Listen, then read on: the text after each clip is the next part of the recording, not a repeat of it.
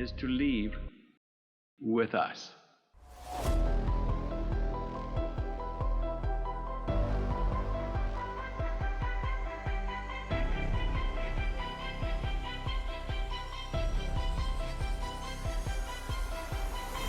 Welcome to Theories of the Third Kind.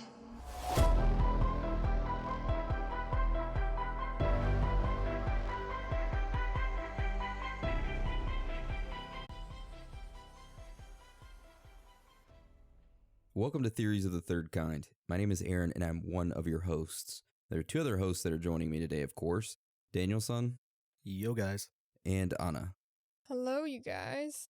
So before we start today's episode, I just want to say, like always, we do not run any ads on this show or take any money from any corporations. So if you would like to help us out, then there is a few ways that you could do that. One of the ways is Patreon. For only $5 a month, which is 16 cents a day, you can sign up to our Patreon and get an extra episode each week. These Patreon episodes are exclusive to members only. Today we released a Patreon exclusive episode, which is over the Nexium cult.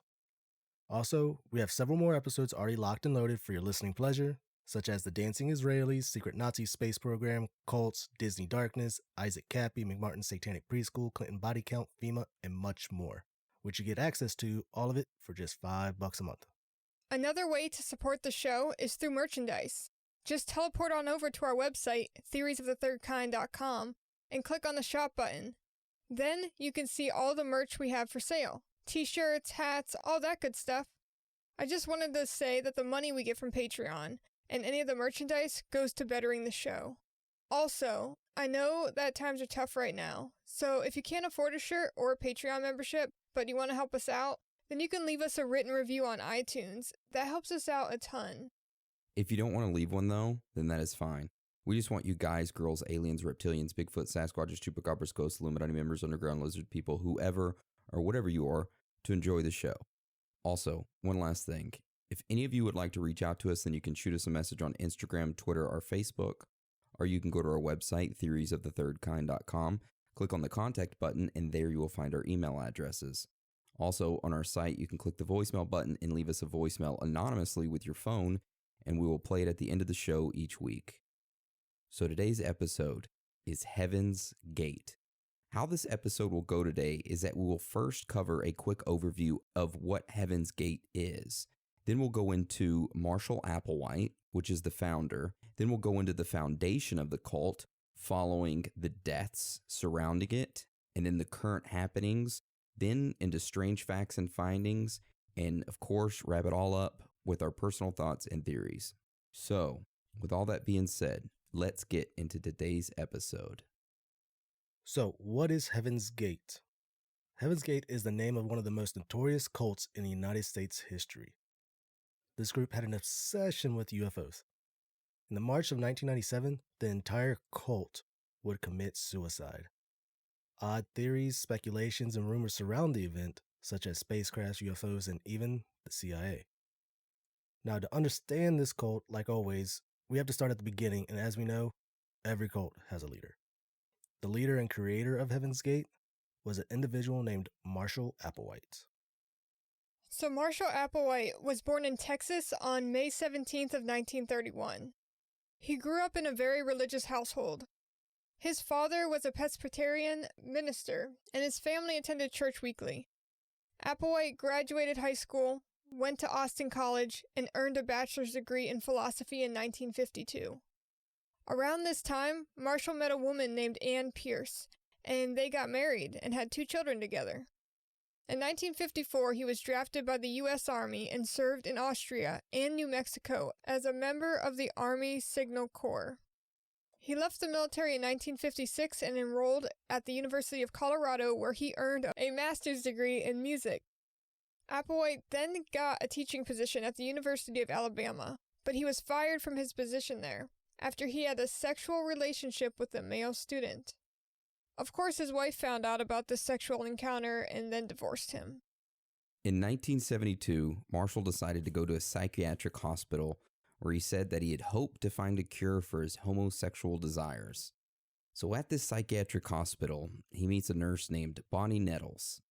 After talking for a little while, they both realized that they had an interest in biblical prophecies.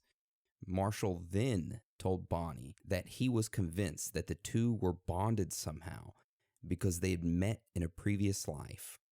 Bonnie then told Marshall that she knew they'd meet someday because extraterrestrials had preordained their encounter. Keep in mind, this was at a psychiatric hospital and she was supposed to be the nurse. Mm. So Bonnie also told Marshall that a monk from the 1800s often had conversations with her and provided her with life guidance. So, of course, with Bonnie and Marshall sharing these experiences together, they came up with an idea. They said, hey, let's form a cult. And that's exactly what they did. I mean, that's the next step. Always the next step, right? What else would you do? You go to a psychiatric hospital and you talk to the nurse there. She's supposed to be helping you, not encouraging you. But she believes it too, so. Yeah. She was helping get back into society and make friends. Not the right kind of friends, but... But all right. Together, the two blended multiple religious teachings from the New Testament with various bits of mysticism, astrology, reincarnation, and science fiction, as well as aspects of Applewhite's Presbyterian upbringing. Bonnie and Applewhite said that they were bonding their efforts together to ultimately be able to ascend to a higher plane of existence and ultimately reach the kingdom of heaven. They believed that they had been chosen to fulfill biblical prophecies and that they had been given higher level minds than other people. They wrote a pamphlet that described Jesus' reincarnation as a Texan, a thinly veiled reference to Applewhite. Right. Aaron's Jesus over there. He's from Texas. Oh, my goodness. Oh, that's why we started a cult. Got it. It's coming together fine. It is. It really is. So, furthermore, they concluded that they were the two witnesses described in the book of Revelation and occasionally visited churches or other spiritual groups to speak of their identities, often referring to themselves as the two or the UFO two. They believed that they would be killed and then restored to life, and in view of others, transported onto a spaceship. This event, which they referred to as the demonstration, was to prove their claims. So, of course, Bonnie and Applewhite wanted to start spreading this message and getting people to sign up. So in 1973, they began to travel around the U.S. Applewhite and Bonnie eventually ended up in Oregon, spreading their word. Now this next part is one of our favorites. So Applewhite told a group of 20 people in Oregon that an alien spaceship was going to arrive in Colorado and pick them up. These people believed him. So much so that they left their families and all their belongings and traveled with Applewhite and Bonnie to Colorado. Once they arrived there, Applewhite took them out to a field where they laid down in the grass and waited for the UFO. But guess what? It never came. This, of course, pissed the group off, and all of them left except one. Well, hell yeah, man. You just got rid of your entire life savings to go lay out in a field and not have a UFO come. I bet he almost got his ass beat. You're damn right he probably did. Oh, man. I bet he took off running in that field. It's not coming. Sorry, guys. Left little Billy at home with his mom only now. Got abandoned. Damn. Now that's where the story of where the father went to go get milk and never came back. Yeah. Except he went with Applewhite to go look at a UFO. So in 1975, Applewhite was arrested for failing to return a rental car. He was jailed for 6 months for that. In jail, he further developed his theology. And then after his release, he traveled to California and Oregon with Bonnie, eventually gaining a group of committed followers. Applewhite and Bonnie told their followers that they would be visited by extraterrestrials who would provide them with new bodies, and he would physically ascend to a spaceship where their bodies would be transformed. But later, he came to believe that their bodies were the mere containers of their souls, which would later be placed into new bodies. This caused the group to receive a big influx of funds, which Applewhite and Bonnie used to actually pay for housing and other expenses. So then in 1976, Applewhite and Bonnie had about 70 followers, and they saw themselves as shepherds tending to a flock, right? Applewhite believed that the complete separation from earthly desires was a prerequisite of ascension to the next level, and emphasized passages in the New Testament in which Jesus spoke about forsaking worldly attachments. Members were consequently instructed to renounce friends, family, media, drugs, alcohol, jewelry, facial hair, and sexuality. Furthermore, they were required to adopt biblical names.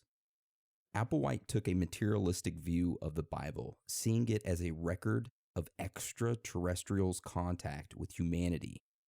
In June of 1976, Applewhite and Bonnie gathered their followers at Medicine Bow National Forest in southeastern Wyoming. They told them that a UFO was going to visit them all. I guess they were like, hey, here's round 2, guys. Of course, this didn't happen either. Bonnie said that the extraterrestrials got caught up with something and had to cancel their visit. Oh, boy. That's funny. Yeah, it is. From 1976 to 1979, the group lived in campgrounds, usually in the Rocky Mountains. Applewhite and Bonnie began to place greater demands on their followers. They typically communicated with their followers only by writing or through assistants. In these writings, they emphasized that they were the only source of truth. Applewhite instructed his followers to be like children or pets in their submission. Their sole responsibility was to obey their leaders. Members were encouraged to constantly seek Applewhite's advice and often ask themselves what their leaders would do when making a decision. So in 1983, Bonnie had an eye surgically removed as a result of cancer diagnosed several years earlier. She lived for 2 more years, dying in 1985.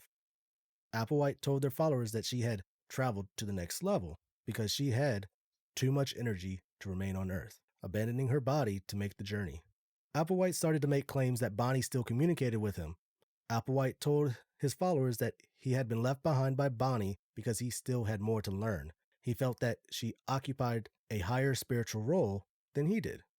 From then on, Applewhite began identifying Bonnie as the father and often referred to her with male pronouns.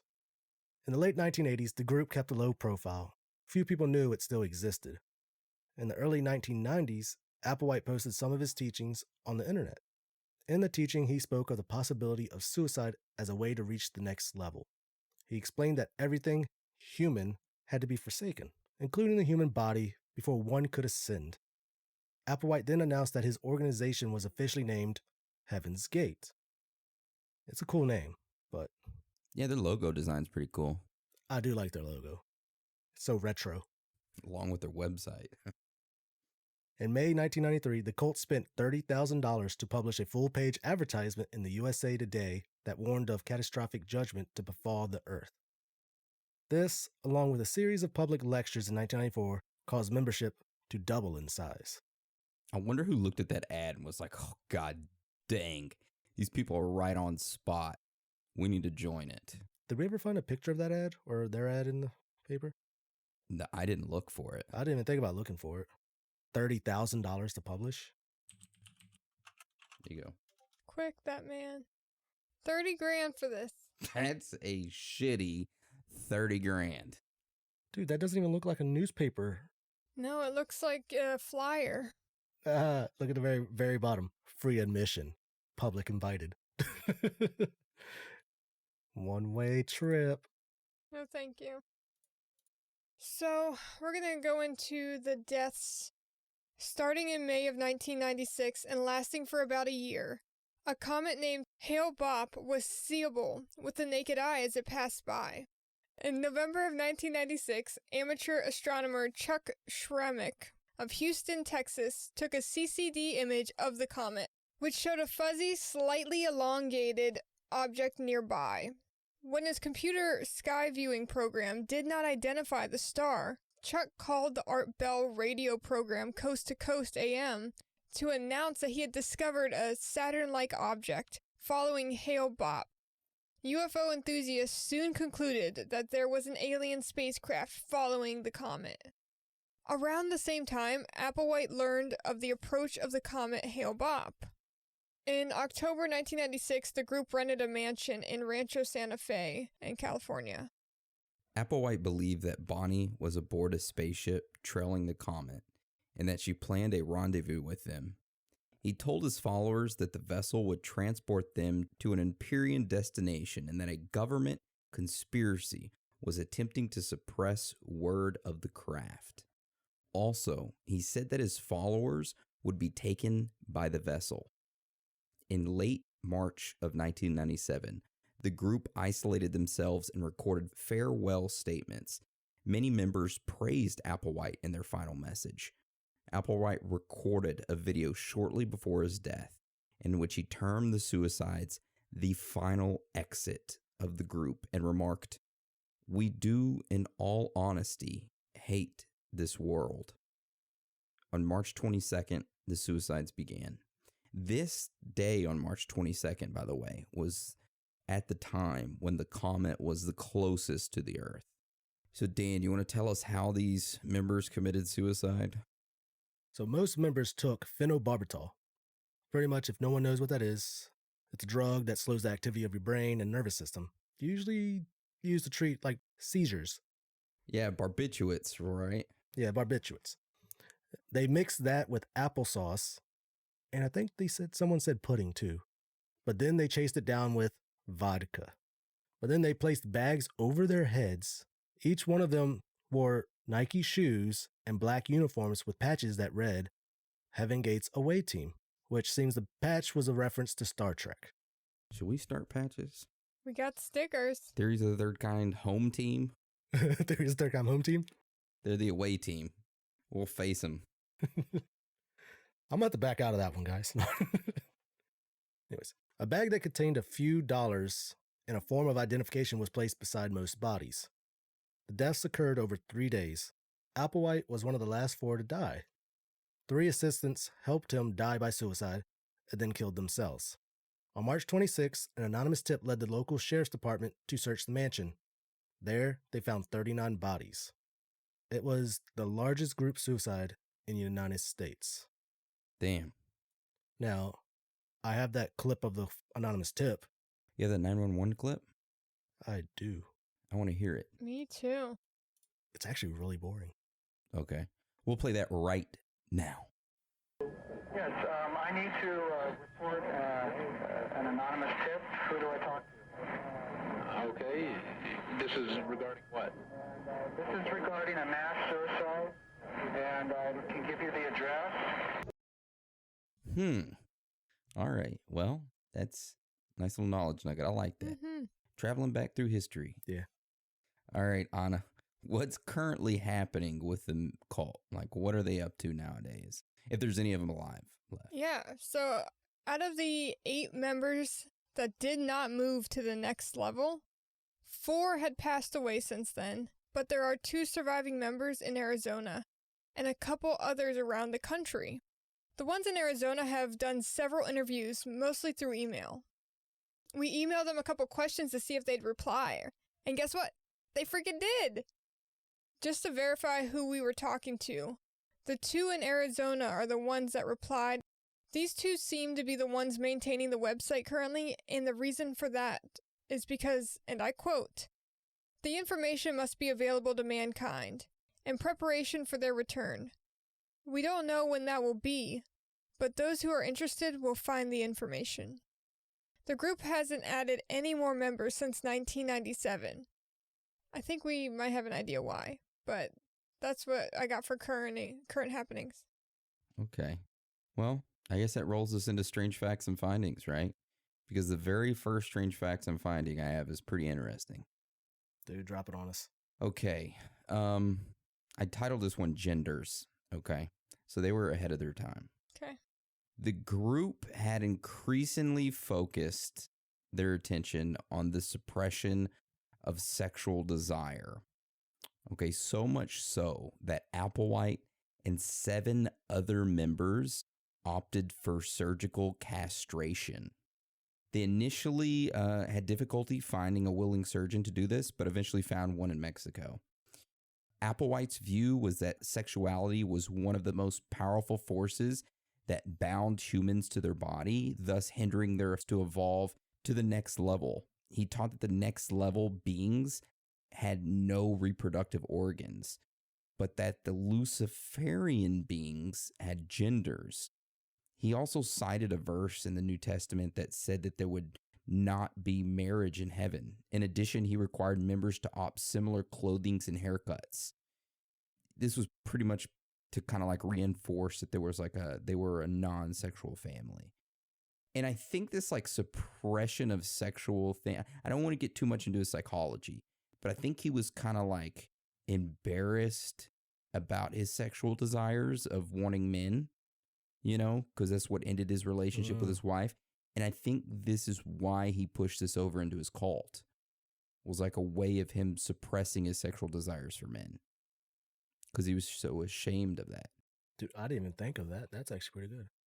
But I did find a video of one of the members talking about his castration. He seemed pretty happy about it. So we're going to listen to that right now. Okay, we have Thursody with us, and I believe that you chose the name Thursody because you want to be reminded of your thirst for next level knowledge. Is that correct? That's right. I know my vehicle's, or this vehicle that I'm wearing is, pretty nervous, pretty scared. Not really sure what I'm going to say.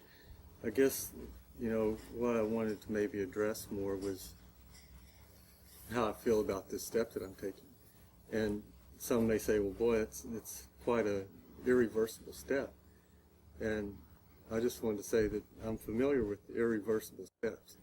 And tell you what, I don't know if you remember Doe talking about that some students had proven to him that they desired to have their vehicles neutered.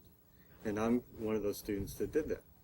And I can't tell you how free that has made me feel. I've been here long enough from the time I had that operation to know the freedom that it offers me. And I'm just so thankful for that opportunity. And in all reality, I can't see that this next step that I'm prepared to take and looking forward to taking is anything more than a clinical operation.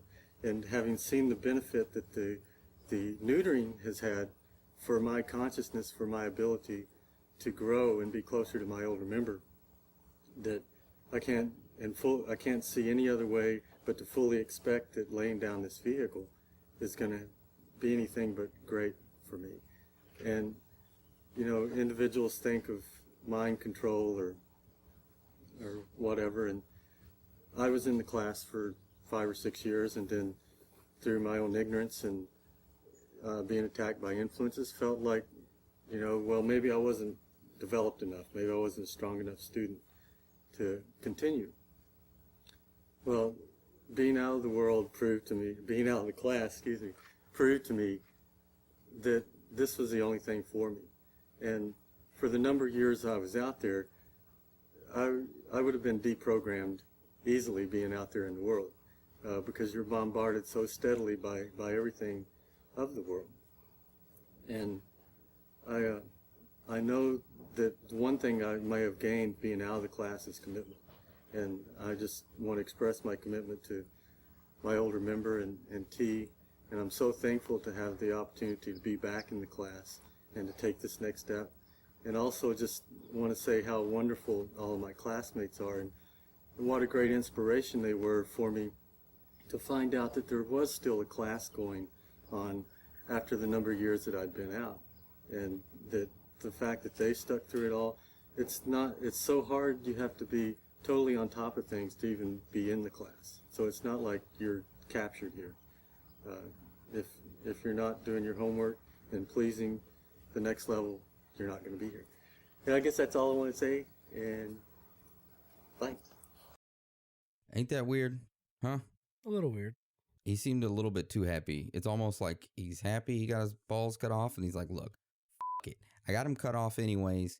Might as well just go ahead and end this vehicle. He called his body his vehicle. Vehicle, yeah.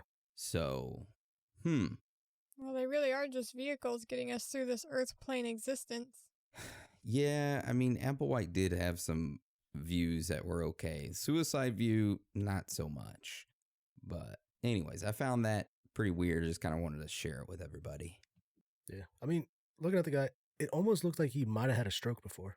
I don't know if y'all noticed it. Like the left side of like his face and everything didn't move as much as his right when he talked and everything. Only reason I spot that was because I had a teacher in 5th grade that she had a stroke and the left side of her face didn't really move as much. I don't know if y'all noticed it. No, I didn't notice it. I watched a documentary on people who have been jailed for being sex offenders for your young kids. And there's a study that goes around where they castrate people to see if it will get rid of their desire, their urge.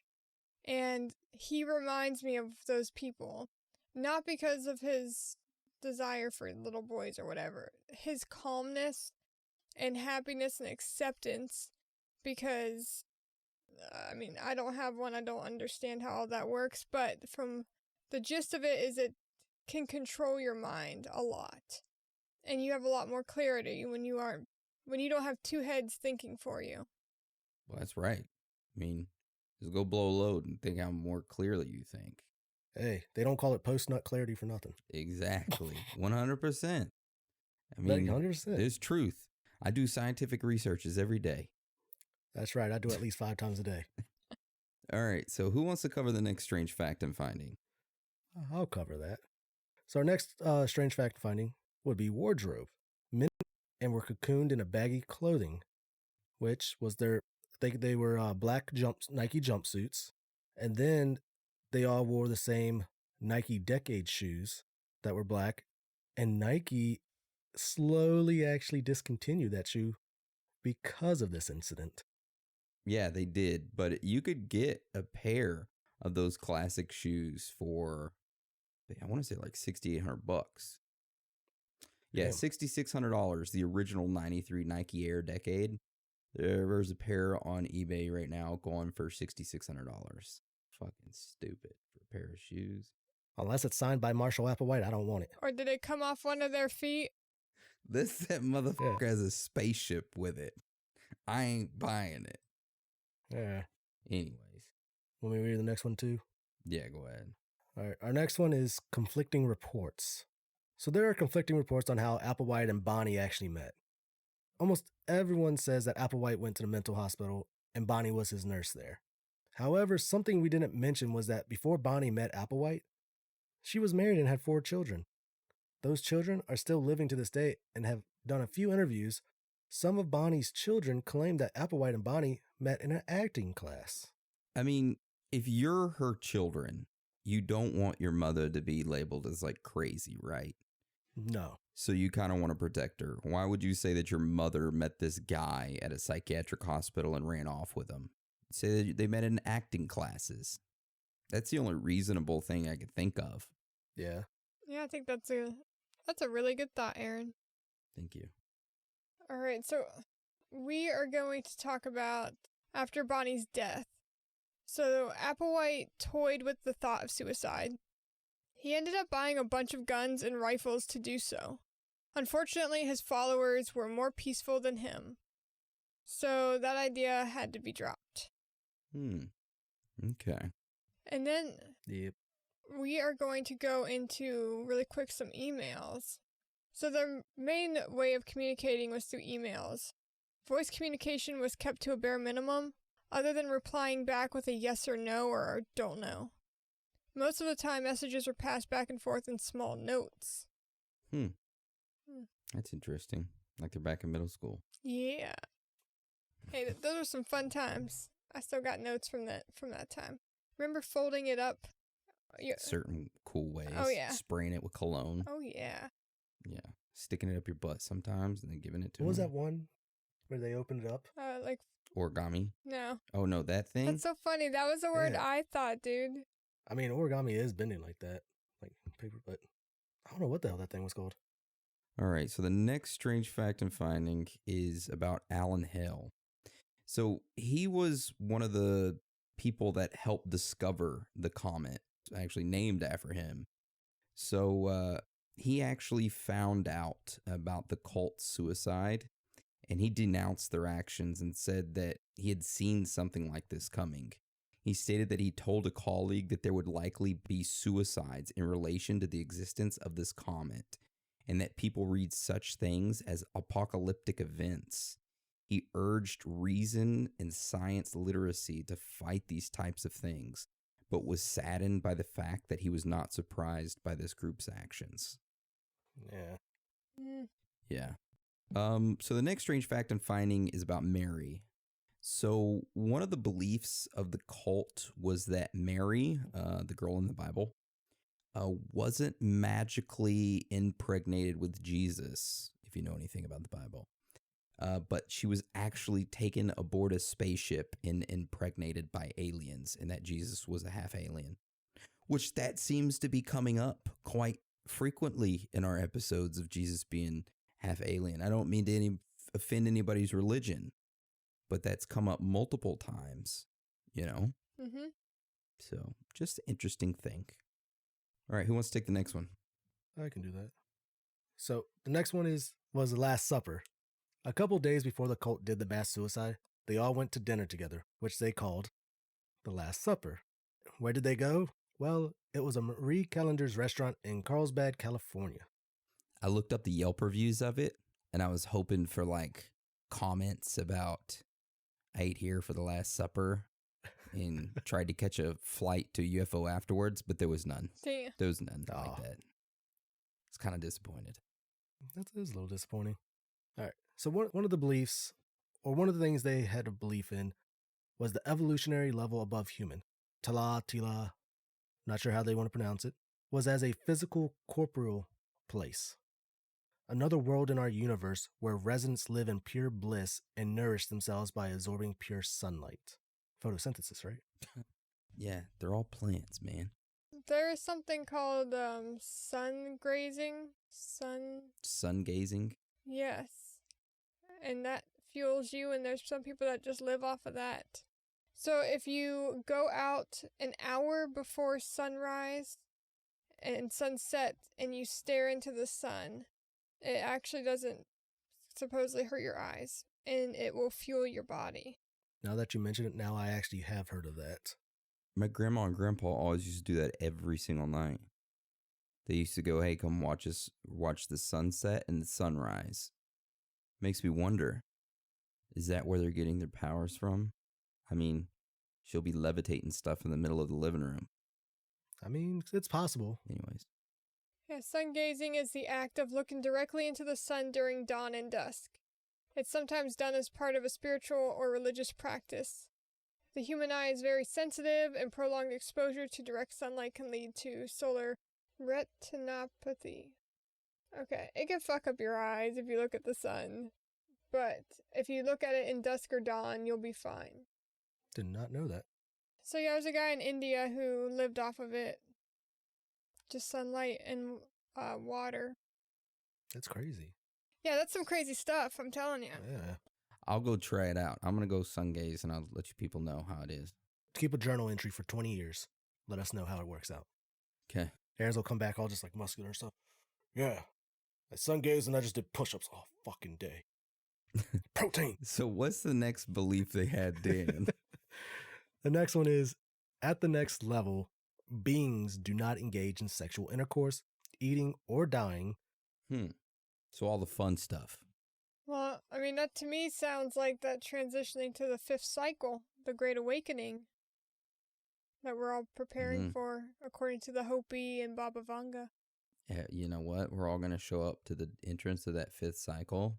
Applewhite's going to be standing there. He's going to say, I fucking told you so. You did an episode on me and you laughed. Like, who's laughing now? Anyways. Now our next one is Heaven's Gate believe that what the Bible calls God is actually a highly developed extraterrestrial. Okay. Okay. I mean, he's throwing out some good theories. Yeah. Yeah, not the first time we've heard that. Yeah. It gets even better with this next one. Members of the Heaven's Gate believe that evil space aliens, called Luciferians, falsely represented themselves to Earthlings as God and conspired to keep humans from developing. Technically advanced humanoids, these aliens have spacecraft, space-time travel, telepathy, and increased longevity. They use holograms to fake miracles. Carnal beings with gender. They stopped training to achieve the kingdom of God thousands of years ago. That's a pretty interesting belief. Luciferians. Lucifer. Okay. I see the play on words. All right. Mm-hmm. The last one. Heaven's Gate believe that all existing religions on Earth have been corrupted by these malevolent aliens. The dude loves aliens. I mean, you got to give it to him. He loves aliens. You know, it's like he took aliens in the Bible and took it to the extreme. Oh, yeah. Yeah. All right.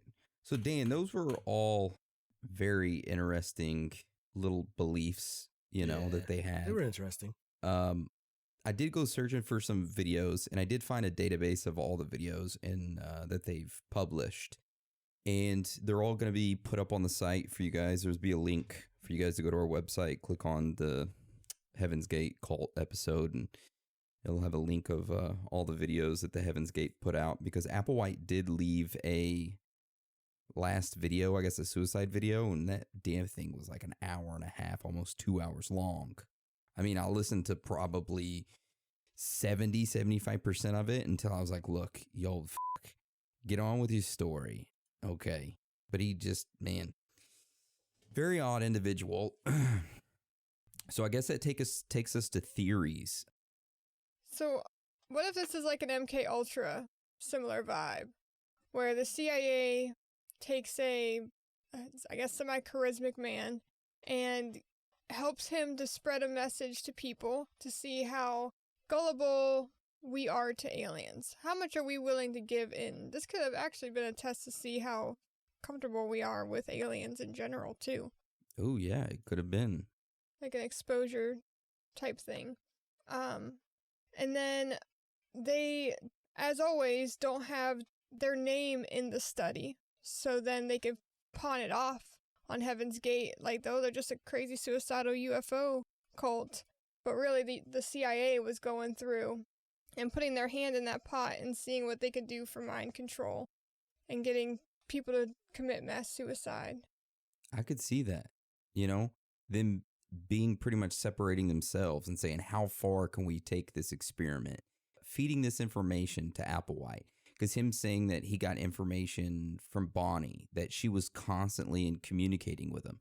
What if it was the CIA or some other organization through the government sending him some type of messages with technology that we're unaware of to see how far they could push the envelope? And then they're like, oh shit, they all committed mass suicide. It worked really well.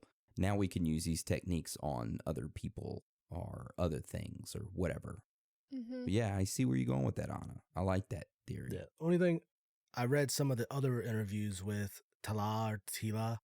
They replied back because someone asked them, like, what's like one misconception that y'all would like to, I guess, explain to everybody or like about the group? And they replied back, and it was just like, pretty much we want people to know that everyone did everything voluntarily. None of the members were weak-minded or simple or anything like that. That's the one misconception that everyone believes, is that they were weak-minded and that they were brainwashed to do so. Maybe that's what they want you to think. Maybe their MK Ultra is so well perfected that they think they're doing it under their own accord. I kind of believe that, the MK Ultra thing, brainwashing. Yeah. Mm. All right. So the next theory, this one's called True Aliens Warning Us. So this theory is that it's a little far out there, okay? So just stick with me here. What if Applewhite and Bonnie really were aliens from somewhere else, some other solar system, and they were here to warn us? Because in Applewhite's final message, he says it's the last chance to evacuate planet Earth before it's recycled. Maybe he's an alien from another planet, came here. That's why he looks so weird. Right? He was like, I'm going to gather as many followers as I can to help get off Earth before some other aliens come and invade and recycle it. What if, you know me, I'm going to bring in the Hopi prophecy again. Because supposedly in November, there was a nuclear attack that takes out most of the world and recycles it for the This November? coming. Yeah. Oh, okay. Just make sure. And just be prepared. You might need to get a go bag or something. But really though, that when we enter into this new age of Aquarius, which is coming right now, I mean, it's like we're at the door. It is said that only 1/3 of us will survive And those are the people operating at a higher frequency and who have given themselves to spirit and Mother Earth and everything like that. And so maybe Applewhite got the message early to try to make these changes to live a more simple life, which also goes along with the Hopi prophecy. You get rid of materialistic type of mindset. And so they were preparing. They were really early for it, but it's never too early to start a minimal life and trying to become more connected to this experience that we're in. So maybe there's some sort of connection between this and the Hopi. Maybe. That's why I was camping this weekend. I was preparing. But they could correlate in some way. It could. It's interesting to think about. So, what do you think about it all? Like, what's your theory behind all this and your thoughts? Just hearing a lot of what they talk about, it just reminds me of, like we were just talking about, the Hopi, the coming of the fifth dimension, the fifth cycle, whatever you want to call it. I think that they felt connected to another realm. People call them angels, aliens, whatever you want to say. But I think that they're all connected in the same. And so maybe that somebody heard this from probably a follower of the Hopi. I see similarities. I think that there could be some sort of connection between the two on their ultimate goal of the passing of this cycle into the next. Yeah, they probably had some things a little mixed up and weird in there, but nobody's perfect. Realistically, it's probably two people who were mentally unstable getting together and fueling one another's ideas, very similar to Columbine with the two, Dylan and Eric. They both fueled one another. So that led to, well, let's start a community. Oh, there's other people that want to be a part of this. And they weren't that great at it. The first set of people dipped out because guess what? Nothing happened when the UFO was meant to come. And then they go for round 2 and it doesn't happen again. I mean, I think they were just winging it, personally. Yeah. And then they're like, it'd be really fucking cool, you guys. Let's all go get the same shoes. And, them nice Nikes. All of us have been wanting them. Let's go get those things, put them on. But yeah, maybe they wanted to go out in style. So they went and bought the best shoes on the market and wanted to make sure they transitioned hip, as the cool kids say these days. Look like a bunch of Russian mafias. Yeah, I kind of agree with you when you're saying about one mentally unstable fueling the other. I mean, I want to believe that like the CIA's behind it, right? And you can point your finger at some proof of it, but digging deep, I couldn't find any ties with the CIA, which leads me to believe that they're behind it because they wouldn't. No, I'm just kidding. No, so, but seriously, I do think it is a bit of Applewhite's mind. If him being confused at the time when being gay wasn't accepted, I mean, it's saying it's not fully accepted now as it is, but it's a lot more accepted now than it was back in the 70s and 60s.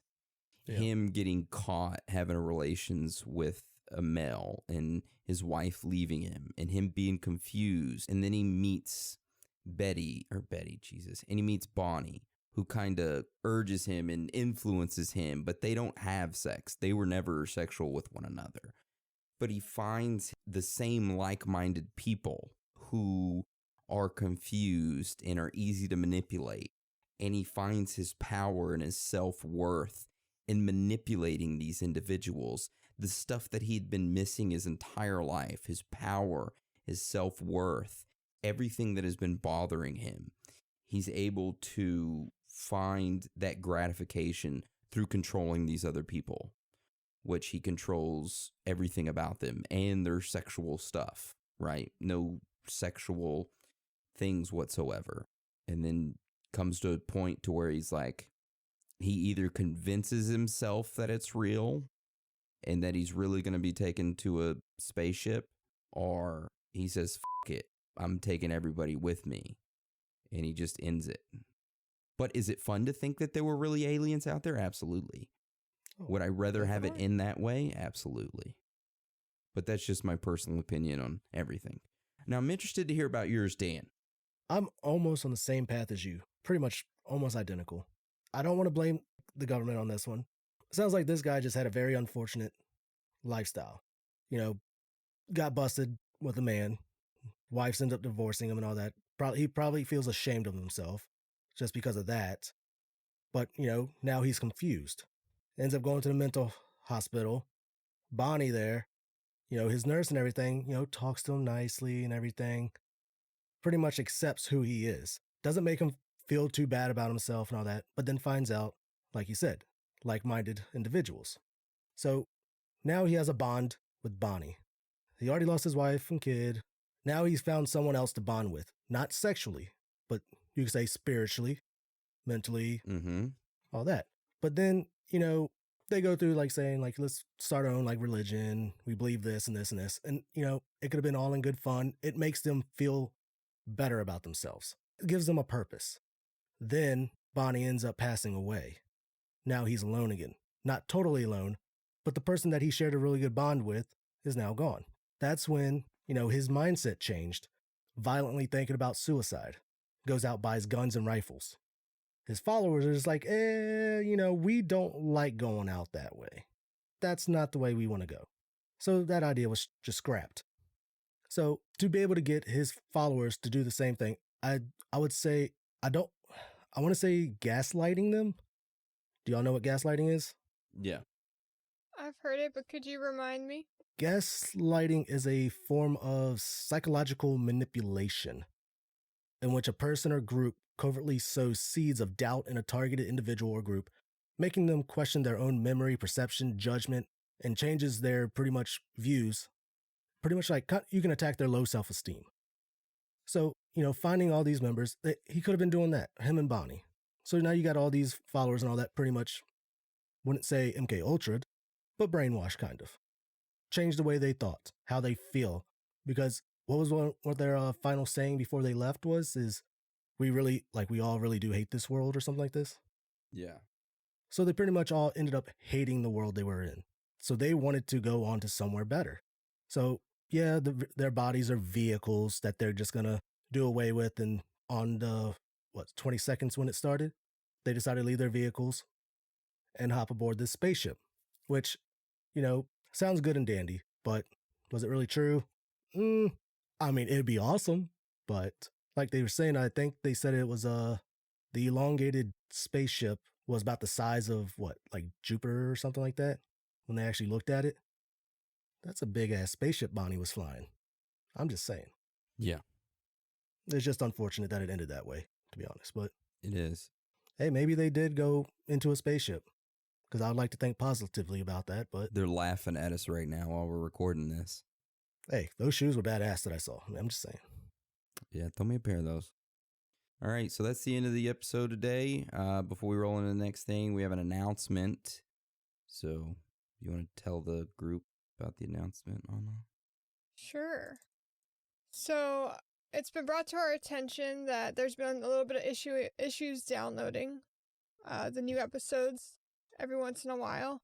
And we figured out we got to do a little bit of rewriting on our website, which means that next week's episode, we won't be able to run a regular episode because we need to fix this so that way there's no delay and it will fix any future problems. But we will still have our Patreon episode. So we are really sorry that we have to close down for 1 week for the regular, but it is going to benefit everyone in the long term. Yep. So thanks for being patient, you guys. After next week, there'll be no more issues of people being unable to download the episode at random times. So we found out the problem, just like Anna said. It's going to take us a week to fix it, but there'll be no downtime after that. So thank you for your patience and for your love. And with that being said, we're going to roll to On the Scene. On the Scene. So if you're unfamiliar with On the Scene is where our On the Scene reporter, Hans, goes out and talks to the public and gets their opinions on the conspiracy happenings around the world. So, with that being said, let's play this week's On the Scene. Guten Abend, the theories of the third kind. This is your boy Hans on the scene, hopping in this Uber here. Howdy doody there, ma'am. Do you believe in conspiracy theories? I like to think I'm a bit obsessed with them. You're a bit obsessed. Well, my goodness, you have a very beautiful face. You have a voice that sounds very familiar. I've heard that before. You have? Okay. That's cool. So tell me some conspiracy theories that you're into. Oh, fuck. Where do we even begin? I don't know. Wherever the journey starts. Because there's no end. Ain't that the truth? Well, how do you feel about the Mandela effect? Oh, I view that that's a very plausible thing. You know, we were talking the other night, me and these people on this podcast, about how to spell the Pokemon Onyx, and we found out that we are all just wrong. But we're right. Or they're right. Or they're right, yes. The effect is... You sure I don't know who you are? My God, I can't place where your voice is. Well, I often hear that I sound like a 15-year-old gamer. Oh. So, I don't know. I mean, do you play video games? I do once in a blue moon, but not that often. Well, I don't know. I mean, I just rattle off information and people might hear it and I don't know how, but just somehow the word spreads amongst the world. And I don't know how. So, can you explain to me why your doors aren't unlocking? Because I feel very threatened that I can't get out of this vehicle now. Well, it's a safety measure for myself. How's that a safety measure if you can't get out of the vehicle? Well, I can get out. Oh. You know, you've seen the Batmobile, right? I have. And you've seen, like, chip cars that have special features. Yeah? What's this special feature? Well, a custom Montauk chair seats. And so I customized my car. And I might have a couple things like a ball gag. Always ready. You might be sitting on a strap-on right now. I knew it felt a little good, didn't it? Oh no. Oh no. Oh no.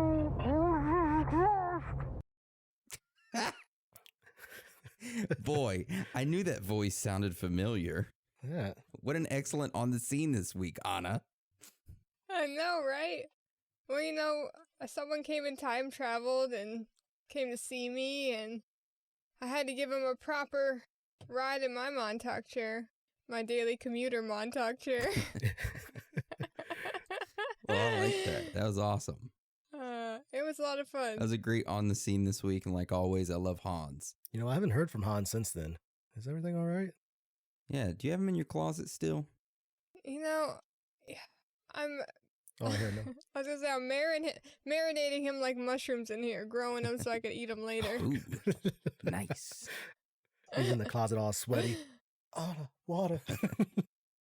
All right. Well, thank you again, Hans, and thank you, Anna, for this week's On the Scene. Yes, thank you. You're very welcome. Thank you, Hans. You're amazing. I miss your face. I miss him too. All right. So now we're going to move to voicemails. The first voicemail this week is from Anna is my sexual desire. As you remember last week, this person left a voicemail and Anna called them out and they left another one this week. So we're going to go ahead and play that one right now. Oh, Anna, your voice is the starting point to my mass sexual desire for you, followed by the knowledge nuggets that you flood my mind with. It makes my heart palpitate, and the way you control the boys, god damn, I bow to you, Anna. The way everyone else should when your majestic voice penetrates their ears. I know for me, as soon as I heard your voice for the first time ever, I felt like I've known you for a lifetime already. I don't even need to join Discard to be close to you, as you're always in my dreams. Much love, my fiercely sexy Anna. See you tonight. Whoa. Okay. You know, I feel like this is a day of familiar voices. That sounds familiar to me, but I can't put my finger on it. But I will say, I love hearing sweet nothings. So You just keep whispering them in. That voice, oh my goodness. If I've ever been turned on by a voice, that's gotta be the one. Dang. So you keep telling me what's up. Anna is my sexual desire. Ooh. Yeah, I like that alien voice. It's very nice. It's the voice of my people. Oh, okay. All right. Well, thank you, Anna, is my sexual desire, for the voicemail this week. We love you. Yeah, thank you. Much love. Thank you so much.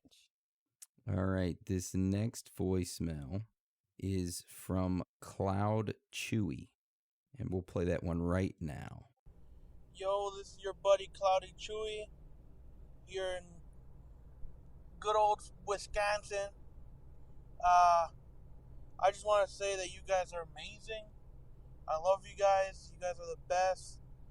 I want to know when we can schedule a four-way so we can get that going. Every time I hear you guys talk, I get the biggest erection of my life. I didn't know I had an extra inch in me, but damn, you guys brought it out of me. Keep doing what you're doing. I'll be listening whenever I can, and don't worry, soon I'll be subscribed to everything and buy some merch. Love you guys. Damn. Okay. Thank you for the love, Cloud Chewy. I hope that you enjoy the merch. We got some awesome shirts in there whenever you can get in on that. Thanks for the love. Dude, the shirts, they feel nice. They feel super nice. They fit well, too. And Cloud, just so you know, every male has about 3 or 4 inches inside their body still. So that inch that came out, you got some more potential, buddy. Keep pushing the limits. For real? For real. That's crazy. Knowledge nuggets. Well, yeah. Thank you, Cloud Chewy. I'm glad that we could provide you with the extra inch, which makes me wonder, while you're having intercourse, do you listen to us to get that extra inch out? Ooh. Leave a voicemail. Let us know. During, so we know it's true. Exactly. But yes, thank you. We love you. And I hope you're doing good this week. All right. So this next voicemail is from Dale, and we'll play that right now. Hey, it's Dale. Just wanted to say to the masses, if you haven't joined Discord, you're not a true third kinder. Come on, ascend to the third kind realm and discover the underground tunnels. I'll be waiting there for you. Much love, Danielson, Anna, and Aaron, Canada 2020. Dude, that is such a good voicemail. I kind of want to have that as like one of our promos. No kidding. For real. That was so good. I'm like just cheesing like a dum-dum over here, but that is so good. Dude, that's a really good fucking like projection of his voice. Like it actually came out really good. And that's no editing right there. I don't think. Damn. That's good. Damn, Dale. Thank you so much. We love you. Yes, thank you. We love you lots. You just blessed my ear holes with that pleasure voice. Thank you. Yeah, he did. Much love. All right. So his next voicemail is from Mr. Poopy Pants. He has returned. He's alive for the 4th week in a row. So we'll play that right now. Hello, people. My name is Mr. Poopy Pants, and I survived a terrible attack from Bigfoot. He kidnapped me, took me to this dark place. I don't know where it is, and he spared my life, thankfully, because he found out I was Canadian. So I didn't know I couldn't run for president as a Canadian. You know, that doesn't make sense. People, it should be a free country. But anyway, so we made an agreement. He'll run for American president, and I'll run for Canadian president of the United States of Canada. So there's no issue there, people. And then we became very good friends. You know, he offered me good hospitality. He gave me this special white sauce on this kind of straw stick. Was not that bad. But then the friendship kind of went sour. You know, because I had a poop problem in my pants. I pooped in my pants during my stay there, and the poop smelled bad, so he got very upset, and he kicked me out of his place. And I'm surprised he speaks pretty good English. He called me, I think it was a whore bitch. He told me to get the hell out. So now I'm free. I'm back into the civilization, but I'm a changed man. So I'd like to apologize to all the cast of Theories of the Third Kind for all the trouble I caused, and I hope you accept my apology. And I support Bigfoot 2020 110%. You know, people? United States of Canada. That's awesome. Well, I'll be voting for you if I can vote for the Canadian president. Yeah, for Mr. sure. Poopy Pants. But thank you for backing us. And I hope everything's okay. And I love you. And it's good to hear from you. Bigfoot does have a place in his heart for Canadians. So it's a good thing you pulled that card. That saved your life. Oh, yeah, that definitely helped out. And, on behalf of Bigfoot, I'll apologize. Everyone thinks that he's like really stinky because he lives out in the woods and all that, but he has very good hygiene. But yeah, I'll come vote for you in the United States of Canada if I can. Well, we're glad you're alive. Thank you again for calling in, and your voicemail last week was amazing. So thanks for making us laugh and smile over here. We love you. Yes, thank you. Much love. Yeah, much love. All right, this next voicemail is from Reptilian Ruben, and we'll play that one right now. Hey guys, it's Ruben, and I want to call in today with my own personal belief / theory on life. Now, before I start, I don't want to make anyone feel weird or uncomfortable, and I'm not trying to turn the podcast into anything religious, because I know that's not what this is, but it kind of has to deal with some of the topics we talk about. Now, the more we look into the occult, the Illuminati, it all comes back to Satanism. So that got me thinking, if Satan is real, then God has to be real. You can't have one without the other. And I feel like the more we look into it and the deeper dive we take into it, some type of Satanism ties always come back to it. So my thought is, well, if Satan is real, then God has to be real as well. So I just want to get your guys' take on it. Again, I'm not trying to turn this into anything religious. I don't want to make anyone feel weird, especially Aaron, with, what you've encountered before. But I'd really like to hear your take on it, guys. I mean, if we can look into numbers and other things to try to figure out the meaning of life, why can't we actually search and, seek out God and see how that turns out for us? Thanks, guys. I'm guessing, well, first off, thank you, Reptilian Ruben, for the voicemail. I think he means by me making me feel weird was by my Baphomet dreams. It's the only thing I could think of that I've mentioned on the show. Yeah, that's what I was thinking. Yeah. But no, it doesn't make me weird. I just know religion is a touchy subject. And some people get easily offended when you discuss it. So that's one of the main reasons why we don't really discuss it at all. But what is y'all's take on what he said? I mean, there's opposites of everything in this world. So hypothetically, if there is a Satan, then there would be a God, good and evil. So without being able to really go into the topic, I'd say that that's a pretty accurate statement. If there's one, there has to be the other. Yeah, I mean, honestly, as I think of it, anything is possible. So if there is a Satan, then there's possibly a God. I mean, I've never really dove into it, so I can't discredit it or say that it's real. That's the thing about beliefs, is that if that's what you believe, then to you it's real. Not saying that it's not. It's how you feel about it. And everyone has their own belief, and no one should doubt anyone or make fun of anybody for it, which is why we really don't try to get into it, because people are like easily offended, like Aaron said. So yeah, but thank you for the voicemail, and I hope you're doing good. Leave another one. I'm always up for additional questions, so if you want to ask away, ask whatever you want, and we'll answer it the best we can. Yeah, thank you so much. Appreciate you, Ruben. We love you. We're proud of you. All right, so this next one is a two-parter, and it is from Anonymous, and we're going to play those back to back. So we'll play that right now. Okay, guys, I'm going to stay anonymous for reasons that you will figure out after I'm done. And this is definitely going to be something that needs more parts to it. So I'm going to be leaving you a couple voicemails. Dan, I fucking love you. Bigfoot 2020. I'm getting a t-shirt. I love it. Love you guys.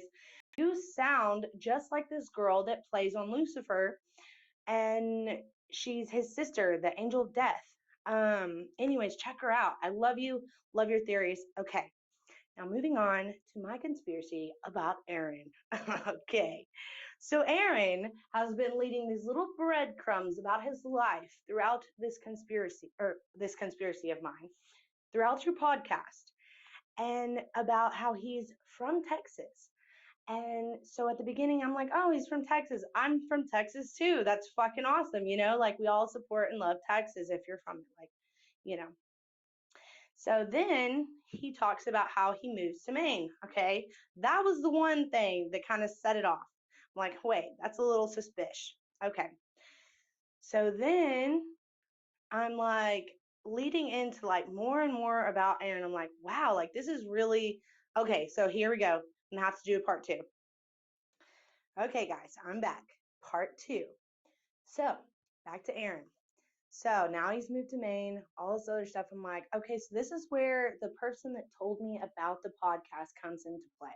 I'm like, there is no way all of this stuff is just like, it's just too similar. I'm just like, wow. So I have finally figured it out. I know who you are, Aaron, and I have been binge listening to y'all's podcast. I freaking love it. Y'all do such an amazing job. You're doing awesome, and I hope that y'all are having the best time of y'all's life in Maine. I fucking miss you. I love you. I miss y'all. So let me give you a little hint about who I am, okay? First, I'm a single mother to one crazy ass little toddler, okay? 2, I am an airplane mechanic. And I love you guys. So now that you know who I am, I'm in aviation, so I definitely believe aliens. And I love you guys. This will not be my last voicemail. There will be more to come. Y'all keep up the good work. Love you, Dan. Love you, Anna. And love you, Aaron. All right. Bye, guys. I'm telling Granny. Thank you, Anonymous. Love you too. Hope everything's good back in Texas. She is an airplane mechanic, Dude, and awesome.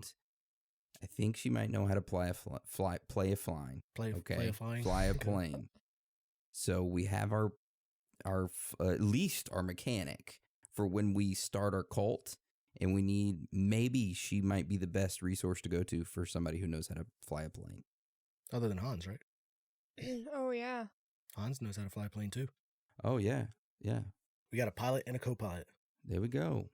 A mechanic. And mechanic. Thank you, Anonymous, for the kind words and great detective skills you have there. Looking forward to seeing what else you have to say. And we're glad you're binging the show. It's an amazing show. I do agree. I love you. And we're proud of you. Yes, thank you for the kind words. Thank you definitely for the compliment. Bigfoot 2020 for sure. And honestly, if you know Aaron, your family member Aaron, you've probably heard of me. I'm family too, so you should know me. I probably don't know you though. I don't think I met her. No, you didn't. So she is anonymous to me. Oh. Yeah, she is anonymous.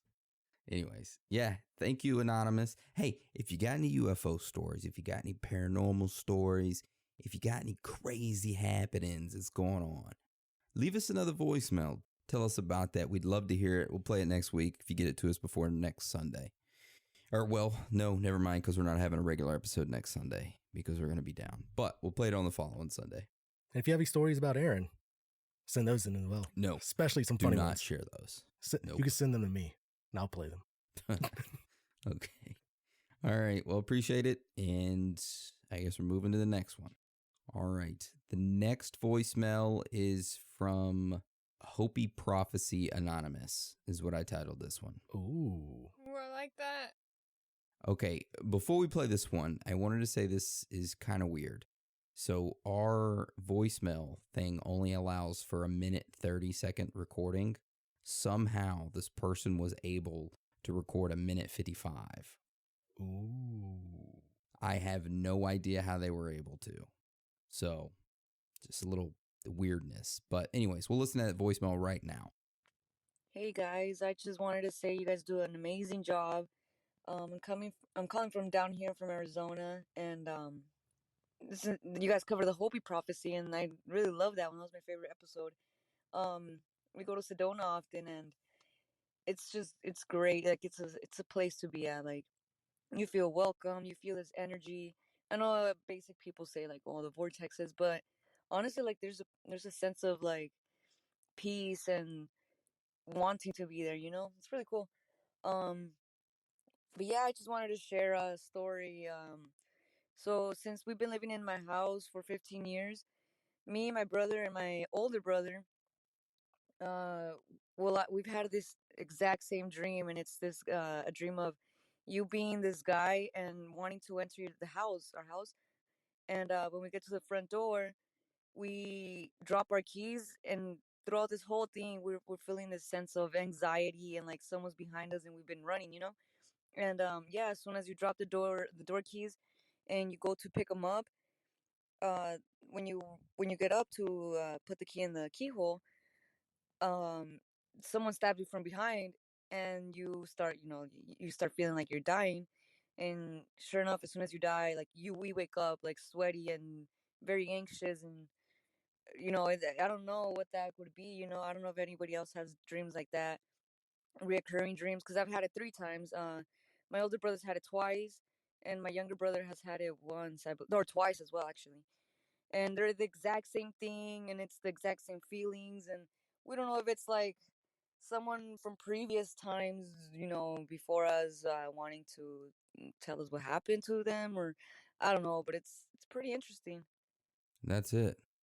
Huh. I mean, that's an interesting voicemail. First off, thank you for the voicemail. Second, to have a dream and family members having the same reoccurring dream of coming up to the door, dropping the keys, going to pick them back up, trying to reopen the door and getting stabbed from behind, and then you die and then you wake up.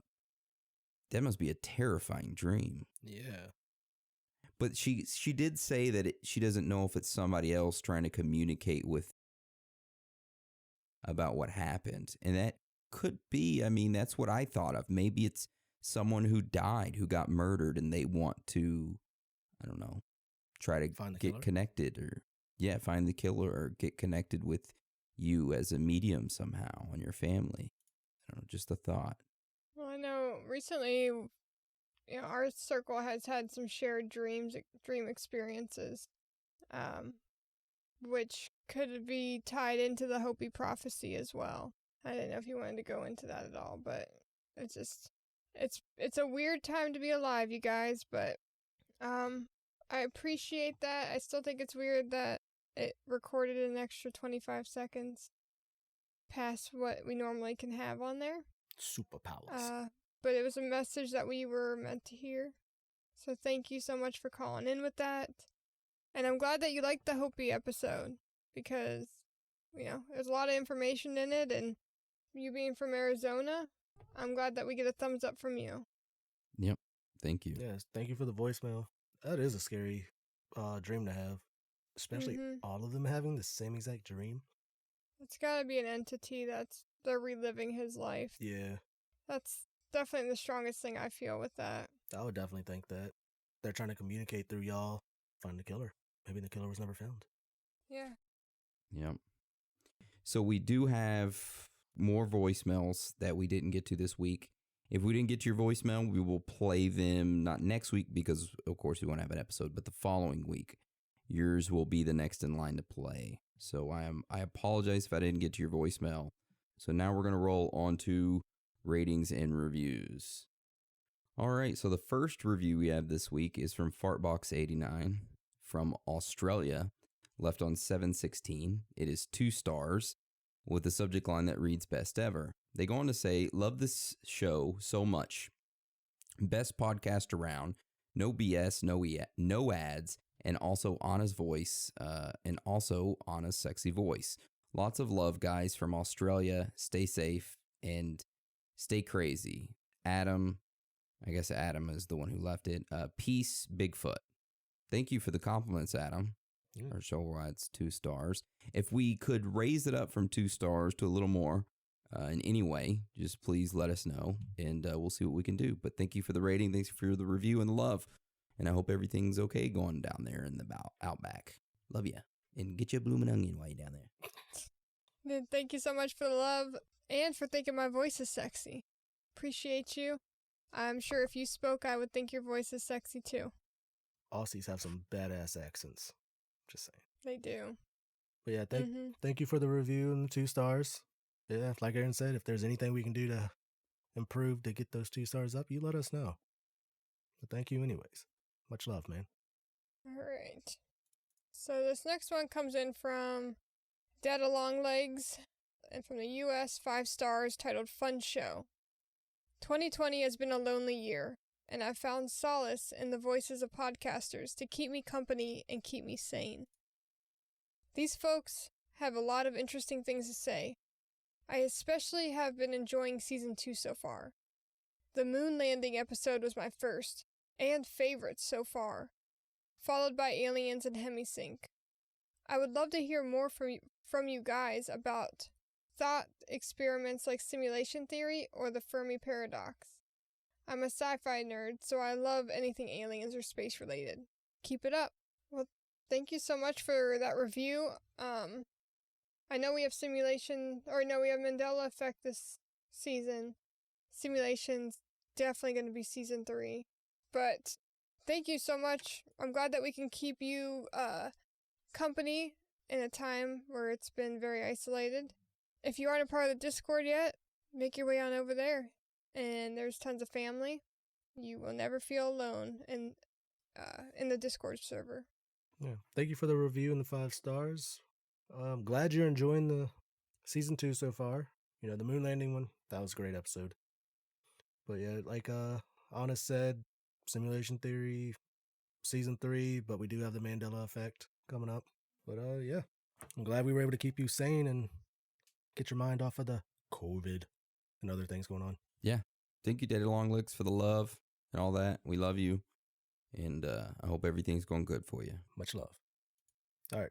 Our next review is from The Average Villain, left on 7/16/20, titled Just Another Friday Night, with 5 stars. Hey guys, awesome podcast. My first episode was Mel's Hole. Very down-to-earth podcast. Everyone seems chill. It's like a group of friends hanging out and makes you want to join them. It's great listening while at work, makes the time fly. I have listened to both seasons already, so I became a Patreon just to have more and to help out. I'm addicted. Anyways, keep up the good work. Anna is a cool ad. Bigfoot 2020. You guys are awesome. Danilo. Blame my Brazilian parents. That's an awesome name. Yeah, it is. I like it. Thank you for the review and the 5 stars. You're awesome. Much love. Yes. Thank you so much for the review and the love. It always makes us feel good to know we're doing a good job. So thank you. Yeah, thank you so much. I love you. I love your name. And I love your love and your energy. And I'm sending it right back to you. Boom. So beautiful. Thank you. All right, the next review is from Frost Bake. It was left on 7/16. It is 5 stars with the title of I'm Loving It. They go on to say, hey guys, I love the podcast. I've been listening for about a week now. Kind of stumbled onto you guys. You guys have very interesting topics and good research that you guys do as well. I even respect the fact you guys read your hate comments. You guys do a great job. Keep it up and look forward to more theories to keep my mind busy. Love the merch shop too. Well, thank you, Frostbake. And I love you as well. And thank you for sending all that good love towards us. I'm sending it right back to you and I'm proud of you. Like Aaron said, we're absorbing that love and sending it right back. Appreciate your kindness, your 5 stars, and keep the love coming. Yeah. Thank you for the review and keep sending that love. You keep feeling us and we keep sending that love back. Just keep it on, keep it on. All right. So this next review comes in from AIE Enduros, titled Great Podcast, 5 stars. I've been listening since the middle of season 1, and I've listened to every episode. You guys mix together great and bring good humor to enlightening topics. You're not typically going to hear things for the first time from this podcast, but it will be well presented and a great listen. You guys always make me think, what if? You know, that's all we want to do is provoke your mind, to create scenarios and rabbit holes to lead you to places that you might not have been able to get to on your own. We all are here together to talk about this stuff because if you don't talk about it, you can't learn about it. Discussion is important. So thank you so much. I love you, Enduros. Pretty sure you're on Twitter. I think I know who this guy is. Oh, nice. Yep. Thank you for the review. Sometimes we provide you with some of the first time, knowledge, but that's our thing. We're trying to present the facts to help you pretty much guide you to more facts. We're just helping out, like Anna said. We're the guys on the little ferry with the long stick pushing across that cloudy lake of Yeah, shit. we are. We're just like, come on, guys. Yes, thank you for the review and much love. Yeah, thank you, Enduros. Love you, and I hope you're doing good. All right, our next review is from Smugly the Bear, left on 7/17 from Canada, titled Great with 5 stars. Actually trying to think through conspiracy theories and being open-minded rather than most podcasts which try to debunk everything in order to try to sound smart. 5 out of 5. Great content. And thank you for that. Yeah, we try to keep an open mind with everything, try to see things from all different angles. Like I said, we don't want to just be like, yep, that's not true. That's why all 3 of us work together, because we all come in with a different mindset in the things. Yeah, we're not trying to be like Snopes. Yeah, fuck Snopes. We like to entertain the ideas. We like to tickle your pineal gland. That's right. But thank you, Smugly the Bear. I love you. Thank you so much, Smugly. All right. So the next review is from 69J Con, 69J Con from Australia, left on 7/20. It's 4 stars with a subject line that reads, Gone Downhill. They go on to say, was my favorite podcast till recently. Don't need to say why. All right. Well, thank you for the 4 stars, 69J Con. And, all right. That's all I really have to say. Thanks for giving it a 4-star. Yeah. Yeah. So this one's from Asen City of Angels, left on July 20th, titled Keep It Coming, 5 stars. Loving Season 2. Helps me get through the first couple hours of my workday. Love the new host. Cracked me up that someone said her voice made him fall asleep. Love you guys. Yeah, we still aren't sure if that was a compliment or an insult. Yeah. But it still makes me smile. Yeah. Thank you, City of Angels. Love you. You're awesome. Yes. Yeah. Thank you. Thank you for the review. Much love. The next review is from Derek_RJ, left on 7/20, titled Walt Disney Frozen Theory, with 5 stars. Hey guys, I really like the podcast and I gave it a 5-star rating. I haven't seen all the episodes yet, so I don't know if you've heard of this theory, but it's basically a theory that when Walt Disney died, he had his head frozen so that when the technology comes, he could be brought back to life. It is also the reason they made the movie Frozen, so that way when you search Walt Disney Frozen, the movie comes up instead of anything about him. Maybe it could be connected to Hitler in some way because of the cartoon where Donald Duck was a Nazi. I think that would be a good theory to cover, but besides that, keep up the good podcasts. Thank you, Derek. I have heard that theory, creating the cartoon Frozen so that when you search Disney Frozen, all that comes up is the cartoon and not Walt Disney getting his head frozen. Mm-hmm. It's a very interesting theory, but thank you for bringing that to our attention again and starting that discussion. I love you. Yes, for sure. I know in the Disney we didn't talk about that in that episode we released since this review. But thank you for bringing it back up again, just so people are aware. If you want to see Disney's head frozen information, go to DuckDuckGo. That's right. DuckDuckGo. But yeah, Thank you for the review and the 5 stars. And yeah, that's an interesting theory. Definitely heard it, but did not hear about it could be connected to Hitler in any way. So that's an interesting angle to come from. Mm-hmm. Yeah. Mm-hmm. All right, this last review is from Nets Ayali, left on 7/21. It is 5 stars with this title, Amazing Show. They go on to say, I just discovered this podcast last week and I'm officially caught up. Love the content. Love how you guys transmit the information. I think Anna is amazing. She has detailed information and goes to an extent to get as much information as possible. Love the Hopi Prophecy episode. Keep up the good work because I'm a fan already. Thank you so much for the kind words. Hopi is... That and Hemisync are like my favorite 2 episodes. So it makes me feel good that you enjoy that. And Thanks again for the love. Thank you for the love. Thank you for everything. Nets, you're awesome. You're amazing. Yes, thank you for the review and 5 stars. Much love. All right, so that's the end. I just want to thank all of our listeners for the love and support that you're showing us, and that you're understanding that next week our regular episode's going to be postponed because of some updates we got to do to the coding in our site. I'll take full responsibility for messing up when building it. So if you want to lash out at anybody, lash out at me. Okay.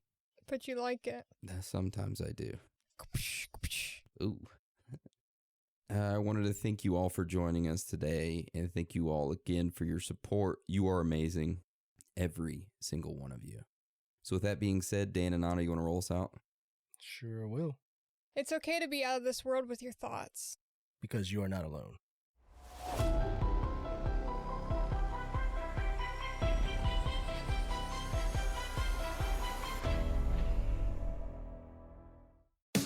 Get an inside look at Hollywood with Michael Rosenbaum. Let's get inside of Mark Paul Gosselaar. How hard was it, by the way, working on a series like NYPD Blue? Glad I'm not walking onto a show that now, because with all social media and everyone has an opinion. In early 2000, there was one guy with a blog. I just remember reading that I was going to bring the franchise down. I was horrible. And by the way, I thought they were right. Inside of You with Michael Rosenbaum. Listen wherever you get your podcasts. On XFM 104.9. It's a Gervais show, isn't it? With Steve Merchant. Yeah, we're all here. Lads. I can't wait. I can't believe it. We've got some great stuff coming up, Steve. What have we got planned? I'm being honest. Go on. There's some great tunes. Yeah. We've got, there's too many to mention. Don't mention them. Well, there's about 20, actually. Is there? We could mention them. Looking forward to them. I've got a brand new feature as well. I'll do my film review. Loving it. And, we do Run for the Covers and Song for the Lovers and got a new feature. Go on. That film sounds good. Right. It's not the film review. It's a track from a film. That's brilliant, Rick. Yeah. That's absolutely That film sounds good. Yeah. Something like that. People will be desperate to look forward to that. And there'd just be some chat as well. There'd just be some nattering. Carl, have we got anything to give away this week? No. Ooh, it's a shame. Yeah. I quite like giving stuff away. Yeah. Makes me feel quite powerful. Does, in the week, is there any meetings like, what should we give, Ricky and Steve to give away? Because, I'll see lots of trailers for the breakfast show and that, Enterprise and that. Or do they go, who? They come on Saturdays. Saturdays? What? I don't work Saturdays.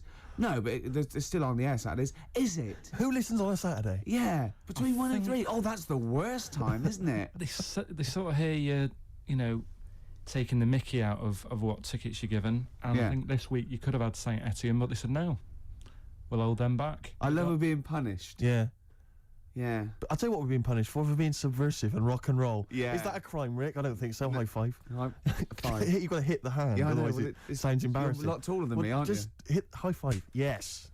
High Sweet. record. Black Rebel Motorcycle Club there in Loveburns, XFM 104.9. We're really swinging now. We are. It's so happening. much better than last week. Last week was appalling. I don't want to talk about Well, it wasn't too bad, actually. Was it? Apparently. No, I said, we were really off and Steve was hungover and I was tired and we couldn't be bothered. And they were going, no, it's as good as any other week. Which is pretty disappointing, isn't it? You want them to go, well, I'll tell you what, it was the worst one ever and it was still brilliant. It was still magnificent. As opposed to, it was one of the best, but rubbish. Yeah. Good. So we're going to really... we're going to up the ante today. Yeah. Come on, Carl. Cheer up. Let's make this, Carl, the best show ever. All right. Should we have a big group hug? Yeah. Oh, Carl, come on. Let's have a big group lick. Yeah. Carl, come on. Look at his little face. Look at his face. You can see why the ladies love him. He's a cute guy. No, you're a cute guy. And I'm not having a go. I genuinely think you are, so don't have a go back at me. Oh, I've got some news for you, Steve. Go on. Where is it? Carl, where is that thing? Right, here.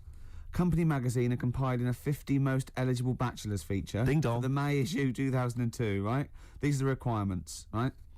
Single, right? That means available, not just unmarried. Just, Okay. Age 20 to 30. You're well in there. I'm straight in there. C. D. What was C? C is, it says good looking. Fine, yeah, I'm eligible so far. And it Keep says going. no, this is what rules you out probably. It says not necessarily Brad Pitt-esque. And you are a little bit. Well, so they say. It must be British and come from one of the following regions. London, Southeast, Southwest. You're there. That's me. I think they just name all the regions of Britain. Yes, they could just say from Britain. Really. Employ. What? Sorry, Carl. Go on. Is there a height restriction or anything like that? Well, So what is this? What seriously, is this a serious thing? What is it? It's the most eligible bachelor. This is so me. Do you know any of the boys who'd be perfect for us company girls? Past bachelors have included TV presenters Dermot O'Leary. Yeah. Hey, I'm in with Dermot O'Leary. He knows me. He's normally on, isn't he? Yeah. Jamie Theakston. It's not most eligible person who knows a bachelor. The models Rob Warrington and James Polanski. Yeah. The singers Lyndon David Hall and Richard Blackwood. Yeah. Wouldn't necessarily consider him a singer. Controversial. I'm sorry. He's having a dig at Blackwood. Hey, I'll tell you this. I was watching, I don't suppose watch it, but I saw the trailer for The Farmer Wants a Wife. Oh, yeah. Right, which is the show, which you mentioned. About You did. Which is a show where I think farmers, because obviously it's very difficult for them to meet women. Wants a wife? And I'm thinking, hello, idea, Steve Merchant wants a wife. It's not bad, It's is a it? TV show. Who sounds a bit like a farmer. Exactly. This But what I'm saying is I don't mind the public voting for the woman, you know, if that's how it happens. I don't mind, you know, because who cares, you know, Yeah. I'll have anything, whatever they can choose. Be fine, you know.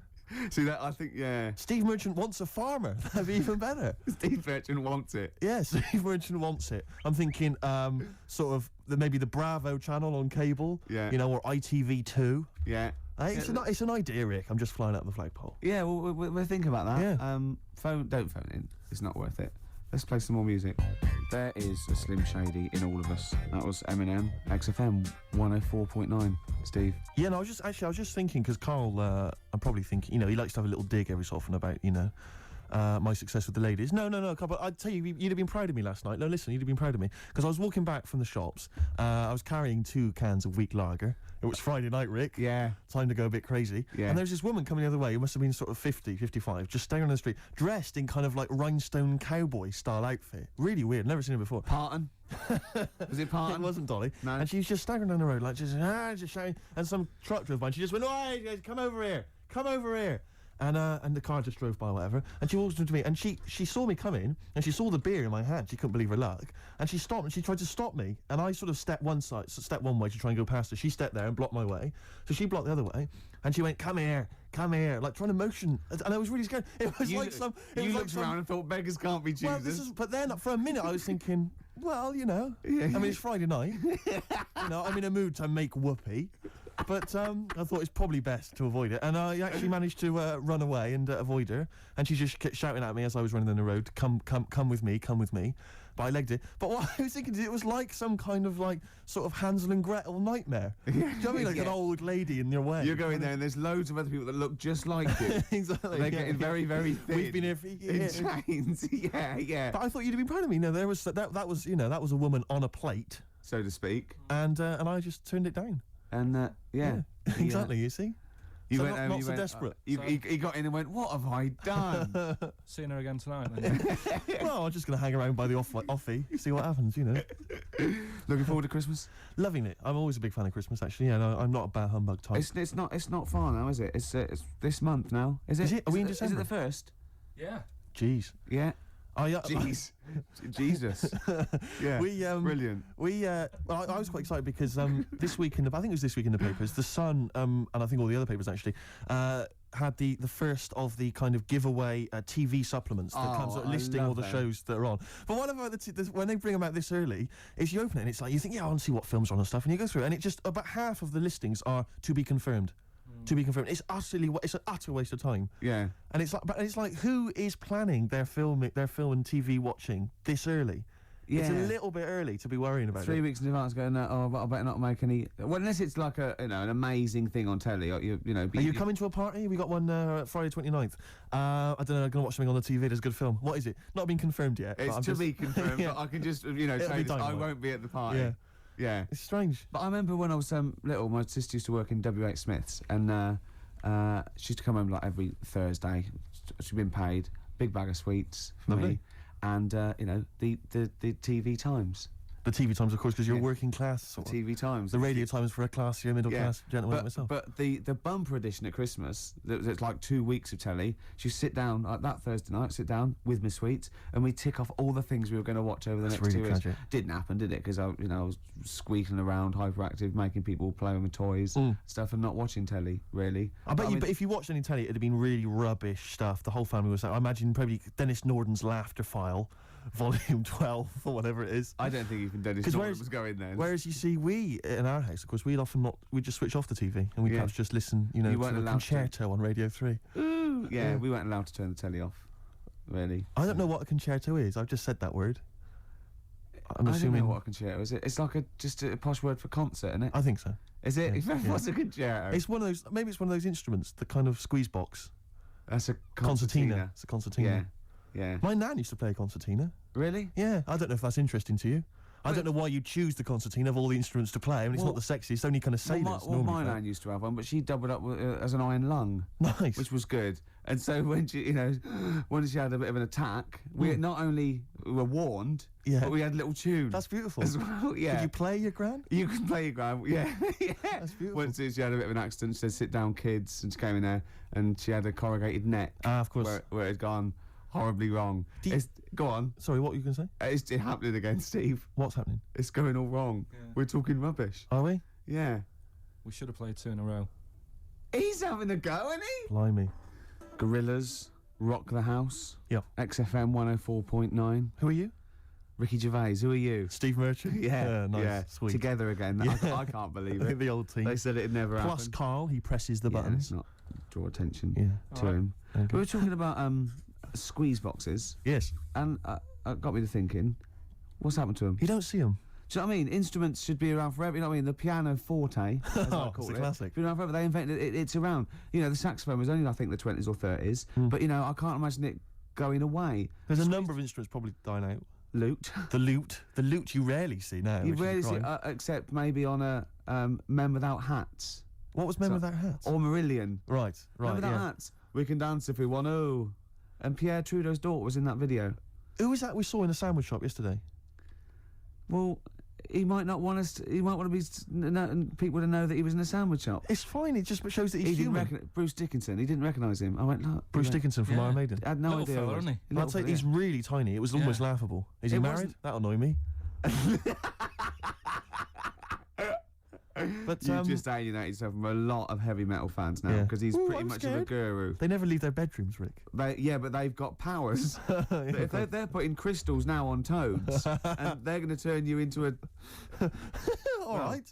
Well, no. I was having a go. I wasn't having a go. I stopped myself, realising it wasn't much of a threat. Rick, right, go on. What else is dying out? Pipes. Pipes. You never see people smoking pipes. Why Young don't people you? now are not smoking pipes. No. You see old people, you're right, but kids, you've got to start taking up pipes, otherwise they're going to die out. Because the people of the older generation, they're going to die soon. I'm not smoking a pipe. I should be. With pipes, though, was it like the fashion where when you smoked, you started, at a young age and then carried on? Or did you just start at 50? But no, because if you see like from the 1930s when they're at Oxbridge, they're always smoking pipes in a tweed jacket. Yeah. That was when they started, like university. Yeah, but they still do. Lots of things that should die out in the rest of the world carry on in Oxbridge colleges. Yeah, but my point is boaters. All right. All I'm saying is that they're not even in Oxbridge now. They're not even smoking pipes. I bet there is. There's no one smoking pipes. I bet there is. Right, I'd like to know if there's anyone listening who's under the age of 30 that smokes a pipe regularly, and I don't mean like a crack pipe. And I guarantee they went to Oxford or Cambridge. Okay, what's the number? 08700 800 1234. What's the email? ricky.gervais@xfm.co.uk. Pipes are dying out. Yeah. Snuff, that's as good as gone. Yeah. Snuff. Yeah, trilbies. My friend always said if he won like loads of money on the lottery, he'd like to try really hard to try and bring back, as a fashion accessory, the cape. Because the capes are classy. I quite like the cape. The cape's brilliant because you can kind of mask your face with it. Yeah. Dracula-like. You can have it off but still on, and on but still off. It's Exactly. not like a coat. You know what I mean? Where you drape it over your shoulders and that can fall down. Carl, you're not a fan of the cape. You're turning your nose up at the cape. That's a madness. No pockets. Good point. You could have some kind of inner sort of smuggler's pocket. If they did that, I'd buy poacher's pocket. If they did that, I'd buy one. Well, I'll tell you what. That sounds good. It's That Sounds Good. It's just gone half-assed. It's the new feature. I can't believe that it. Sounds Good. For a minute there, I was completely lost. Yeah. Remind me again, what's That Sounds Good? I thought, no, hang on, it's That Film Sounds Good. Oh yeah, that film sounds good. Right, this isn't my famous film review, which I've got coming up. Right. Look forward to that. It's brilliant. Yes, it's quite a delicate subject, but I think I deal with it sensitively. Brilliant. Okay. This is That Film Sounds Good. Right. And I've taken. Remind us again what that is. What this feature Well, is. I'm going to pick a song from a film. Okay. That's on from the soundtrack. Right. Yes. I'm choosing a song from Jackie Brown. Okay. Great film. Yeah, brilliant film. And this is Across 110th Street by Bobby Womack. It's fantastic. Wonderful song. You'll only like this if you're really cool. Yeah, if you're really cool, like say us. Yeah.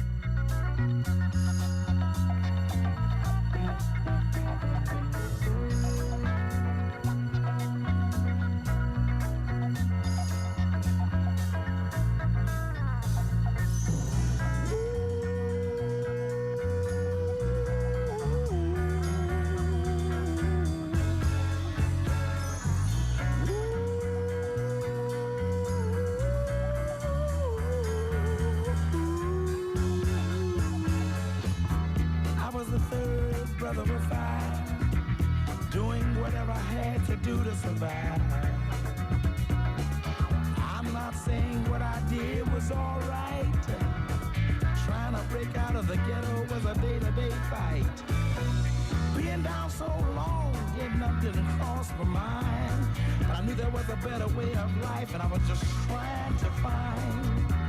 You don't know what you do till you put under pressure. Across 110th Street is a hell of a tester. Across 110th Street, pimps try to catch a woman that's weak. Across 110th Street, pushers won't let the junkie go free. Across 110th Street, woman trying to catch a trick on the street. Ooh, baby. Across 110th Street, you can find it all in the street.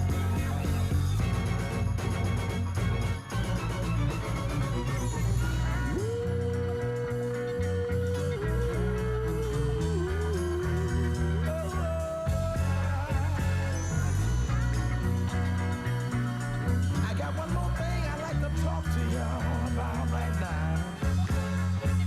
Hey, brother, there's a better way out.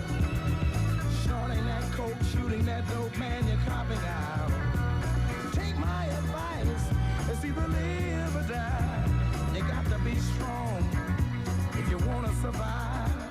The family on the upper side of town will catch hell without a ghetto around.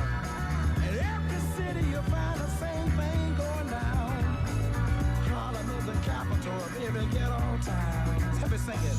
Across 110th Street, pimps trying to catch a woman that's weak. Across 110th Street, wishers won't let the junkie go free. Oh, across 110th Street, a woman trying to catch a trick on the street. Ooh, baby. Across 110th Street, you can find it all.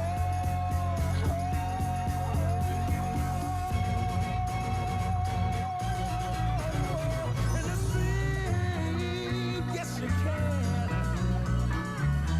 Oh, look around you, look around you, look around you, look around you. Yeah.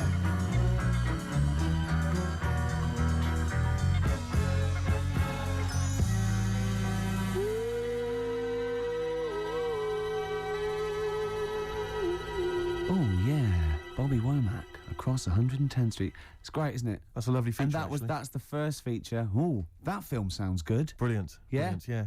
That's I'm excellent. thinking of actually bringing out maybe a compilation of. I'd love to hear it. Song for the lovers. What Maybe. sort of things can we hear? Can we expect in the future? Because I know you're a big fan. This is brilliant. He bought the soundtrack to the film Braveheart, which is just kind of let me just explain. Which is just kind of big orchestrated numbers, right? James and Horner. as far as he's concerned, that's classical music.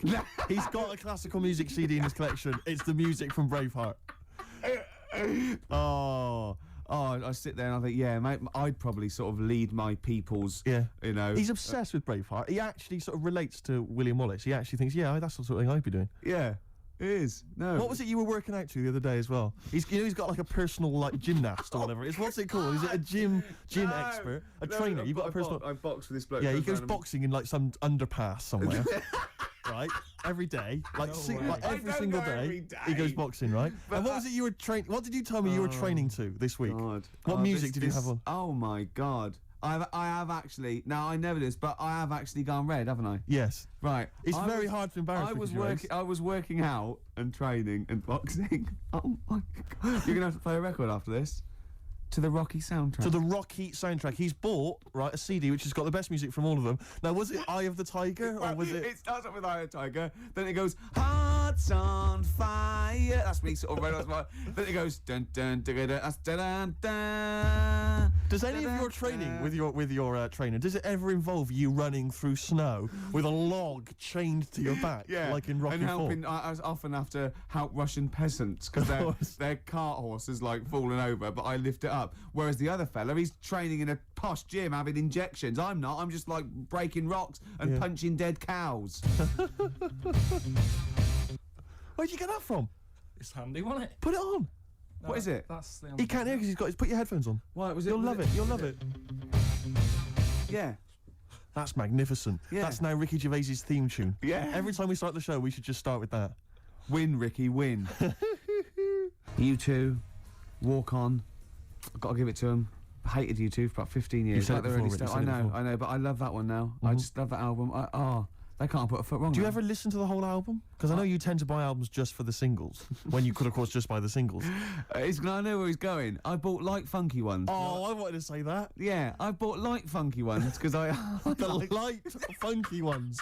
Do you remember the light funky ones? That was about like a year ago. What did they do? They did Girl in a Green Dress, Girl on TV. And Abercrombie. That one that summertime Abercrombie and Fitch. The girls are wearing up. Do you remember that? It's like a light sort of summer. Listen, nonsense. I've got a lot of money. It's nothing to me, okay? The light funky I want a bit of light funky ones once. That's 15 quid. It's nothing to me. You put the two singles on, right? Never listen to the rest of the album. I never listened to the two singles again either. The light funky ones. Oh, it's just my street cred's gone down it. Rocky soundtrack and the light funky ones. You'd make two mistakes. Rick, let's not forget Braveheart, the soundtrack. Oh yeah, it's a good film. Rick, we were talking earlier about stuff. True story about a little Australian freed the Scottish. The stuff that's dying out that I think you and I single-handedly need to kind of resurrect and salvage. Yeah. I thought the Trilby was dying out. Yeah. I'll surprise you, and yet, watching Top of the Pops last night, Jamiroquai was wearing one, and then lo and behold, Danny Minogue came on, she had one as well. I thought, blimey, there's two people there trying to salvage the Trilby, and good luck to them. Well, that's on its way then. Let them do that. The Trilby's fine. Let's do something else. But the bowler hat... Ah, the bowler hat. You never see the bowler. I always fancy myself in a bowler hat. I love a bowler hat. Carl, would you wear a bowler hat? I know you'd wear the cape. I did wear a Trilby. You wear a Trilby, really? Mm. You must have looked like a... That's brilliant. What, because you're a Mancunian? Well, there was a phase, wasn't there, in about 90... When was it? I think that was just round your way. It might have been. It was in Manchester. Did someone get a job lot of Trilbys? And persuaded you kids? Yeah, I tell what's trendy. No, no, Sean Ryder wears one of these. Does he? Yeah, go on. Yeah, quid. And then everyone in your street had Trilbys on. But you've never worn a bowler? Never. What about Kangol bowler?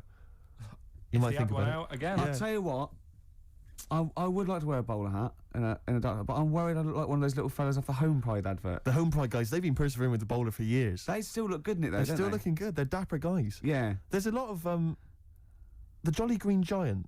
He had quite a distinctive look, which is obviously one I've been thinking of exploiting. What the little I know the little sort of like a little dress. Was it Corncroft that made up his little skirt? Yeah. What was the Jolly Green Giant so jolly about? He was very pleased. It can't have just been the sweet corn and the peas. No, I reckon it was his enormous jolly green knob. I mean, he must have got up every day and gone, look at that. He must have been so happy. The only thing that's like, in the case of the Jolly Green Giant, or like when Gulliver was a giant and he was in Lilliput and all the Lilliputians, they helped him out, they were feeding him and stuff. Yeah. If you're a giant like that in that situation, how do you sort of have a little sneaky... tug, a little tug, a little J. Arthur Rank. I don't know, because it's like it's very tricky to do that. Because you're as big as their mountains, exactly. aren't you? You can't hide. They go, I mean, there's no. All the little village probably just thought it was a tidal wave or something. Do you know what I mean? That's pretty grim, though. I mean, Yeah. the tidal wave was pretty desperate. I know. It's how would he have gone to the mayor and said, I need a Kleenex the size of a tennis court Yeah. and a gigantic copy of the Daily Star. No, I never understood with giants how they actually got that big in the first place, because what food was around to make them? Because not only were they like big, but they were muscly big. They ate well. They ate whole cows, probably. When, Carl, it's not well documented, Carl. Is it? You know they don't actually exist and never have. Okay. Right, it's time for a feature, I think. Carl, I've got. There was a TV show I watched once on the History Channel. This is the History Channel. Yeah. It was the history of werewolves. Right, the history of werewolves, and the whole show is predicated on the fact that at the end we'll tell you if they ever existed or not. Yeah, just waiting. And I go, oh, come on, we're going to be late. Hold on, he's going to tell us if they existed or not. Carl, werewolves? Michael Aspel was in it, and Michael Aspel is a top broadcaster and therefore would not associate himself with something that did not exist. Under the covers time, gents. Under the covers. Cover me Run up, for cover me cover. bad, run for cover. Here come the covers. Covers. I like cover songs. This is a cover version. Yes. This is from an album which is a bit hit and miss, as these things often are. It's different artists covering the songs of Leonard Cohen. You've got the Pixies on there, R.E.M., Nick Cave, different people. This, bizarrely, is Lloyd Cole, not someone I'm normally a fan of, but doing doing a version of the fantastic Leonard Cohen song Chelsea Hotel. Play it, Carl, it's beautiful.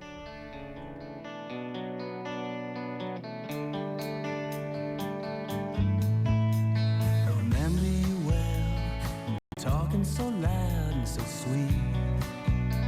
You were giving me a head on the unmade bed while the limousines wait in the streets. And those were the reasons, and that was New York. We were running for the money and the flair. And that was called love for the workers in song, probably still is for those of them left. And then you got away now, didn't you, babe? You just turned your back on the crowd. Yeah, you got away, I never once heard you say, I need you, I don't need you, I need you, I don't need you, and all of that jiving around. I remember you well in the Chelsea Hotel. You're famous, your heart was a legend. You told me again that you preferred a handsome man, but for me you would make an exception. And clenching your fists for the ones like us who are oppressed by figures of beauty. Yeah, fixed yourself, you said, well, never mind, we are ugly, but we have the music. And then you got away now, didn't you, babe? You just turned your back on the crowd. Oh, you got away, I never once heard you say, I need you, I don't need you, baby, I need you, I don't need you, and all of that jiving around.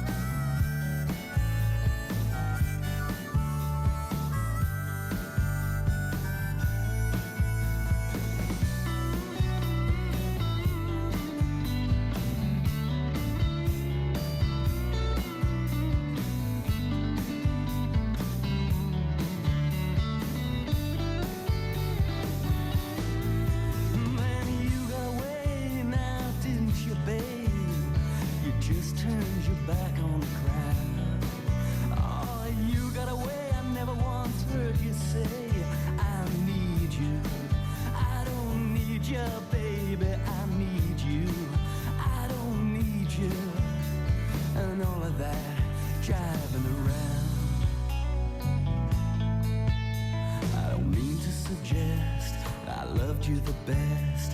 I can't keep track of each fallen robin. I remember you well in the Chelsea Hotel. I don't think of you that often. Lloyd Cole doing his version of Chelsea Hotel. Under the covers. Under the covers. I thought it was a beautiful version. It's lovely. You know that apparently Really I think nice. it's that song sweet. written by Leonard Cohen originally, and I think it's about his brief romance with Nico, who made a name, of course, with the Velvet Underground, and was a tragic drugs victim. But it's interesting because I'm looking at this as a compilation called I'm Your Fan, which is cover songs of Leonard Cohen's music. And as I say, R.E.M., there's people on the Nick Cave who are still going. There's a couple of names you don't tend to hear of that often now. The House of Love. Oh, yeah. Rarely hear them, do you? That Petrol Emotion. Oh, yeah. That Petrol Emotion. Yeah. Who else we got on here? It says Robert Forster. Now, is he a musician or is it... Robert Forster, I don't know. Well, if you know who Robert Forster is, I thought he was a writer. The Lilac Time. The Lilac Time. They're on there as well. You can't just say a name of a band and laugh. You can if it's the Lilac Time. Wow. We were... Did I tell you before that my friend and I once listed words we thought should be rude, but aren't, like cassock, we always thought. Yeah, and bollards. Bollards. And he always pointed out the blow monkeys. Yeah. Which I was... It could be a very rude word, but isn't. It isn't. Okay, that could be a new feature, couldn't it? We're featured up, aren't we? Aren't we? This is brilliant. We've still got the film review to come. Song for Lovers is coming up in a few minutes. Song for the ladies. Yeah, Song for the ladies. What else if I can squeeze in a hip-hop track, I'd love to do it. Yeah, that's called our hip-hop track bit. Yeah, exactly. Oh, it's just amazing. Do we have a classic song, Rick? What were you thinking of? Oh, I don't know, maybe something by Nirvana? Well, there's their biggest classic, you mean? Ideally. Smells Like Teen Spirit. It's going well, isn't it? I'm enjoying it. Well, I'm looking forward to Pop Idol. Pop Idol? I've not been watching it. You're joking? Yeah, I don't know what's happened, really. I've lost interest. Oh, well, it is like most things, like the preliminary rounds. Always that's much more when exciting. all the real freaks and no-hopers, you know. But sometimes I watch those sort of things and I sort of laugh and I think, oh dear, I shouldn't be laughing at him because he's not just rubbish, he's verging on the mentally ill. Do you know what I mean? Sometimes people that go along, you want to go, who told you to go along? What were you thinking? Right? Well, it's the fact that there was no one to stop them going. That's what's even more terrifying.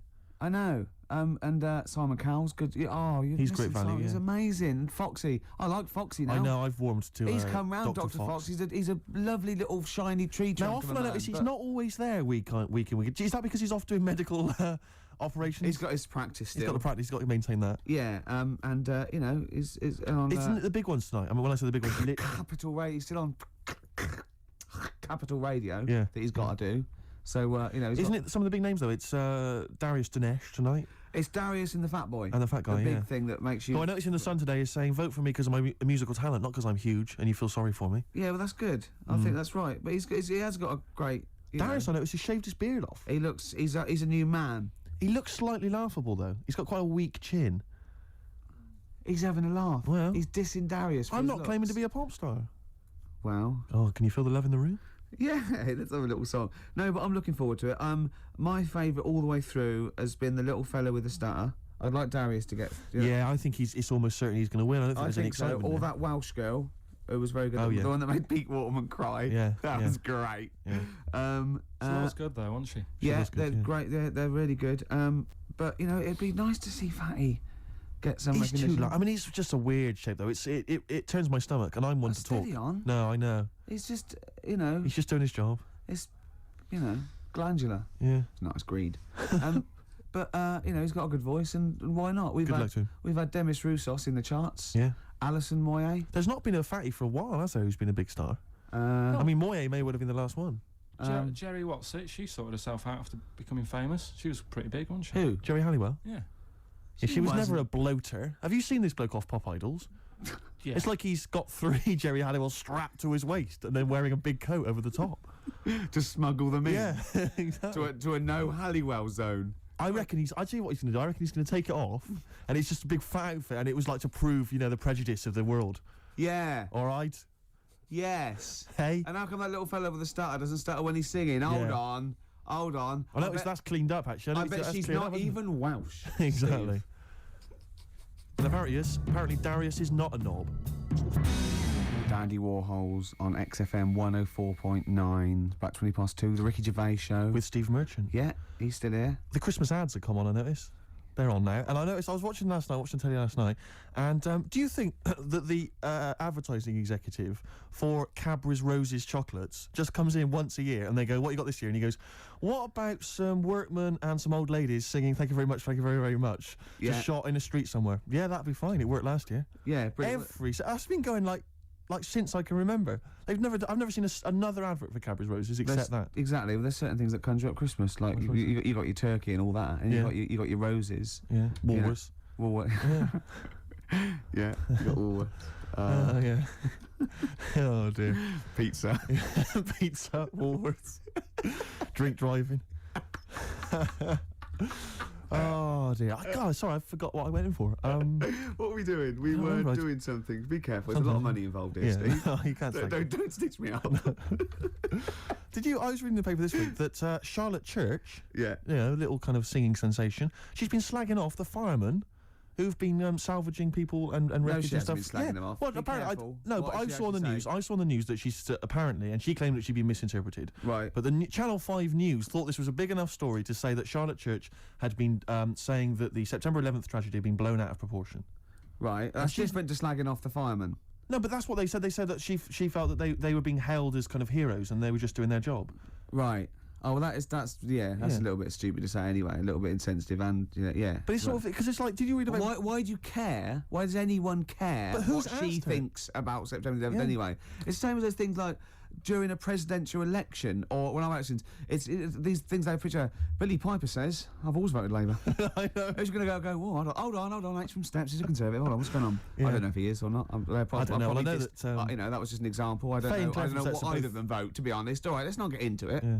I think Faye and Claire from Steps are both BNP members. I remember reading that somewhere. That's but not true. I cannot be certain. So untrue. He takes that back now. I cannot be certain. Right. I think that is definitely untrue. I read it on the net, and it's often wrong on the net.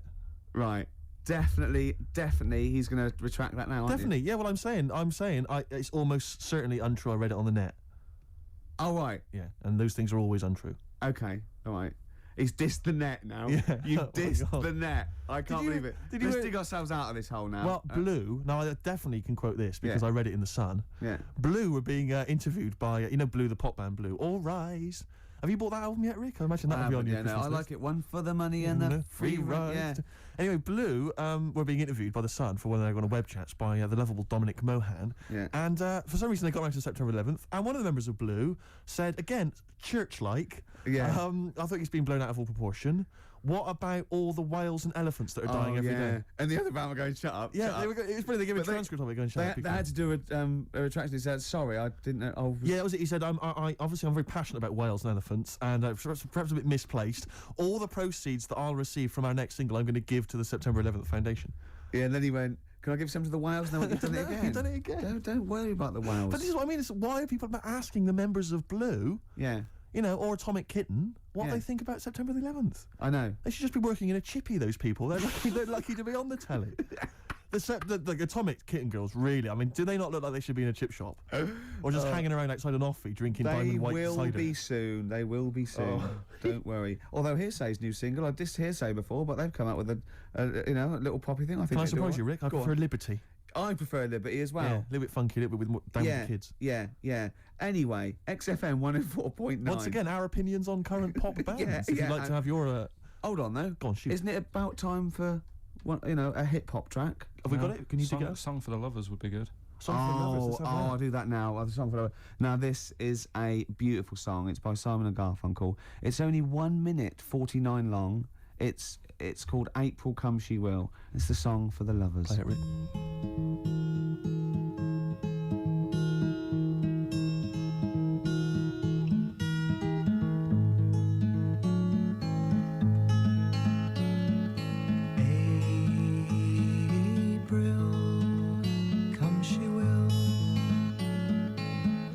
Streams are ripe and swelled with rain.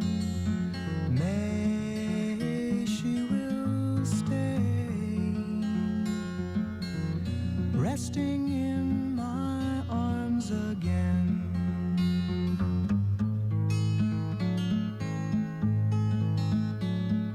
June, she'll change her tune in restless walks. July, she will fly and give no warning to her flight.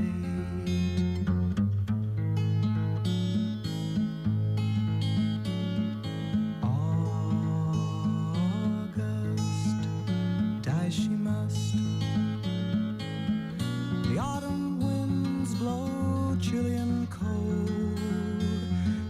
September I'll remember. A love once new has now grown old.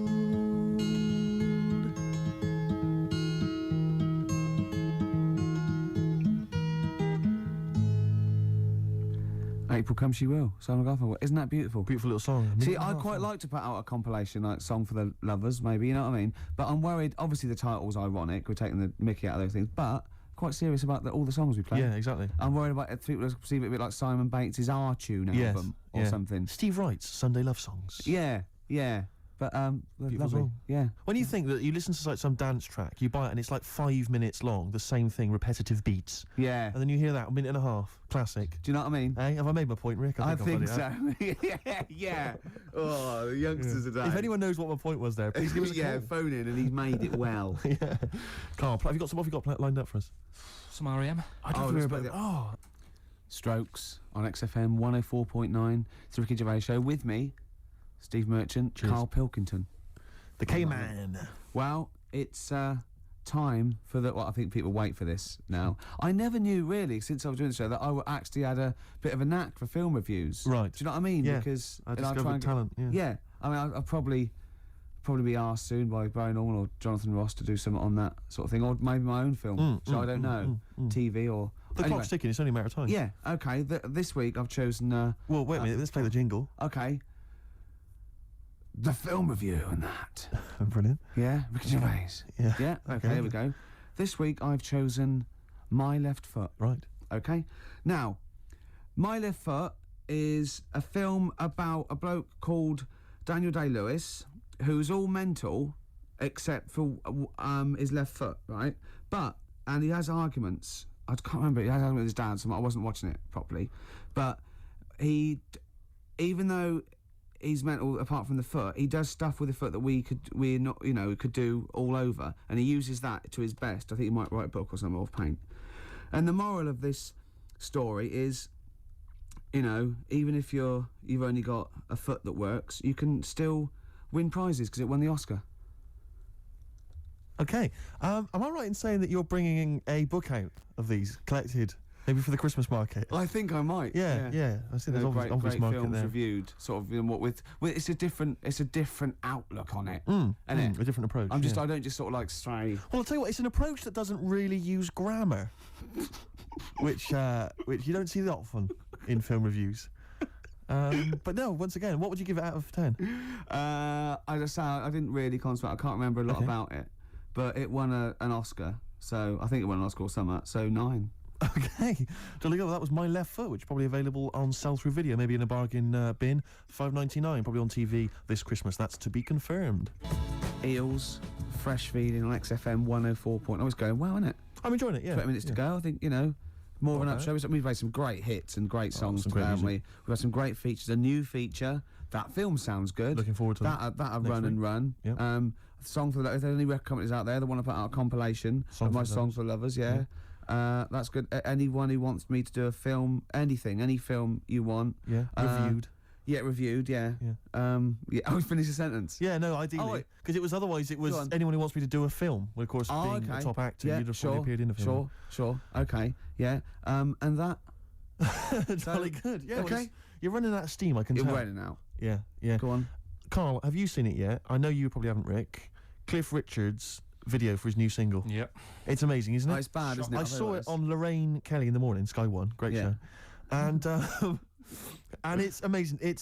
He's done a version of Somewhere Over the Rainbow, but he's combined that. No. He's combined that with what was it? It's What a Wonderful World. I wasn't really listening. I was looking at the pictures and I couldn't believe it's What a Wonderful World and combined with Somewhere Over the Rainbow. So he's done two classic songs, two songs that have been done definitively by artists in the past. He's tried to combine them with a kind of Yamaha keyboard sound in the background. What was his last year's one? It was Lord's Prayer with Over the Old Lang Syne. He's just obsessed with combining two songs. Like, they're not good enough as they are. People get bored. We better combine them. Yeah. It's like a mega mix, like a Cliff mega mix. And you're right, the video is unbelievable. It's him flying through. It's all kind of sort of 2D animation, kind of almost sort of a collage of buildings and high-rise flats and that. Kids see him floating by. Yeah. They wave, they point to each other. They can't believe their luck. There goes Sir Cliff. They're going, who's that? Exactly. He was around in the 50s. And he's got a little one-dimensional Cliff with a kind of angelic glow flying through the sky. Just bringing happiness to people as he sings. Oh, he does. His real face kind of every so often kind of appearing and kind Wonder of where singing. his real face is. And it's one of the worst songs and one of the worst videos I've ever seen. I mean, I know people slag off Cliff and it's an easy target, but he actually deserves it because he's shameful. Yeah, he's embarrassing. So, yeah. He's embarrassing. I mean, and he's arrogant. Well, everything's a disguised boast. I mean, I liked Devil Woman. I liked Miss Unites. I liked Wired for Sound, and I like tall speakers and small speakers. I like all sizes of speakers. You know that. You'll vouch me on that. Yeah. And he sang about it, which is good. And I'm often wired for sound, right?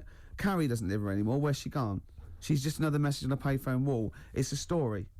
But lately, I haven't had a lot of time for him. Awful. I remember he was on something on one chat show, and I think it was Des or Michael Asper or something. And I said, so you've had something? He said, yeah. He said, well, everyone knows that Elvis sold more records after his death than when he was alive. Little dig there against Elvis. He goes, Yeah. well, I've just overtaken his record for sales in the UK. Right, so he sets up that Elvis is only selling because he's dead. Yeah. And anyway, I've still beaten him in the UK. And I just think, yeah. And where'd you get the quiff from and the way to sing? Where'd you get that from, Cliff? Where did you think of that? But it's those people he's just desperate for the credibility that he's never going to have. I like it when he went round last year going, they're not playing my record, they're not playing my record, they're not playing. Oh, go on, play it. Number one. Yeah.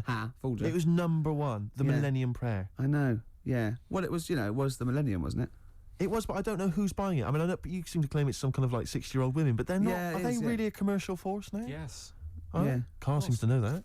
Well, like when you're born, you're a little baby, wrinkly and stuff. When you get older, you sort of morph into a baby again, and you go through the same phases. So when you're young, you buy singles. You get old, you got nothing to do all day. You got all your pension money. What will I buy? Cliff Richard's on the telly. Here's my video. Buy me song. You see, that started off as quite a sensible point because I actually think they do it. But what was all that alien stuff about when you're born, you go wrinkly and you go wrinkly again? So sometimes you mix like normal things that human beings say with I don't know what.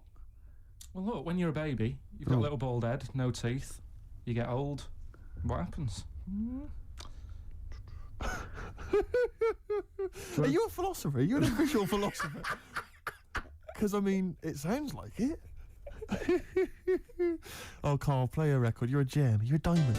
XFM 104.9. Good to hear the Happy Mondays again. We're nearly through. We are indeed. We've had a little bit of chat. We've had a few laughs. We've had a few tears. We have indeed. We've introduced a new feature. Looking forward to that next week. Yeah, so soon it's just going to be wall-to-wall features, isn't it? It's going to be, Well, I had an idea for a feature which you didn't seem to like, which was something old, something new, something borrowed, something blue. You want to explain it? And something old, an old song. Something new, a new song. Yeah. Something borrowed, a cover version. Yeah. And something blue, just a melancholy and beautiful song. Right, okay, but does it have to be all four, or can it be anyone? No, it's all four. You can play that over the course of the show. Or maybe just have four songs in a row, and that's that section. So like a feature would be like this is either an old song or like a new song. Yeah, that's good. I think we've done that a few times. No, it's not. We've not covered that. Well, what's the difference? I'm playing a song from a film. Just because you give it a title, it's just a song from a film. You could play that anyway, couldn't you? Brilliant. It's all nonsense. Cheers, Carl. Brilliant. Yeah, my ideas are good, aren't they? Because they're not only sort of accessible, but there's a little bit of depth there. I think it's fair enough to let him have his little feature at the end of the show, though. Just, you know what I mean? Keep him happy, this song for the lovers. Excellent. Well, but that's not till after Song 2 by Blur. I remember the days when Carl didn't even want to be on the air. I remember the days when he was told by the establishment that he wasn't allowed to talk on the air. And now it's like as far as he's concerned, he's a third member of the team. He's protected by me. Right? Yeah. Cheers. Song 2 by Blur. We're running out of time. It's 5-2. Just got time for Steve's song for the ladies. Wedding present, Rick, from the album Saturnalia. I think it's pronounced like that, and it's track 3, Dream World. A song Looking forward for the to ladies. Goodbye. I don't know how many times that I've tried to warn you, how many times I've heard you laugh and say, underneath it all, he's okay.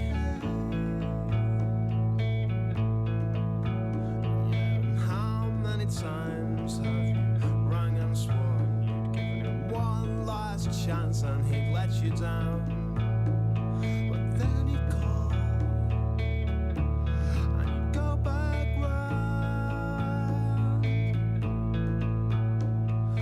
But you know I still care because you only have to phone me and I'll be over there.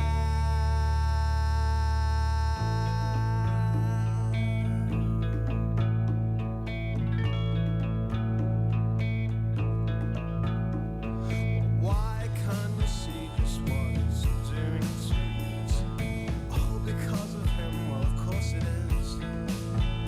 And I hate to see you eyes just won't understand, you don't want to listen to you. It's just because it's not what you like to hear. You ask me,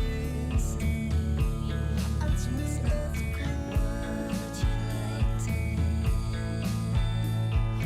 You know I still care because you only have to phone me and I'll be over there to lick your wound. No, I'll always be here for you. You say you feel left out. Well, I know exactly how to cure you.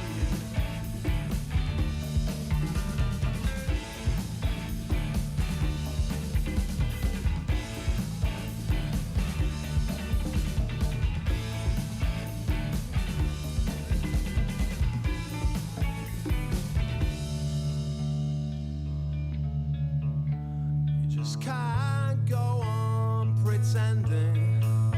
You just can't go on pretending. You just can't go on pretending. You just can't go on pretending. You just can't go on pretending. You just can't go on pretending.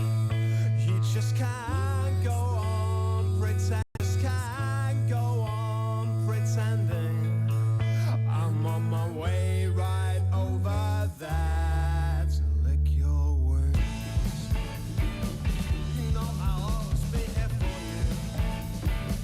You say you feel left out. Oh, I know exactly how to cure you.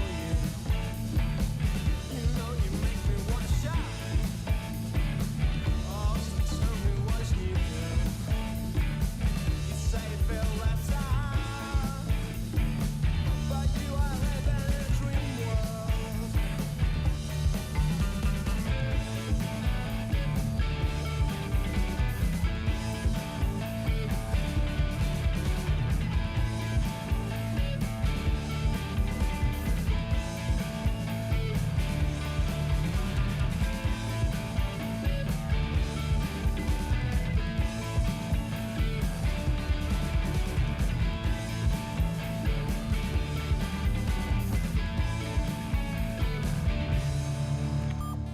On air, 104.9. Online, xfm.co.uk. This is XFM.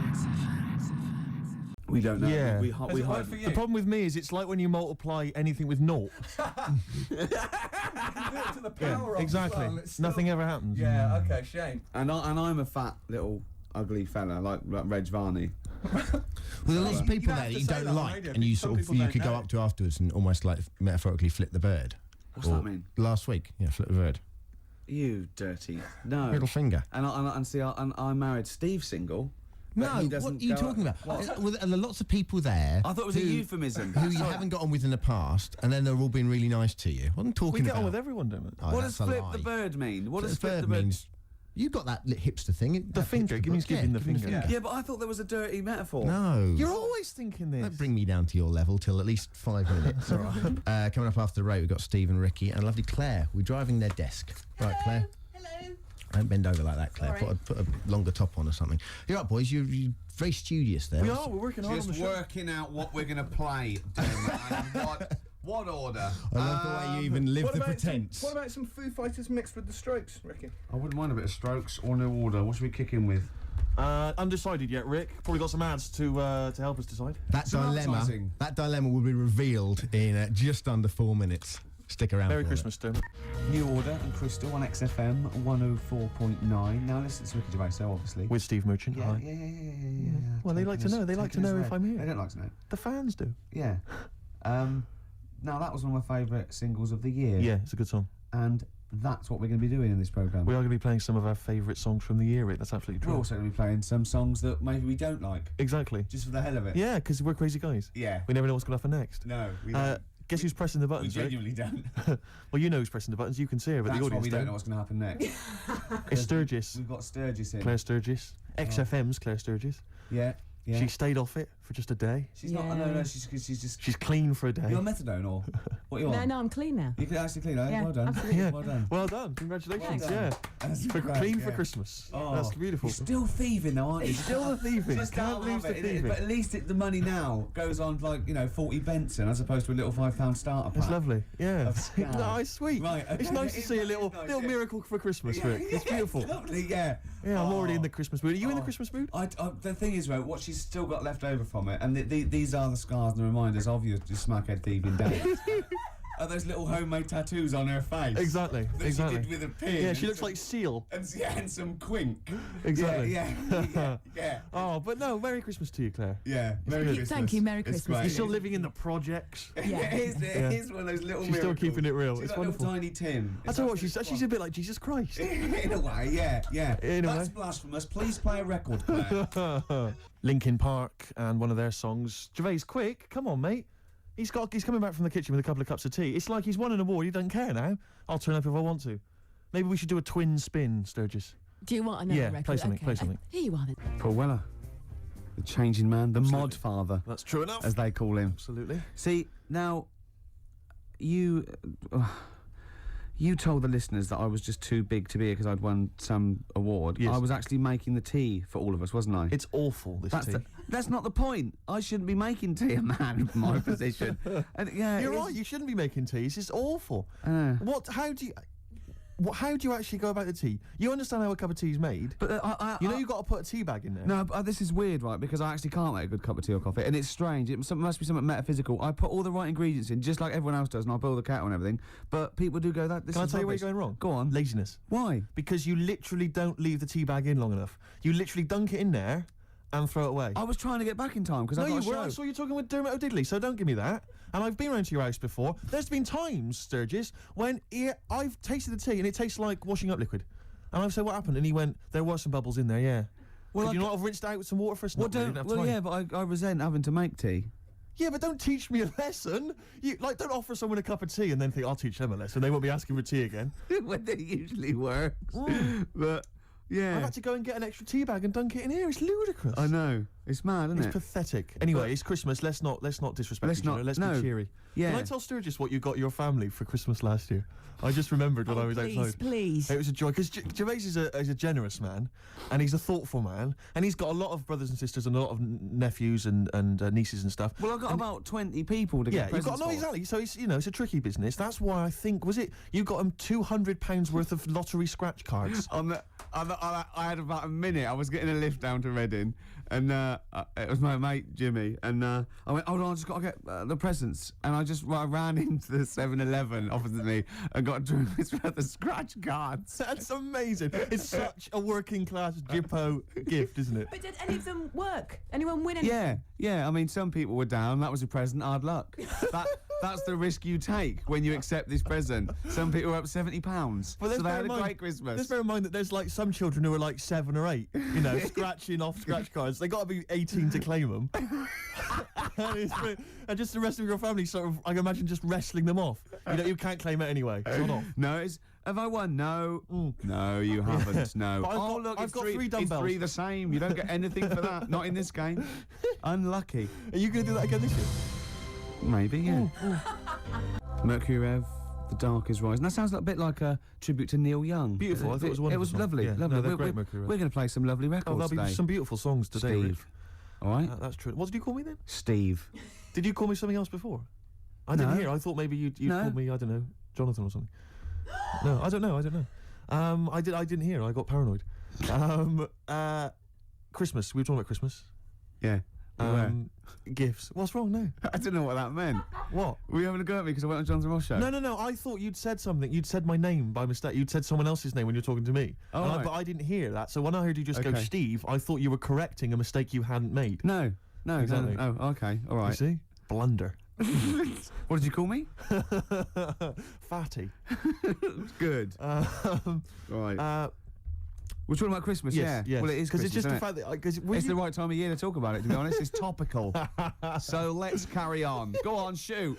Well, I just wondered if your Christmas gift buying had always been as thoughtful as it is. Recent years. Oh well, no. That was actually, even though it was thought pretty lazy and thoughtless, it was quite generous in a sense, financially. Sure. But I remember, oh God. Now, even though I sort of come from a working class family, and my dad was, a labourer, and my mum was like a housewife, but I was spoiled at Christmas. I didn't have like pocket money or gifts and that, but she'd get out of a catalogue and pay for it for the rest of the year. So I did have great presents. Yeah. And because I had older brothers and sisters, they were earning, so I had good presents. And it was okay for me to, give them nothing or do a card or something rubbish. But then I remember one year when I just suddenly realised I was too old to be doing this. It was like, in Jaws when it pulls focus. Yeah, and you go, oh my God. And I just realised that's the worst present you've ever... I think it was about 12 or 13. And I remember it now. My sister had got me a Cat Stevens album. Great. I think a birdhouse and like a quiz book or something. And it was my turn to give her a present. And it was a bottle of shampoo that I'd found in the bathroom and wrapped up. It's a big jumbo, one of those Tesco's, Had it not already been used? No, I don't think so. Mum had bought it, You just topped it up with water, wrapped it up? I just gave it to her and she went, oh, thanks. I thought, oh, God, that's rubbish. That's really bad. It's rubbish, isn't it? That's really bad. I know, yeah. I remember one year, I really wanted a Scalextric. I was going, I want Scalextric. And my mum's going, no, you'll just get bored of it. I know what you're like. You'll get bored of it and we'll have spent all that money and you'll be bored. I was going, no, I won't. I love it. I'll play with it forever. And, and she was going, no, you won't. And I was going, I will. I love it. And so she bought me Scalextrics and I unwrapped it. And I was using it. I was bored instantly. Yeah. But I didn't tell her. I pretended I loved it. And I'd always be playing it monotonously, hating it. I know. But I'm loving this, Mum. It's absolutely brilliant. You were wrong. You were so wrong. I'm loving it. I know.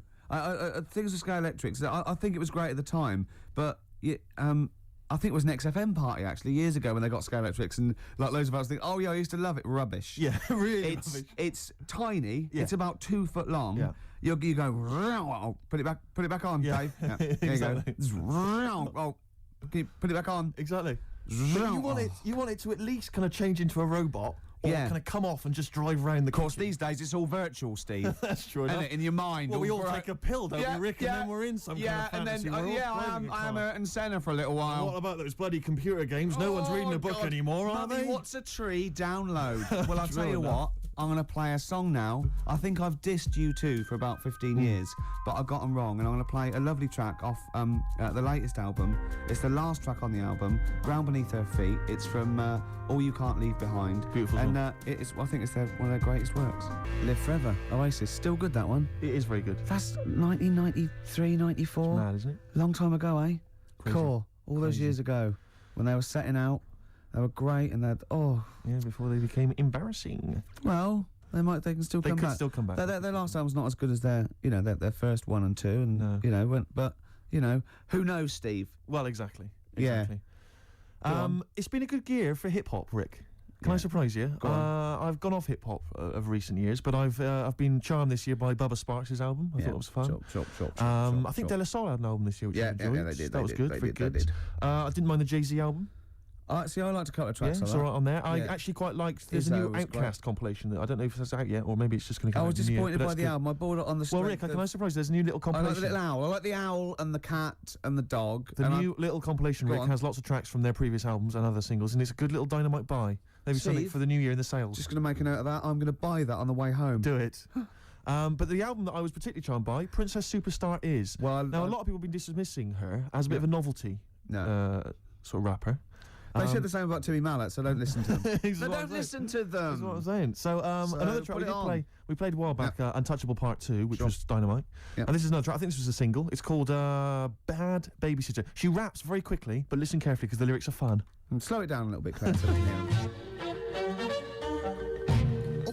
honey. Now the name of the restaurant and my cell phone number are on the refrigerator. Don't be afraid to call if you need anything. Now have Josh in bed by 9:30 the latest.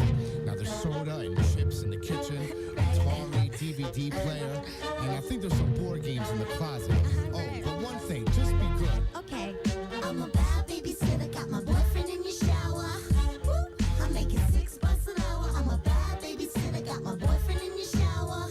Living sucks, but whatever. They got junk food, kung fu, egg food, dig dug, a dog too, and a hot Mr. Wine Child. I mean, he's old but not dime out. If I'm bad, I'll turn around in the corner for time out. Alright, Josh, what you wanna do? You wanna watch cartoons? HBO got Platoon. Hey, get back in the room. I assume your folks are gonna be out late. Go make me Kool-Aid. I'ma sit on the couch and call my boyfriend Gabe and CVA. Spit out my bubblicious and get one of them big fridges that can fit 10 midgets. Damn, they rich. Hate to let me like 50 dishes. Let's find your mom's mix. Think she'll miss these Chanel links and high heels. You look like Jar Jar Binks. Don't play under the sink. I want your daddy as well, but if you tell your dad sickle cell, God told me you're going straight to hell. Well, if you don't like it, I can leave. Then you'll be alone. Believe me, that's what the creepy monsters want. Plus, I'll be taking your TV. Put on your jammers and don't wet the bed. I got a camera. I'll take a picture and show that little girl you like. Sarah. Oh, and one more thing. There's been several mass murderers spotted in the area. I'm a bad babysitter, got my boyfriend in your shower. Woo, I'm making $6 an hour. I'm a bad babysitter, got my boyfriend in your shower. Woo, I'm making $6 an hour.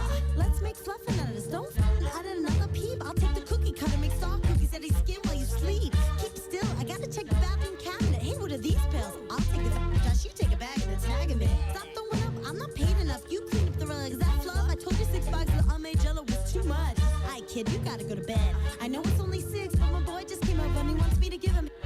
Sit his bare ass on the couch while you watch Small Wonder. Next time you see Vicky, the spot'll be sticky cause it's used your mom's. Don't worry, I'll put it back in the Frigidaire. Scared, you can have it for supper, nice and crisp in the Tupperware. No bedtime story, Gabe, get off your sofa. Josh, get in bed and Freddy Krueger, I'll let you see your mom in the morning. No porn and shut the shade, Gabe. One day you know how nice it is to get while you're getting paid. I'm a bad babysitter, got my boyfriend in your shower. Woo, I'm making $6 an hour. I'm a bad babysitter, got my boyfriend in your shower. Woo, I'm making $6 an hour. Oh, Dad, they just came back. Jeez, Mr. W, your wife looks bad. Oh, it must have been the drink she had. We drank some Mai Tais, watch highlight, ripped off a thigh highs. Too much information. I need a ride. Oh, let's take the Benz. That's the coolest car I've ever seen. How old are you again? I forget. 19? Yeah, it's like in like 4 more years. Oh, one time, could you please show me one of those nice chairs? Woo, have you been working out? No doubt. Here's your house. You wanna come in? We just got this awesome new couch. Ouch! Stop it, girl. Can I get a little peek? Nah, girl, I'll take a rain check and see you next week. I'm a bad babysitter, got my boyfriend in your shower. Woo, I'm making $6 an hour. I'm a bad babysitter, got my boyfriend in your shower. Woo, I'm making $6 an hour. I'm a bad babysitter, got my boyfriend in your shower. Woo, I'm making $6 an hour. I'm a bad babysitter, got my boyfriend in your shower. Woo, I'm making $6 Tell us about it, Steve. From the album Princess Superstar is Princess Superstar and Bad Babysitter. Did you enjoy it, Rick? Yeah, I did. Good. Yeah, Good. no, I like that. Yeah.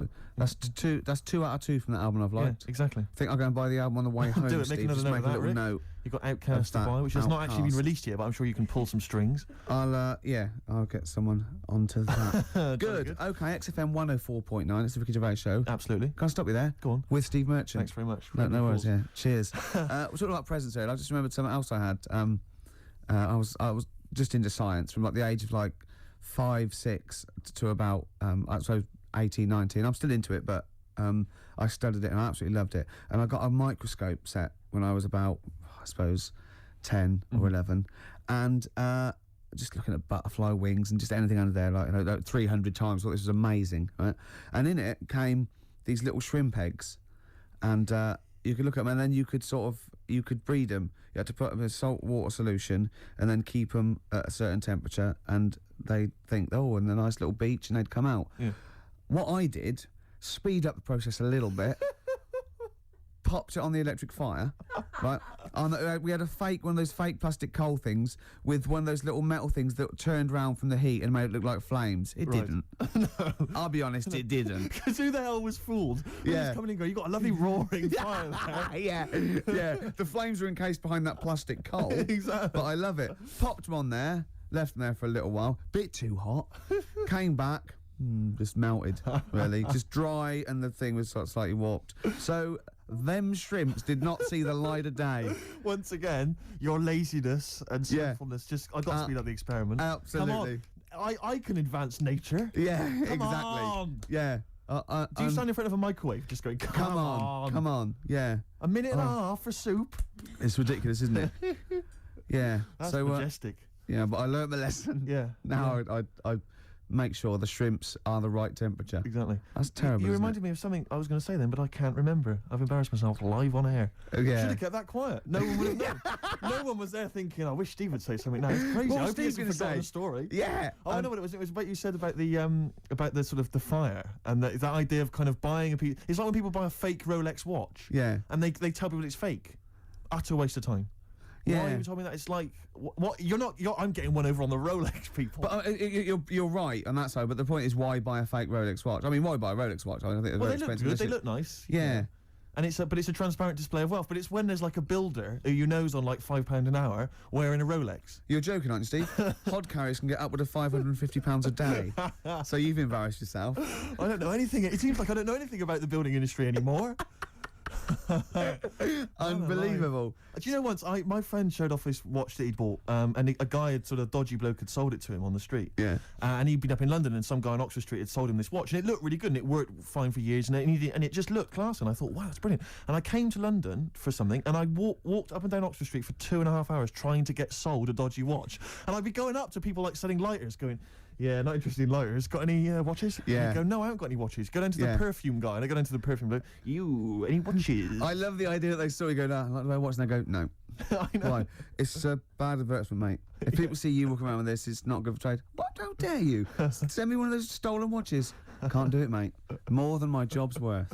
Tim Benson. Black Snow. That's a great tune. Good song, isn't it? I love it. It's sort of punky, but it's got more in common with stuff like Steppenwolf and My Bad only worry Company. is that Such are a they like throwback. sort of 18-year-olds who, like Gomez, are trying to sound like they've kind of had a rough, hard-living life? No. They are old 40-somethings. Well, no, they're not. They sort of, but they're dirty. Yeah, good. Do you notice that Steve Taylor, the man with the knowledge, just popped in there to bid us Merry Christmas? Yeah. And I noticed, Claire, you said something like, has he got another kid, did you say?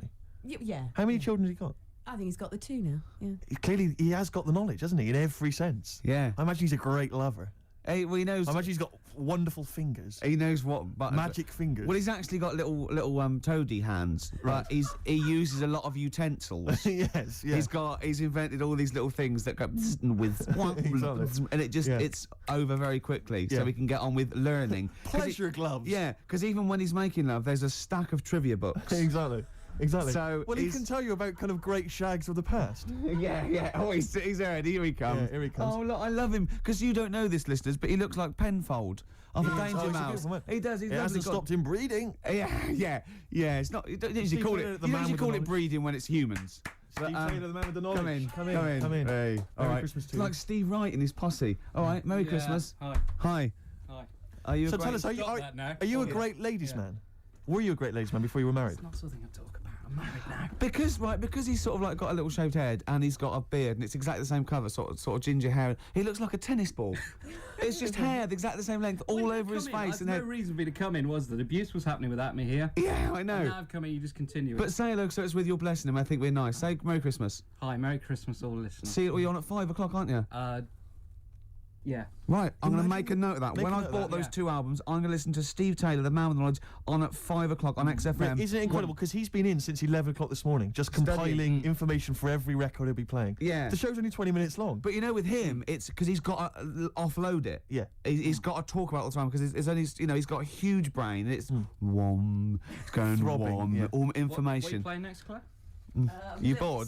Sorry, were Yeah. we boring you two? Oh, was this that list? Isn't that cute? Yeah. So can you tell us about Star Sailor? What do you know about some interesting facts about Star Come on, Sailor? into the microphone, into the micropole that goes down the loudy box and out to the radiograph in the homes all around Engloyd. They're rubbish. Thank you. Steve Taylor. Controversial view. Still, he has bred people.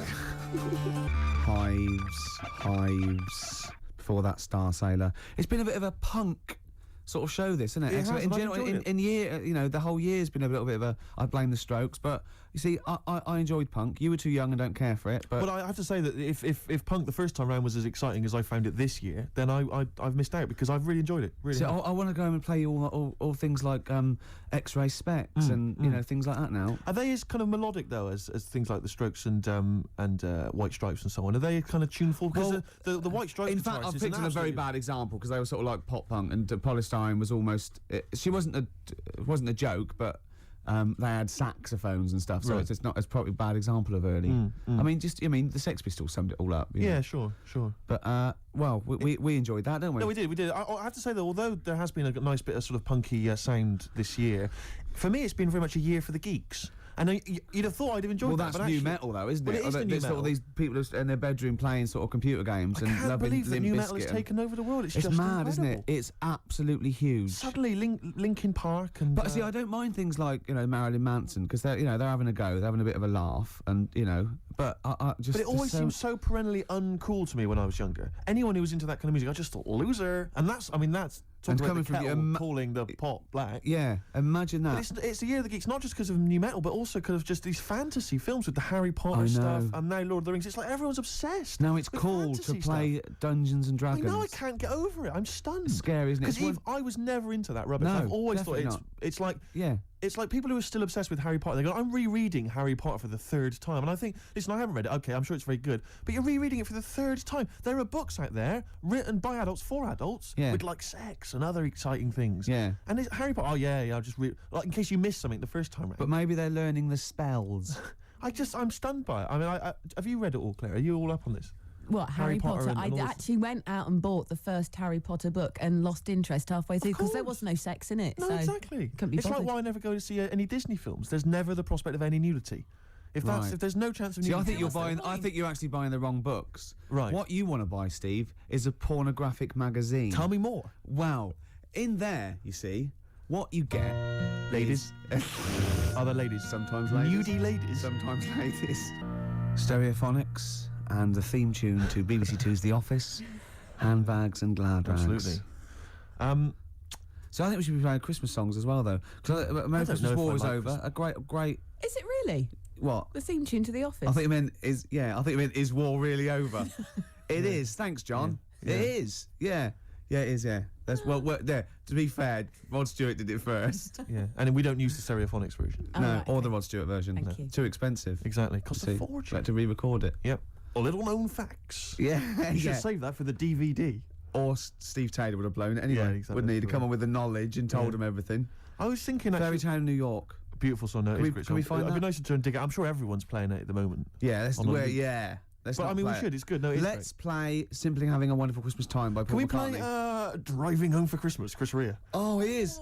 There's a lyric in that goes, I look at he's in the car driving on Christmas and he looks over at the other bloke in the other car, he goes, he's just the same as me. Yeah, I was thinking that. He's just the same as me. Driving home for Is he saying he's copied him? He's like, oi, what are you wearing? That's the same as me. Who are you, a stalker? I'm Chris Rea. Hello. Yeah. He's going back to Newcastle. Exactly. Are they talking it? Is that where he's from? Yeah. Is it Middlesbrough or Newcastle or Do you remember when Rea made a film? Cleveland? Go on. Chris Rea made a film. They all do it like Dave Stewart made that film with the All Saints, Honest. No one went to see it. No. But Chris Rea made a film which was like a kind of fantasy thing. Well, I think Shirley Bassey turned up in it where he was like, have you ever seen this? No, but oh no, I can't tell you. I'll tell you off air. Really? Is it outrageous? Is it libelous to Chris Rea? No, I had to interview Chris Rea about this. Really? And Shirley Bassey was there, and she pulled That's up a in her weird limo. interview. Yeah, It's I an don't incredible- ask me. Don't ask me. What was you doing it for? It was for some satellite And what did TV Bassey show. say? Did she disrespect the film? No. When Bassey came into Pinewood Studios, when she came in, we all had to leave the set so she could drive through the set. We all had to leave so she could drive in.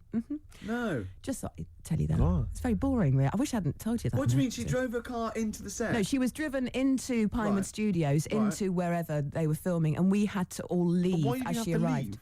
Because, I don't know. She knew what you do. She Sturgis. didn't like me. She went, Yeah. I don't want that smackhead around in here, you know. Wow. I got some valuables in here. Yeah, yeah. Sturgis. Diamonds are forever, and especially when she's around. Yeah. Anyway, I never saw the film, Steve, in answer to your questions. Yeah, well, I don't think anyone did, but the fact that Chris Rea got money to make a film. I mean, has he released a song for years? He's still going. He's probably got a little bit of back catalogue going. You mentioned Paul McCartney as well. We were talking about that with Steve Taylor. And I'm wondering, because you're talking about his money and the fact he's got loads of wealth, and that's fair enough, and he obviously deserves it. But what I'm wondering is, he's got to be he's such a rich Does man. anyone deserve it? Unless they spread it around. Really. Politics. But he's obviously, I mean, he must be one of the richest men, certainly in this country, and I'm Yeah. sure, internationally. Millions. I don't know if he's reached the billion mark yet. But I'm wondering to myself, why doesn't he spend some of that money making his missus like a bionic leg? That'd be amazing. Do you know what I mean? She God. could like leap over buildings and stuff. That'd be genius. Well, she wouldn't leap, she'd hop. Because if I had that much money, I would. She could only hop. She'd just be definitely- running around in a circle. if She'd you win. had the one. She'd You'd have win to get the other one done as sports well. games, wouldn't she? At Score Easy, just Yeah. one hop, Exactly. and she's won. I mean, it'd just be Oh. incredible. Because I don't know. I mean, the Bionic Man, it was expensive then, wasn't it? 6 million then, Steve. Christ knows what it would cost now with inflation. $6 million, of course. That's only about £4 million sterling. Yeah. But now, and that was like, what was that, 74 or something? It cost you a fortune. Hundreds of million. Oh, I wouldn't even want to guesstimate. But he got the eye. Sure. That's useful. Yep. He can see miles away. Yep. He's got the 2 legs. You need the 2 legs for running. Did he have the 2 legs? Wouldn't it be? Yeah, of course he did. Otherwise, he'd be hopping, wouldn't he? Yeah. Dun, dun, dun, dun, dun. But he got the 1 arm. He'd need the 1 arm. They thought, let's not go mad. Let's not make him completely bionic. Yeah. But the one thing that always worried me, right, was that when he lifted up a truck with his 1 good arm, why didn't his back collapse? Yeah. He didn't have a bionic spine, did he? Sure. I could see him lying on the ground and sort of like doing a sort of leg press. That'd be fine. But when he stand up, his back would just collapse, wouldn't it? Yeah, so you're beginning to wonder if an astronaut who fell out of an airplane while test driving it and was rebuilt as a half robot, you're wondering if there's maybe some flaws in that concept. Yeah, and Oscar Goldman, I don't know what. And isn't it convenient that his girlfriend had the same 2 legs, 1 arm? I but think that's this- what drew them closer this- together, though, Rick. This time she had the ear. I don't think he was just on the pull and by chance he got her undressed. He thought, my God, that looks like a familiar plastic arm. And there was a bionic dog, wasn't there? And a horse, apparently. Well, why do you need a bionic horse? I know. When you can run at 70 miles an hour, you don't really need to get on a horse, do Yeah. you? Unless the bloke that had the bionic horse wasn't bionic and he could run like really Well, I fast. think the problem was that they'd spent so much money on all these bionic things, they just made a bionic horse, entered it in races. Yeah, Just he had bet to get on some it. of their money back. Yeah, exactly. Steve Austin, he's not turning Exactly. up, he's swanning round. A very costly investment. Does anyone remember Bionic Man? Is this just, this is all shown again, isn't it, on Bravo? Everyone knows who the Bionic Man Oh, just ask no, sci-fi. Camfield about it. Oh, I bet he loves it. Because Camfield's only about 14 and he knows the Bionic Man. I know, yeah. He's been watching it for 13 and a half years. Sturge, let's play another song because we've just played the cover version of Handbags Now Rags. Sure. Great song, really good. Yeah. And I've been playing Good cover versions version. all this year. And one of my favourites was this Run one for I cover. played a long time back. Actually, I think I played this when we were standing in for Dermot O'Diddley. Yeah. Not he gonna- was back today, wasn't he? Just pops was, up when he wants. Exactly. Isn't he? But I'm not going to play any cover versions in the new year. That's Go on. Cover Me Up or Cover Me Bad. That's going to be scrapped. Run for cover. Well, I've finished with my, I call it film review. Yeah. Yeah. Sure. So yeah. we're going to have all new features in the new year. Yeah. But I'd love to play this again. This is a Once Around the Block, as done by the Kings of Convenience. Play this, Claire. Lovely. Mm.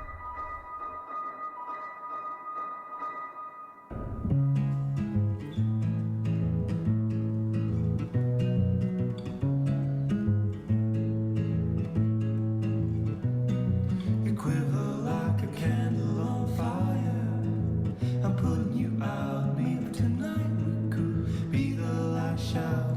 'Cause I'm fascinated by style.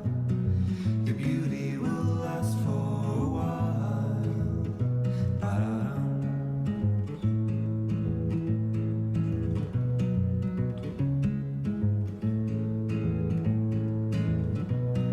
You're feeling, and instead of being, the more that I live on the inside, nothing to give. I'm infatuated by your moves.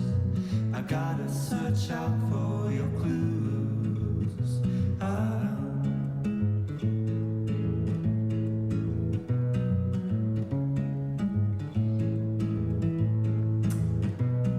You're trying to outrun your fear. You're running to lose a heart in your sleeve. The soul in your shoes. Take a left, a sharp left, and another left. Meet me on the corner. We'll start again.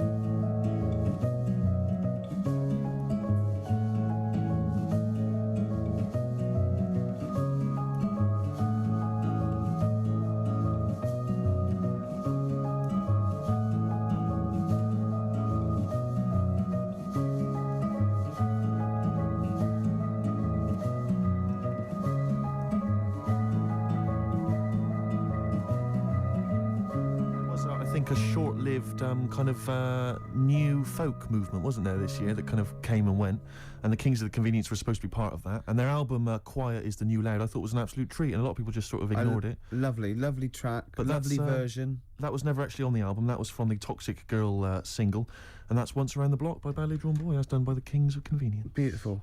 This is great, isn't it, coming in and just like playing songs? Oh man, it's a lovely job. Do you think the listeners enjoy this as much as we do? I would imagine not. No, I don't think so either. No. But does that make us bad people? No, I don't think it does. It makes us wealthy people. And lucky, very lucky. That's true enough. PJ Harvey. Lovely. Love it, great. I'm loving this, Steve. Yeah, no, it's Nearly great. Christmas. I had a couple of chocolates there, didn't I? Oh, the yeah. purple ones in roses. Very much like the Quality Street one, the hazelnut and the toffee. Yeah. But get me in the mood. Now, I know if you're a fan like me, you love the roast dinner. Oh. We love the roast dinner. But the Uber roast dinner is the Christmas dinner.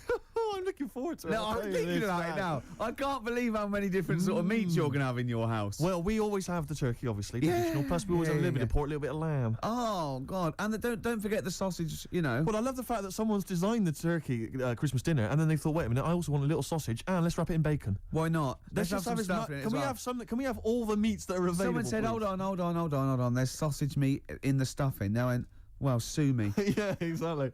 Sue me if I want a bit of extra sausage. You know what I mean? Oh. It's the greatest. It's the work of art, and it takes hours. Rick, can I ask you what kind of veg you going with this year? Veg? Well, I just love the roast potato. I mean, people have tried to sneak in the Brussels sprout. Because you don't eat vegetables or anything green, I try do not you? to eat. Parsnips. I love parsnips, but when they're crisp and crunchy, like a trendy crisp in a wine bar. I love it when yeah. Oh, I love that. We'll be having carrots. We'll be having leeks. We'll be having Brussels, obviously. Brussels. Yeah. And my mum will always throw in a little bit of something crazy. Maybe there'll be a little bit of red cabbage, something wild, something exotic, something continental. Or a used condom. To be quite honest, I think she's mental, your mother. She's got to stop that. But who knows? Any kind of treats. And I love the fact about the Christmas dinner is that people are taking weeks, years planning it. I know. They take months. Going to dig up defrost. Have you told? Can you talk about your grandparents? Well, my grandparents, of course. The thing about my grandparents, I have mentioned this before. Yeah. I think they've got about 3 teeth between them. It's unbelievable. My grandfather. They're all their own though. He was in the RAF in the war, right? And for some reason, he had problems with his teeth, and they pulled them all out and they replaced them with a false set of false teeth. But during the wartime, I don't know whether this was just like what it was like during the war or just the 40s, but he had a kind of wooden plate put in with like some kind of fake teeth attached. Oh no! And he's never had that changed. So he's still got the wooden plate and about 3 teeth still hanging on it. Oh. It's just so he and my grandmother combined, they cannot eat anything that's kind of solid. So they will literally get up for Christmas dinner. They'll get up and they'll put the meat on like it's sort of 6 in the morning. Go back to bed for the day. Get up and eat it about 9 o'clock at night. And the best compliment you can have if you've cooked dinner for my grandparents is, "Oh, this is lovely. You can suck it away." Yeah. Imagine that. Why don't they just liquidize it? Have a nice little roast smoothie. They have done in the past. Really, and a little apple crumble smoothie to follow. If we take them out to eat, like at a restaurant or something, we've got to phone ahead to make sure there's fish on the menu. Really? Because they can only have fish. But then the bones, you see, that's a problem for them. Well, you can take the bones out of fish, can't you, and sort of mash it up? Yeah, but the eyes are going Steve, as well. could I suggest the fish cake? It's already mashed. It's with the potato. It's in a crispy crumb, which doesn't hurt anyone, whether you got teeth or not. Rick, can I go on? Make a little? Yeah. I just want to make it because obviously not everyone's as fortunate at Christmas, Rick, as us. What about the vegetarians? What are they eating? A nut cutlet. What the hell is a lovely little nut cutlet? Can't they have like tofu, but in the shape of a turkey? But I love the fact that so often, certainly your Linda McCartney veggie items, they always try to fool you into thinking it's the real thing. Some veggie sausages that they've injected with something so they'll taste like sausages. Yeah. Eat the real thing. I look, you don't really need it that arbitrary shape. If it's, you might as well just have it any shape. What angers me with the vegetarians, what angers me with the vegetarians and the vegans, even worse, is that look, we're breeding all these animals to be eaten. Yeah. They're going to get slaughtered anyway. Chow down, come on. Yeah. Those chickens in those little kind of pens, 4 of them in a little square box. Yeah. They're crapping eggs out every couple of minutes. Yeah. You're not a zoologist, are you? I am not officially. Yeah. No, but I know what I'm talking about, Rick. Yeah, you do. I've seen brochures. Yeah. I've walked past a farm while on holiday. Excuse me, farmer, could your finest hens crap me some eggs for my tea? No worries. Chicken, crap a little egg for me. Oh, Brilliant. an old Christmas classic. Oh. But no, spare a thought for the vegetarians, and we're still the vegans. Yeah, and what about Travis? What do you think they'll be doing this Christmas? Having a whale of a time. I'll tell you what, Steve, it was an excuse to play the record. Genius. It was a link. Travis and Driftwood on XFM 104.9. It's the Christmas edition of the Ricky Gervais Show with Steve Merchant. Hi. I'm loving it. Yeah, it's good. I'm in the Christmas spirit, actually, I have to say. Yeah, yeah, I definitely. do enjoy it. I do enjoy it. Will you be looking forward to, I know everyone talks about it, Rick, but Christmas telly? I love Christmas telly.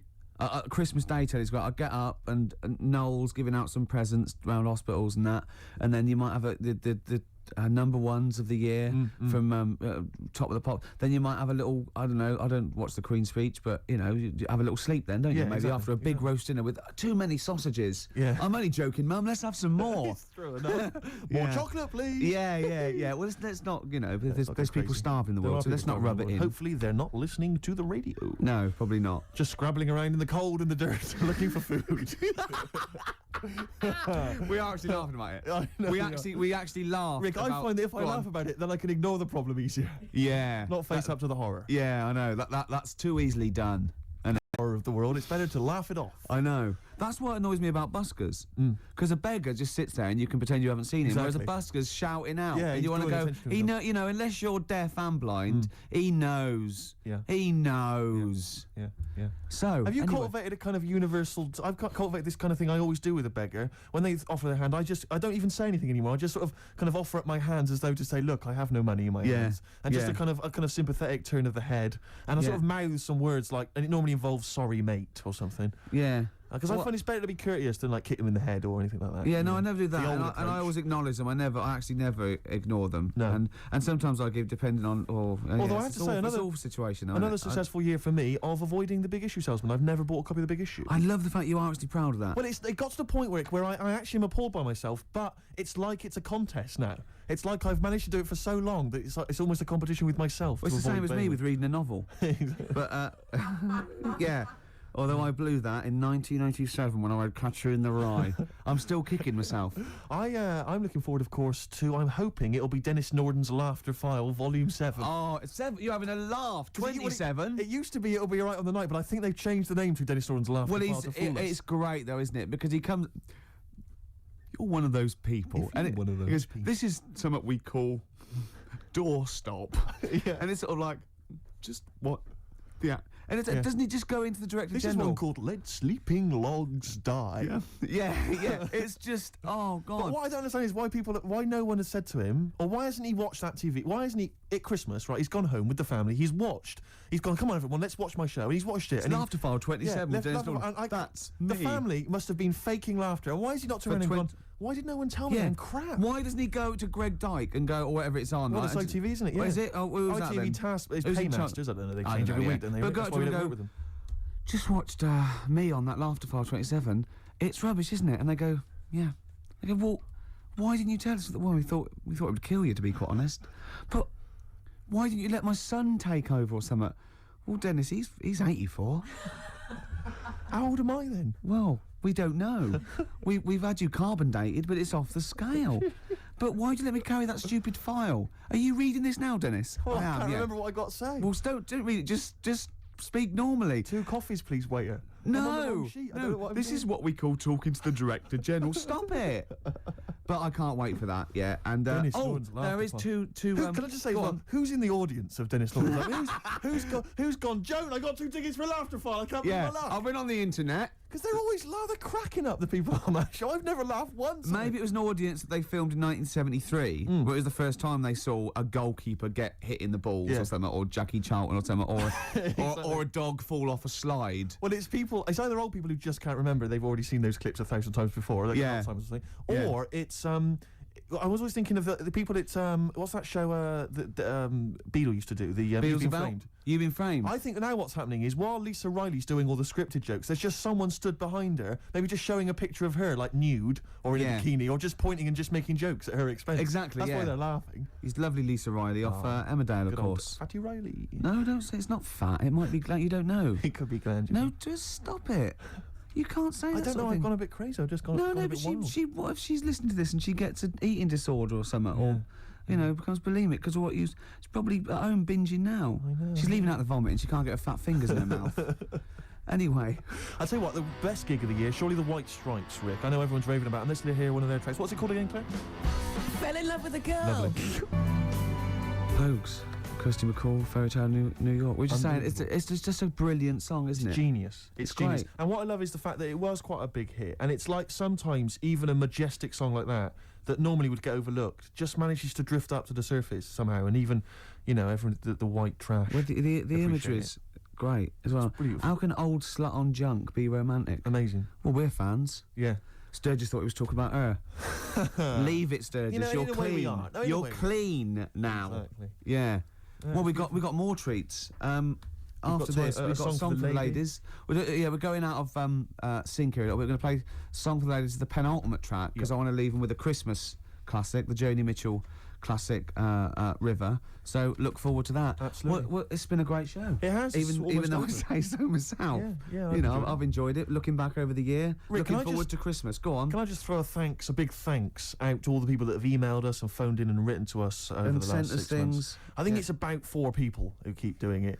Yeah. Recycling the same Under old junk. different names, though. Exactly, but we don't tend to read stuff out, but it is appreciated. It is, and it's often gets into the show whether you know it or not. Exactly. In some way, we steal your jokes and pass them off as our own. Nice email from someone there saying there is a tofurkey. A tofurkey, yeah. So a tofu turkey. Yeah. You can buy it in the whole trimmings. See, I made that up. I could have written that down and, well, it had already been done. Yeah. So I said we can't paint in a tofurkey. Sure. So I've embarrassed myself again. Sturgis, are you going to be driving home for Christmas? No, I'm Driving going to home be for here. Christmas. I'm going to be here. God, she's working. He's just the same as me. She's working on Christmas, Sturgis. Oh yeah, I'm here. Yeah. Someone emailed me the other week saying, "Will I be voice tracked over What does that Christmas?" Well, I'm not quite sure. It's a radio term apparently, Right, but wow. no, I will be live. Wow. On Christmas Day? Oh yes, Christmas Day So evening. you can't drink and stuff? Well, not as much as yeah, like yeah. you would have liked. I mean, I'll you're have a always drunk tipple. on air, obviously. yeah, but it's getting to that point. I didn't know she drank till I saw her sober one day, Yeah. Sunday morning when she came in to do an early show, and she was talking differently. Yeah. She went, the pub's not open yet. Exactly. And I realised. It's terrible, isn't it? Well, what should we play now, I don't know. then, I Steve? kind of felt like we've sort of exhausted ourselves. Really, we've run out of stuff to say. Have we? We've made all our observations about Christmas. Yeah. We've taken a sideways glance At the sausage. Yeah, exactly. Oh, another Right, funny look word. at this year's Stuffing. Remember we talked about stuff? Do you remember I think it was 4 links ago. Yeah, sure. No, listen. We're going to call it sausage loving. And we talked about all the different things you have on a plate and that. And we started off with like turkey, and then we went. I'm just trying to remember some of the amusing bloopers that took place over the course. Do you remember when you didn't make it back in time for the link and you were making tea? I was making tea. That was a Oh classic God! What was that one when I think you said something like that was a white stripes. He's going to Exactly. say the word wrong or Yeah, something. yeah. Oh God! If you're one of those people. Oh, this is great. I'll tell you what. I'd like to play a record because I'd like to talk about this link later. Yeah. Should we play a record? Yeah, well, let's look back on it, like, amusingly, like I Love 1980. Oh, Let's do that in a God. second. So I'll play a song for the ladies, final one of the year, and it's a song which I did play a long time ago, and it's absolutely beautiful. It's from Nick Cave's album. What was it called again? I think it was called No More Shall We Part, and it's an absolutely magnificent I'm just remembering the last time you played it. I know. It was brilliant because you introduced it, and then I think it was Carl who played it, and we listened to it. Were we playing Buckaroo or eating Curly Whirlies at the time? I can't remember. I was on a space opera. Oh.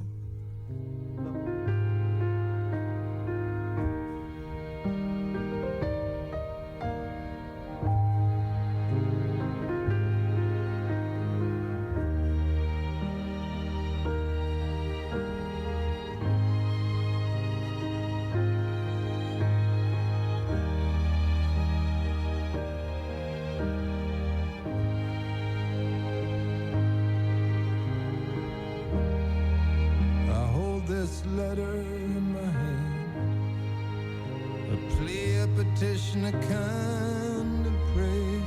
Hope it does as I have planned. Losing her again is more than I can bear. Kiss the cold white envelope, press my lips against her name. 200 words, we live in hope. Sky hangs heavy with rain. Love letter, love letter.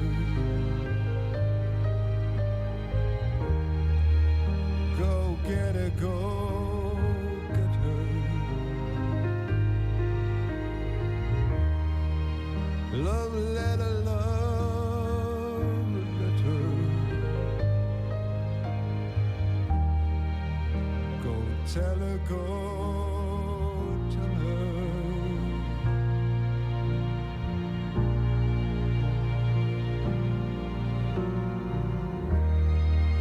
A wicked wind whips up the hill,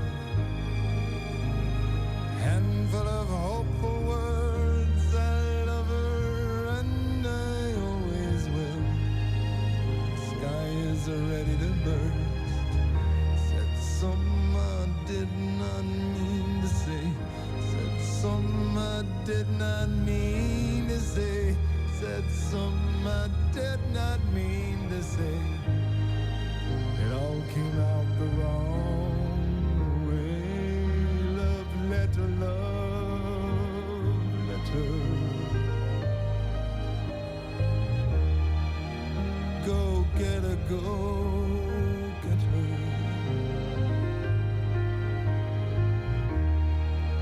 Love letter, love letter.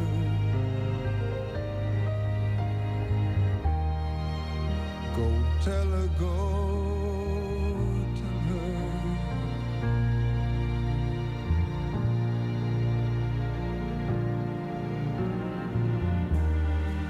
Rain your kisses down upon me. Rain your kisses down in storms. And for all who'll come before me in your slowly fading forms. Going out of my mind, will leave me standing in the rain with a letter and a prayer whispered on the wind. Come back to me. Nick Cave and the Bad Seeds, Love Letter. Beautiful song. Absolutely beautiful. Well, I'm loving this, but we've got to go soon. Sadly, the clock has beaten us, Rick. But it's the last track that we're going to play this year. It's a lovely track. It starts off with a little bit of Jingle Bells at the beginning, a little bit of tribute on the piano. It's Joni Mitchell and The River. Enjoy. We won't be back next week, will we? Or the week after? No, we're back We're on the off for 2 12th. weeks. Yeah.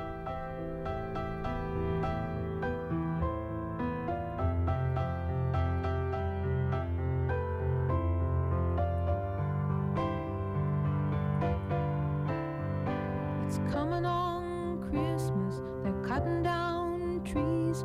They're putting up reindeer and singing songs of joy and peace. Oh, I wish I had a river I could skate away on. But it don't snow here. It stays pretty green. I'm gonna make a lot of money, then I'm gonna quit this crazy scene. I wish I had a river I could skate away on. I wish I had a river so long I would teach my feet to fly.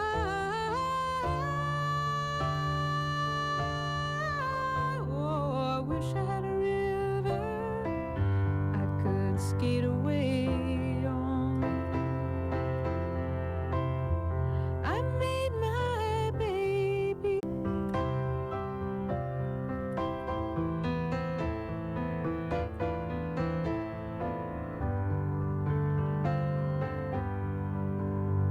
He tried hard to help me, you know. He put me at ease, and he loved me so. Not he made me weak in the knees. Oh, I wish I had a river I could skate away on.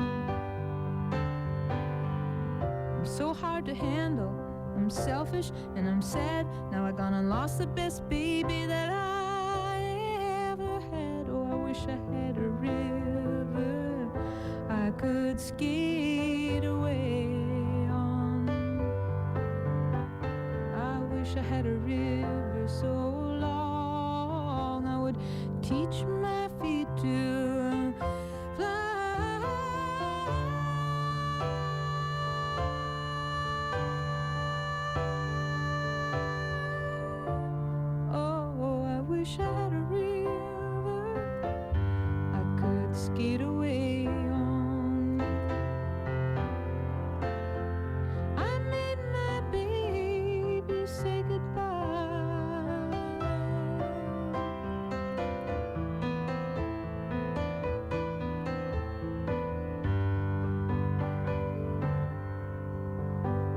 It's coming on Christmas. They're cutting down trees. They're putting up reindeer, singing songs of joy and peace. I wish I had a river I could skate away on.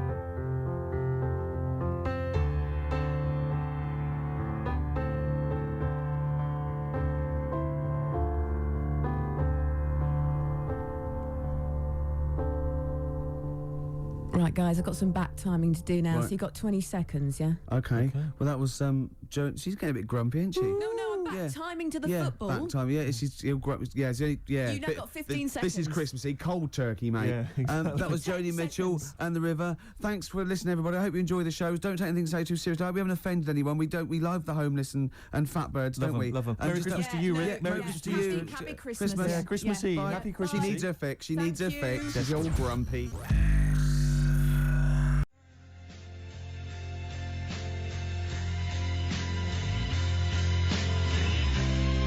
Snow Patrol and Run on XFM 104.9.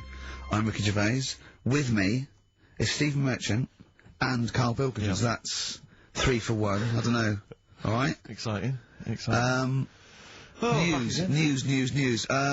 Breaking news is that there's only 2 more weeks of us before we have to go away on a little extended break again. So can't give any more details yet. We don't know when we can come back because we don't know what we're doing. We're going to America. We're doing the Golden Globes, and then we're going to watch the Office pilot being filmed. Yes. And then we got bits.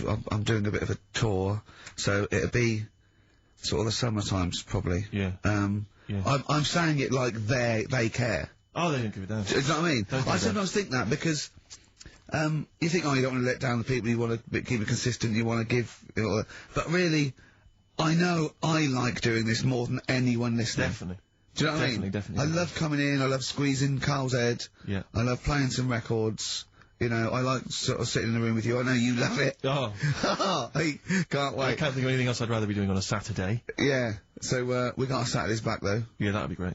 I mean, my alarm went off today, and I was a bit tired because we had a couple of drinks last night, didn't we? Last night, yeah. We had party. We're party animals. I've been looking for an office this week, as you know, and it's so stressful. Just walking around, just talking to agents and right, okay. So my method is this, right? I walk round the area that I want to be an office in because I don't want to hear anything else. I don't want to, you know what I mean? So I walk round. To be fair, it is about a square 500 yards. Yeah. Right. It's sort Your of house is in the centre. yeah. I walk, and so I walk round and look at placards. I go, that's a nice office, and I phone them up. There's loads of different people I'm dealing with, right? And they went, oh, we got one in so-and-so street. I think it was 5th Street or something. I went, oh yeah, I went along to, I'll see you there in 20 minutes. I got there. You were there, if you remember. I looked round and I said to Steve, it looks alright. There's no pawn shops or anything like that, right? And Steve went, well, it is next to a brothel. And I looked, and there on the next thing, like, you know, model, first floor, Susie, 03. And I phoned him and I said, do you know what? Don't bother coming here. No, I said, no, I said, because it's next to a brothel. He went, yeah. I went, right, okay. Just for future reference, I don't want an office literally next to a brothel, right? When I go to work, I don't want to walk past prostitutes. Call me old-fashioned, Yeah, right? as you're going into work, there's a prostitute. Yeah. Morning. Oh, she's got a cappuccino. Yeah, Starbucks, yeah. Business good? Yeah, it's a bit slow at the moment. But it picks up later this evening, does it really? Good. And, I said to him, I've got so my New Year's resolution is being like a little fascist when it comes to business. And I said, also future reference, no crack dens and no wild animals in the porch. And, I just can't believe it. There's always something wrong. We went to one, right? It got there, right? And, a woman said, oh, I'm new here. She didn't know what keys she was using. And she went, it's the 3rd floor. And she went, there's no point, we won't both get in the lift. I went, right, will you get a desk in the lift? Right, she went, I've got a chair in the lift before. Brilliant. So, just find me an office, Rathbone Place, sort of Percy Street, Charlotte Street, Dean Street. Yeah. Yeah. First or second I'm floor. worried we're going to get emails from estate agents, phone calls from them. You know what those people are like. But I don't look at the emails. True. Fair enough. So, play a Fair record. enough.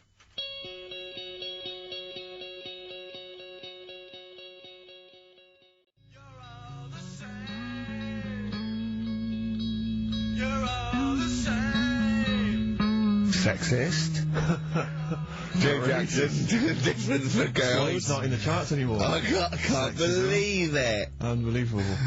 You were talking about renting an office. I'm a little bit intimidated because I'm just at the moment thinking about trying to buy a flat or something because I'm just tired of pissing money down the drain. Every month. know. Yeah. And but I'm really petrified. I've put it off because I'm really gullible. When I'm confronted with anyone in a suit who sort of knows what they're talking about, they can sell me anything. I'm intimidated. It's like, you know, you're supposed to go in there and you're supposed to sort of act like you're the guy with the money. This is what I want. This is what no. But I go in there and it's like I'm afraid they're going to say, clear off. I don't want to sell your house. I'm not interested. Have you ever thought of like really putting on sort of like some sort of cool air? Like, sort of like kicking the door and going, what was that? Is it like, you'd be found out in 30 seconds, wouldn't you? Exactly. You'd go in there, you'd stub your toe, and they go, what do you think? I can't put my toe, I'll put my toe. Exactly. Yeah. Brilliant. Just tapping the walls. Yeah, tapping the wall. What's the rates on? What rates? I don't know. Well, do you remember, I don't know if I told you before, I wanted to buy a laptop computer, and everyone said, go up Tottenham Court Road, and I was reading, like, magazines and stuff, they were saying haggle, make sure you haggle, make sure you're planning to haggle, get the best deal you can, and I found a shop which was selling the computer I wanted, and I went in there, and I had this whole plan in my mind of what was going to happen. He was going to say, like, it's worth this, I'm going to go, well, look, I can get it cheaper here, I want to buy it from you, I'm going to haggle, and off I went. So I went in the shop, and I said, yeah, looking for this, interested in this Toshiba. How much is it? He went, oh, it's 1,500 quid. I went, sure. Okay. I said, I'll give you 1,300. He went, it's 1,500. And I said, sure, but I'm willing to give you 1,300. He went, 1,500. And I was done already because he hadn't even begun to haggle. And I was assuming he'd at least go 1,400 and we could start, but nothing. So now I was screwed. My whole plan went out the window. Yeah. Well, you just leave? No, I said to him, the thing is I can get this computer cheaper down the road, but, you know, I like what you're providing me. I like your service. I've had good stuff about you. It was amazing. I said, I've heard good stuff about you. And he went, I said, seriously, I can walk down the street, I can buy it there for cheap, for like 1,400. And he went, well, see you later then. And I was like, right. So I walked out the place. I said, well, I'm going to have to leave then. And I walked out the place, and, of course I wanted to get it from there, because it was still the cheapest, so I had to walk back in again. I went, yeah. I've just had some second thoughts. Listen, I'll tell you what, I'll pay the 1,500. Can I get a free carry case? He went, the carry case is free anyway. I said, I'll take it. Carry case is free. I got nothing. No, but how much would you charge for that if it was on sale? Carry case a tenner. Well, let's just say it is a tenner. Give it to me for free. And he went, no, it's a tenner. And you went, well, you said it was free a minute. Yeah. Oh, it's just pathetic. That is lovely. It's having to walk out making a big statement and then come back in again. Oh dear. So I'm really scared. I feel like I need someone to come with me and do all the talking. You know what they're talking about. Because I'm not going to be able to tell if there's subsidence or if there's damp or... No, but you don't do that. Don't I? Is that not my responsibility? No, you get a survey done. Sure. And they charge for that, and then yeah, you don't have to go around doing it yourself. Right. Could I make a saving if I did it myself? Yeah, this should be alright. Yeah. There's a hole in the wall, Steve. Yeah, but what's a hole in the wall? Put some newspaper in over that. Chaucer's day, that was the toilet. That'd be fine. Carl, you're a second-time buyer, aren't you? Yeah. Bought one in Manchester. Lost $7,000 on that one. Well, don't buy in Manchester. No, it's a good flat. It's just it wasn't. I didn't buy it to sort of make money. I thought I was going to be living there like all my life, and then a job came up here, and it was like, oh. You bought your first flat in Manchester. You assumed you would be living there for the rest of your life. Well, I wasn't in a rush. Play record. You're an idiot. Hang on a minute. So have you got a property portfolio? Have you got the two houses now? No, I've got rid of that one. Oh, you sold that one? Got this flat. £7,000 loss. Got this flat. I'll tell you something that is interesting. Hold on, though. What? £7,000 lost. It's a flat in Manchester, but it could only cost about £8,000 anyway. Right, Steve, something they do now, right, they've got to do by law when you're buying, right? I was looking at one in London, right? It's haunted. They've got to tell you now. Right, don't talk shit. I'm telling you now. Play a record. I'm telling you now. Yeah.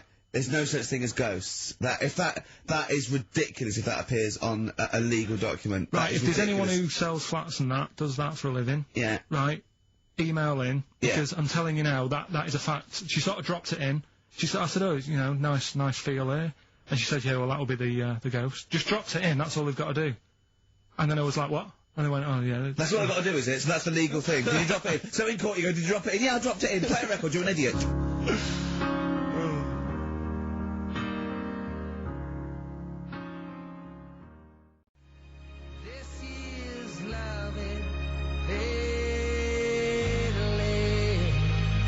That's David Gray, and this year's love, if you're in love. I hope it lasts. It's only January. What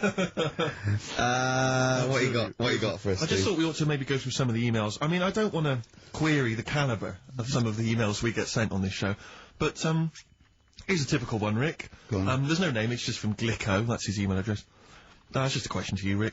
Did I see you walking around Marylebone High Street last Sunday? Yes. Okay. Well, I don't know. Well, I mean... I was in Marylebone High Street last Sunday, yeah. Yeah, but did you see Glicko? I didn't see Glicks. Okay. I didn't see the Glickster, but, Alright, this is one from M. Ricky, what do you think of Richard Bacon's show? I can't decide if he's better than you. Nor can I. Any thoughts? Nor can I. I can't help her out on that one. Sure. That's a really personal thing. She's got to dig deep. She's got to look at both of us. She's got to find out what she likes. Yeah. And then whether I provide more of that than Baker's. Yeah. I mean, you know, Baker Foyle's brilliant. Yeah. I'm not going to put myself up against it. Well, there's a lot of emails last week, which were saying how much they enjoyed the Christmas specials. Thank you very much for that. That's very flattering of you. Cheers. There was also a couple... There was one, it was a guy, I'm sorry that I think I might have deleted it, but I should have sent a reply, because there was a guy from Canada saying, if there any chance you're around in March, whether you could pop in and have a surprise birthday dinner for his wife. Oh, why do you keep that? I know, sorry well, I can't let it go now, can I, you idiot? Okay. I really apologise for that. Yeah. There's also, this is interesting, this is more for Carl, really. It sounds unlikely. Is it from a doctor saying you're an idiot? We've got plenty of those, I tend to delete them. Okay, alright, yeah. Look at his face! No, it just says, you know, don't like to complain, but I won the film competition about 5 or 6 weeks ago, and I haven't received my prizes. Oh dear, that's all Carl has to do on the show. We provide the chat, the records, the light entertainment. I mean, the glamour. Strokes of comedy genius. All Carl has to do is send out the prizes and say, there was a monkey that was a bank robber at 5 to 3. Yeah. What's your excuse, Carl? Do you remember her winning? I've got all. Well, you're calling her a liar? Well, I am, because I don't remember ever seeing... Right, he's calling her a liar. So, Joanne Ogden, you're claiming, is just making this up. She sent this in on a whim, trying to fool us and get some cheap tat. Wow. I don't believe that. I don't believe anyone would lie to try and get Knowing Me, Knowing You on VHS. I really don't. Well, I'll look in the records, because we keep all the details, so... You know what I mean? Right. Well, one of you's in the wrong, and do you know what? Knowing you, Carl, I don't think it's Joanne. No. Has anyone else ever emailed in saying they haven't got the bag of crap? No, they haven't. They haven't. Well, yeah, but one mistake's one too far, because that's one person. So, you know, you might send out 30, but that one person, that's the first time they've won a competition. They want the history of Wind, narrated by Donald McIntyre on VHS. Yeah. And, you know, Stephen King's It on Betamax. Yeah.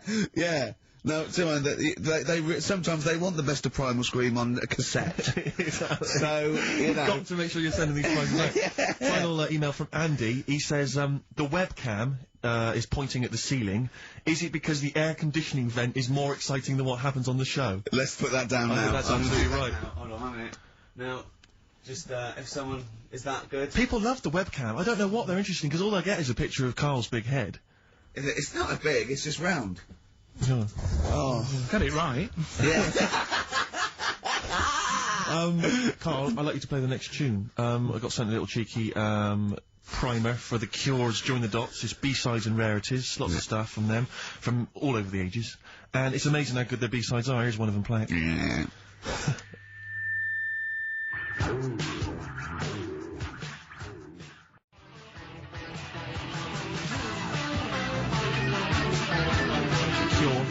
And that's called A Man Inside My Mouth, which was the B-side to Close to Me. There's nothing amusing about that, Rex. I don't know why you're laughing. Well, it's called A Man Inside My Mouth. Yeah, I know. And that's fine. Yeah, it's like, you know, this, like, you know, the little man inside your head. Yeah. You know, Man if inside a your man mouth. wants to be inside anyone's mouth, that's good, you know, good luck to him. Yeah. There's nothing wrong with that. But I agree. Yeah. Carl, do you agree with that? What man in your head? What does that mean? Brilliant, isn't it? Extraordinary. It doesn't even understand schoolboy carry-on innuendo. Amazing. I know the fact that the play on words is too far then. What does it mean unsightly erection? What? What do you mean dumplings? Huh? You're a fan of The Simpsons. You know that character in The Simpsons, the gap-toothed yokel? Yeah. If I look at Carl when he's perplexed, Cletus. It's the kind of cliche comic book thing of having a mouth wide open to suggest formlessness. Oh. It's amazing. Or an accommodating come on. Yes. Absolutely. Carl. That little man inside your head, it's what, you know, that people use it as your conscience, don't they? Alright. Have you ever heard that before? Yeah. No? No. No? Okay. I was watching Moonraker. It was on, I think it was last week. Yeah. I don't know how familiar you are with the James Bond films. I don't think I've ever watched a Bond film from beginning to end. Yeah. I've never watched one on DVD, and I've never gone to the cinema to watch one, and I'm not usually in on Easter Saturday. Exactly. The Honestly. thing about James Bond, when I was younger, I thought he was amazing. I just thought he was the ultimate cool, sophisticated hero. Do you know what I mean? My dream as a kid, like when I say kid, I mean a teenager, was to come home, which invariably he did. He'd come back to his hotel suite, he'd open the door, there'd be a trail of clothes, and he'd follow it, he'd go into the bedroom, there'd be a beautiful woman in the bed, you know. You'd have said, clean up, what are you doing? You're messy. I'm gonna forget my mum doesn't clean all this up now. Mum, she's got a bad back. There's a nudie lady in my bed. And as I say, I used to think he was really cool and sophisticated, and it's only of late that I've sort of revisited these films, and I'll tell you what, it's his jokes. Oh! He is the most infuriating man ever. Absolutely. I mean, I don't know why people in the films consider him so... I mean, I think the reason that women in the films are always being seduced by him is because, if you notice, they've normally got English as a second language. Right. So they don't understand. So when he's making those jokes... So they don't know when he goes, just keeping the British end up. Yeah, I'm just attempting re-entry. Yeah. If that was a British woman, she'd be going, what? Yeah, what are you talking don't about, say that. That sounds awful, and it's a terrible it's time, so Roger. rude, what am I? Yeah, what am I? Yeah. And they just laugh politely. They just laugh coquettishly and then, you know, unzip their dress, normally. Yeah. But some of the guys, there was one where he's being chased by a guy in a moped or something, and the guy plummets off a cliff and smashes through a van which is full of feathers, and he plummets to his death, and Bond just says, all those feathers, and he still couldn't fly. What are you talking about? What do you mean it's not a joke? It's just words. There's one where in Moonraker, he punches this guy, he's having a fight, he punches him through a plate glass window, and he lands on a piano, and Bond goes, play it again, Sam. And there's the one, I always remember there's the one in one of the early films where he throws a guy in the bath and electrocutes him by throwing in a thing, and then he goes absolutely shocking. But I was thinking, you just killed a man. I know. You're a psychopath. Yeah. And it's just so excruciating. If someone was doing those kind of jokes in the office, you would hate them. Do you know what I mean? You wouldn't want to talk to them. They'd be a bore. I know. Yeah. Everything's a little one-liner. I know, and everything's a pun. Yeah. But I'll tell you what, he's a bloody good secret agency. That's true. So, you know, they're not hired for their, wit and, stand-up ability. Exactly. So, you know, there's swings and roundabouts. Yeah. I doubt Johnny Vegas could, save the world. That's true enough, yeah. So, think on. Different people, different needs.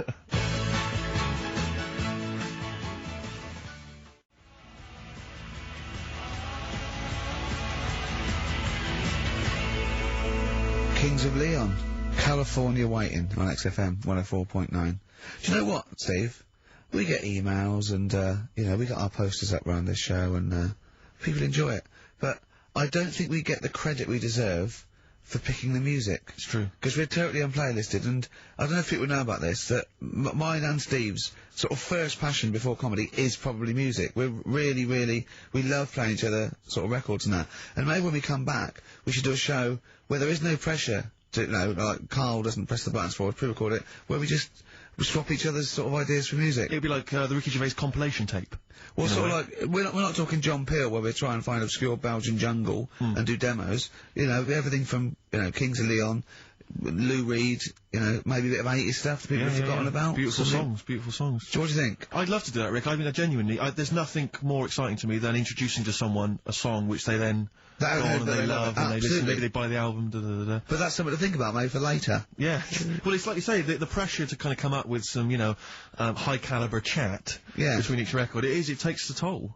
But yeah, and that's you know, it's a passion of ours, and we'd love to. But now it's Rockbusters. Can I just say something now before we do Rockbusters? A lot of people they come up to me, they say, Steve, we like the show.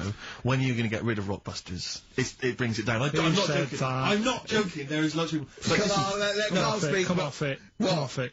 What? I know people who say, you're never going to stop that, are you? So one of us is lying again. Well, not really.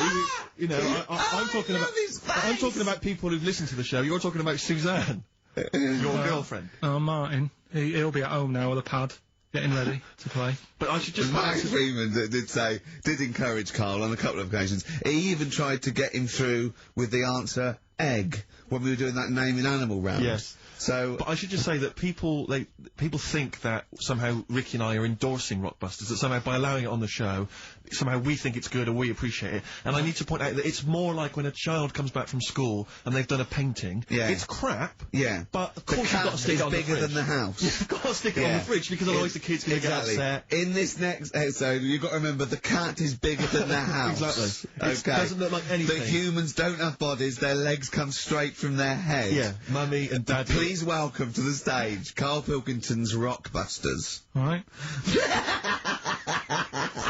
Right, so cryptic clues, initials, cryptic. and you work it out and you email in and that. Yeah. First one. Yeah. Don't be stealing my tools. Take your sister's.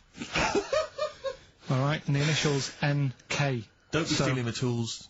Take my sister's. Yeah, so that's like the cryptic clue, and the initials of the artist or band is NK. Right? Second one. Buy it if you want, not bothered. Think about it. Come back. Right? Come back if you want. Start again, Carl! Last halfway through! Right, start that second one again! Right, well, you can buy...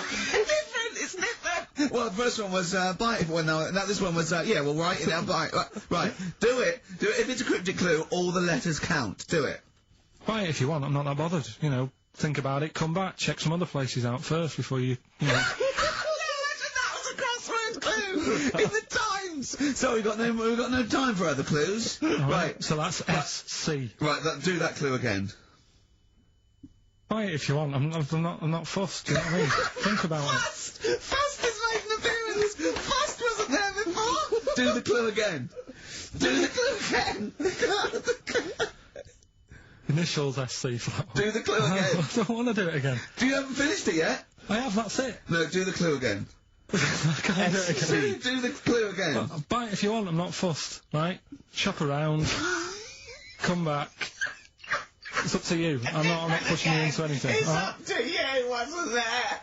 SC for that one, right? And the final one, that's good, I can play 10-pin bowling again. Okay, and what's the clue? Christ. Well, that's O for that one. O. Alright, so... Okay, now I assume that I'm not going to bother to look, but I assume there's a jiffy bag of taps which people can win. Alright, well, great, good luck. Ricky.gervais@xfm.co.uk is the email address. Record. Thorns? No, buy it if you want. I'm not fussing. Come back, have a look round. I'm open Wednesdays, by the way. Shut up, I'll see you later.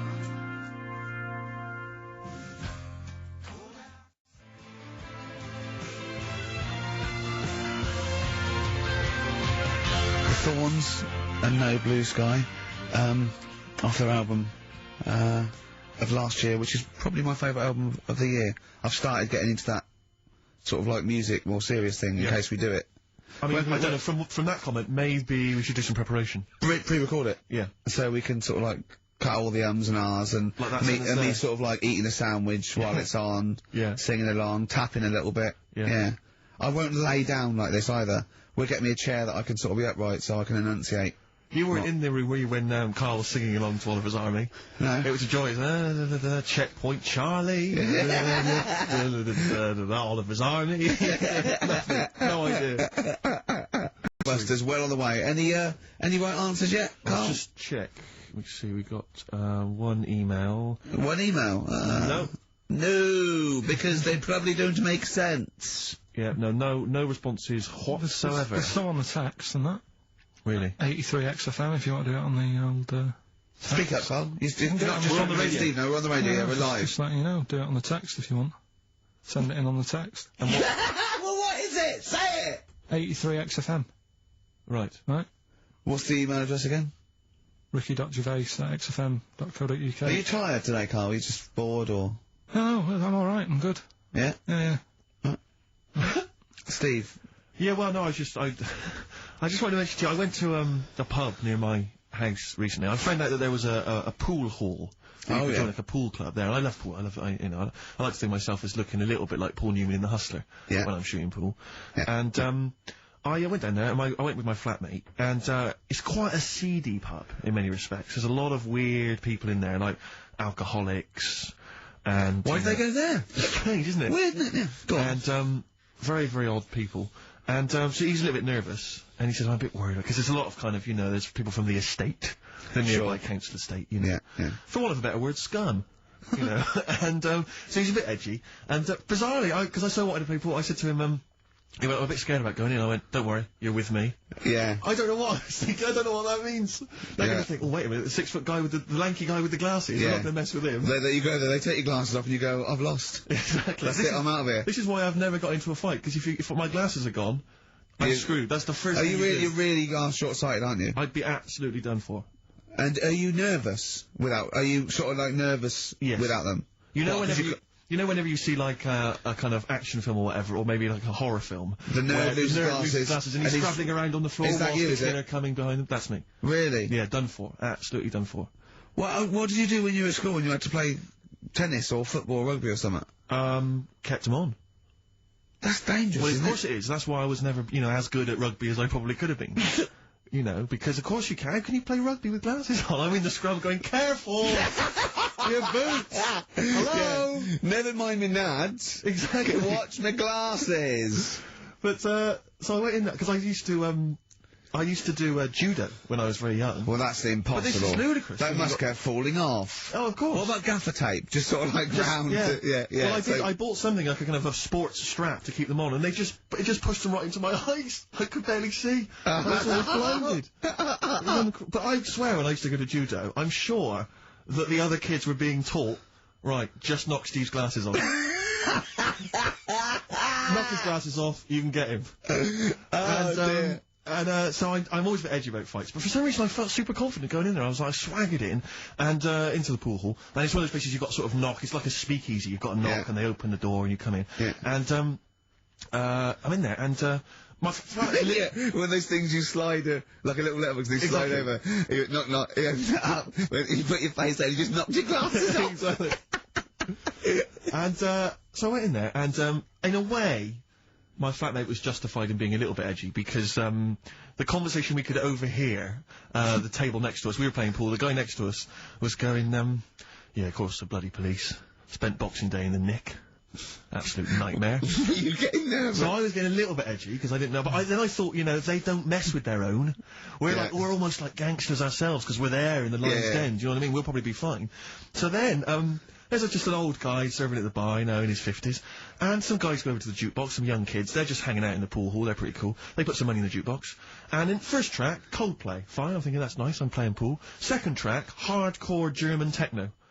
and they put in about 50 quid's worth, it seemed, because it just went on. Oh, really thumping, kind of like gabba stuff. Old guy at the bar, just nodding his head, cleaning the glass. Yeah. So into this... Piano player, furious. Exactly. Into this comes, like, what appear to be a family of holidaymakers with kids. So they've entered this, like, seedy pool hall.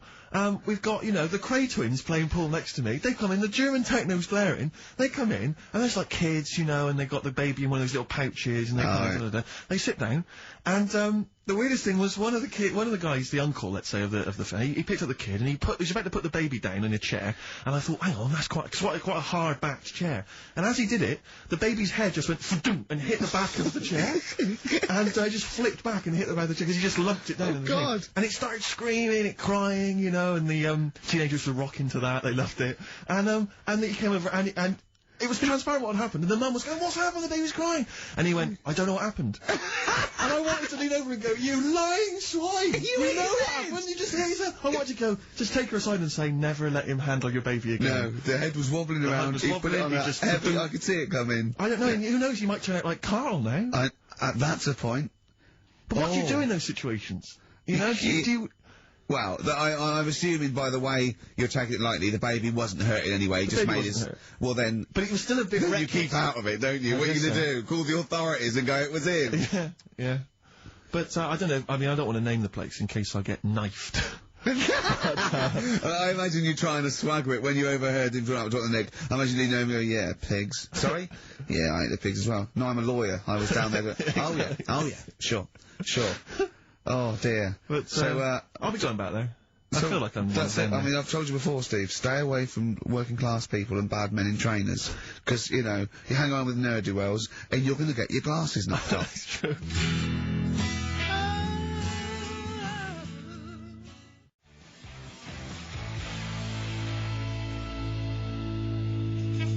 Jet. Roll over DJ on XFM 104.9. Carl, you promised me that you were going to reintroduce Educating Ricky. Yeah, we can do that. Have you got it? Have you got something that will, that's something that I won't know that's correct and that will interest me? Yeah, there's loads of stuff. Is it anything to do with monkeys? No, we've got monkey news. We've got monkey news coming out, of course we have. Yeah, we've got that later. Monkey news people, and they're now over to XFM for monkey news with Carl Pilkington. No, we won't do that yet. We're not doing that yet. Educating Ricky is... Yeah. Well, let's do it. We did it ages ago. Educating Ricky. Oh, that's interesting, and it's correct. Hang on a minute, though. What I do is, I tease you, don't I, with headlines. Oh, go on then. And then you have to sort of go, that one sounds good. Go on then, what are the I want to headlines? know more about that. Educate me. Yeah, Right? okay. You've got, well... Jeez. Oh. That Nelly died. That Nelly died. All right. Okay. Right. Could be about an elephant. Yeah. Go on. You've got that. You've got, well... I got well. Take well as red. So they all start with well. Okay. Knob body has been that lucky before. Brilliant. All right. Okay. Or you've got get a lobe of this court case. Right. Okay. Not bad. I'm going for Interesting. knob body has been that lucky before. Right. It's a story about this kid who was born. Right. Was he? Yeah, he was blocked out, like, and the dad and the mum saw the baby, and it was like, oh, that's a good-looking little kid. Sure. And they were proud and that. And then... like they're surprised that it's a good-looking little kid. It's theirs. Yeah. Like it could have been a frog, and they'd have gone, "Oh, he's got your eyes." And then the doctor goes, yeah, it is, but look at that. What? He said, it's a boy, and hasn't got a knob. I love the doctor saying that. I love this GP. Right. Oh, this midwife saying that. Oh, I love it, but yeah, but no knob, baby. Mr. and Mrs. I mean, think. Right. No, but I'm speeding it up a bit. All right, come on. So the baby's Right, so the born, baby's like and that, doctor and says, the "Look, doctor dude, says put them that, on." and the woman's like, oh, it's our first as well, and stuff, right? She's really gutted. What's the second going to be like? So, Go ahead. Just a knob. doctor says, You call it Carl. Right, go on. Right, go on. so the doctor says, well, I'll leave it with you for a bit, get used to the idea, right? As opposed to throwing it away. So he wanders off. Yeah. He comes back with a smile on his face, right? Found the knob. So the mum and dad are like, what are you smiling about? He said, you're not going to believe this. Baby's just been born. It's got two. Right? You can have one of them. And they did a little operation. Where did you get this information from? That's in a book. What book? Is it the same a as the book that you carry round with you? No. With the woman with 3 legs, the juggler with 9 arms, and the bloke who found shagging a chicken under a rock. Is it in that book? Weird though, isn't it? Well, it's not true. It is true. What, in the same hospital, there was a baby born without a knob. Luckily, it's Carl. It happened. You swear to God you're not making... The doctor came back smiling, because you won't believe it. There's a baby there with an excess of a knob. It happened, honestly. I'm not... All these things are not made up, the educating stuff. That's why I do it, isn't it? Teaching you stuff. Always teaching you stuff. All right, if anyone can confirm the baby with no knob, they're going to baby with confirm it, two... because they're going to go to the same dubious website that Carl got it from. I always try to be level-headed and reasonable in these situations. And You always it's ignore always it. Guatemala or Mexico. Rodriguez was born without a knob. Luckily, baby next door, and then was one 2 knobs. What a load of shite. Play a record. There's still more to come. Oh. I'm looking forward to. Was it Nelly? Nelly dead. It nearly died. It nearly died.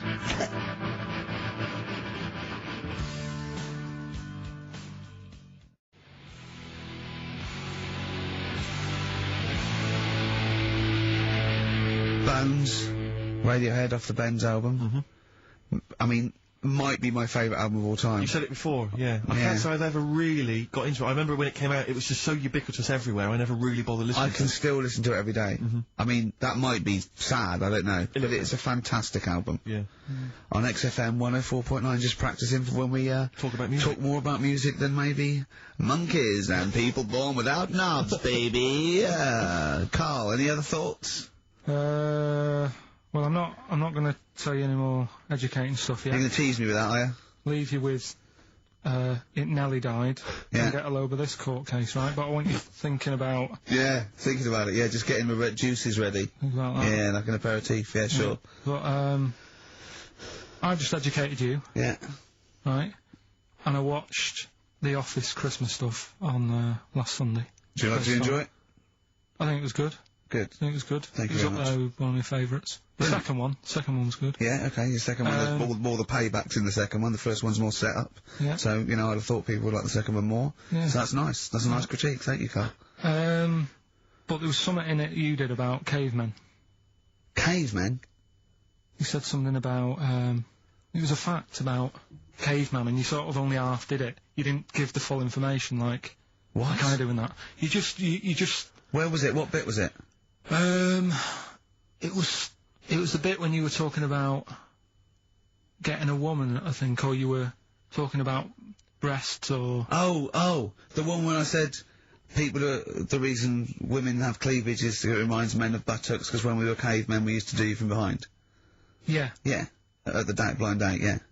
Is that a joke, or...? Well, I was hoping it was funny. We would... Oh, you mean... no, I don't know. Yeah, I think I did...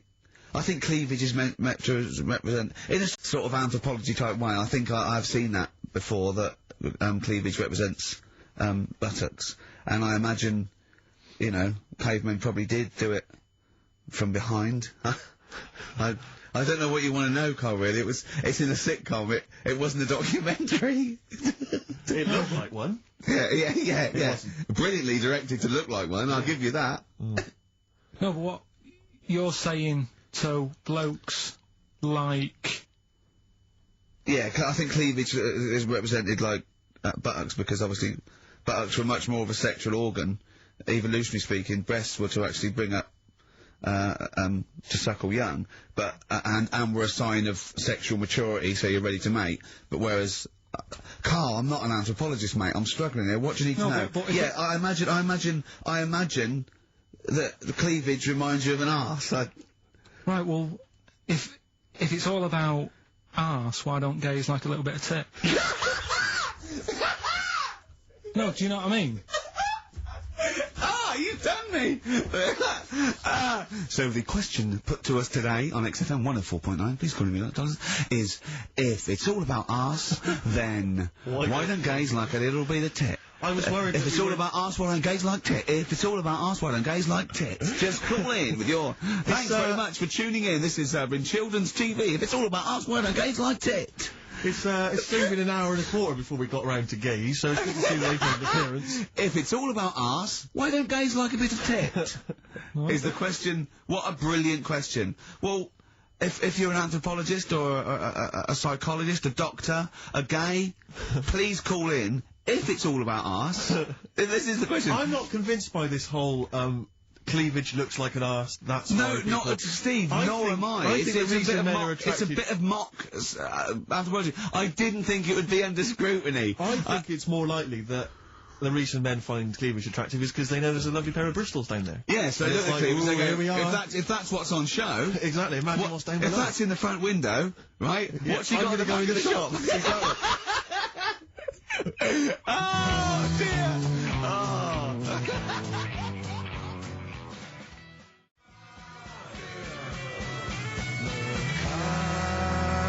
The Coral, Bill Mackay on XFM 104.9. If it's all about arses, Steve, Why don't gays like a bit of tit? I think there might be a lecture on that at the Royal Institute tonight. I'm not sure. Stephen Hawking. Yeah, I think he's giving it a Brilliant. Tell you something else though. That's about cavemen and that. Yeah. Right. Not really. Go on. Do you know? I love the idea of a little gay fella. He's pulled a bird. He's just all he's done is focused on the cleavage, and he's gone. That's a lovely ass. Right. He's got a bat. Right. Pulls the dress down. No. Where's the ass? I've been gone. There's boobs. Boobs. I hate. They're my worst. No. Right. Sorry, Carl. Cavemen and that. Yeah. Back to it. Doesn't drop a beat, does he? Do you know, like, when you get a bit scared, and the hairs on your back and that sort of go up? Well, I haven't got a particularly hairy back, but go on. No, but on your neck or whatever, On your head. Do you know... Not on your face, but... Sure. Do you know where that comes from? Do you know why that happens? Why it happens? Yeah.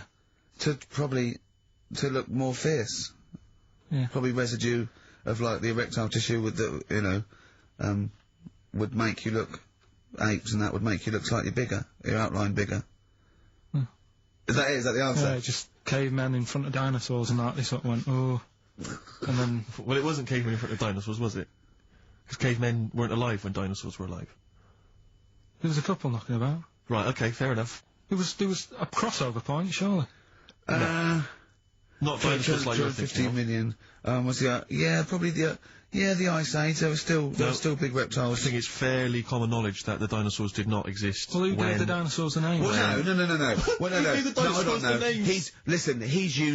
He's using cavemen as any genus of Homo. I know he's thinking of the Flintstones, but I'm giving him like an instep into evolution here. But I should just point out, cavemen didn't have cars which they motored by running along the street, and they didn't mix cement in pelicans. You're aware of that? Right. Go on, Carl. Should we have the Rockbusters answers? Yeah, We've got to get that out of the way. I'd love to. Number one was, don't be stealing my tools. Take your sisters. The initials were NK. That was Nick Ershaw, right? Nick Ershaw? Nick Ershaw. 80s. I don't know. I've never heard of that band. Nick Kershaw. Nick Kershaw. Yeah. Nick. Sorry. What? I don't understand it. Nick. How does Nick Kershaw? Second one. No! Don't move on. Nick Ershaw. What's Nick Ershaw? Jesus.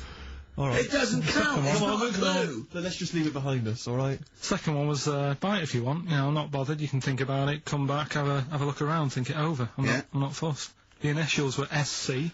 That was soft cell. Right? That works. Yeah. Well done. That works. Right. And that's good. I can play 10-pin bowling again. That's O. That's outcast. Alright? What does that mean? Outcast? You're out, you broke your arm. Right?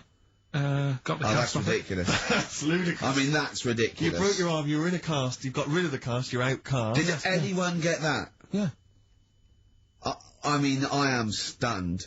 I think, to be fair, that was because how many bands begin with O?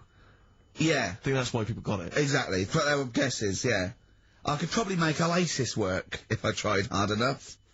We've done that. Oh, pardon me. So, outcast. That's ridiculous. Why is it ridiculous? But it's ridiculous. The leap to bowling. We've had worse than that! No, Imagine that! I remember when I did my wristing, then it fixed, I went 10-pin bowling. Why did you do your So it's what you did. Brilliant. So next week's quiz is, what am I thinking? You're an idiot, Carl. Play a record. Why did you do your wristing? Crash. A what? Crash. Had a crash. You had a crash? Yeah. That sounds like a story we've not explored. Not much to it. I just went on a free sort of rally day.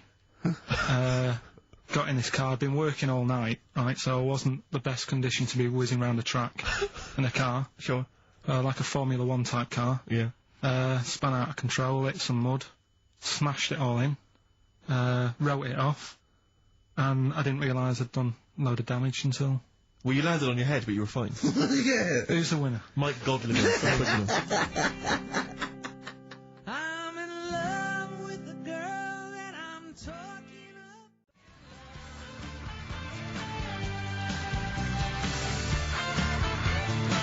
bad time from the Jayhawks on XFM 104.9. Steve Merchant, Ricky Gervais, Carl. We're having a good time. We are indeed. All right. Yeah. Carl, what you got lined up for us now? Right, well, you've got a choice. Nearly dead? You can have a bit of educating. Yeah, let's have educating. Come on. Educating, Ricky. Can we just clarify what this is? I think a lot of new listeners perhaps aren't familiar with this. It's when Carl looks on the internet and finds a weird story about, the double knob, fun, and tells me about it, and it's usually not true. Okay. If it is true, I know it already. Go on then, Carl. They're not really weird stuff, it's just stuff that's gone on. That's interested me, that's all it's about, and I educate about it. I should just confirm that we've had a number of emails that say the baby born without a knob and then having one transplanted from a baby that luckily enough had 2 knobs is apparently true. Listen. So, I don't question that you could be born with a deformity and get someone's, fingers, knobs, What I'm saying is, it didn't happen with the doctor goes, I'll leave with it. I don't believe it. That baby's got 2 knobs. Exactly. What a coincidence. I bet that little bit of information isn't in there, is it? Sure. That he went out the door, I'm gonna get a coffee, came back, bloody hell, hold on, look, there's an extra knob, I found an extra knob. We can put that knob on there. Perfect. right, well, you've opted for the headline, It Nearly Died. Right? Yeah. It's about this elephant. Yeah. 80 years old. In Africa. Right? It's had quite a good life and that. But then what happens is, I don't know what it's been eating, but its teeth fall out. Yeah, that's what most elephants die of that because they grind them down, the teeth, until they can't chew anymore, and most elephants of old, dying of old age with an elephant is the fact that you haven't got teeth anymore. Well, it's had a good innings, it was 80. Yeah. Right? So anyway. They used to pop the food up and feed it to it, and it lived quite happily? No, what they did was, the village got together, said, shoot the food for that's it. sad, isn't it? Made it some false teeth. Made it some teeth. Out of wood. Wooden teeth. For this elephant, that's 80. What do you think of that? I don't know. I don't know if it's true, I mean... No, it is, forget that. You've been proved wrong once. It is true. What do you think about that? Oh, Carl, it's like saying, yeah, my Auntie Nora saw a ghost. What do you think about that? There's no comment. I can't comment on it. Would you have gone to the trouble, is what I'm saying? To build an elephant some teeth? It's 80. Yeah. With all the problems Africa's got and that, and they're messing about making teeth for an elephant. What problems have Africa got? Well, there's not enough food to go round, so if an elephant's dead, that's a bit more food left. Do you know what I mean? Why? Yeah, but you're assuming this is in the middle of a village where there was famine and starvation. It might have been. It might have been South Africa, Kenya. You don't know. It's not all Ethiopia. If it was a busy city, people in the village wouldn't have time to be messing about with making teeth and that, would they? It was a little village. Little village. Yeah. And the local elephant. The local elephant. Like a local post office. I'll meet you by the elephant. No, to be fair, Rick, I think I saw Bob Geldof on TV saying, please, people, stop making elephants' teeth. They are eating all the food. We're sending it over there. F the number. Where's the teeth? I don't know. It's possible. Send us the teeth. It's possible. It's possible that they've made this elephant some dentures. It is possible. Wouldn't it have been easier to just pulp it? Exactly. Mash it up, serve it some soup or whatever. Yeah, I mean, if you're making its teeth, it's a village. So I'd have thought I wouldn't have thought it would work for very long, and I wouldn't have thought the elephant would understand that it was teeth. So I wouldn't have been able to thought that the villagers could do it. I mean, top veterinary surgeons could have done some, but I think they made it all goodwill. But I don't want to thought it worked, so they probably ended up dying or pulping it like I suggested. But thanks very much. Play a record. No, but didn't you say something about wooden teeth? Someone had wooden teeth. I don't know, I think that was possibly my grandparents. They had wooden teeth? Yeah. Well, I don't know if it was wooden. I think the palate was wood, and then the teeth were as you would normally That's like from the 16th century, though, isn't it? Well, it was the 1940s. They used to hammer them in without anaesthetic. Really? Yeah. Just put into the roots, it wouldn't... Oh, God. That's a rubbish time, isn't it, to live? And under the people's teeth, obviously dead people's teeth, you could replace it, just bang it in for a while. Oh, God, unbelievable. Oh, dear. Play a record, Carl. If you've had teeth hammered into your gums...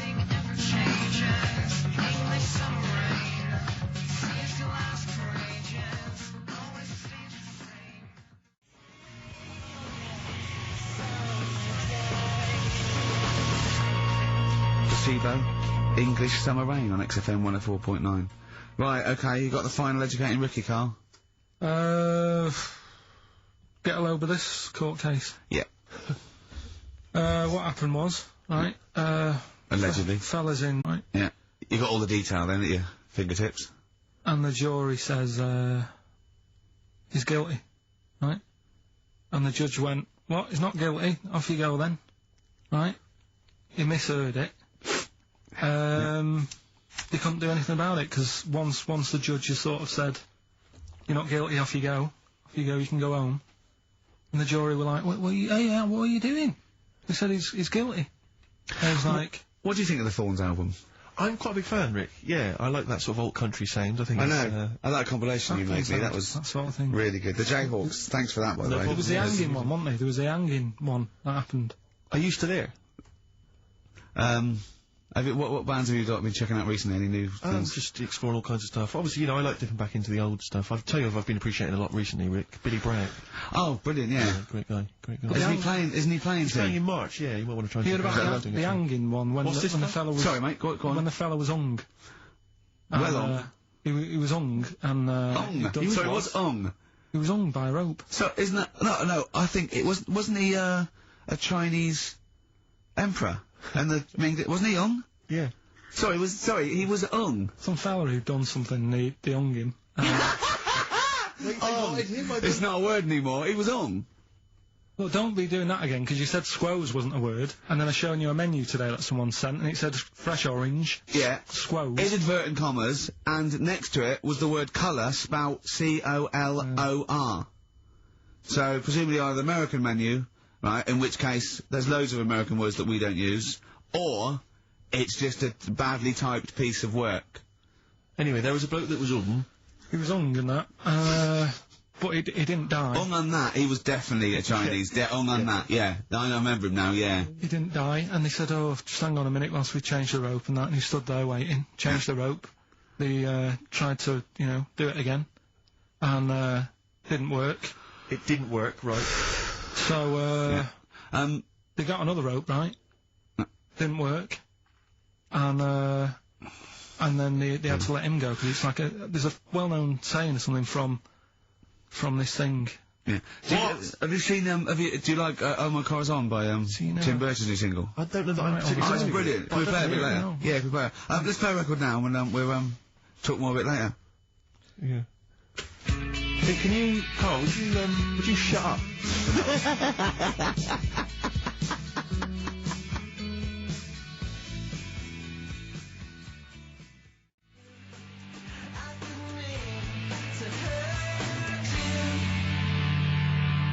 Oh My Car Is On. Tim Burgess. Brilliant. XFM 104.9. Right. Well, we're running out of time here. Yeah. We had Carl in a little film, but I think we've really got time for Monkey News, you know? Yeah. What are you thinking, Carl? Yeah, if you want to do that. Yeah, let's do Monkey News. Alright. Play the jingle.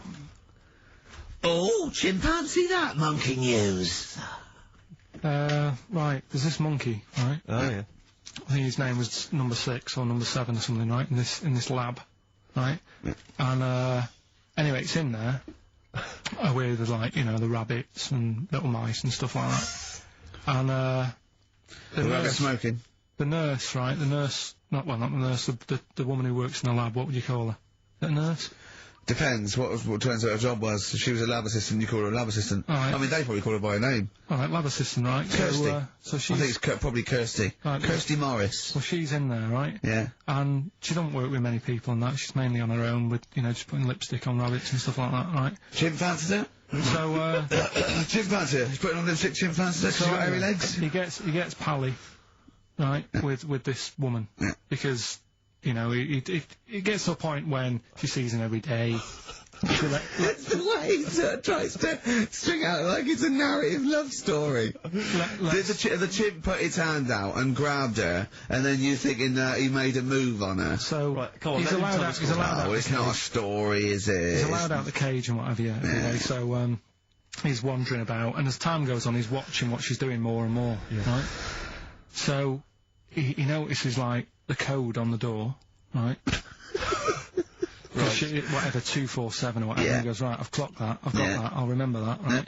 And then he goes, right, there's a lot of lipstick and that knocking about, a lot of makeup. Right, okay. No, there's no way. No, because Steve, you know what's going to happen.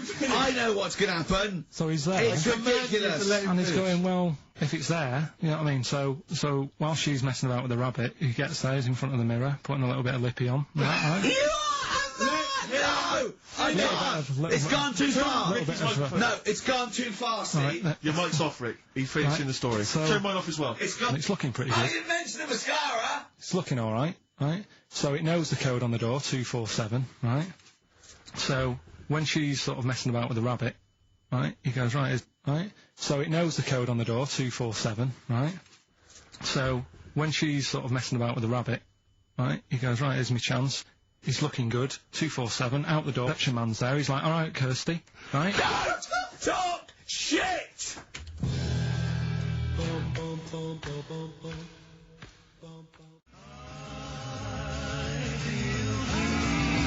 I Feel Free from Cream. That's pretty much the last track, isn't it, guys? I imagine on XFM 104.9. Well, I mean, yeah, I've got nothing to say after that. Ridiculous story. I mean, that's worse than the bank robbery to me. Yeah. That he clocks out. And the bloke on the desk. All right, Kirsty. Oh, you're 2 foot shorter and hairy. She wasn't a looker anyway. She wasn't a looker anyway. Brilliant. Oh, play record and say true. Yeah, we'll see you next week for the last time for a little Just got ads and adverts. Oh, I'd love to end with adverts. See you later. It's brilliant. Going out on a bang. Geico asks, how would you love a chance to save money on insurance? Of course you would.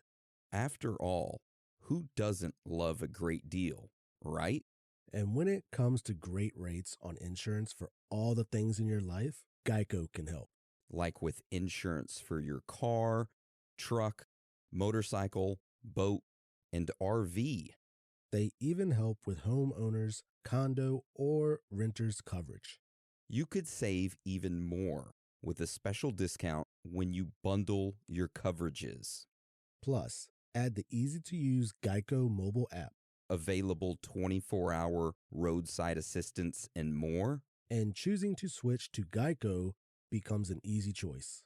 Switch today and see all the ways you could save with great rates and discounts. It's easy. Simply go to geico.com to get a rate quote. Or contact your local agent and get started seeing how much you could save.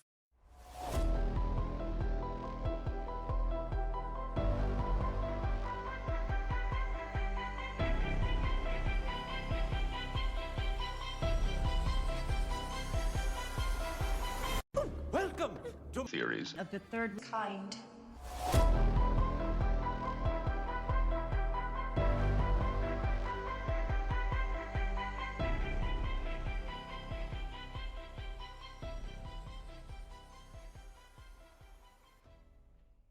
Welcome to Theories of the Third Kind. My name is Aaron, and I am one of your hosts. There are 2 other hosts that are joining me today, of course. Danielson. Hey guys, what's up? And back from the dead, he rises, Hans. Howdy, howdy. Now, real quick, before we start today's episode, I just want to say that if you'd like to support us, then there's a few ways that you could do that. One of the ways is Patreon. Each week, we release a Patreon-exclusive episode that only Patreon supporters can get access to. To sign up, it's only $5 a month, which is 16 cents a day. Not only do you get an extra episode per week for that $5, but you also get access to our entire back catalog of past Patreon episodes. In total, we have over 75 extra Patreon episodes, which is over 80 extra hours of listening pleasure. To see the full list of Patreon episodes, go to our website, theoriesofthethirdkind.com, and click on the Patreon episodes tab. There, you will see an entire list of Patreon-exclusive episodes that we have published. Also, today we added another Patreon-exclusive episode, which is a Theories Thursday exclusive. Now, if you don't know what a Theories Thursday is, it's basically an episode where we don't cover just one topic. We each pick our own favorite topic, our favorite theory of the week, and we discuss it. Today, I talked about a psychic assassin. Dan talked about the Killer Key cat, which is a cool cat. And then Hans talked about ghost handprints. Ooh, ghost handprints, spooky. So, if you want access to that episode as well as all the others, you can get it for just $5. Now, if you can't afford a Patreon membership, but you want to help us out, then you can leave us a written review on iTunes. That helps us out a lot. However, don't feel pressured to leave us one. If you don't want to, then that's fine. We just want you guys, girls, aliens, reptilians, Bigfoot, Sasquatches, Chupacabras, ghosts, Illuminati members, underground lizard people, whoever or whatever you are to enjoy the show. And that is the end of the announcements. So today's episode is Ghost Stories. So how this episode will go today is that we're going to talk about some ghost stories that were submitted to us by 3 individuals, as well as share our own personal ghost stories and all that good stuff. So with that being said, let's get into today's episode.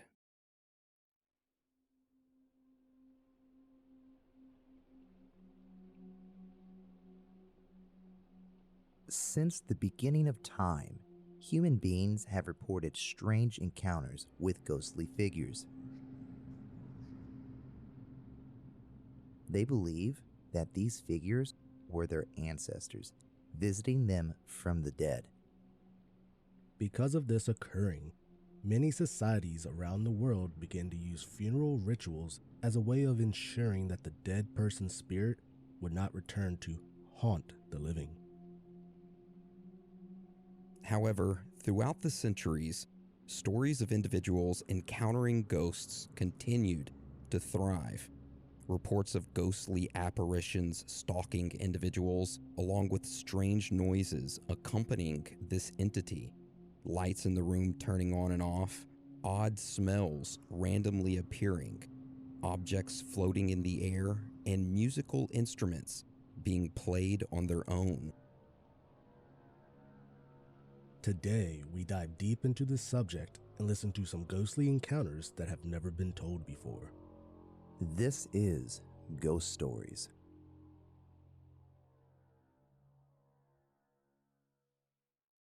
All right, so like I previously stated, we're going to start this episode off with a few submitted ghost stories that we're going to listen to and then discuss. Now, our first ghost story comes from an individual named Chris Jericho. Now, are either of you familiar with who Chris Jericho is? Yes. Hans? Yes. All right. So if you don't know who Chris Jericho is, well, let us explain real quick. He is a man of many talents. And when I say many, I mean many, many talents. Now, let's first start off with discussing which is the world of pro wrestling. Now, if you watched WCW back in the day, which I did, Dan, did you watch WCW or WWF? WWF. Hans? Both. Both, yeah, I watched WCW and WWF. Well, Chris Jericho was a WWF/WWE champion. He's an AEW champion, a WCW champion twice, and a World Heavyweight champion 3 times. He also won the United States Championship 2 times, a WWE Grand Slam champion, and has won the Intercontinental Championship 9 times. Which, random knowledge nugget here, that is the most that anyone has ever won it before. So he holds the record for the most Intercontinental Championships won. Now, Chris isn't just known for his professional wrestling career, but he's also the lead singer of the heavy metal band Fozzy. Have either one of y'all heard of Fozzy? No. No. Judas said, I become. I don't do it justice, but it's a great band. I love Fozzy. If you like rock and metal music, I highly recommend them. Great band. So he's also a part of that. And he's also an actor who's been in a few movies, such as Sharknado 2. He's also a writer. So over the years, he's published many books, which have become extremely popular, and he became a New York Times best-selling author. And if that wasn't enough, he also has a very successful podcast called Talk is Jericho, which every Wednesday and Friday he publishes a new episode where he interviews guests such as Lemmy from Motorhead, writers and directors from Hollywood, as well as multiple different individuals from professional wrestling. So needless to say, like I said, he's a man of many talents, right? Oh, yeah. He's like a Jacques Cousteau. You know who he looks like? You've seen Lost Boys? No, I have not. Oh, that old vampire movie? Yeah, he looks like the guy playing the saxophone. The big muscular guy. I'm going to have to look that up. To look it up real quick. No disrespect to you, Chris, but like when I see your picture, I'm like, that's who you remind me of. Dude, that guy is jacked. Holy smokes. You know, actually, I think that guy looks more like an old version of Triple H or like Shawn Michaels. Yeah. Anyways, but yeah, I could see the resemblance. All right, so I guess let's go ahead and hop into his ghost story, which he submitted, and he tells it himself. So we're going to play that right now. All right, it's Chris Jericho here, and my craziest ghost story, and I've had a few. I've even had a time displacement, but that's more alien UFO type of a deal. But the one that kind of gets to me the most, I was hosting a show called Chris Jericho Hunting Monsters for the Travel Channel, and the description of the show was Chris Jericho visits the far corners of the earth to chase legendary monsters. In search of hard evidence, Chris is on a quest to find these iconic beasts himself and discover the truth behind the legends. Well, I didn't find any of the beasts. I know we were looking for the Honey Island Swamp Monster and a Rougarou, which is kind of a Louisiana bayou type of a werewolf. But we did find was a lot of legendary stories and kind of the history behind that. And the one that we were really delving into, which kind of tied into the Rougarou and kind of the bayous and the swamps and that sort of thing, was the story of Julie Brown, who apparently haunts the Louisiana swamps. She was a voodoo priestess, and just kind of going through and reading a couple quick things about here. Some say entering the swamp near the abandoned logging town of Ruddock. It's the Manchac wetlands, about a half hour northwest of New Orleans. And this is true. This is where we were. You should beware of a supernatural threat, which is the curse of the local voodoo queen, Julia Brown. Now, she was described as a voodoo priestess who lived at the edge of a swamp and worked with the residents of the town of Frenier. She was known for her charms, her curses, and as well for singing eerie songs with her guitar on her porch. And one of the most memorable and disturbing was "One Day I'm Gonna Die and Take the Whole Town with Me." Now, that's just, no one really was familiar with this song, but the voodoo priestess that we asked all knew it. And it was kind of like, "One day I'm gonna die and take the whole town with me," that sort of a thing. So, anyways, September 29th, 1915, a massive hurricane swept in from the Caribbean. And in Frenier, where Julia lived, the storm surge rose 13 feet, 125-mile-an-hour winds. Many of the townsfolk sought refuge in the railroad depot, which collapsed and killed 25 people. But overall, close to 300 people in Louisiana died, with about 60 in that Manchac-Frenier area. And if you listen to the guides who take the tourists through the Manchac swamps, they say the storm was the result of the wrath of Julia Brown, because they said Julia laid a curse on the town because she felt taken for granted, a curse that came true when the storm swept through on the day of her funeral and killed everyone around. Okay, so the legend of Julia Brown has become the area's most popular ghost story, spreading to paranormal shows and even Reddit, et cetera, et cetera, et cetera. So basically, she died, and when she died, she took the whole town with her by the wrath of this hurricane that killed, 300 people in the town. So that's kind of the intro to all this. So where we were walking through the swamp, and we stopped in an area where apparently a lot of these bodies were buried from this hurricane. So we had a ghost team with us, and these were younger guys. These weren't like, Ghostbuster types at all. They were kind of in their early 20s, and they were ghost investigators, paranormal investigators, and they had their apparatuses, and they had their EMF sensors, and I could be getting some of this wrong, but it was the EMF meter. So we were going through, I had a machete because we're right in the middle of the swamp, and I was swiping down, the palm fronds that were in the way and all that sort of stuff. And I stuck the machete in the ground beside us, and I had the EMF. And I was pointing it around, and it was kind of just normal. And then I pointed it at my own arm, and it went completely green. And nothing else was even close to being green. Pointed away, there'd be nothing. Pointed at me, it was full green or full red, whatever the lights are where there's activity. I believe it was green, but and the guys were starting to freak out because they said we've never seen this strong of a reaction before on one of these apparatuses. And I'm saying apparatus because I don't want to get it wrong. I'm not a ghost hunter. Like a lot of people watching the show know exactly what I'm referring to, though. So I pointed it away. Nothing happens. Pointed at my arm, and it's just full on, right? And then I start feeling a little bit queasy, like a little bit kind of like I'd just gone on a roller coaster like 5 times in a row. As a matter of fact, we just filmed the latest Fozzy video for Sane on a roller coaster, and I had to do it 6 times in a row. And I remember afterwards, I was thinking, I feel it just like I did in the swamp in Frenier, however you pronounce it, in Louisiana. And I started getting this real fight or flight feeling, like I got to get the hell out of here. Like this is not good. Like this whole thing, the fun of shooting the TV show and searching for the Rougarou and searching for the Honey Island Swamp Monster, that's pretty fun, but this is not fun. This is really creepy and freaky, and it's making me feel weird, and I got to get the fuck out of here. And I remember saying that to the director, I got to get out of here. And only at my arm, once again, and I have a metal plate in my arm, so I held it up against other pieces of metal, and it wasn't doing anything. I know this is me controlling the machine, because then you start thinking, okay, someone pressing a button to make all of these lights go on, or they just pulling a gag on me. And whenever I pointed it away, nothing. Pointed at my arm, huge mayday, mayday, mayday. So then I'm like, we got to get the heck out of here. So I pulled the machete out of the ground, and when I did that, the feeling of the fight or flight went away. The queasiness went away. And so did basically all of the energy that was on my arm.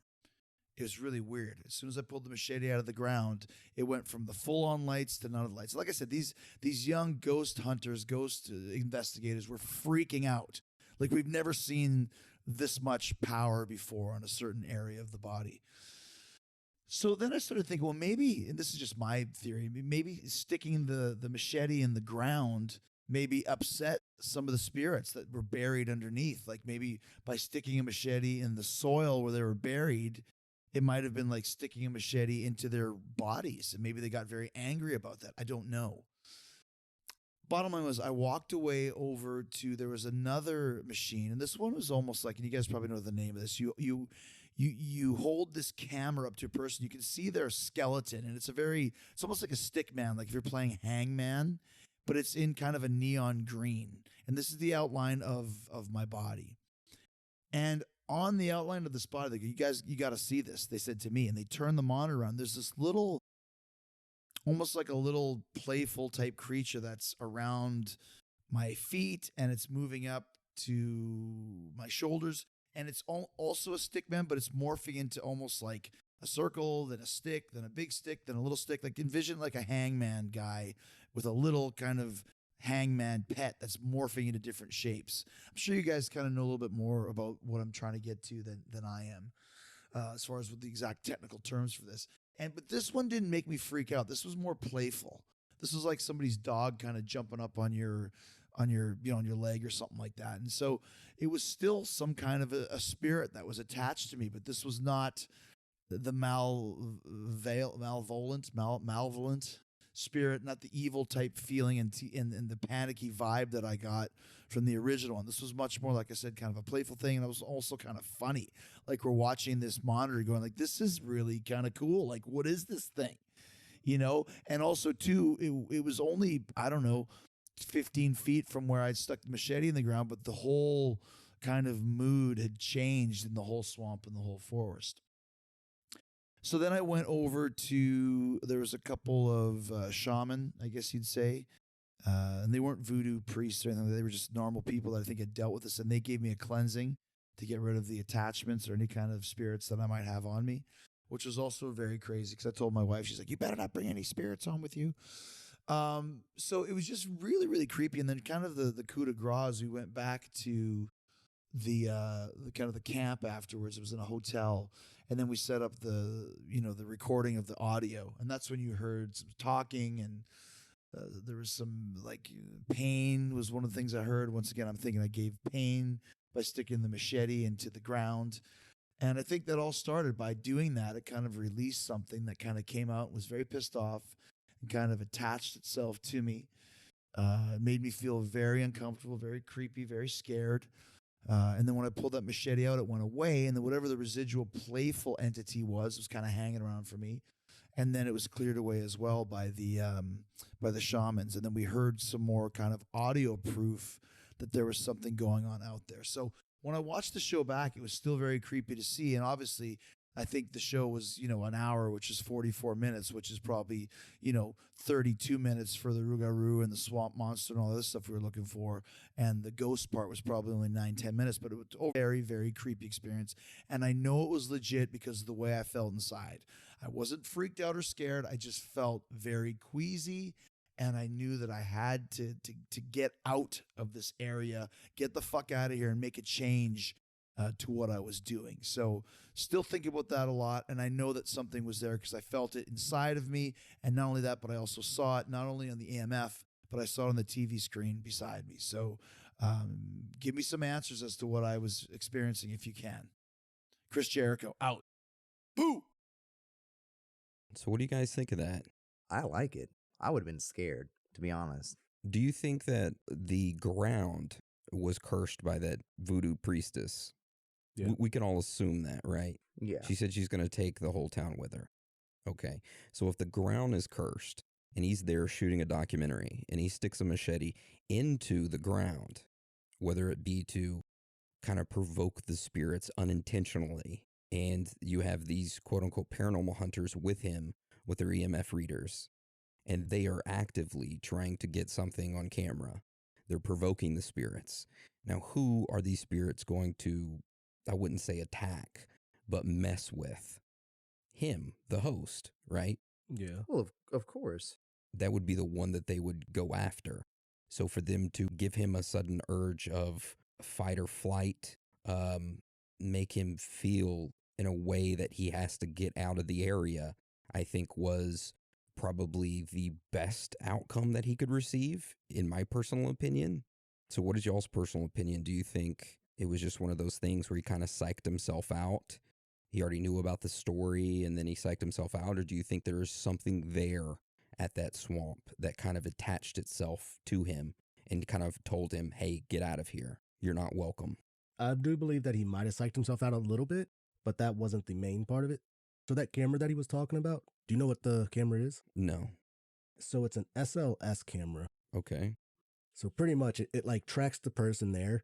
Say if I'm filming you, it gives you a little green stick figure as your body, and it detects any anomalies and stuff like that. So when he said that he had like a little stick figure that was transforming to a circle and stuff, that means it was picking up something, a spirit or something, and it was like pretty much going up and down him. Mm. So pretty much he did have something attached to him while he was there. Okay. Huh. It's just a strange story. And a lot of people say, oh, well, it's a coincidence and he kind of psyched himself out. But like he stated, I mean, he turned that one instrument on his arm and it lit up. And then he put it on another piece of metal and it wouldn't light up, assuming that it was the metal in his arm lighting it up. So I think he did his due diligence in trying to figure out what it was. But best wishes to him. I hope that spirit or whatever it was just kind of warned him to say, hey, get out of the area, and then let him go on his own. Yeah, it sounded like it was a good spirit, if anything. Yeah. Yeah. Moral lessons, don't be sticking stuff in the ground, on the sacred ground. You know what they say? Like, you don't disrupt a grave. No. That was like a big graveyard. That's right. But thank you for that, Chris. I enjoyed that story a whole lot. And honestly, I'm really curious about his time displacement story. Right?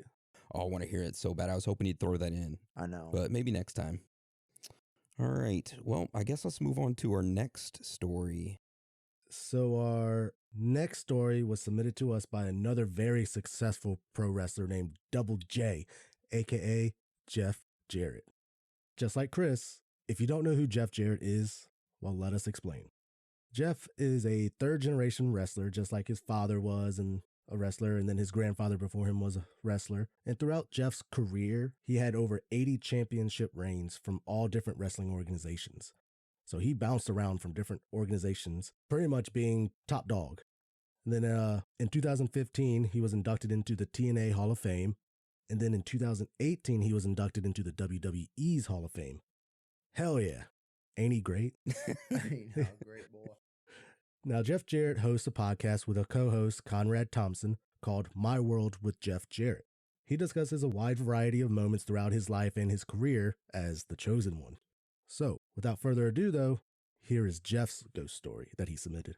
We've got a very different kind of sponsor for this episode, The Jordan Harbinger Show, a podcast you should check out. It is a high-quality, fascinating podcast. The show covers such a wide range of topics through weekly interviews with heavy-hitting guests. And there is a ton of interesting episodes. For example, I'd recommend that you check out episode 28 with James Fallon, How to Spot a Psychopath. They go into the ingredients that go into creating a psychopath, the differences between psychopaths and sociopaths, and how to spot one. And I'd recommend that you check out episode 457, Help, I Married a Conspiracy Theorist, which in this episode, Jordan talks about, hey, is your significant other that you've been married to for years secretly revealed that they have a belief in a number of conspiracy theories? And now you're sitting there wondering, how can I continue a life together when we're living two entire different realities? Well, guess what? He helps you out with that, which I think that's pretty cool. I'd love to marry a conspiracy theorist, but that's my own personal opinion. But I suggest you listen to the episode, okay? Check out jordanharbinger.com/start for some episode recommendations. Or search for The Jordan Harbinger Show. That's HARB as in banjo, IN as in nuts, GER on Apple Podcasts, Spotify, or wherever you listen to podcasts. Mix a little sports analysis, pop culture, and great interviews, and you've got the Rich Eisen Show podcast. Alabama head coach Nick Saban. I don't spend a whole lot of time answering hypothetical questions, and I think that's a pretty hypothetical question. Did I just introduce rat poison into this equation? I'm sorry if I did that. To some degree you did, but that's okay. I do love that phrase. It's a psychological disposition that people read and hear about how good they are. It's poison in the mind. The Rich Eisen Show podcast. Listen wherever you get your podcasts. Hey, folks, this is Jeff Jarrett, co-host of My World with Jeff Jarrett. And I appreciate everybody at the podcast, Theories of the Third Kind, inviting me to be on this episode of Ghost Stories, Celebrity Edition. And this is obviously a new audience for me. So, again, I appreciate folks showing interest. And, you know, when I was asked, do you have a ghost story, Jeff? Do you have something that would be of interest? And I sort of started thinking back, and look, I've been in the wrestling industry, the professional wrestling industry, gosh, over 35 years. My grandmother, dating back to 1946, got into the wrestling business. She didn't wrestle, but she did everything but wrestle. She promoted, and then my father wrestled and promoted. And I started thinking about all my life experiences. I've literally traveled all over the world and lots of frequent flyer miles and seen all kind of things, and some pretty cool stories in Germany that were always fascinating to me. A couple of stories up in different parts of Canada. Been down to Mexico. Used to go down there almost monthly for a long time. Been traveling down there 20, 25 years. So I really started thinking about what is one story that I can sort of hone in on that A, would be a ghost story, B, be a little bit entertaining, and C, that would sort of fit this celebrity mode, if you will. So as I continue to rack my brain, one story kept coming back to my mind that predates my entire career. It really dates back to my childhood, and it is a story that weaved in and out, I'll say candidly, for multiple years. And this will make sense when I get to it. But again, I'm born and raised right outside of Nashville, Tennessee, a town called Hendersonville, Tennessee. And it's about, 20 miles northeast of Nashville. And so growing up in the Nashville area, There's a town called Adams, Tennessee, and Springfield, Tennessee. They're bedroom communities, but they're northwest of Nashville, about maybe, I don't know, 35 miles. So a little under an hour from my house was a place called the Bell Witch Cave and the Bell Witch Mansion and the Bell Farm. And ironically, I went to school with some of the Bell family and some stepkids of the long lineage of the Bell family. And I guess as fate would have it, the Bell family to this day are involved in the funeral home business. So obviously that deals with death and everything that goes with that. But, you know, growing up as a little kid, and I grew up my first 12 years on the south side of town of Nashville. But like any kid, and the way I, you know, growing up, I was always the young one. I was the young kid. I had an older brother and his friends, and he actually had a group of friends that were a little bit older. So I was quite the youngster that hanging around. But I can remember going to my first haunted houses, and I know that isn't particularly a ghost story, but I would candidly be scared out of my wits because I'm maybe 6, 7, 8 years old, 9 years old, and teenagers are going. And so I was never, maybe that's why I don't even like scary movies to this day.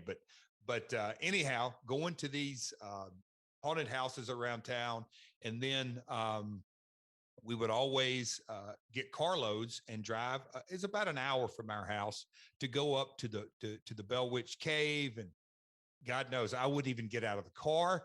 But there were always the stories, and I know that it's documented. But you know, as teenagers and come around Halloween time and the scariness and ghost stories and guys up in that area, you know, and my family knew different families, and they would have different farms up there, and guys would camp out, and of course the proverbial "the witch is coming tonight." So it was you know, commonly known as the Bell Witch, and there being a cave, and that's where she's at. And there's all kind of names and Kate, and I'm sure the listeners probably know the story much better than I do. But you know, a good witch and a bad witch, and dogs were involved and all kinds of stuff, and you can research it yourself. So my story doesn't get too much into the weeds, but we would always go up there, and there was all kinds of just crazy stories. As a little boy, I believed it all. But as I got probably in my early, I think I was 13, the first summer, is that we quote unquote got the invite that people were driving up and taking, I don't say tours, but there were some connecting roads around the farm and around that area, and it began to be commercialized. And I'm going back to the mid 80s. But there was a certain instance that my family and I, you know, we had folks in from out of town. And look, my dad, and he had some buddies that he used to go hunting with. And so big, rough guys. And they used to love to tell stories around the campfire on hunting trips. And they knew that, you know, I'm still the little kid and the young one. They'd try to scare the piss out of me. And they did. But one summer, as folks were out of town, and a bunch of guys that were juniors and seniors in high school. And again, I'm in junior high, but they decided one evening that we're going to the Bell Witch tomorrow night. We're going to go see the Bell Witch Mansion. We're all going in the cave. And they convinced me that they had tickets, they had permission, they had a sheriff going on with us. That you know, we got clearance. My dad being in the entertainment with wrestling and superstars larger than life, and I was very impressionable. But they had convinced me that we were going to get a tour, a guarded tour of the Bell Witch property, even go inside the mansion. And if luck would have it, when they were bringing on someone that I could actually communicate with the witch, and that's what our hope was. And so if people know what a conversion is, it's not some minivan that you drive soccer kids around in, but basically a conversion van. And that was like anyway, we got into the conversion van. If you know what it is, if you don't, look it up, Google it. But anyhow, so there was about 6 or 8 of us, and my dad and one of his real good buddies, they were driving up front.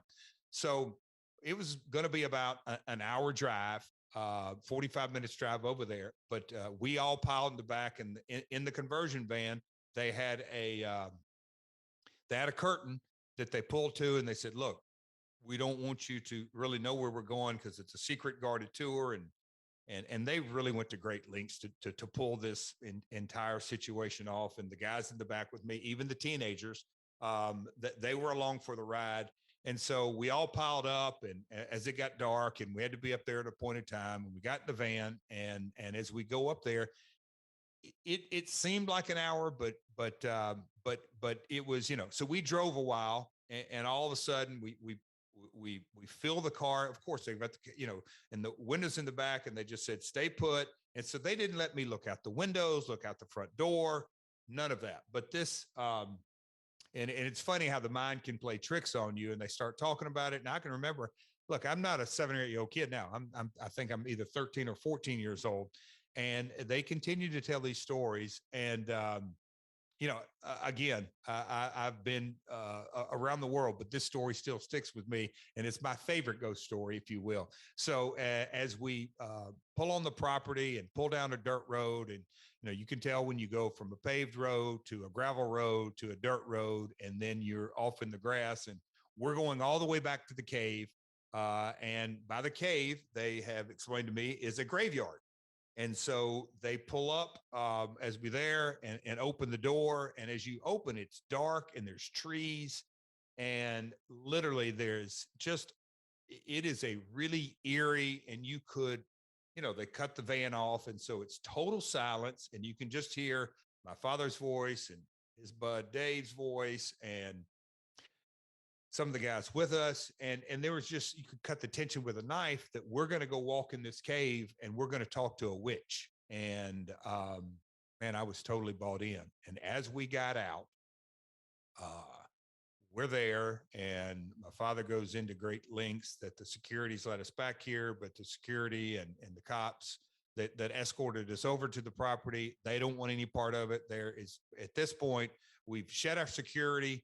Any of our other folks that were following us, and it's just me, my father, his buddy, and about 3 or 4 other guys. And we get out, and it's right in front of a really, really small graveyard, and you could see 7 or 8 headstones, but there was a small rock wall that sort of enclosed the graveyard. And as we get closer, and you just can't really see anything, and there's woods right beside it. And just about the time I guess you could say it was time that we're going to go through this area that would supposedly go into a clearing. Then all of a sudden, the shots start going off, and I'm thinking there's guns, and there's lots of motion, and all these cars come piling in, 4 or 5 cars, and rushing up on us. And I wish I had a great ghost story, but this is it. It was an elaborate, we call it a rib, but it was an elaborate practical joke on me. And there was no Bell Witch Cave. There was none of this, but they knew that I was scared to death of my shadow as a kid, that I was really going to go in a cave. And they just pulled a big practical joke on me and shined the lights on it. And the biggest joke was, we drove about 15 minutes from my house and turned around and came back and came to my buddy's farm, that we were literally 5 minutes from my house. So a big practical joke for on me. But that was the Bell Witch, and if people want to research it, that's my practical joke. But that was played on me. But that still to this day is my favorite ghost story. And it was really bizarre. But the Bell Witch and all that, and then as the story goes, that it was completely fictitious, and it was a big mess and a kind of a big con and everything that goes with it. But a lot of to this day up in Adams, Tennessee, I think you can still go up there and take a look at it. But that's it, folks.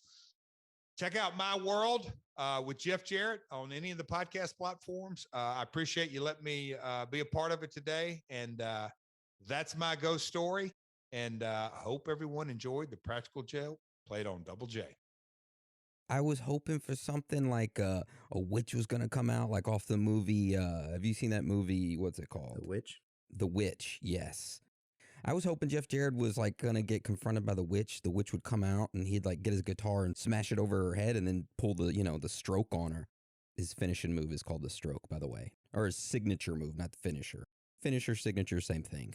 Thank you for sharing that with us, Jeff. It was good. I enjoyed it.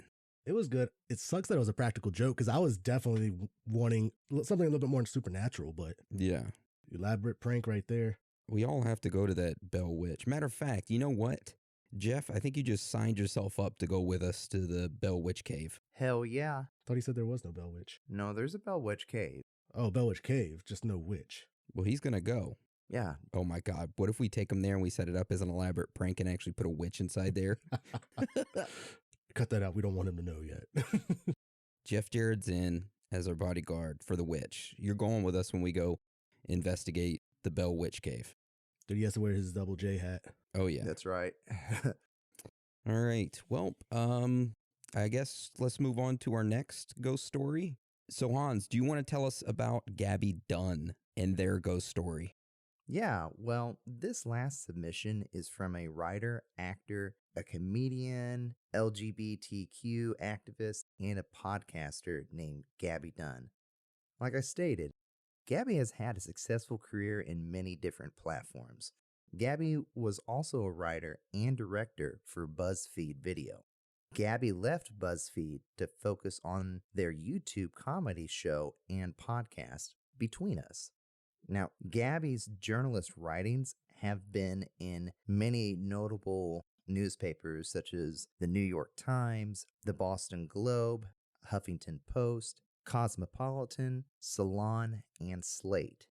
Since 2016, Gabby has hosted Bad with Money, a podcast that focuses on economy lessons that also delves into the poverty and economic oppressions that face many Americans today. Yeah, so you can go listen to their podcast on anywhere you go get podcasts at. And we're going to listen to their ghost story that they submitted. So let's listen to that right now. Hi, I'm Gabby Dunn, and I'm the host of the Bad with Money podcast, and here is my ghost story. When I was in my early 20s, I was obsessed with Abraham Lincoln and Gettysburg. I read Doris Kearns Goodwin's book, Team of Rivals, which is a nonfiction book about Abraham Lincoln running for president, among other things. And I was just obsessed. And so for my birthday, my boyfriend at the time took me to a bed and breakfast in Gettysburg. And we went to a bunch of different wax museums. Yes, that's right. Gettysburg has multiple wax museums. There were also multiple train museums, multiple period costume restaurants. There were a lot of people there who just seemed to be cosplaying all the time. And I understand that there's a lot to unpack as a white person who was obsessed with Gettysburg. But I have certain special interests, and this was one of them at that time. We went to the spot where Abraham Lincoln actually gave the Gettysburg Address. I cried. This was 10 years ago, so please, you are free to make fun of me. So I also, at the time, was obsessed with ghost hunting. I was a freelance journalist, and I had written an article for the New York Times Magazine about the show Ghost Adventures and the host of it, Zach Bagans, which he disliked and blocked me on Twitter for. But I really believed in it. I know that the show seems fake / is fake, but I thought there was nothing cooler than the job of going to different haunted places and trying to see if you could see ghosts. I wasn't scared. I didn't find it scary. I just found the whole thing really, really cool. So my lovely boyfriend, who believed in none of it, actually, as my real birthday present, got me a ghost hunting tour in Gettysburg. So we met up at midnight with a group of other people for whom this was exciting. And there were 3 guides, all of them wearing American flag bandanas. And they were like, okay, we're going to take you guys out to a secret location. There must have been probably like 15 of us. We're going to take you guys out to a secret location, and we're going to be there till like 3 a.m. And we're going to give you all the equipment, and we're going to let you walk around this location that is haunted. When we got there, it was like this big mansion.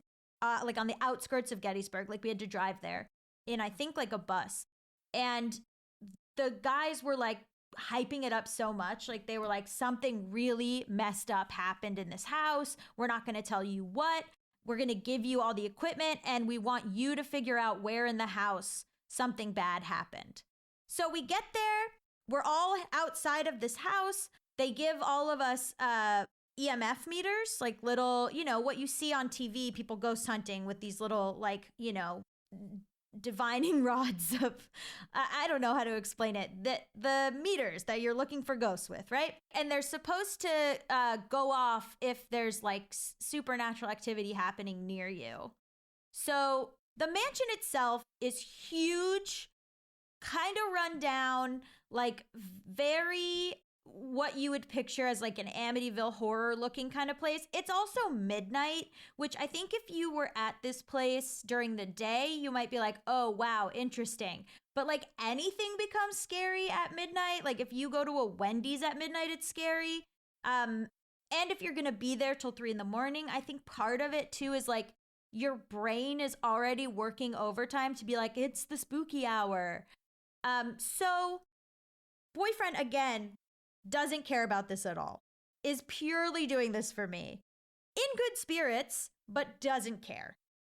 So we all get inside the mansion and the 3 American flag bandanaed guides say, for the best results, pick a spot in the house and then just stay there, holding your meter. Just stay there. And the ghost will come to you. Or you can walk around the area, like stay in your area. Which now looking back, I'm like, they got paid for us to stand there holding fake meters, probably. But they also were like, if you're not hearing anything, if you're not finding anything, walk around and go to another spot and stay there for a while because there's one particular place in this house where something bad happened. And those of you that are sensitive enough will be able to feel it and find it in the house. Which already, like, I have an inflated sense of self. So I was like, I am clearly attuned to the occult. I am attuned to the spirit world. Like, I will be the one to find this spot. I will be the one to find this spot. So we're walking around. We're asking, my boyfriend and I go down into the basement and we're asking questions like, who are you? Are you a ghost? Are you dead? Like, what did you die of? Things like that. The meter jumps every so often. Mostly, like, it's not scary by ghost standards. It's scary because you're walking around like a decrepit mansion. And the basement of anything is scary, again.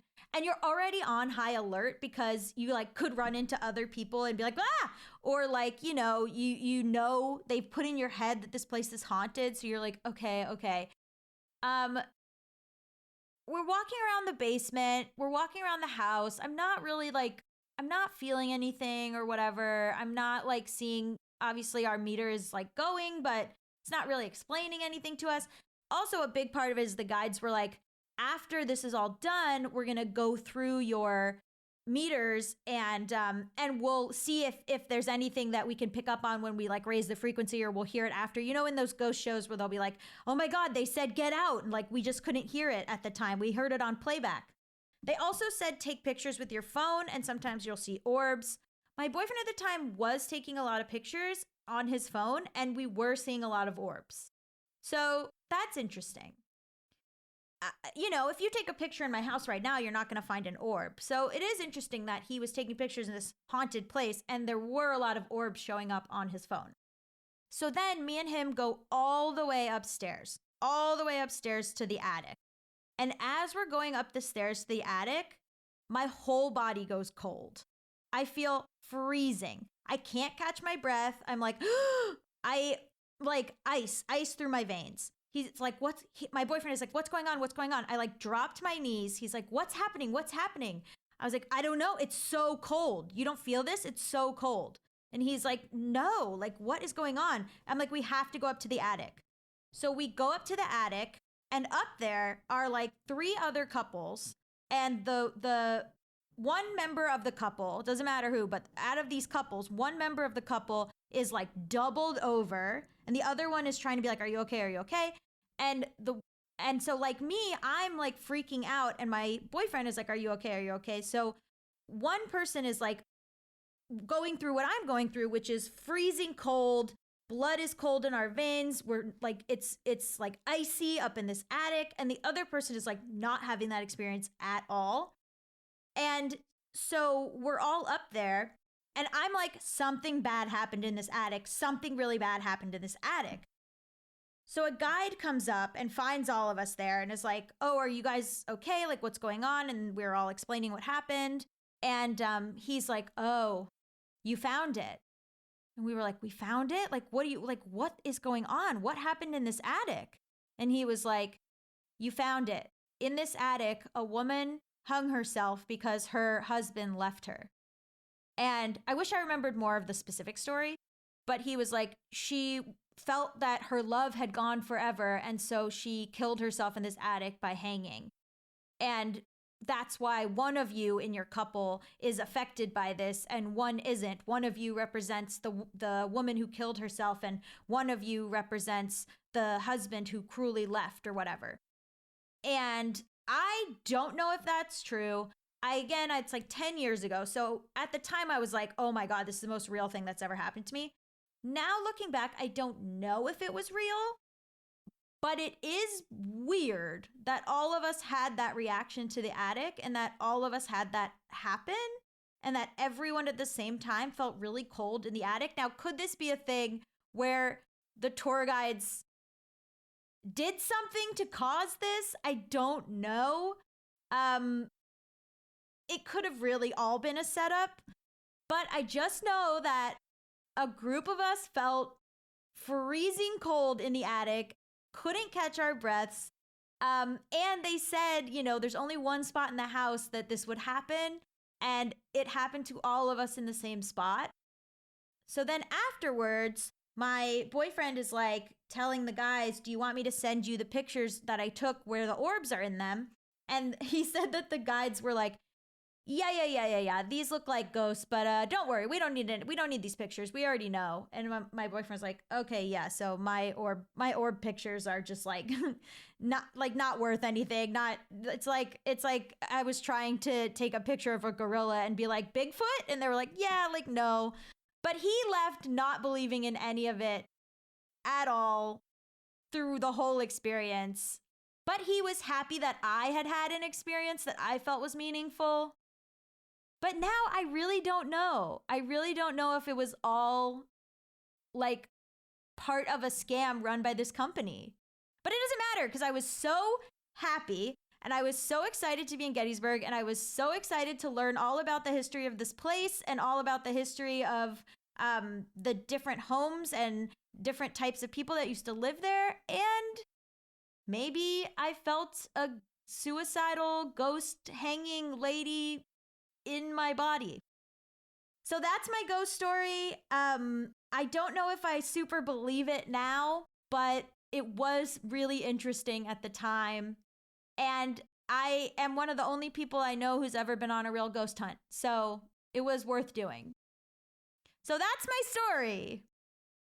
I just want to say a couple things. First off, hell yeah to getting blocked on Twitter by Zach Baggins. Him and his Papa Roach haircut. You know what I'm saying. You got blocked? No. Gabby got blocked. I just remember you said that same thing before. Yeah. I thought like he heard the podcast or something. I was just like, did he block you too? No. That'd be funny. Zach hasn't blocked us on anything yet. Yeah. I'm totally with Gabby that Ghost Adventures, I think that they play up most of the stuff. And I think when Gabby went to this, whatever it was, this haunted thing, that it was ran by these tour guides that were there to solely make money.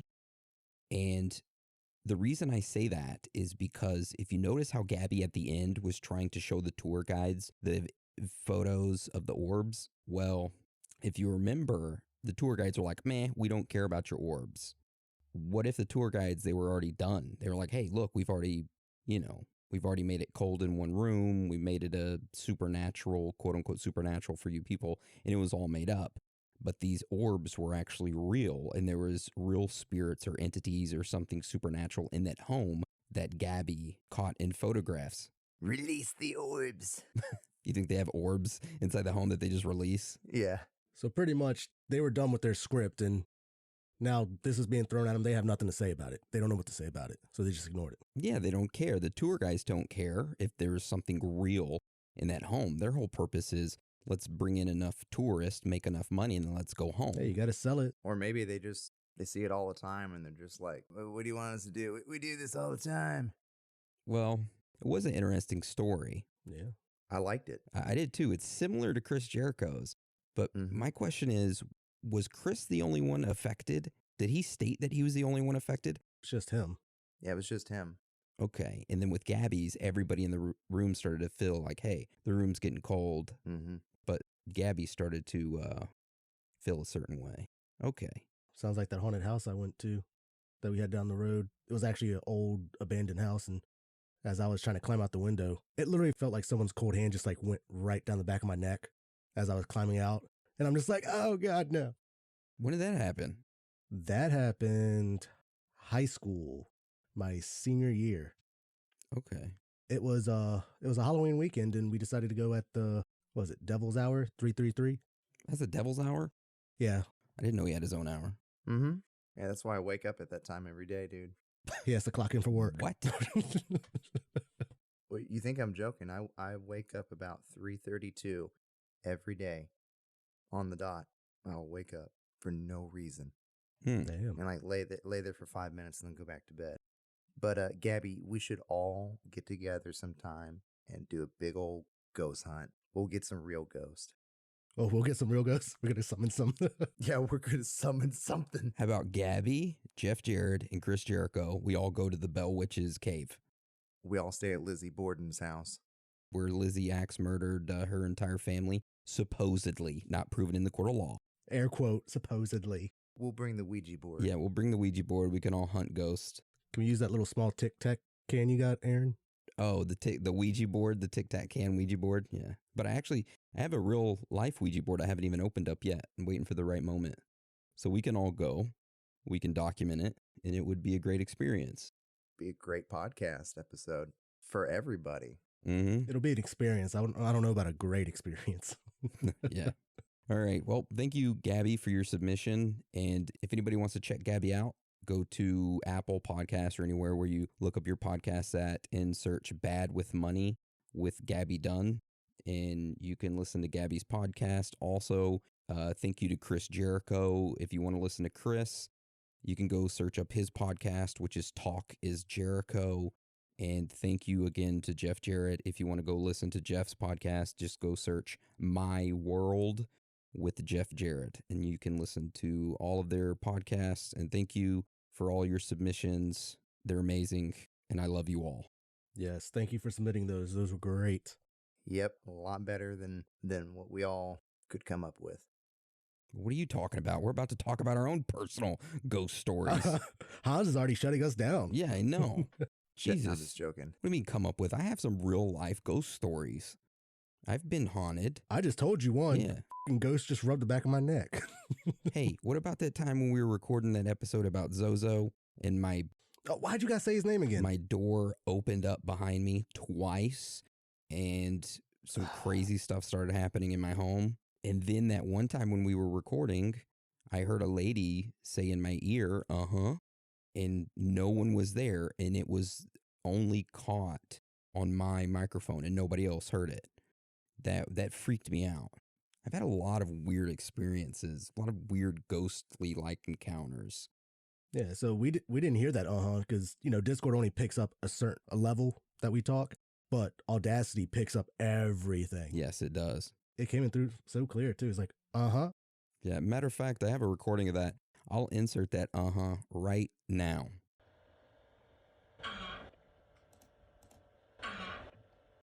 So yeah, that's what it sounded like, which very weird. If anybody has any ideas of what that could be, send me an email at aaron@theoriesofthethirdkind and let me know. I would greatly appreciate it.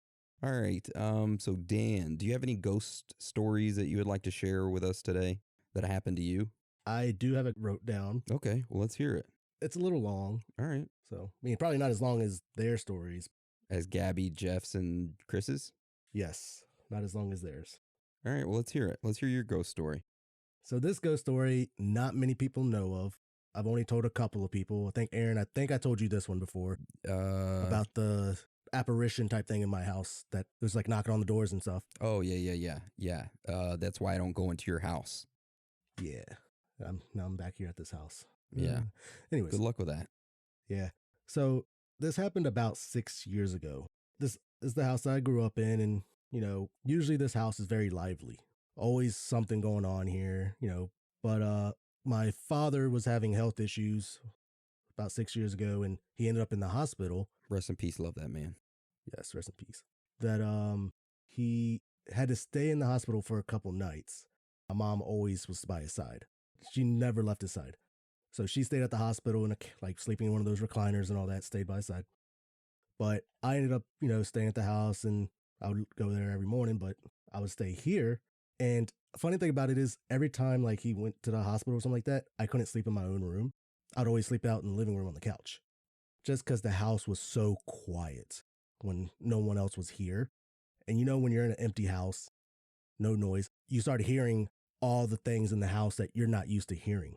Like the house shifting a little bit, hearing the creaking of the floors, refrigerator's compressor going, all that. You hear everything. Oh, yeah. I know exactly what you're talking about because I got to cut all that shit out in our recording. So you hear all that. But, I'm sleeping out in the living room on the couch. And that day, I was actually out with some friends and, I had a little bit of drinky drink. So I'm passing out on the couch. And it was like around 2 a.m. I'm like passing out on the couch and I just hear this loud banging coming from the kitchen. I'm startled awake. I'm just like, what the hell was that? Like no one else is here, So I like get up and I'm like slowly walking into the kitchen. And in our kitchen, we have a door that's connected to an extra room that we had built onto the house. And it has 2 doors on the outside of that are always locked. We don't ever really open those doors. But it was knocking on the door that connected the kitchen to it. So I'm just like standing at the entrance of the kitchen, looking at it. I'm just like, who the hell would be knocking on that door? You can't get into that. And the odd thing was most of the lights in the house were off because, I'm asleep. But the lights in that extra room was on. So of course I like slowly walk over to the door and we have like blinds on it. And like I peek through the blinds. And as I peeked through, I just saw this like white mist just like kind of go right past the door. So I'm just like, I have to peek again because I got to see what the hell it is. If it's somebody in my damn house, I'm about to call the cops. Yeah, right. You wouldn't call the cops. You stay loaded. Okay, yeah, I did grab the handgun already. Stay strapped or get clapped, bud. I'm not going to say I have a handgun in almost every room, but there's a gun somewhere. So I peek again and there's nothing in the room. And like as soon as I like let go of the blinds, the light cuts off. A little freaked out. I'm like, okay. The next thing you know, I hear another loud bang. It's at the front door. So I'm like, what the hell is going on What here? time is this again? About 2 a.m. Okay. So I'm like, okay, guess I'm going to the front door. And of course, we have like the little peephole in the door, and I look out the peephole. We have motion sensors on both sides of the house for lights. None of the lights outside were on. So nothing was outside. I'm like, okay, what the hell's going on now? This is weird. Then I hear the banging again. It's coming back from the kitchen. I'm just like, okay, something's fucking with me now. So I'm walking back towards the kitchen. And as I walk back towards the kitchen, the hallway's to my right. My door is open. And at the corner of my fucking eye, I see a tall, white, shadowy apparition just standing in my doorway at the end of the hallway. My first instinct, I got cold chills, goosebumps and all that. But I just kept walking because I saw it and I'm just like, oh, hell no. Because it wasn't just like, when I say tall, I'm not just saying like a tall person. This thing was literally the height of the door, opening of the door itself. Okay, so like 7 to 8 feet tall. Yeah. So you wouldn't think automatically that, oh, this is an intruder. You're thinking this is something supernatural. Oh, definitely. Because it was literally just pure white, just standing there. So I just kept walking past the hallway. I'm just like, all right, what the hell was that? Walked out back into the living room. Now in the living room, we have a big fish tank that kind of blocks off the dining room area, but I could see past it down the hallway, and I could still see this shadowy white figure there. So I yelled, "Who the hell are you? What the hell are you doing?" Okay, so you're screaming at it. So does it say anything? Does anything happen? No, it doesn't say anything, and it doesn't move. It's just standing there, like staring back at me. So I'm like, all right, I got gun in hand now. I'm going into fucking fight or flight. Yeah, I would have ran. I'm not going to lie. I would have ran outside that front door. All right, so go ahead. You go inside the room, guns a-blazing. I wish I got that far. No, I started walking back through the kitchen, and out the corner of my eye, through that door that had the blinds on it, there was a fucking face looking in at me. I shit you not. A face, hold on. What type of face are we talking here? Could you make it out? Was it just like It looked like this? like a regular face? Give us some examples. We need like some more visual to this. Think of the face as the eyes were black spots, kind of like the black-eyed children, how the eyes were like completely black. Okay. The eyes were completely black, and there was just like an opening for the mouth, but there was nothing there. But you could just see that it clearly was a face just staring at you. What did you do when you saw that? I would have freaked out. I would have ran. I freaked out. I ran towards the front door and grabbed my keys and went out the door and locked the door on my way out because got to make sure no one can breaks in, even though there's fucking spirit in there. And I jumped into my car. Now, I'm sitting in my car in the driveway facing towards my house, and I shit you not, the dining room light turns on, and this fucking figure is looking out the bay window at me. Is anybody else in that house? No, it's just me. Oh my God. And I'm just staring at this fucking figure in my window. And I'm just like, what the fuck is it? What did you do after you saw it turning on the lights? I honestly, I froze in my car because I'm just... Did it look out at you? It was looking out at me. Oh God. And then it started to move. And I'm just thinking, all right, it's just roaming the house now. But no, this shit went towards to the side to the front door. And I'm just like, dude, the door's locked. It ain't getting out. I shit you not, this thing came right through the fucking door, Aaron. As soon as it did that, I'm just like, nope. I fucking left. I went and stayed at a friend's house that night. Now, have you ever gotten your home tested for carbon monoxide? I have a carbon monoxide alarm, detector thing. Okay. So that it rules that out. Have you experienced this entity any more since then? Okay. So before that happened when I was younger, I did get messed with by, I believe was a ghost because it would turn my TV off and on. Like I would turn it on, watch something, and then it would just cut it off. And then when I go to turn it back on, it just kept messing with me. Okay. Has anybody else in your house encountered this being or entity, whatever it is? I want to say my brother saw something before, but I don't know if it's the same one. Okay. So your house is like a home to multiple paranormal whatevers. Yes, because I do still see the spirit of my dachshund, the one that we had when we were growing up, Spike. I actually do still see that every now and then, walking up and down the hallway, which I don't mind too much because, you know, it's like he's like guarding the house. Does any of your other family members see any of this stuff? I don't know per se, but if anybody knows like Buddhist rituals and stuff, they don't mind spirits being around to watch over them and stuff. Just for any new listeners that may be listening, Daniel's Vietnamese and his mother practicing Buddhist. Am I correct? Yeah. So there you go. Yeah. So she's always, praying to our ancestors and like my grandmother, grandfather, and all that stuff. Always like saying, pretty much giving offerings and always saying like, come watch over us and stuff like that. And I don't know if it could have been like Hans was saying, an actual ancestor, probably just messing with me for the hell of it. Do you think that was the most freaked out you've ever been in your life? No. Oh my God, no? How is that a no? The werewolf story I have, no. That shit freaked me out even more. Oh, I remember the werewolf story. Oh, yeah. Yeah. What did we talk about the werewolf story on? What was that on? God, that was like... Maybe cryptids or something? Yeah, it was. I think it was on your cryptids episode. On Patreon or regular? I think it was regular. Yeah. Oh, okay. Yeah, that freaked me out way more. The spirit, it freaked me out, but being, face to face with this big ass friggin' wolf thing, no thank you. He goes to ask his mom, and his mom's like, hey, just ignore it. Yeah, just ignore it. It's fine. Starts yelling at it. Alai, get out here. Go. And that's exactly what she sounds like, by the way. She says Alai, that's like supposed to mean like, oh my grandfather. Instead of like, oh my God, it's like, oh my grandfather. Okay. The more you know. Well, thank you for that. You're welcome. All right, Hans, do you have any ghost stories that you would like to share with us? All right, I have a couple. But we'll go to a very young one. It was at the funeral of my mother's mom, and she died when I was very, very young. And I don't have many memories of her. But we had the wake at one of my great uncle's houses, and I was about 3. And I remember going on the front porch of my great uncle's house in Indiana, and there's this big old rocking chair, big old wicker rocking chair. I looked at it, and I saw my grandma there.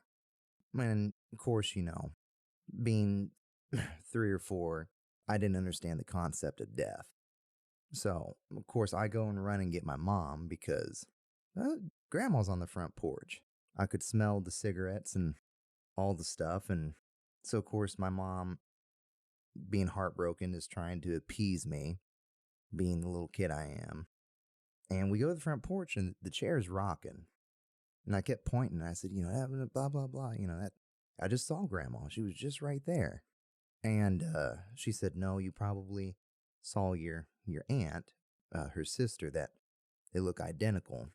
Of course, she took me to go see my great aunt, and I said, no, that's, because my grandma, she had a kind of horned-rimmed glasses, and that was her iconic look. And of course, my mom was asking my aunt, like, were you on the front porch at all? She said, no, I've been inside cooking. And my mom will always tell that story. It was the last time. She said, I believe that you did see your grandma because you were so adamant that she was on the front porch. You were pretty hysterical about it. But another one was when I was in the Army, in the barracks. And so people in the military know the barracks are a fucking weird place to be. It's like a college dorm and a party that never ends. So one night, it's like Dan's story. I hear somebody beating down my fucking door, and I'm drunk. So young Hans opens up that fucking door. I'm about ready to cuss somebody out. And I was like, what the? And I look down the hallway, and the lights are off. And nobody, no motion sensors, nothing. So I just kind of looked around. I said, what in the hell? And so my roommate gets up. He said, who the hell's beating down our damn door? I said, hell, I don't know. We lay back down, and we start nodding off, and it's a little tapping on the door, and we're seeing the door kind of jiggle with it.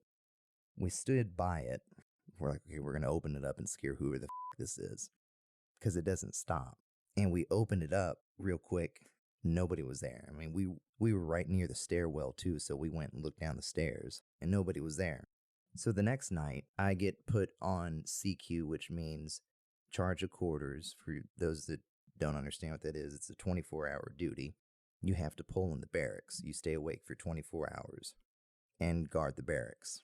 So it's me and another soldier at the front desk, and we've got security cameras up, and we're watching them, and we get a phone call that somebody is playing ding-dong ditch on the doors. And of course, we assure them that we're looking at the cameras and nobody's running up and down the hallway. And we got about 10 calls that night on that. And about 4 in the morning, you're not supposed to sleep on the duty, but I let the soldier sleep. And I was there pounding Red Bulls. And I happened to look up at the floor number 2, and they've got infrared lights on. And at the end of the hallway, there's a figure standing there. Clear outline of a man or somebody. And it's rocking back and forth on like the balls of its feet. Of course, I'm like, man, I might just be like hallucinating. It's 4. I haven't slept. I've had like 18 Red Bulls. So I wake the soldier up and say, hey. And I said, look at camera 2. And he's looking at it and he said, well, who the is that at the end of the hallway? I said, well, I don't know, but they're not tripping on the motion sensors. I said, I need you to go to that stairwell and get up there. So he goes up there, and I'm watching him on the cameras get up there. And he opens up the door, the lights turn on, and that figure disappears.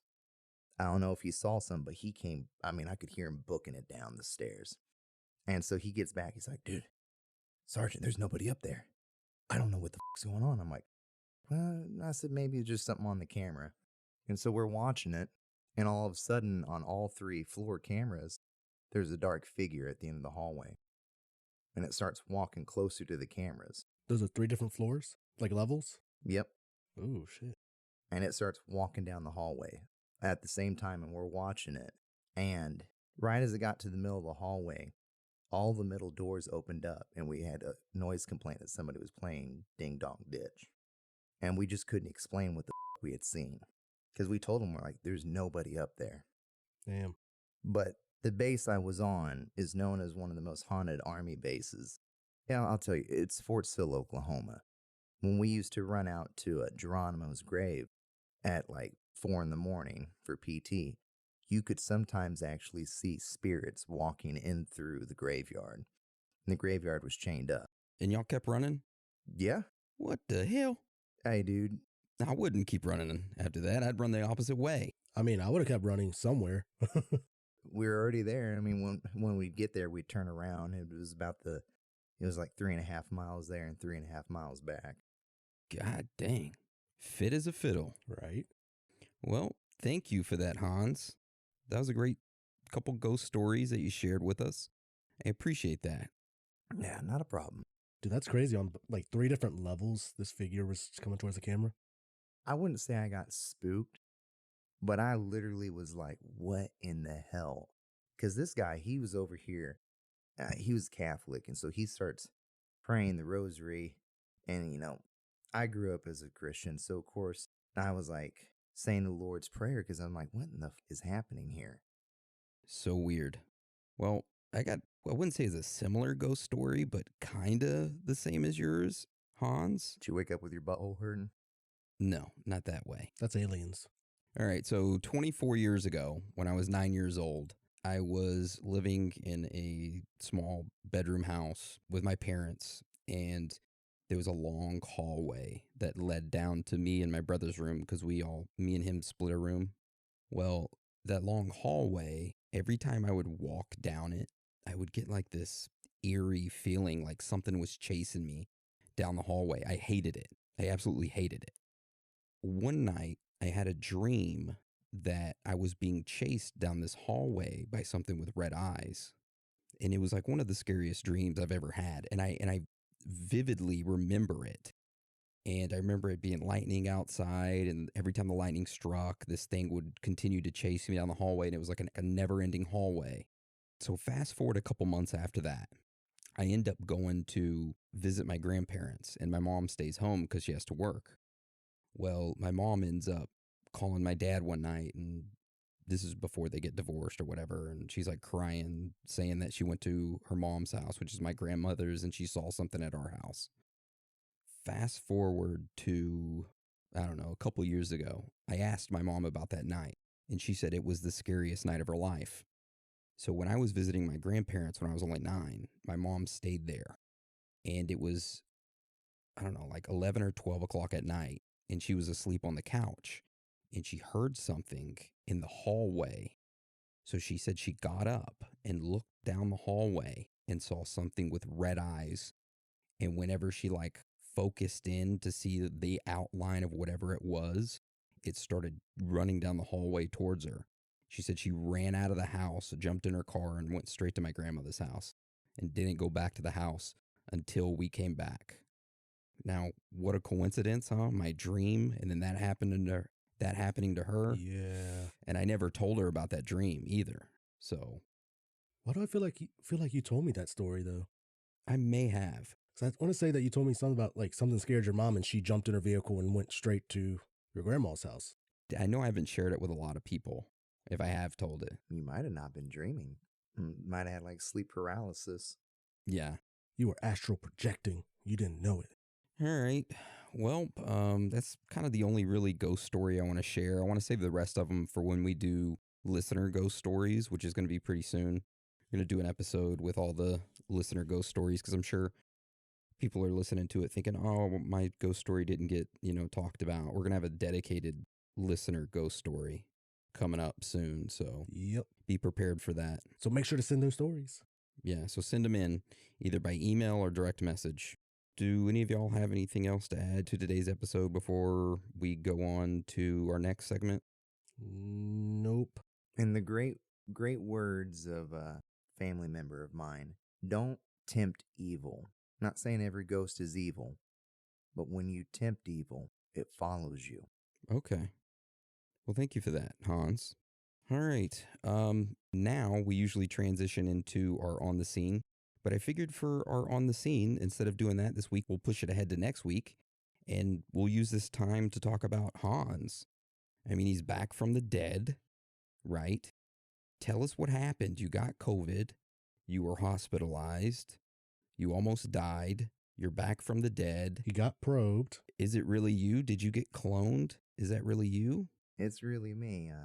Got tested for COVID at the beginning of October and was doing pretty good. But about the middle of the week, my oxygen wasn't doing too well, so they hospitalized me and put me in the ICU because I was slowly suffocating. And about on October 8th, my O2 crashed pretty good, and they were trying to convince me that I would have to be put on a ventilator, and I told them that I would rather die because most people that get put on a ventilator, they don't wake up. Yeah. And so I would rather die than being kept alive by a machine, with the possibility of just not waking up in general. So I knew something was wrong if it wasn't for the doctors rushing in and out. But I guess this goes good with ghost stories. I went from 90% oxygen saturation to about 39%, which isn't good. Yeah, the doctors didn't think I'd make it through the night that Friday. And lying there, I just knew something was wrong and that maybe that this could be the end. And I wasn't scared. I didn't panic. I was very accepting of that this could be, the end of good old Hans. And I happened to look around the room at all the doctors, and I saw this man sitting in my recliner in the ICU. And quick story, I didn't really know my mother's parents much because they were very, very old when they had my mom. My mom's mom was 45 when she had my mom. So by the time I came around, I was the youngest grandchild, and they were on death's door. They both died of cancer, and so I looked over and I saw a man, and I focused in on him because he looked very familiar, and I realized it was my mother's dad. He had black horned-rimmed spectacles. His hair was slicked back, and he had his little iconic mustache. And then, so I knew that it probably was my time to go if I was seeing him. And then I happened to look near the bathroom, and lo and behold, not only do I see my mother's father, but I see my father's dad come out. The contrast between the two men is humongous. My dad's dad was 6'6" and about 280 pounds, and my mom's dad was 5'6", so he was a big contrast. And I don't remember much of what was said, but I remember before I passed out that my mom's father just said, it's okay. It's okay to come home, Hans, but it's just not your time. So go to sleep. And I just remember going to sleep. I didn't know what home really meant, but I woke up a day and a half later. So, can say I'm pretty thankful to be here. I'm still on oxygen, so if it sounds I'm short of breath, it's not that I'm pushing myself. Well, I am, but I'm getting used to being able to breathe normal again. Yeah, so don't submit any comments saying, oh, he sounds out of breath. Don't be a dick about it. And hey, no more submissions for a new host, okay? He didn't die, all right? We aren't taking new host submissions. Jesus. You guys can stop that. I bet there's so many. Right? They're like, hey, if he dies, can I be considered for a host? I'm like, dude, you're like the last person I'd consider now. Yeah, I mean, I can say, a couple of my family members that had COVID, and the most they were either fatigued, or my little sister, she had it and she had no symptoms. But I can say that having COVID pneumonia, it was definitely different. It sucked. Yeah. I've lost 25 pounds. Oh yeah, I can tell you lost quite a bit of weight. Oh, yeah. Shitting in a bucket. It's not fun. Oh, yeah. Nurse wiping that ass. I know you listeners don't want to know this, but it was so empowering when I was able to actually use the real toilet. Yeah. And actually shower. Yeah. So all of you taking, when you sit down and take a dump, you're like, oh man, you just kind of take it for granted. Be thankful that you didn't shit in a bucket like Hans. Okay. God. It was like ecology came after us, and then they tried cloning him, and they didn't get us. They didn't get us. I think they tried to get me. I got a sinus infection. That's the worst, though. All right. Well, I'm glad you're back. I'm glad you're here. The OG of our On the Scene. And if you're a new listener, each week we do what's called an On the Scene, where listeners can submit interviews that they do on the street with random individuals. They just go up to them and they record on their phone, asking them conspiracy questions and just hear what they have to say about what's going on in the world. And Hans was the OG of that. He created it, and we kind of put it on hold. And now since he's back starting next week, we'll start back up on the scene. So just wanted to say we all missed you, Hans, and we're glad to have you back. That's right. Also want to thank everybody that's reached out. It meant a lot to me, of course. Me being in the hospital, I didn't know what the hell was going on. So I was like, man, why in the hell is everybody sending me a damn message? And then I listened to the podcast and actually went through and started reading them. And if I haven't responded to you, I'm sorry. I didn't think all of you would reach out, which was really touching to me. So this is more of a thank you to everybody that's reached out. And it just meant quite a bit. Nice. Speaking of that, I guess let's roll into shout outs.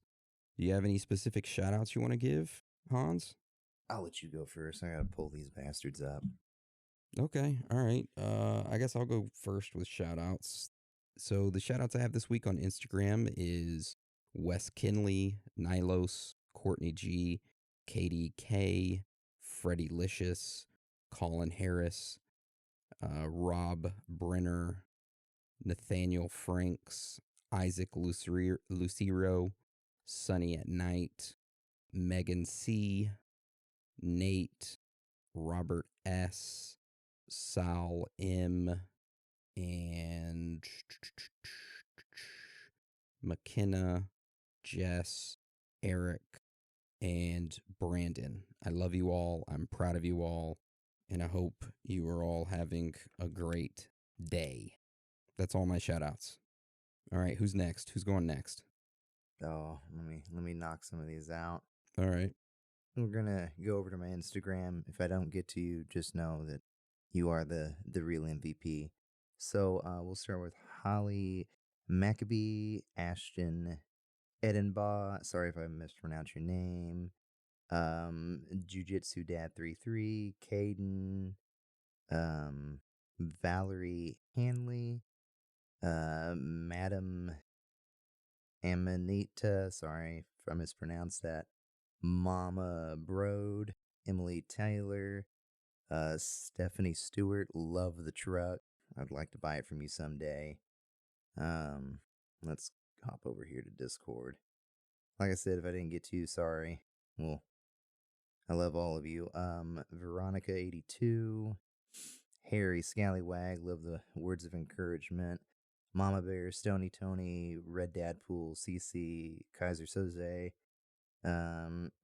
Dirty Old Bikers, the Kit Kat, and just everybody in general. Thank you. Nice. All right, before you go, Dan, I totally forgot about my personal Instagram. You're good. I have no shout outs. All right, so I got a couple shout outs on them. On that one, Aaron Copeland, Keith Munns, Christian Munoz, Tyson Hawley, Anonymous B Code, Chance Lagare, Eli Jones, Mercies, sorry if I pronounced your name wrong, Madam Amanita, Ashton Eppenborough, or Burrog, sorry if I pronounced your name wrong, Zachary Hines, and Sada 2000. Thank you for the love and the support. I love you all. Nice. All right. Well, that's the end of the shout outs. Do either one of you have anything else you want to add before we roll out today's episode? The amount of messages I got on Instagram for the one female Bigfoot dancing is insane. I think I got probably 6 or 7 people that sent me the same thing over. Oh, yeah. I got one of those too. Oh, hell yeah. Pretty sure I'll probably get more now, but they're like, oh, send it to them. Do it. All right. Well, that's the end of the episode today. I want to thank you all for joining us. And again, thank you for all your support. You were all amazing, every single one of you. So with that being said, Dan and Hans, you want to roll us out? Sure will. It's okay to be out of this world with your thoughts. Because you're not alone.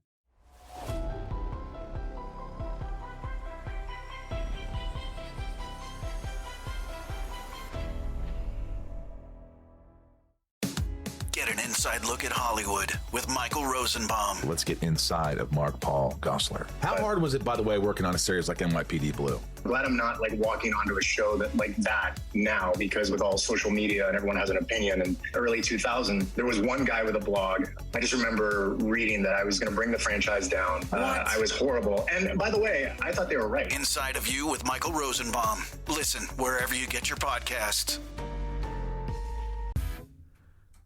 Sum 41 and In Too Deep. If you're listening now, you're in too deep. It's the Ricky Gervais Show. Run for the hills. Oh, No. classic. Yeah. With Steve Merchant. Yeah. Whose birthday it is today. Jeez. Yeah. So So someone never listened before and they heard that link.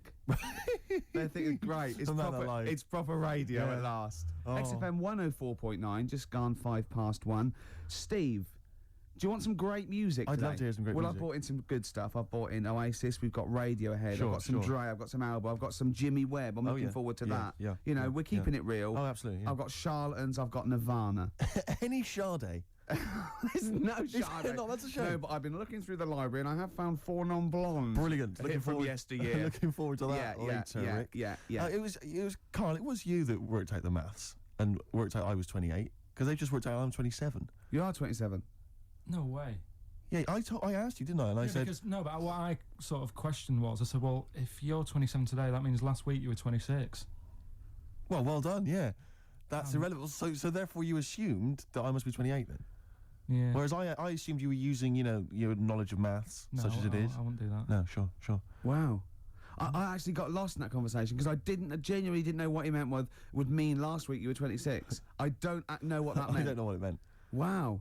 Well, it is Steve's birthday. But he would have been 26 last week. Sometimes you genuinely frighten me because it's those staring eyes. There's nothing behind him. It's this little bald head. Looks like Davros looking at me. Genuine fear on his face when he enters into a conversation with another human But being. what bit don't you understand? If he's 27 today, he would have been 26 last week, and he doesn't look 26. He didn't look 26 last week. He looks older than 28 today. You've started on his birthday. You're still having a go at him. Carl, I don't look like the kind of hot stud that I actually am, but face facts, that's the truth, mate. Yeah, Get live with it. Get with Live the with it. programme, jeez. Well, let's have a little bit of cake. Okay, oh, that's appropriate. See The what I did? birthday. But you mean the band, don't Yeah. you? Not the cake. You haven't actually bought cake, have you? Got anything at all? Cake, short skirt, long jacket, sort of fashion sort of Sure. single. isn't Yes. it? Yes. Yeah. Oh, I just remembered something. Go Right? on. Something like short skirt, long jacket. Once I was watching daytime TV. I Yeah. was unemployed. It was the early days of it was about mid-80s, and Who was hosting? It was sort of like one of those Eamon Holmes and someone, or like Oh, like right, Richard, yeah. but not as good, not as. And the link she went, well, after the break, Leo Sayers popping in, tell us about clothes for the shorter man. I stayed tuned. He came on. He went, Leo wear a short, Sayer? yeah. He went, wear a short jacket. Why wear a short jacket? But optical illusion. You're going, well, that jacket, it couldn't be a foot long because that'd be mad. So it's 2 foot long. So he's 6 foot. So I'm looking at him there. I'm looking at him. Don't get too close. Just look at the jacket. How tall are you, Leo? Well, work it out. Yeah. This jacket's presumably about, Yeah. isn't it? Yeah. Yeah, of course it is. Yeah. Yeah. But Leo, you're famously quite a short man. In fact, I saw No. you on TV talking about clothes for the shorter man. No, but look at the jacket from there. Yeah, you must be about 6 foot. So you had to walk around looking like a bullfighter just for this illusion at like 50 paces. What's the other thing about stripes? Is it Yeah. Horizontal stripes widen you. make you look fatter? Yeah, Right. yeah. So good advice, good fashion advice for anyone listening. On XFM 104.9. Leo Sayer there offering some topic. We should get Leo in, maybe offer some new stuff. For your birthday, a little special Leo Sayer visit for your birthday. Lovely. Got any presents yet? Got any? I've received nothing yet. But then my parents haven't come up, and they're the ones that normally bring gifts. Oh yeah, They are coming up later, and I always look forward to my father's gifts. Yeah. Because they are remarkable. I don't know what he's thinking sometimes. I don't understand the logic. I mean, if I explain some of the gifts he's bought in the past, maybe you could figure out. I once opened, I think I was about 14. Right. And I liked all the stuff that you like at 14, you know, the ladies, obviously, you know, pop music, sure. You know, fashion. Yeah. And that's why that's why he bought me on audio cassette the collected wartime speeches of Sir Winston Churchill. It's a good gift. Did you listen to him? Well, I'm not sure when you'd ever be in the mood to listen to that, to be honest. We'll fight on the beaches, you know, all that. All the classics, all the classic hits. I don't know when you listen. I think unless you're under attack, I don't think you'd ever listen to that. Did you not even listen to it? I kind of stuck. But when are you gonna be in the mood to put that on? No, but just because it was a gift. But I always remember being once. This was. But what if he tested you? Go, do you like track 4? Oh, some chicken, some neck. Oh, I love that, Dad. Yeah. But I think they're doing a remix. But he said to me once. He said to me, "Never forget, son."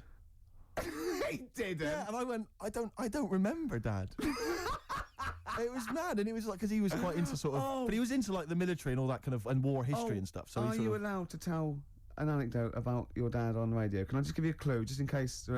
Can you tell the thing about the shed? No. Okay. No. All right. No. Okay. Too complicated. Too long. Okay. All right. Okay. But I remember this was true. I remember I had it on once because I just stuck it on because I thought I ought to. And my dad came in. He was pleased to see I was listening to it. And he was like, we just sort of stood there listening. And I was with my sister coming in with one of her quite attractive friends, teenage friends as well. Like, and I'm a teenager as well. And it's like, and just this woman walking by. You know, she goes to the same school or whatever. You know, quite fit. And I'm just stood there with my father, listening to "We All Fight Them on the Beaches," "Never in the Field of Human Conflict" of so many, and just remember looking at her as she passes. Just You've looking learned at her. it's rubbed off. Oh yeah. You know, is oh Rick, if you're ever in a war situation and you need some morale, come to me. Yeah, you'll just you're right. Quote me out. What about a little bit of White Stripes? I've got some more gifts that I can tell you about afterwards. Well, I'm looking forward to it. Look forward to it.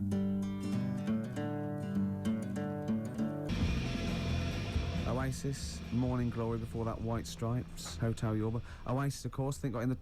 have you been watching that VH1 Top 100 album? I have indeed, I've enjoyed it. Yeah, number 1. Do you remember what number 1 was? Joshua Tree, U2. Yeah, now, good album. It's not the greatest album ever, is it? Of all time. I mean, I know it's an arbitrary list, but even so. Yeah, you sort of feel comfortable with it being the Beatles or exactly. You kind of Gaye or even Pet Sounds. Exactly, and then maybe I don't think I don't maybe it's a generation shift. There's enough people now. But it was sort of, what I found odd in the list was it started off with, I think it was like the Doors. I remember there was Velvet Underground and stuff. You know, these kind of respected album classics. And then there was things like, you know, Stars, Simply Red. I mean, it was a big seller and it's well produced, whatever, but an odd choice for the greatest albums ever.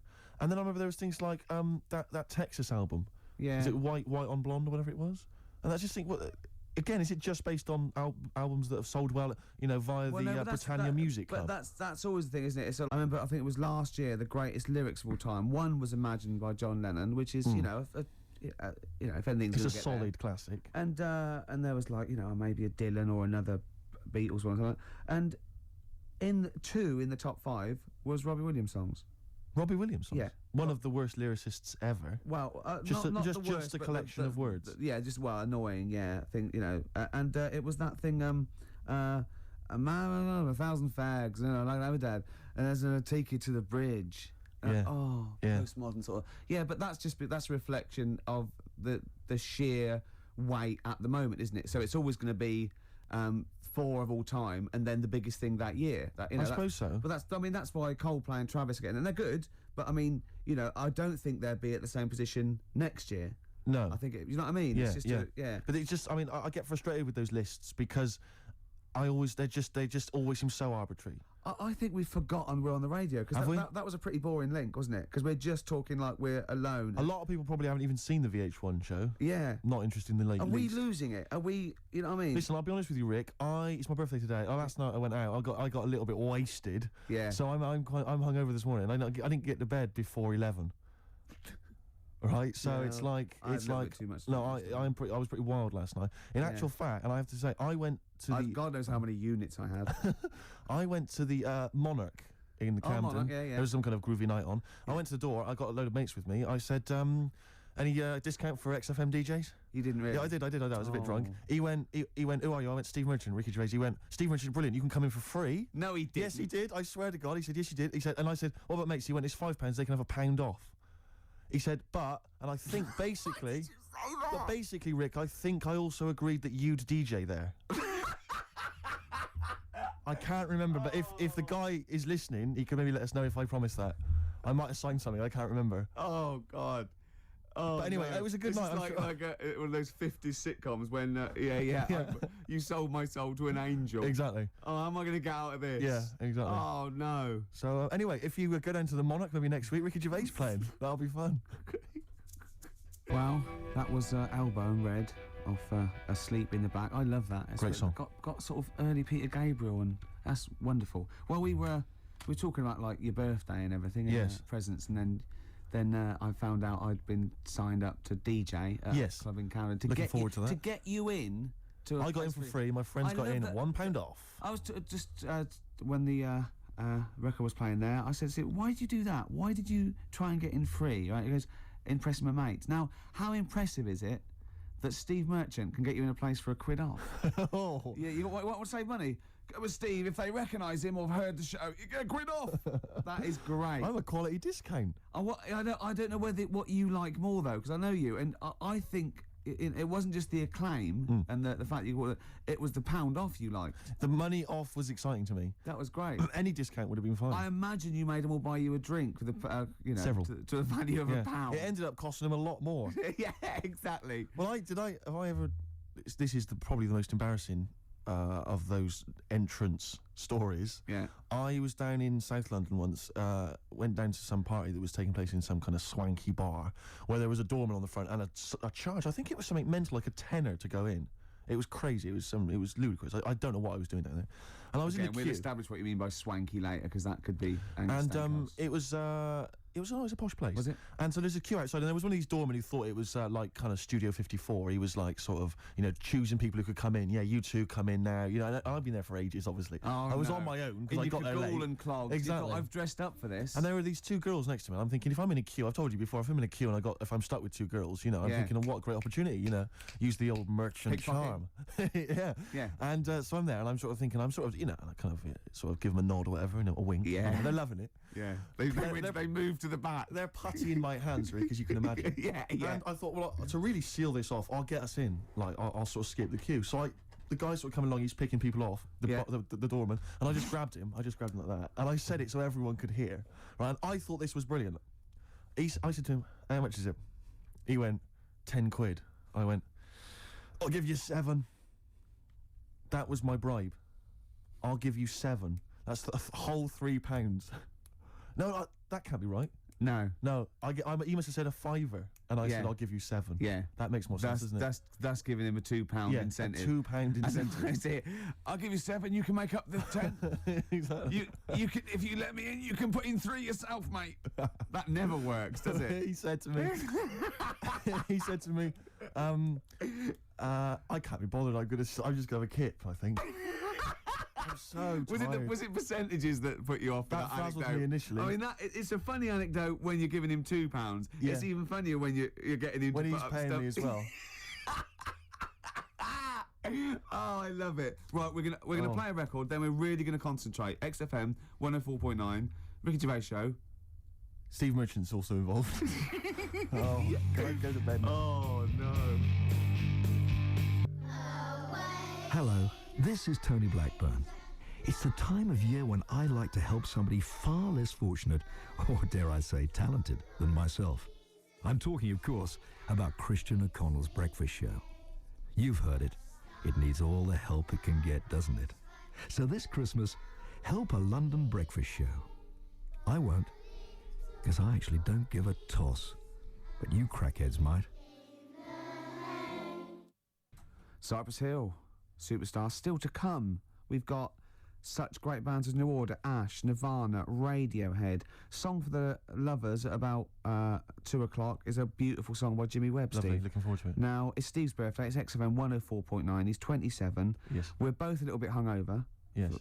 Now, every link we've started hasn't really sort of... It's not really come to fruition, if I'm being honest. Nothing's happened. I mean, sometimes they're just all out, kind of, there's just blunders in them. Yeah. Or like this one, we've already run aground. Steam. Yeah. I think it might be a mixture of us, like, we've been on this station for a little while, we're losing the will to live. Bored. But we're going to buck up our ideas. Can I just ask a quick question? I said buck up, by the way, just in case. Can I just ask a quick question, though? Because Someone's listening to want to complain. My birthday today, and therefore last night I went out, and that's my excuse for being a little bit tired and a little bit hungover. Yeah. What's your excuse? Because you didn't come out. No, I know. I mean, you conscious you had the show today. What were you doing? Staying at home, just drinking? Yeah. Having a little couple. Me and Jane went what time to did say you go to goodbye bed? to someone about 1. Well, that's stupid. What I'm saying is, no, I mean, it's your name all over the show. I'm a nobody. I got no reputation. Yeah. Although thankfully. You get a quid off in most clubs in Camden. True enough. I think just drop. If anyone out there, if you're sort of like tall, sort of, I'll answer your birthday, but I'm just got to do a description. This is nothing nasty. It's pretty sweet. If you're sort of like a lanky sort of geek, and you can do a Worsley accent, then maybe you can pretend to be Steve Merchant and get in a quid off. Is that all right? That's fine, yeah. No, because some people would take that as a personal... That's offensive. Sure. Yeah. So we were talking about... should we play a record? Is that link too long already before we actually got to something? I'm already bored. Carl, we've got to get to something. We've got to do something. Why don't you contribute something? You've been silent. Now that is scraping the bottom about really like is, we're in trouble. Oh no. Oh, we're failing. Who can we bring on that's surefire? Always delivers. Audio snappy. dynamite. Yeah. Carl. The big guns. Come on, Carl. I was just thinking, there is nobody else who looks like Steve. He's done ya. That's outrageous. Although, to be honest with you, that insult has resurrected things. Yeah. Well done. Play a little tune, and then we've got a little bit of a sniffle as well, I think. Yeah. Cold or something probably coming on. Bit late there, Carl. You should come in a bit earlier there. Suede there. What I like is the complete lack of professionalism on our part. Yeah. It's like we've got a bit of a headache, a little bit tired. Just that's it then. You can't fight that. You can't fight that. But, I mean, the thing is, as you well know, Rick, there are certain DJs on this station. Drunkards. There's at least 2 I know of who are smackheads. Yeah. And they still manage. They still manage to do a good job. Even the ones that aren't, that try their best, are rubbish. That's true enough. I'm not saying we're still not the best. Yeah. And it's effortless for us, Rick. I know.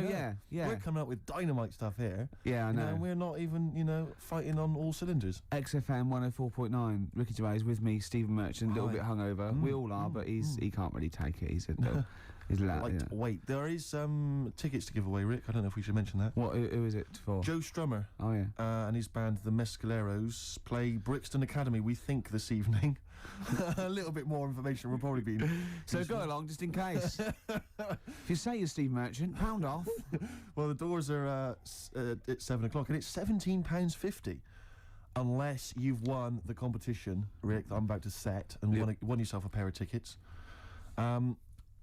There is someone, right, in America celebrating a birthday today, okay? Yeah. More than one. Same I day think. as me. Yeah, no. No, but there's a specific one I'm thinking of, Go on. right? His name, Rick, is Dwight Schultz.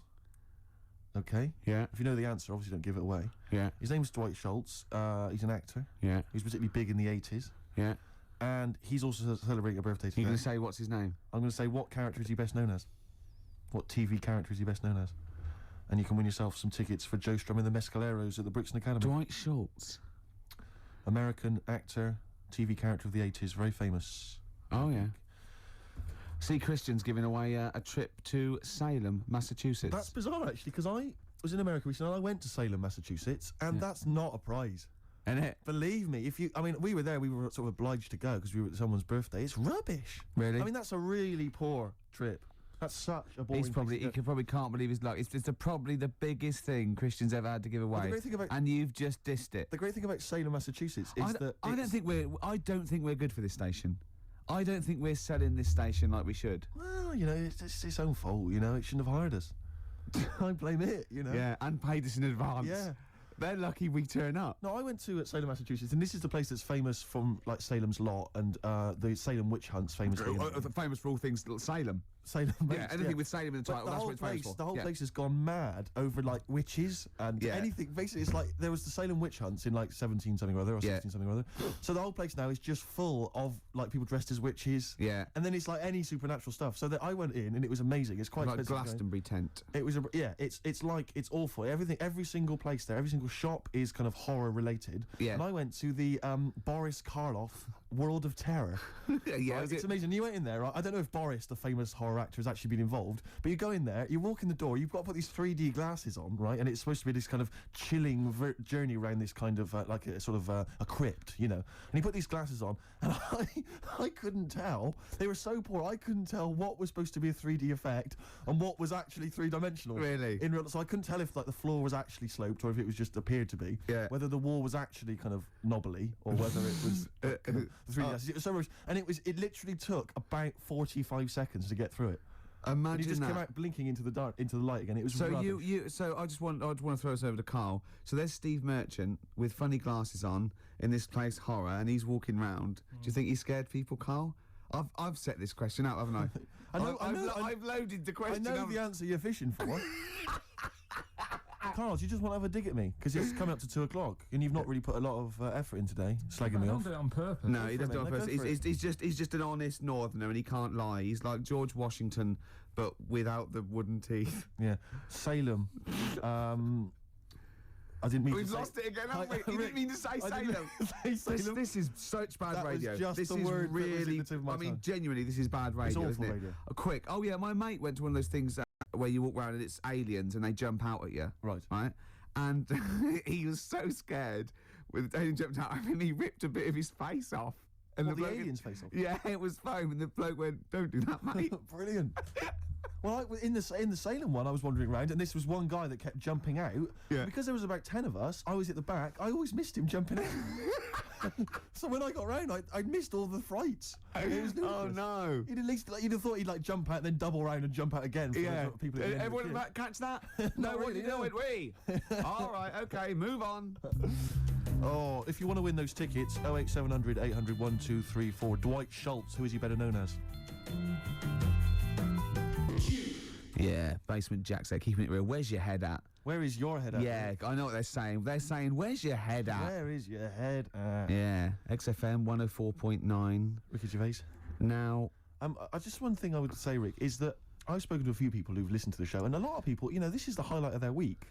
It really is. No, a lot of bedbound people, and you know, yeah, and we're not putting the effort in, are we? We're providing nothing. We're trying, but it's just not coming out right. It's just the words aren't coming out. When I say them in my mind, they're brilliant. But it's sort of like getting old. You know, your mind. I still want to run upstairs and things, but I just the lift. I'd like to run upstairs. I just can't anymore. And I felt that today. The comedy's in there. The interesting things and it's all in the head, and it has to go via the mouth. Yeah, that's and it's just not working for me. But it is your birthday. You're 27. Happy birthday. Thanks. We're talking about. Can I tell you one of the best presents I ever had?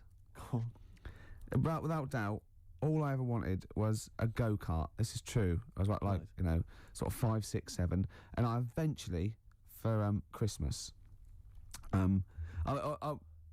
I wasn't sort of spoiled in the sense that I got pocket money, but I always got what I wanted at Christmas eventually, because working class mothers they'd get it out the catalogue and pay for it for the rest of the year. So I always got really as many presents as anyone else, and I got this go-kart. It was a little red go-kart, and it was a pedal one, and I'd run home from school and I'd be in it. And I'd get up and down the garden for hours. I'd have to come in for my tea, and this was fantastic. And this went on for like weeks and weeks and weeks through the summer. The next time, it was fantastic go-kart. I'd show off, and then one day I came home and I went. It was always at the back of the shed, sort of up against the shed. And I went in, I couldn't see it, and so I went to the back door. My mum was sort of like washing up with that, and I went, "Where's my go-kart?" I thought it hasn't been nicked. She went, "Your dad swapped it." Your dad swapped it? Yeah. I went, he what? And I was going to be brave, and I went, he what? She went, he swapped it for a wheelbarrow. And I could see she didn't approve of this, and she was thinking, I'm going to tell him, and then I'm going to, have this out. And I went, right. She went, it's your wheelbarrow. And I went to the back of the shed, and there was this wheelbarrow. He swapped it with a bloke called Jimmy Dublin, who he worked with. Jimmy Dublin? Yeah, I don't know. I think he was a respectable member of the community. He was fine. It was his lively. No, I think he was an Irish gentleman. And that's why You we called surprised him. That's why I don't know what his real name was. And I think my dad must have been drunk, and he went, you know, I want to get my son a go-kart. And my dad went, well, my kid's got one. He's probably had it for a year. He's probably bored with it. Yeah. And he said, I'll give you this wheelbarrow. And I went to this wheelbarrow, and it was caked in concrete. I could hardly lift it. I just nicked off a building site, obviously. And I'd be there for hours trying to push this wheelbarrow up and down the garden, right? And it was okay though, because I was going on holiday soon, and I 7 years running went to Bognor Regis, a place called Riverside, because some woman around the way had a caravan that we got free for a week. And it was great, just wonderful. And I used to go there with my mum and my nan. Oh, party time! Yeah, yeah, the age of 7 to sort of. No, it was good because you know when you're a kid and you wake up in a strange place, it sort of seems weird. You wake up at 3 o'clock in the morning hearing your gran pissing in an iron bucket, and you know We've all been there. You get disorientated. Anyway, and I went on holiday, and I met a little friend who was about my age. We were both sort of like, right, and he'd hired a go-kart. He had this great go-kart, and he came round to my caravan, and I went, I've got a go-kart. And I remember my mum opening the window of the caravan and going, don't lie. That's so evil. And I went, I had a go-kart.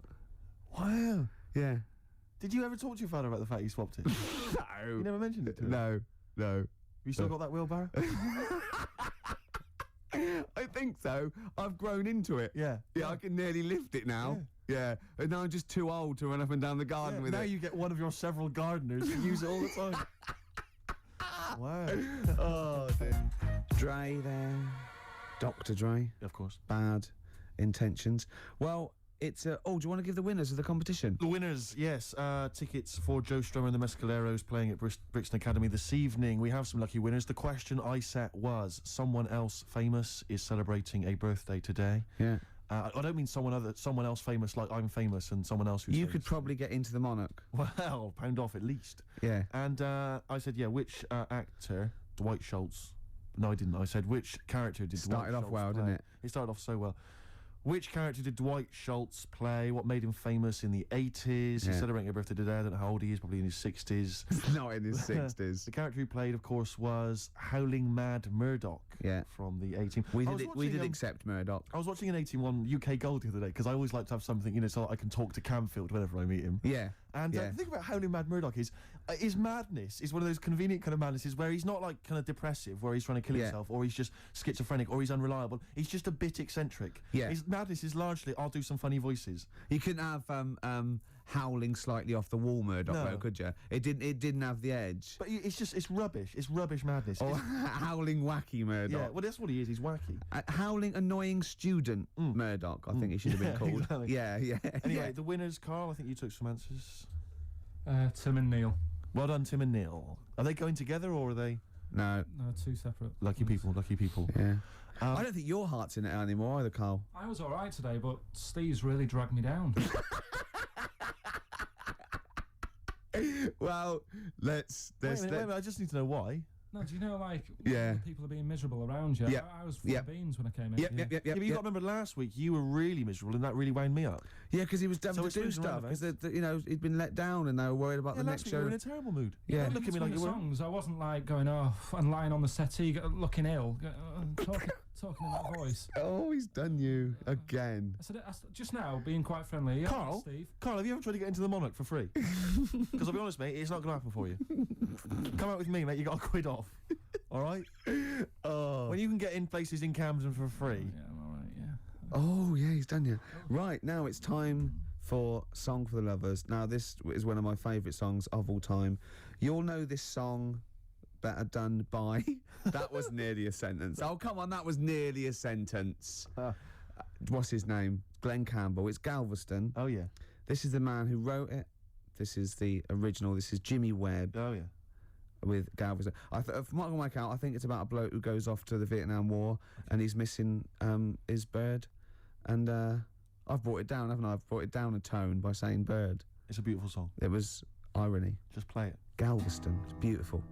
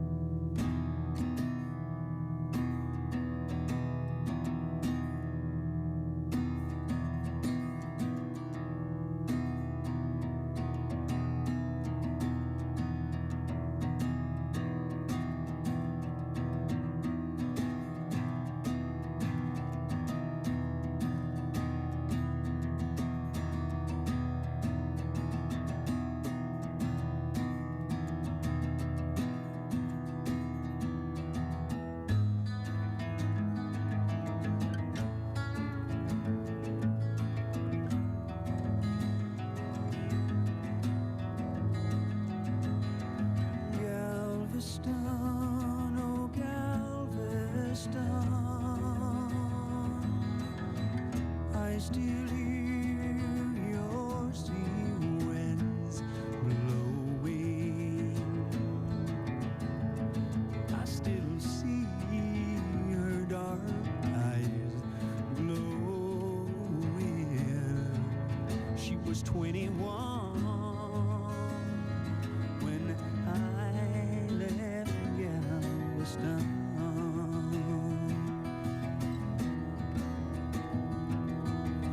Galveston, oh Galveston, I still hear your sea waves crashing while I watch the cannon flashing, and I clean my gun and I dream of Galveston.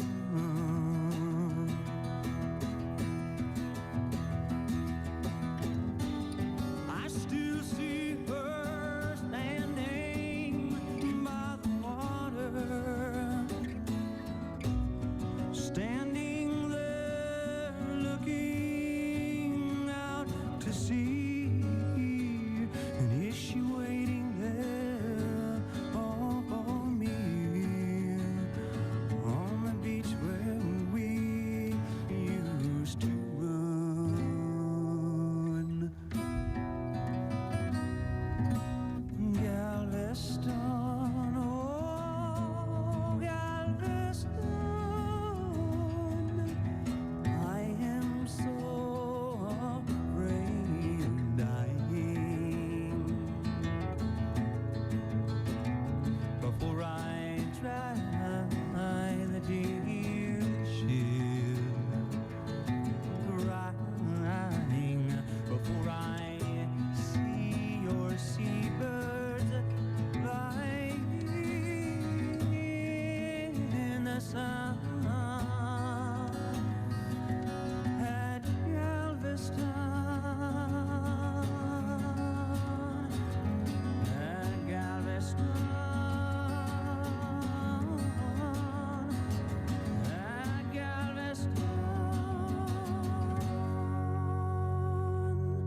Jimmy Webb with Galveston. Now, I know you enjoy Love the work of the Webb. Webmeister. A lot of people, of course, be familiar with his sons, the Webb brothers. Yeah, yeah, very different. Quite cool, though. I went to see him live, and he was just so cool. Just like doing his songs and telling a little anecdote. It was just he's fantastic. That's my song for the lovers. Steve, what have you got for us? No, I was just going to mention a couple of other gifts that my father got. Well, he got me once. I unwrapped once, having professed no interest ever in this particular artist, about as much interest as Winston Churchill. I once received, lucky me, the making of Thriller. It was a video behind the scenes on Thriller. From Michael Jackson I know what film. he thinks though. But he thinks Steve loves to dance. No, he went. You love music and you love films. Yeah, no, that's a film. Yeah. But I mean, I've never professed any interest. I mean, I don't think he even had Thriller, the actual film, behind the scenes. Michael Jackson dancing around and John saying, Landis. Yeah, it was rubbish. Well, that's not very nice, is it? But what did you say when you opened it? Brilliant. Brilliant. I love Jackson. Can't wait to watch this. Can we watch it now, I said? What did he say? No. He's so ungrateful, really. Yeah. Because I can't remember a time my dad bought me anything. It's always my mum who bought it, and my dad would give her the money. Yeah. You got Ricky who's lost his go-kart. You've had a video bought for you, and you're still not happy. I just think it's selfish. It's not so much that I appreciate the fact that there is a gift. I think it's the fact that the gifts are arbitrary and can be bought in the shop that's opposite the place he works. Tell Carl what you got your mum for this. Well, listen to this, Carl. You'll love this. Right, yeah. It's the thought that counts, right? So I suppose if you say that the thought that counts is the fact that he went and got anything at all, that counts. Okay, fair enough. But he phoned me up. He said, "What shall I get your mother?" Right? It's our 20th wedding anniversary, right? What shall I get her? I say, well, I'll tell you this. This is a great idea I'd heard from somewhere else. Why not get her, pay for her to have a makeover, you know, and all the sort of treatment, you know, and the beauty treatment and that. She'll love that, you know, then take her out, give her a meal and stuff. He went, okay. So he hangs up. I speak to him on the day of my mum's birthday. I say, what'd you get? He said, I got something. I said, do you go for the makeover idea? He went, not exactly. I went, what'd you do? He went, I bought her a trowel. A trowel. I went, a trowel? He went, yeah, for the garden. I went, it's a trowel. You've been married 20 years and you got a trowel. He went, it's stainless steel. I said to him, it's a trowel, Dad. And he went, do you think I should have got it engraved? It is mental. And I went down to see them, right? And I went in the lounge and literally, imagine it, like, it wasn't this, but imagine, I got in there, he'd bought this trowel, right?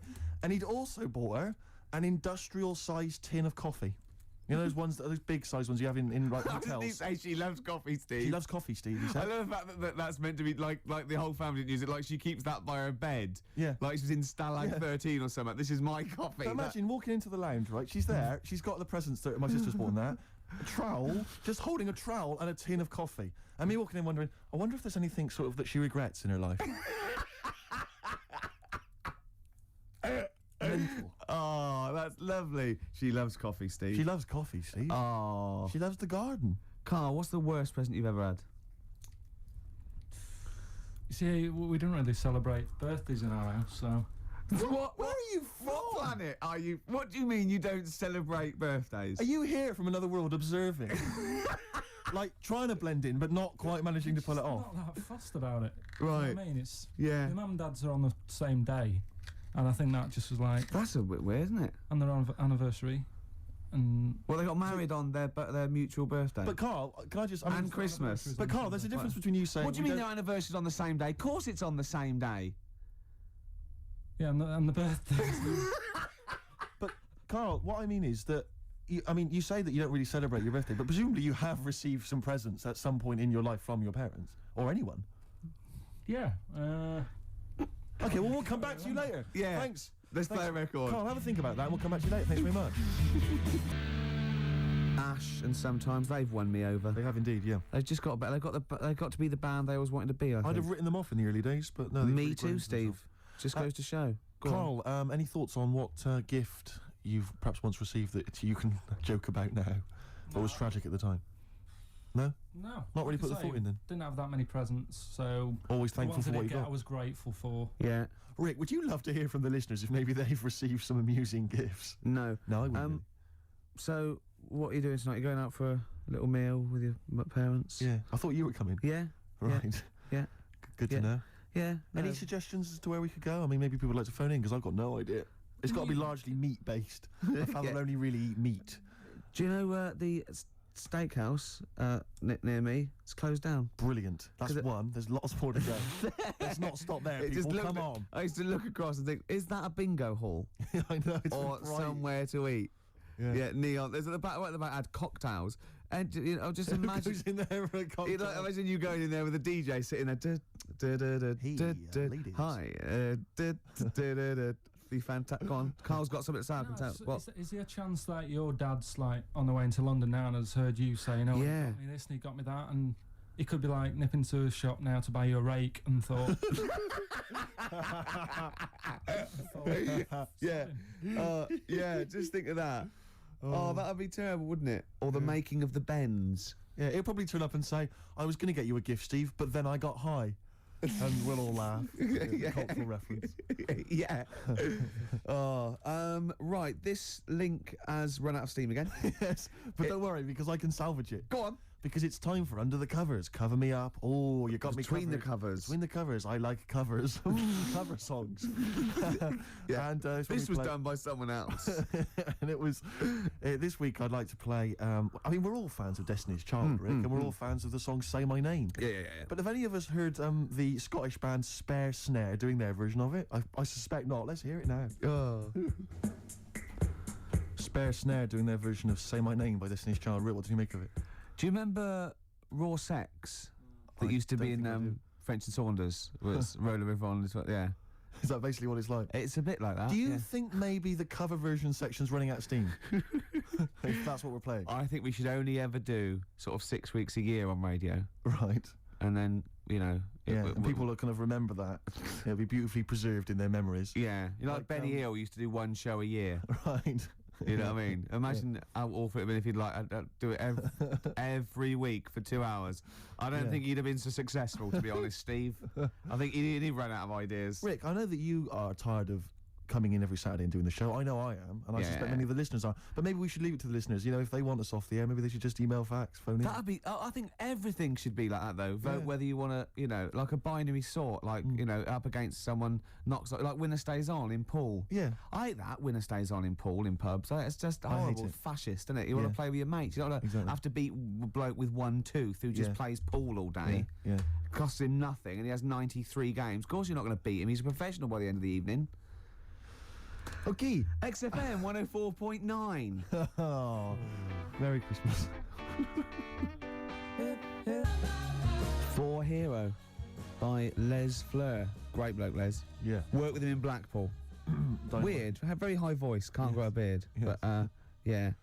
I'm joshing. Probably pronounced Les Fleur, innit? Les Fleur. Yeah. We know all that. Oh, we know that. We know that. You noticed all those huge posters advertising Christian O'Connell's breakfast show?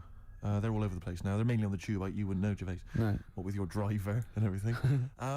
Imagine if they'd spent the kind of money they must have spent on those advertising our show. I know. And those people were tuning in, and today's show is what they heard. I was actually thinking, right, because we do care in a way. Yeah. We couldn't get over it today, you know. Just to word to the kids, this is what alcohol can do to you. It's a sobering lesson. Yeah, it is. Yeah. But I thought, what if this was our first ever attempt at radio? Think how gutted we'd be. We'd go, we're not right. What worries me is it's like, I don't know, it's like in my sort of hangover state, it's like I've kind of woken from a dream, and I've sort of thought to myself, all the stuff we're saying today is what we normally say week in, week out, and we think is brilliant. And it's today we've done it, and it's rubbish, and it's like we've seen the truth. Oh, yeah, it might be. See, so an alcohol can it's just not as interesting or entertaining as we thought. See, yours could be BSE as well, though, because I know you're worried about that. In, I think. Yeah, because you just ate beef, didn't you, for the first 15 years? Largely just beef, yeah. Beef and milk. Yeah. Mainly uncooked. It was just, you know, they just wheel a cow in. From the cow. Just suckle it from the cow. Now we get complaints about that. We will indeed. I always wondered if Bruno Brooks ever got complaints, actually. When he once played Rage Against the Machine, Killing in the Name of, and he must have dozed off or something because he didn't realise all the swearing, you know, F you, I won't do what you tell me, and he just left it playing. He probably wasn't. And listening. It was the UK top 40, and it was just, you know. He probably, of course, he probably did get complaints. Where is he now? Good point. Doing internet radio, which is of course where we'll be next week. Yeah, if we buck our ideas up. Quick question. Go on. I just realised who Carl looks like. Moby. He does. Not the first person to say that. Yeah, suddenly just dawned on me then. Yeah. So if Moby's one of those people that I think is fantastic. Every time I see him, everything he says I agree with. He's lovely, and I just can't get into his music. It's bad. It's like I feel that it's like a mate you can't say, oh, I'd give it up, because I think he's fantastic, and I want to go, why don't you do something else? For more I bored myself then. If you've got a pop star that you'd like Ricky Gervais to pass comment on, why not get in touch? Yeah. Rick, what are your views on Rick Witter from Shed 7?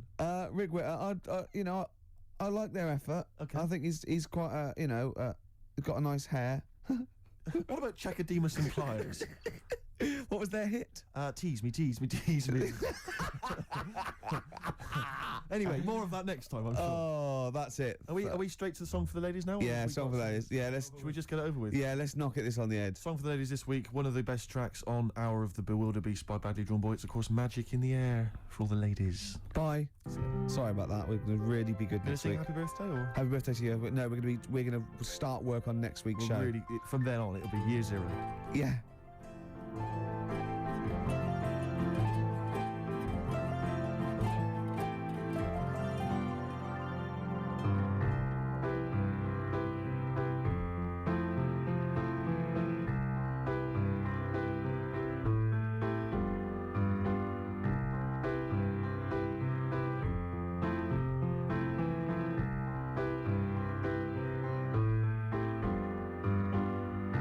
We left so much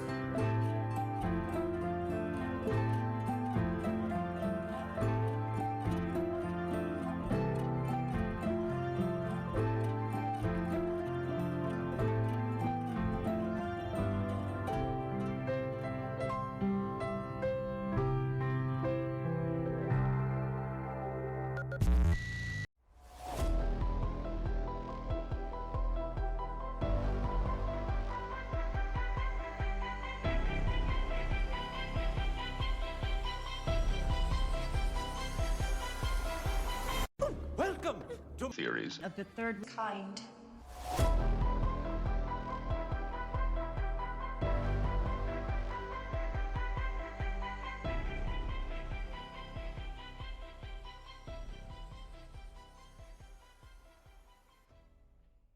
Welcome to Theories of the Third Kind. My name is Aaron, and I'm one of your hosts.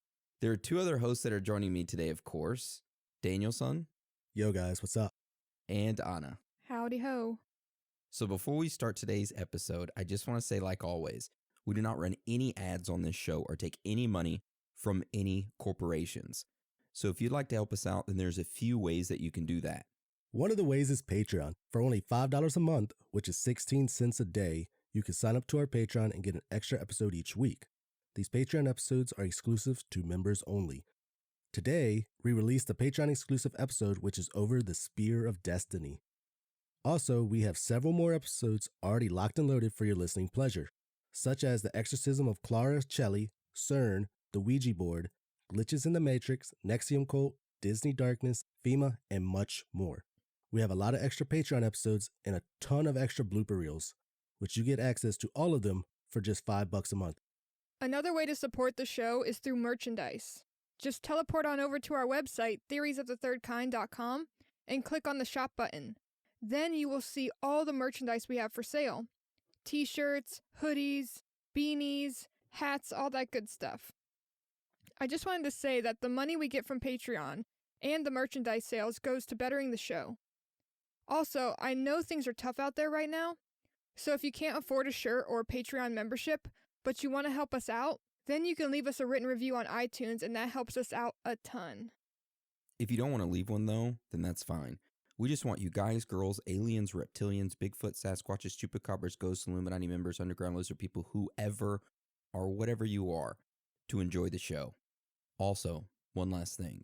If any of you would like to reach out to us, then you can shoot us a message on Instagram, Twitter, or Facebook, or you can go to our website, theoriesofthethirdkind.com, and click on the contact button, and there you will find our email addresses, which you can get a hold of us that way. All right, that is the end of the announcements. So let's get into today's episode, which is over the Tavistock Institute.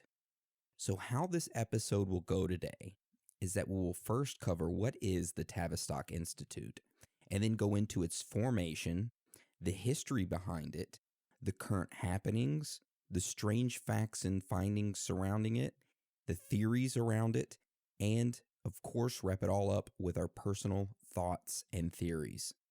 So with that being said, let's get into today's episode.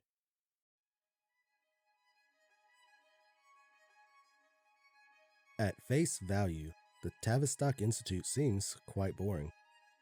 A not-for-profit organization that started in the early 20s, which sought to combine research in the social sciences with professional practice. What if I told you that this once boring institute grew into a sophisticated organization that shaped the destiny of the entire planet and in the process changed modern society? An organization that controls how you feel, what you think, and what you purchase. It is the world's center for mass brainwashing and social engineering, and if mentioned on conspiracy websites, you get automatically banned. They are behind everything from Watergate to Vietnam to the Pentagon Papers, the drug rock counterculture, to even current new trends. All of it being pre-planned social engineering projects, all created by an organization that you have never heard of before. The Tavistock Institute.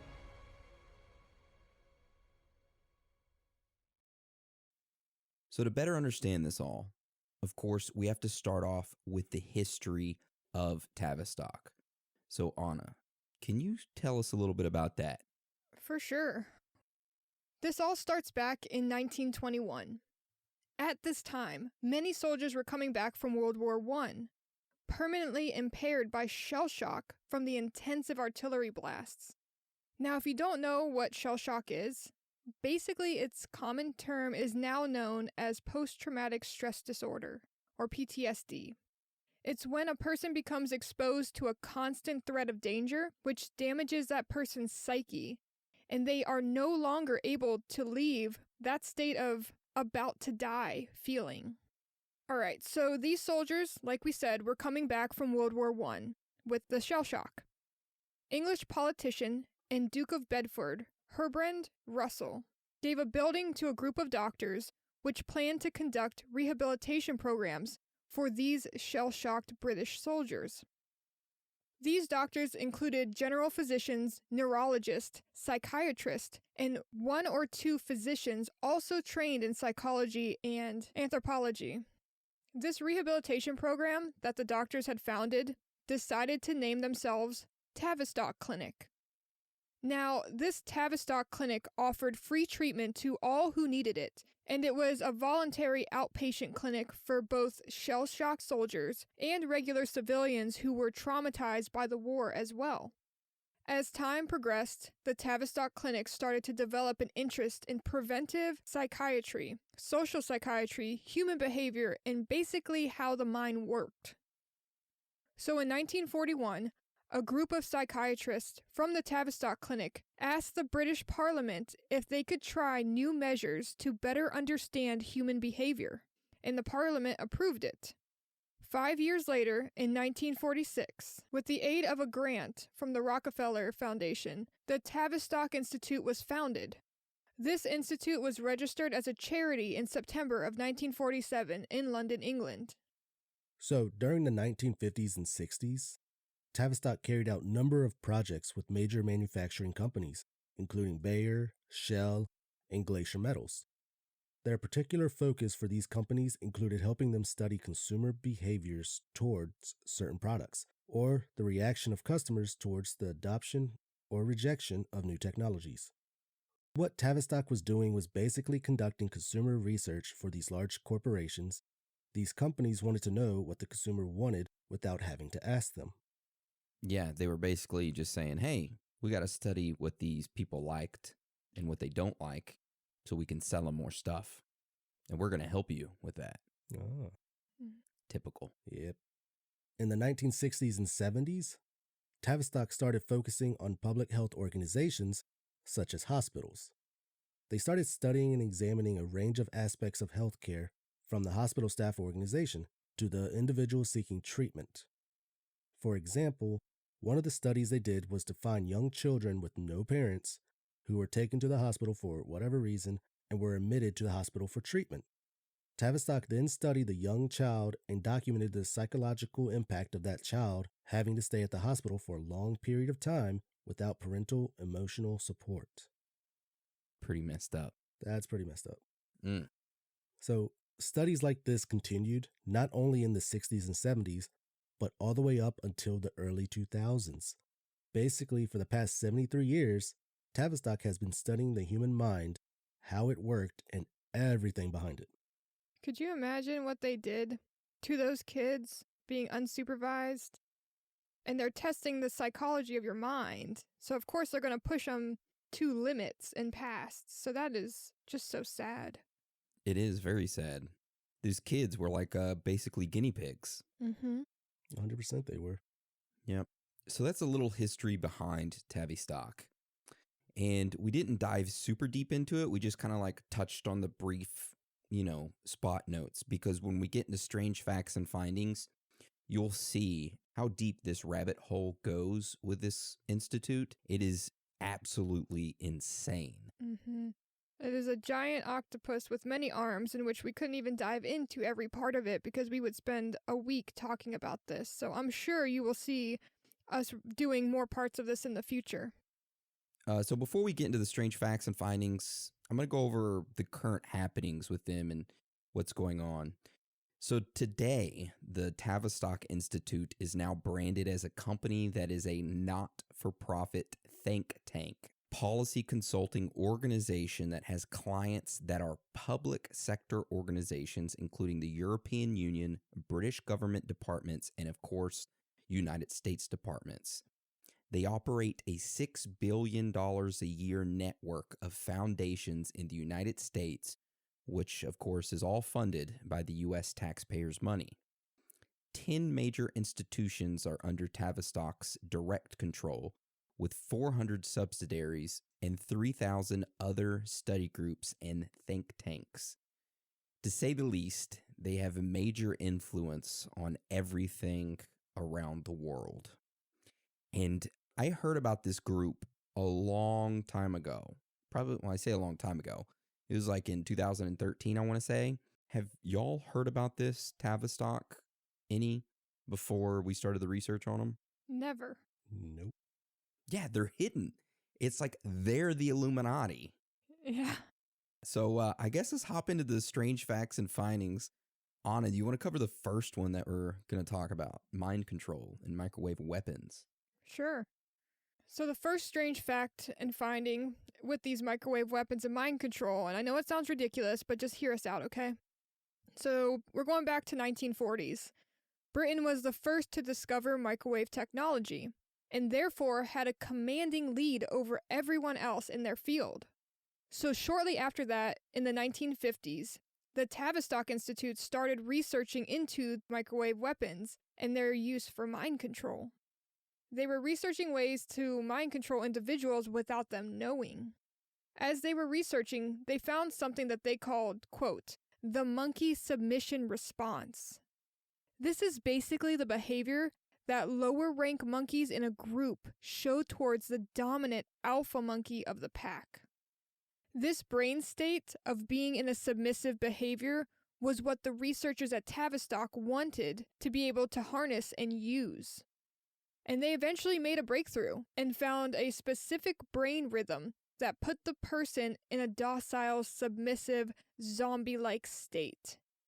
This brain rhythm was then recorded and used as a template for the also known as extremely low frequency signal. The strange thing here is that the ELF signal that gives the docile-like submissive state is also found on UK microwave transmitters. That's just the first strange fact and finding. And boy, oh boy, is there a ton more like that. Dude, you know what that made me think of, though, this time when I read it, was how you could turn a shark upside down and it doesn't react to you. It becomes docile. Mm-hmm. So it's like they found that response in us, and it just blows my mind because other animals have the same thing. Yeah. Was it crocodiles? If you like put your hand underneath their mouth, you can actually like lift them up and they just kind of just float there. Mm-hmm. Aaron, you want to try that for us? You know when we did the Men in Black episode, Dan, a long time ago, and we talked about the how multiple people said that when the Men in Black came to their door, they asked them if their microwave was running or if it was on. Oh. That made me think of that. What if they were like, whoa, we don't want that ELF signal to affect them? Yeah, to put us in a docile state. Oh. All right, so what's the next strange fact and finding? The next one we have is John Rawlings Rees. He was a British civilian and military psychiatrist, as well as one of the founding members of the Tavistock Institute. During the Second World War, John was appointed consulting psychiatrist to the British Army. And as a consulting psychiatrist, he oversaw his colleagues' experiments with psychotherapy and selection tests. After the war, Tavistock underwent considerable changes in which John played a key role. Now stay with us here because this next part is very important. So in 1948, John was the chief organizer for the International Congress for Mental Health, which was held in London. At this Congress, the World Federation for Mental Health was founded and John was elected as the first president. Currently, this organization is now a formal consulting body at the United Nations. So why do we mention all this? Well, this John Rawlings Rees had a major influence not only over Tavistock, but pretty much the mental health of the world, since he was the president of the World Federation for Mental Health. So get this shit. John was quoted saying, "Public life, politics, and industry should all be within our sphere of influence. If we are to infiltrate the professional and social activities of other people, I think we must imitate the totalitarians and organize some kind of fifth column activity. We must aim to make it permeate every educational activity in our national life. We have made a useful attack upon a number of professions. The two easiest of them naturally are the teaching profession and the church. The two most difficult are law and medicine. This individual, who is the president of the World Federation of Mental Health, which consults for the United Nations, and was a founding member of Tavistock, is pretty much saying that they need to infiltrate everything in the world. So that way they could control everything. Yeah. Spoiler alert, they already do. Yeah, pretty much. Yeah. Oh, yeah, we'll get into that in the strange facts here soon, too. So this next strange fact and finding is about another person, Kurt Lewin. So in 1932, Kurt Lewin became the director of Tavistock. But get this, 1 year later, in 1933, he just happened to come to the United States as a refugee. He then set up the Harvard Psychology Clinic. Now, why do I mention this? Well, right before World War II, before America was involved in it, the United States started a propaganda campaign to turn the American public against Germany. And this was all to give the United States a reason to be involved in World War II and for the United States citizens to back it. Now, where did this propaganda campaign originate from? The Harvard Psychology Clinic, specifically from Kurt Lewin. It all goes back to Tavistock. Dude, okay, I don't know if we wrote this down in here, but there's a specific way that they got us involved. And, oh man, we did so much research, I really can't remember if I wrote this down or not. But basically, Tavistock was making propaganda that women in the small French village were being sexually assaulted, their kids were having their arms cut off, and their bodies mutilated. Basically, this guy named Clarence Darrow, he investigated this. This was for World War I. In 1915, he investigated this and asked all the women to come forth that had had this happen to them, that the propaganda said that the Germans were doing this to us. Not one woman came forward, and he offered a reward of what is equivalent to today of being $27,000. Jesus. And not one person. And then he also asked about kids. Bring your kids forward that have had this happen. And no, it was all fake. They lied about it to get us, again, like we were just talking about, to get us into the war. But that was a story I had read that was just like, what the hell? Yeah, even in 1990, right, when Kuwait and Iraq was invading Kuwait, and this 15-year-old girl, I think in like October 10th, 1990, went before the United States Congressional Human Rights Caucus. She gave her testimony, and it was like publicized everywhere. And she was saying that she witnessed the Iraqi soldiers taking babies out of incubators in a Kuwait hospital and leaving the babies to die, or like throwing them out the window and shooting them and shit like that. Oh, shit.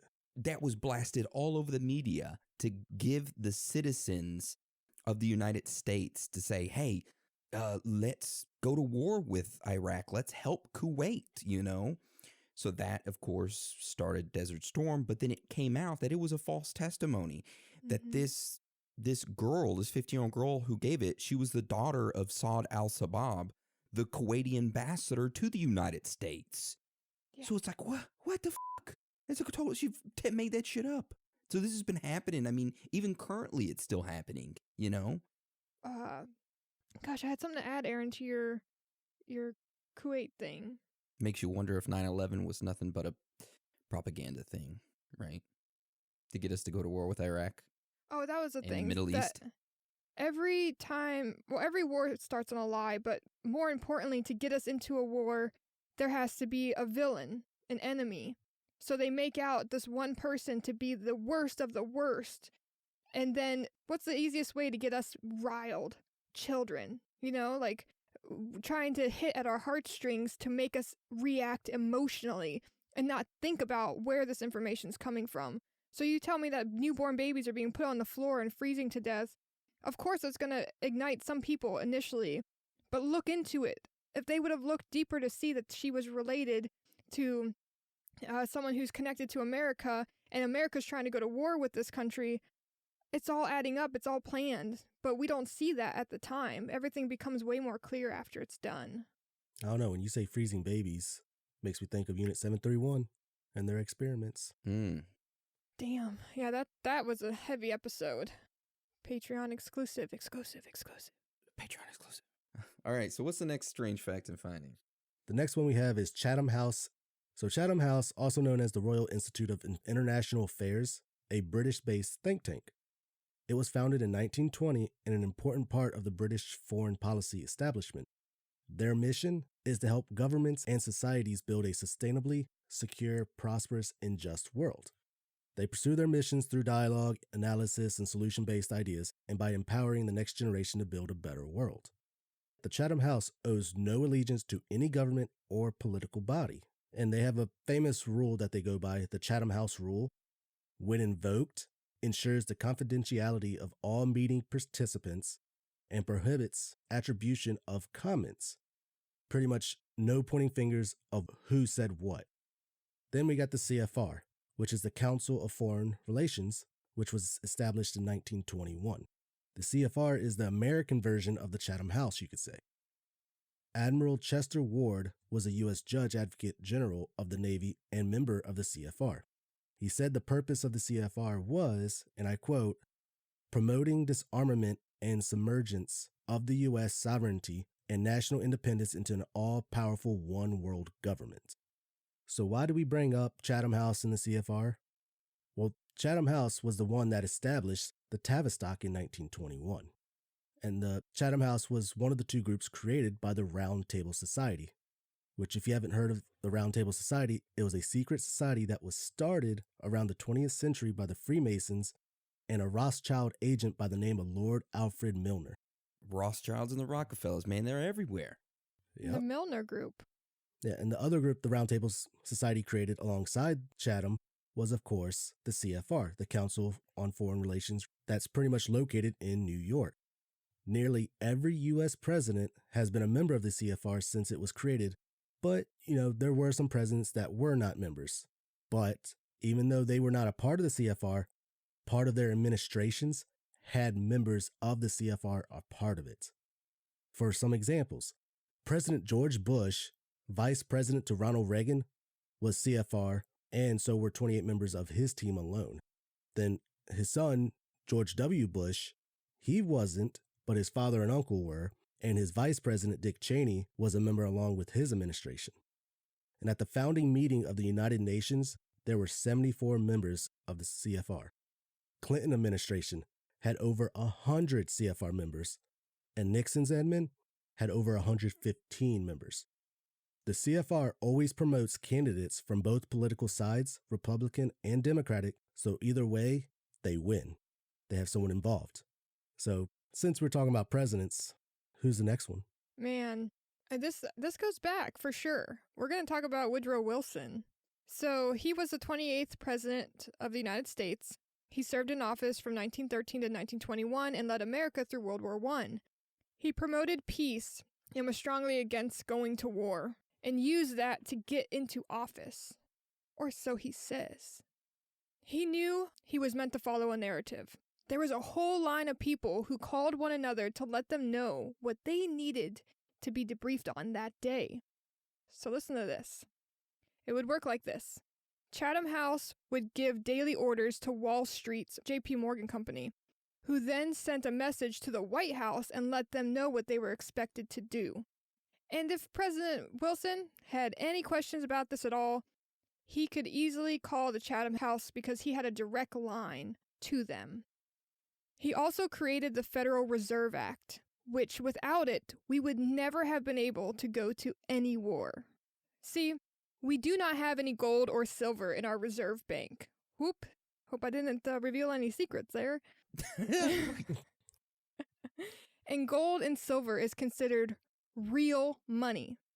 Any country would take that as value. Without having real money to pay people to fight in wars and other costs involved, America couldn't afford to foot the bill.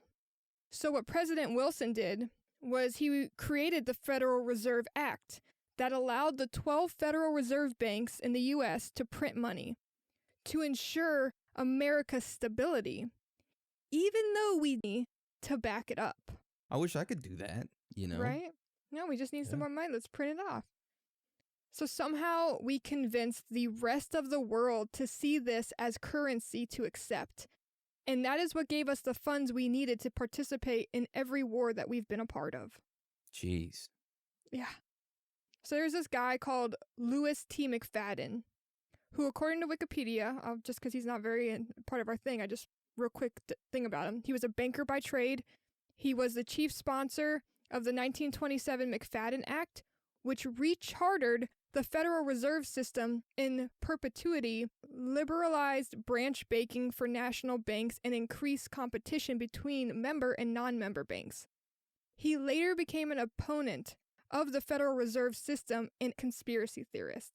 So he was in it, and then he's like, this is fucking corrupt. And then he became, of course, a conspiracy theorist just like all of us, right?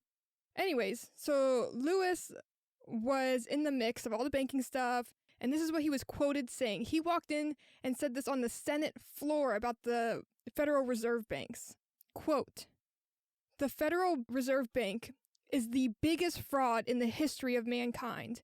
There is not a man in this house that can hear my voice that doesn't know that the Federal Reserve Bank system is the most corrupt financial institute in the world." Damn. Wow. God dang.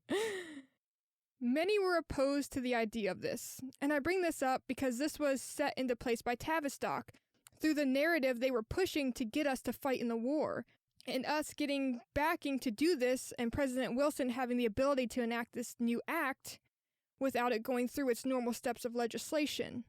So, with the help of Tavistock propaganda, it influenced us to join in the war efforts. Just like I told you earlier about the stories of Germans cutting off the limbs of children in the village of France, and it never freaking happened. That is one of many stories that were put into place through any war you could think of that made us get involved. And that is how another one of our presidents were involved in this wonderful, quote-unquote, conspiracy theory. Wow. That's like the king of strange facts and findings. That was a lot to unpack. There, for sure. All right, so he's the one that pretty much helped out Tavistock, basically control of currency. Mm-hmm. And he was rushed to do it too. Like, he was rushed to make that Reserve Act. Just shows you the power of Tavistock. Yep. All right, so another arm to this giant octopus of Tavistock is Rand Research and Development Corporation. They are a think tank most admired by Tavistock Institute and certainly the RIIA's most prestigious vehicle for control of the United States policies at every level.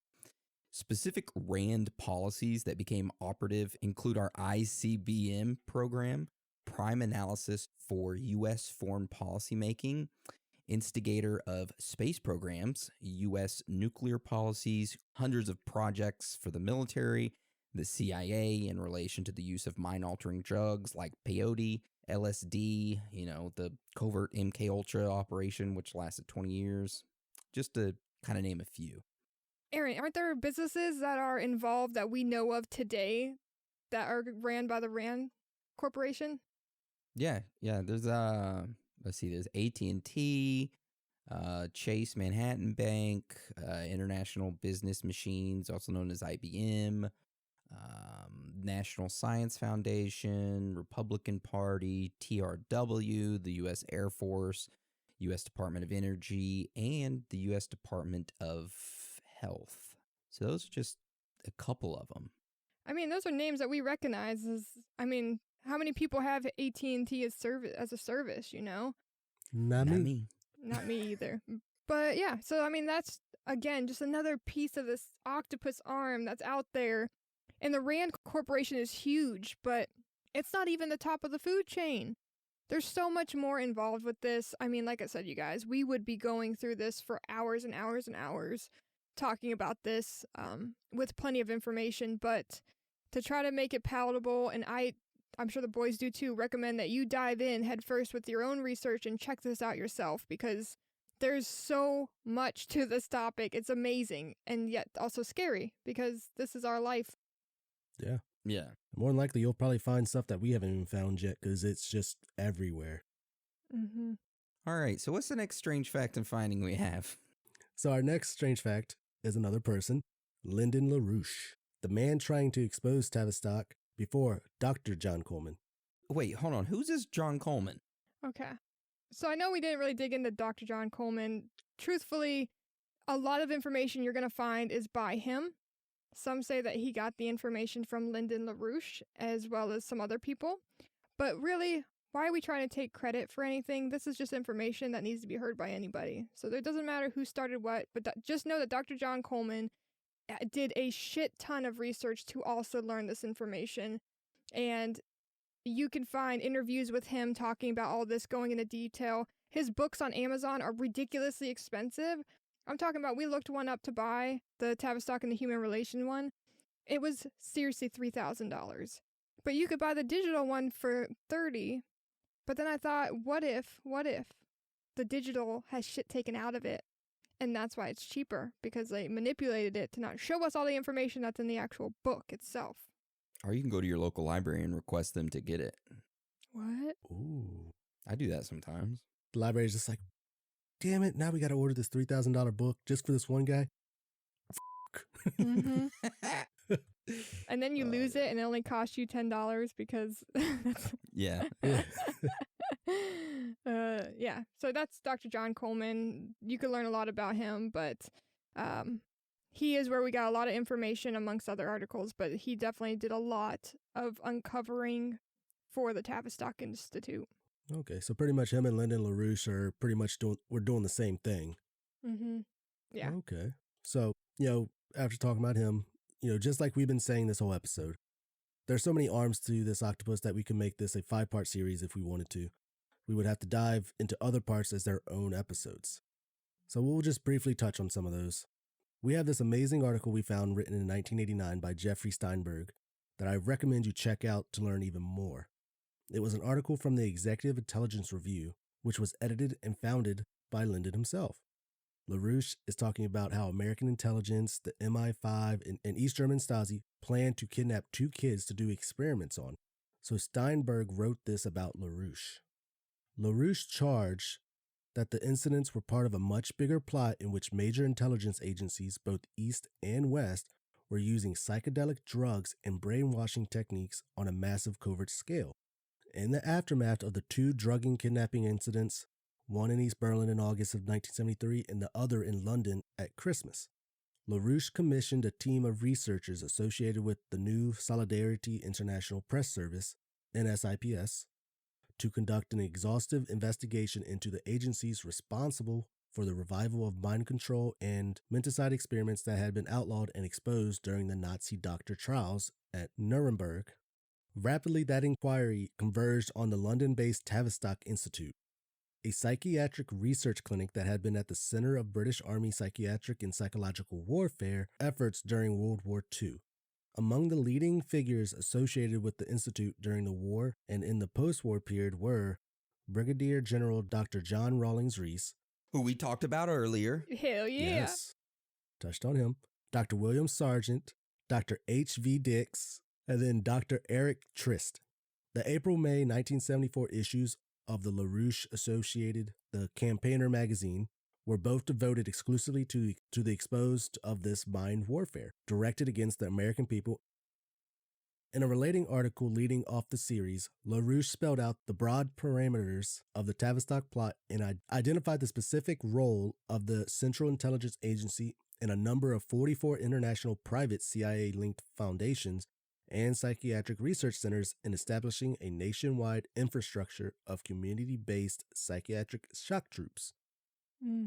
LaRouche recounted that in response to the first of the 2 kidnapping drugging incidents, we immediately undertook a substantial investigation of Soviet and Western modes of brainwashing, and parallel to this, studies of CIA, NATO, and KGB operations generally. Yeah, damn. This is deep. It's like, this is...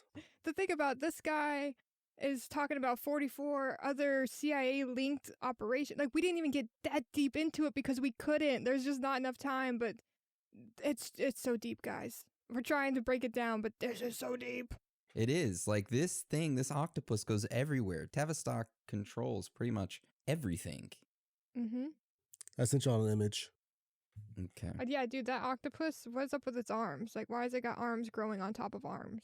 It is a rare mutation to where the tentacles branch out on the tentacles. I like that. So as we keep talking about this topic being an octopus, it is the rare mutation of octopuses. I like that. I like that. Because I saw that the other day and I'm just like, holy shit, that's actually kind of scary. All right. So what else is with this strange fact and finding? You got a little bit more on it, right? This one that we were just talking about, LaRouche.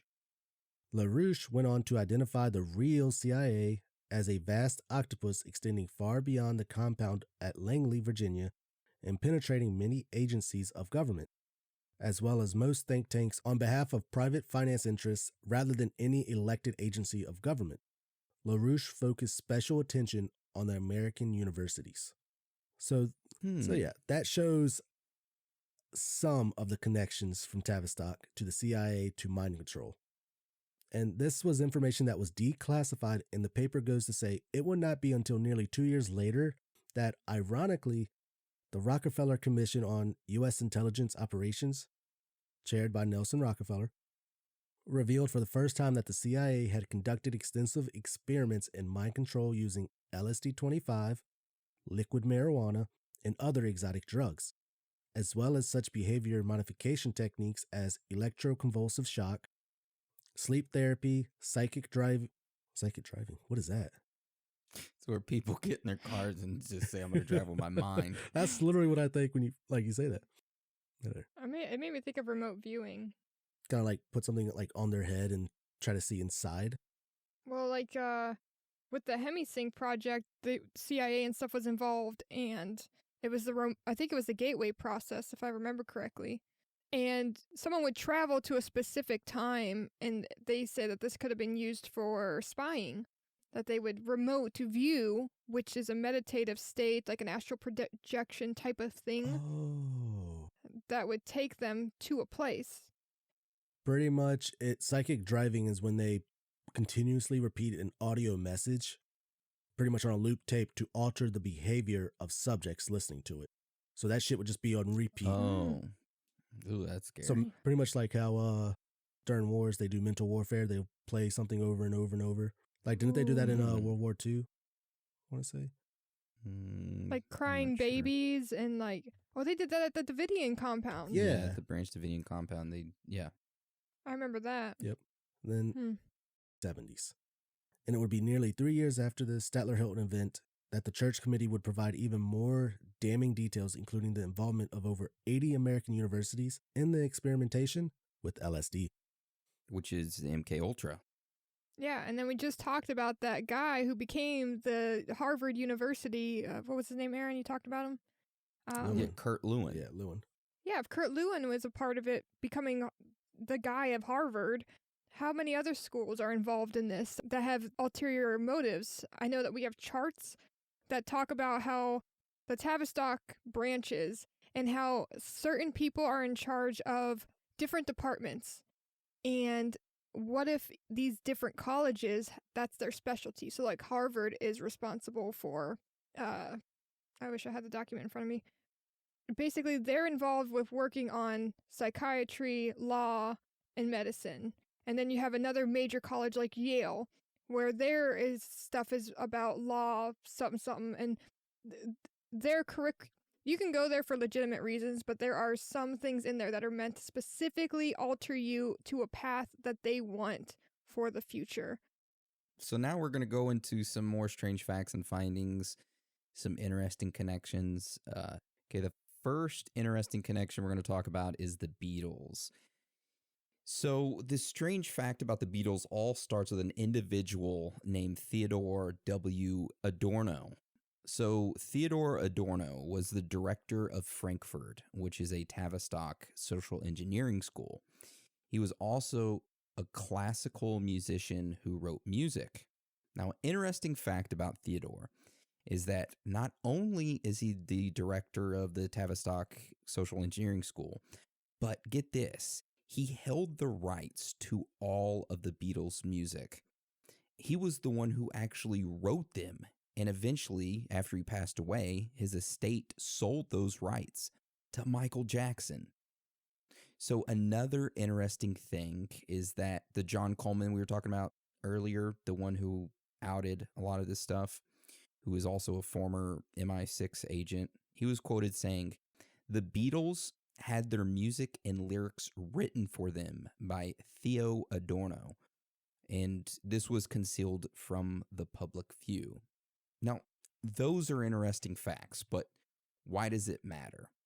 Well, there's this theory. Now, I know we haven't jumped into theories yet, so we're just going to jump on this theory real quick, that the Tavistock Institute is the one who pushed the Beatles to fame. They were behind it all by design, all by planning to mind control. It was used to manipulate what then the baby boomer generation thought, the language and the slang they used, and it was all behavior control of the masses during that time. The Beatles were introduced to the public as a means to spread youth culture, which led to the spreading of New Age culture, and this was all geared towards setting up this nihilistic culture that is all to present today. So, oh, that's a hit in the gut. That's just a little theory, but what we do know as a strange fact and finding is that this Theodore did own the rights to the Beatles' music. Okay. And he had connection to Tavistock. You guys know I love the Beatles. I have 2 separate Beatle tattoos. And when I read about this, I thought to myself, wouldn't this further give ground to the people who believe that Paul McCartney's a clone? Yes, it would. Yeah, Tavistock is connected to the CIA, and you know that there's got to be tentacles wrapped around cloning, and if their mission was to get the Beatles big, and they lost their lead singer, well, sorry, John, their other lead singer, I believe that they would have created another Paul to be able to take that place, to continue their message. And maybe that's why they only lasted from 60 to 69, you know, like they only were in the 60s.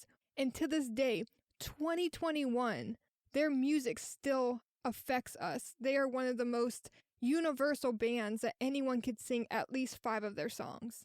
Like, I know who Led Zeppelin is, I know AC/DC. I could not sing you 5 of their songs. Okay, maybe I could. But like, really, the Beatles are everywhere. Yeah, they are. Worldwide. And they come from England, which Tavistock is very deep into. Yep. Their headquarters is in London, so. Damn. It just blows my mind. Yeah. I love them. I can't lose them. All right, so what's this next individual that you have that has an interesting connection, Anna? Okay.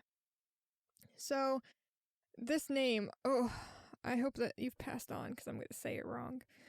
Zbigniew Brzezinski. He was the 10th U.S. National Security Advisor. He served alongside Jimmy Carter from 1977 to 1981. He also advised Lyndon B. Johnson in 1964. He became a member of the Council of Foreign Relations, what we talked about earlier, the CFR, in New York, and attended meetings of the Bilderberg Group. Bilderberg? We may be covering them pretty soon. Yes. Oh, so we aren't diving too deep into him. I brought him up because he's with this next connection to, could you believe that Reverend Jim Jones found his way into this episode? What? Oh boy, I love me some good cult leaders. I know, I was going to say, for y'all that don't know, he had a very infamous cult and everybody died. Spoiler, pretty much everybody died. Don't join his cult. Do not. Everybody died. But again, I would love to do an episode on that sometime, and I wonder now that we know this, if we can pull connections between the two. But anyways, so in the Executive Intelligence Review, or the EIR for short, that was written by Lyndon LaRouche, or he's the founder and editor of that EIR. So in 1979, an article was written titled How Brzezinski is Linked to Jones' Cult. So there's a quote from it that says, "We have quite correctly defined the most important of the foreign intelligence operations at Tavistock as organized into 2 principal divisions. The first termed the sociology division, and the second the political division. As we shall demonstrate, the creation of the People's Temple cult was accomplished by the first of these two divisions. It is to that side of the line of organization that the late Jim Jones belonged. And Mr. Brzezinski, as we shall see, belongs to the second of the two indicated operation divisions. And so we'll link that article. It breaks down so many different things. But one person I did not plan to see wrapped up into this was Jim Jones.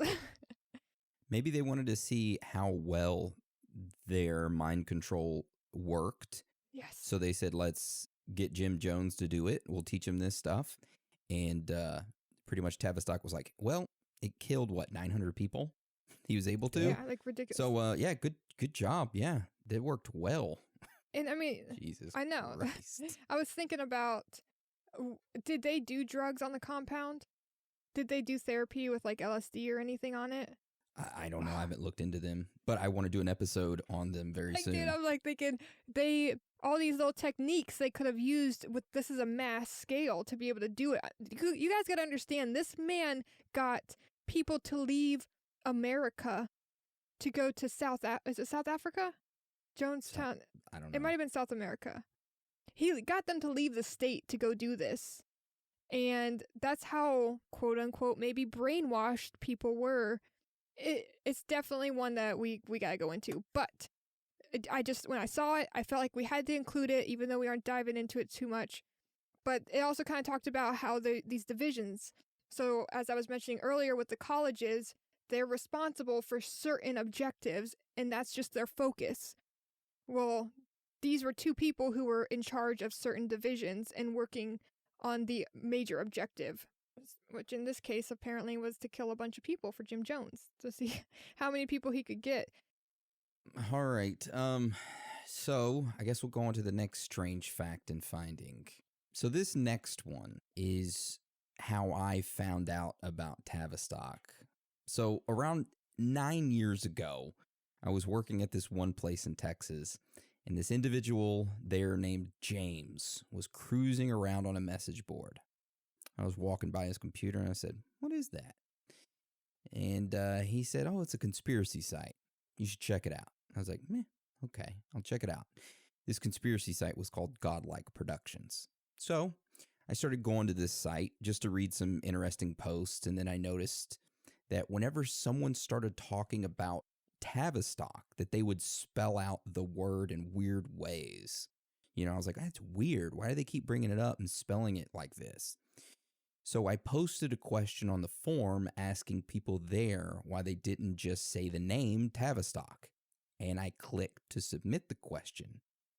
As soon as I clicked submit, I was instantly banned on the site. Not regularly banned. My entire IP address was banned from it, just for posting the word Tavistock, which I guess it kind of answered my questions as to why they weren't just saying the name and they were spelling it weird ways, because if they said the name, it would result in an auto ban. So, of course, this made me start digging as to why. Why even mentioning the word Tavistock on a conspiracy site would get you banned immediately. So as I started to dig, I quickly found out that the top conspiracy discussion sites all had the same outcome when posting the word Tavistock. You would get automatically banned. Now, as I dug deeper and deeper into these conspiracy websites, I found out some interesting facts, such as one of the moderators of these conspiracy websites has the same IP address as the NSA whistleblower James Casbolt, who is a former MI6 agent who worked in black ops drug trafficking operations in London between 1995 and 1999. I thought, well, let me dig into the owner of the original site I was looking at, Godlike Productions. And I found the owner was a guy named Jason Lucas, which, of course, this conspiracy forum was the one, like I said, initially banned me for using the word Tavistock, and had the mod, who is James Casbolt. So the internet has like a bunch of cesspools, right?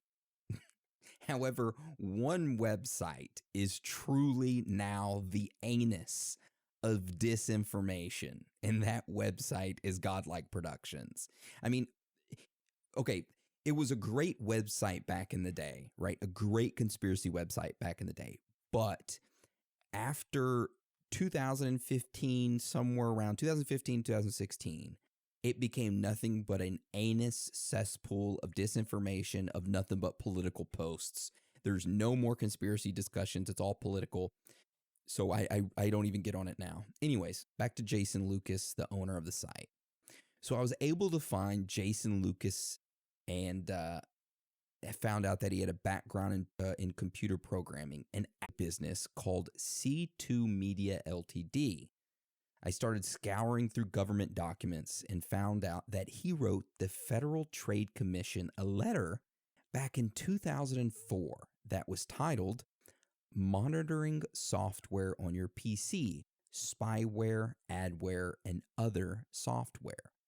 Now, I have a link to that letter, and the government posted the letter on the .gov website, but eventually pulled it, and I wasn't able to find it until I went to the Internet Archive machine and was able to retrieve it. So I'll post a link to that.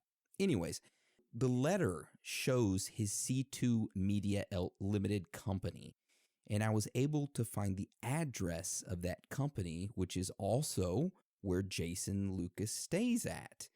So this address was on High Road North Finchley, London. So I was curious and decided to look up the Tavistock Institute address and see how far this was from the Tavistock Institute. He is only located, get this, 8 miles from the Tavistock Institute. 8 miles. That's it. Oh my gosh. Oh, that's not a weird coincidence or anything. All right, so that got me thinking about a theory. So what if the alternative media outlets, aka conspiracy websites, are a part of Tavistock's operation? Now, they intend to infiltrate these sites in order to disrupt, subvert, and radicalize them and the users on them. Now, some of these sites start off as legitimate and later become compromised. They operate sort of as like a fishing net, drawing in anyone who is not the sheep, following the status quo, because these individuals are kind of like free thinkers, right? Think outside of the box. So like, how can we gather these sheep up? Or how can we gather these people up? Well, let's compromise these sites and get information about this. So if that's the case, then the theory could be that maybe the entire internet is used kind of like as a net, a fishing net, and managed by Tavistock, which is connected with military and intelligence agencies like the NSA. They gather information on certain individuals and covertly carry out a type of brainwashing on these sites, getting the individuals there to be influenced to do certain things by them. So, and think certain ways. And it rolls into the next theory. I mean, this theory is kind of like the same thing. Who wants to cover it? I'll cover that one. So, like Aaron was saying, his previous theory goes into this one. The theory he just talked about could not only be just the conspiracy websites or internet, but entail everything, such as YouTubers, TikTok, music genre, TV stations, anything that has a major influence on the mass population. Tavistock puts individuals and makes their rise to fame and controls everything they say and do. It is all about control. Yeah, it's basically a way for them to control everybody. Dude, the Chatham House. Chatham House, and then you got the CFR. They're part of each political party. They have sides, like people in each sides. So no matter what happens, they have control. Yeah. Well, and even if you go back to when they were getting kind of started, Chatham House was connected to Wellington House, and Wellington House, but it had 2 individuals who ran different newspapers. One was doing the Daily, and it was sending newspapers to people on the front line free of charge to keep the morale up in war. And they did this because in turn, if you made the soldiers happy, it prolonged the war. And prolonging the war makes money for the people involved. So not only was it manipulating the soldiers, it was also giving misinformation to the public of what was happening. So, like we talk about how the media is run by the dark forces, even back then, the Wellington House was already starting to be the media that was sending the narrative of the elite. Yeah, it's all control. Before I get into my own personal thoughts, do you want to cover the last theory, and then we'll roll into personal thoughts and theories and all that?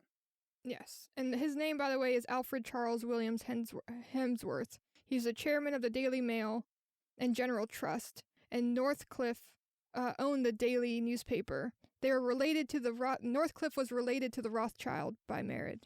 Oh. Damn. Damn you, Rothschilds. They're everywhere. Rothschilds, Rockefellers. I'm going to change my name to that. Except for one now. Oh, I know. Who Aaron, died of a heart attack today? Yeah.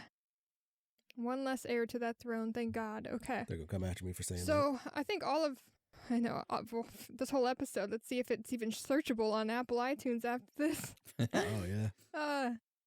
So, the third theory we have, again, is a control thing. That's what we really saw in this. So, it's a new world order. They want control. Okay, with brainwashing us comes them being able to direct us down the path that they desire. Depopulation and controlling their agenda. Like we mentioned earlier, you need compliance for a new world order to really take place. So the more we resist their techniques of trying to brainwash us, the less likely they will be able to force the new world order on us, because we have no reason to comply with that type of living. All right. So what is y'all's personal thoughts and theories behind all this? Do you believe Tavistock is really the octopus behind this all? Do you believe that they were an institute and it's all a conspiracy and that they don't really have control over anything and that they just kind of like talk to corporations and give them feedback into, hey, this is what your consumer wants? What is your whole thoughts behind all this? Start with you, Dan. So I 100% believe that they have pretty much a finger in everything going on. Department of Health, Energy, Politics. Are they in 100% control? No, not yet. They want to be. I think that at one point before social media came along, they had major control over the population. Mass media came along, or social media came along, made it harder for them to be in control, and they lost some of that. And I think they're finally figuring out how to get it back in putting these individuals in certain places in social media to influence the masses, kind of like how the Beatles were put in place to influence a certain generation to think and feel a certain way. I think we're starting to see that with, I was thinking about the other day, YouTube, right? How many parents give their children a iPad or a device and say, just watch YouTube? And then was a couple years back, you seen some of those weird MK Ultra type videos come out on YouTube of like fucking Mickey Mouse killing Minnie or something like that. There's like tons of them, some kind of like mind control videos. And it makes me wonder if they're still doing some experiments on young children without the public knowing by using YouTube or using some other way of like, and seeing how that influences the youth. And they still haven't fully figured it out yet after all these years. I don't know. That's where I'm kind of am with it. I think they once had almost full control and they lost it, and then they're starting to gain it back. But I do think there's way too many coincidences, and they have a lot of octopus arms out there. It goes way deeper than we were even able to touch on our cover today. And I suggest everybody look into it and see the weird coincidence and connections. Oh, yeah. Because there is a lot. It's a huge spider web. It is. And I wanted to ask you, Aaron, so you're saying like you feel like social media and whatever's taken over. But to point out, back in the day, there were a ton of different people owning media companies. And over the last 10 years, they've consolidated and only a handful of people run all of media. So what if that's part of their plan? There were individual people who did something for the good. They were just trying to be people with a vision. And then Tavistock came in and was like, sorry, you don't run this shit. Like, we're going to take you over. We'll buy you out, but we're going to take you over and we're going to run the narrative of whatever this is. Yeah, exactly like you said. It was owned by a lot more people. Now you look at it, it's only owned by a few corporations. I think those corporations... Hold on, let me back up.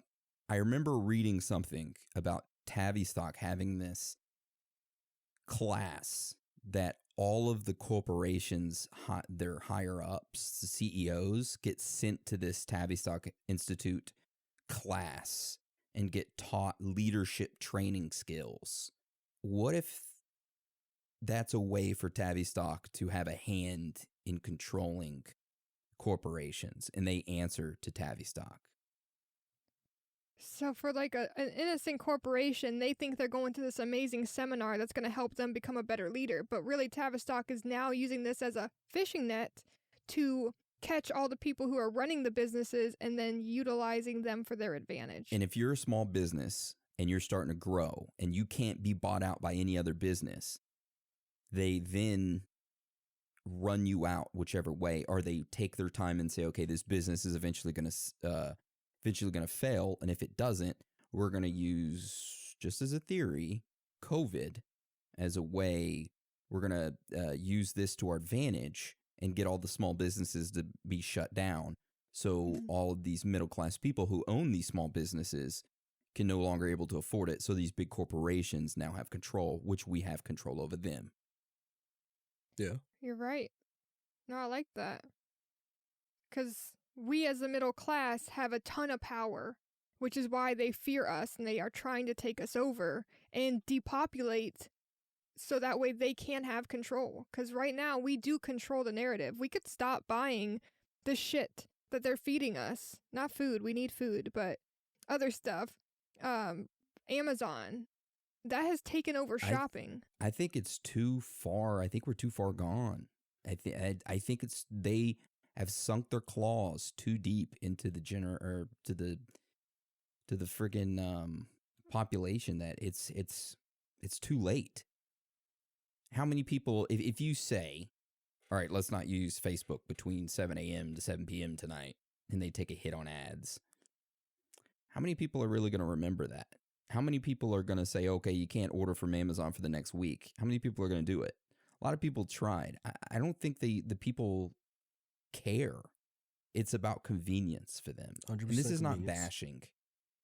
This is just saying that, showing how far the claws or the octopus tentacles have embedded itself into this world.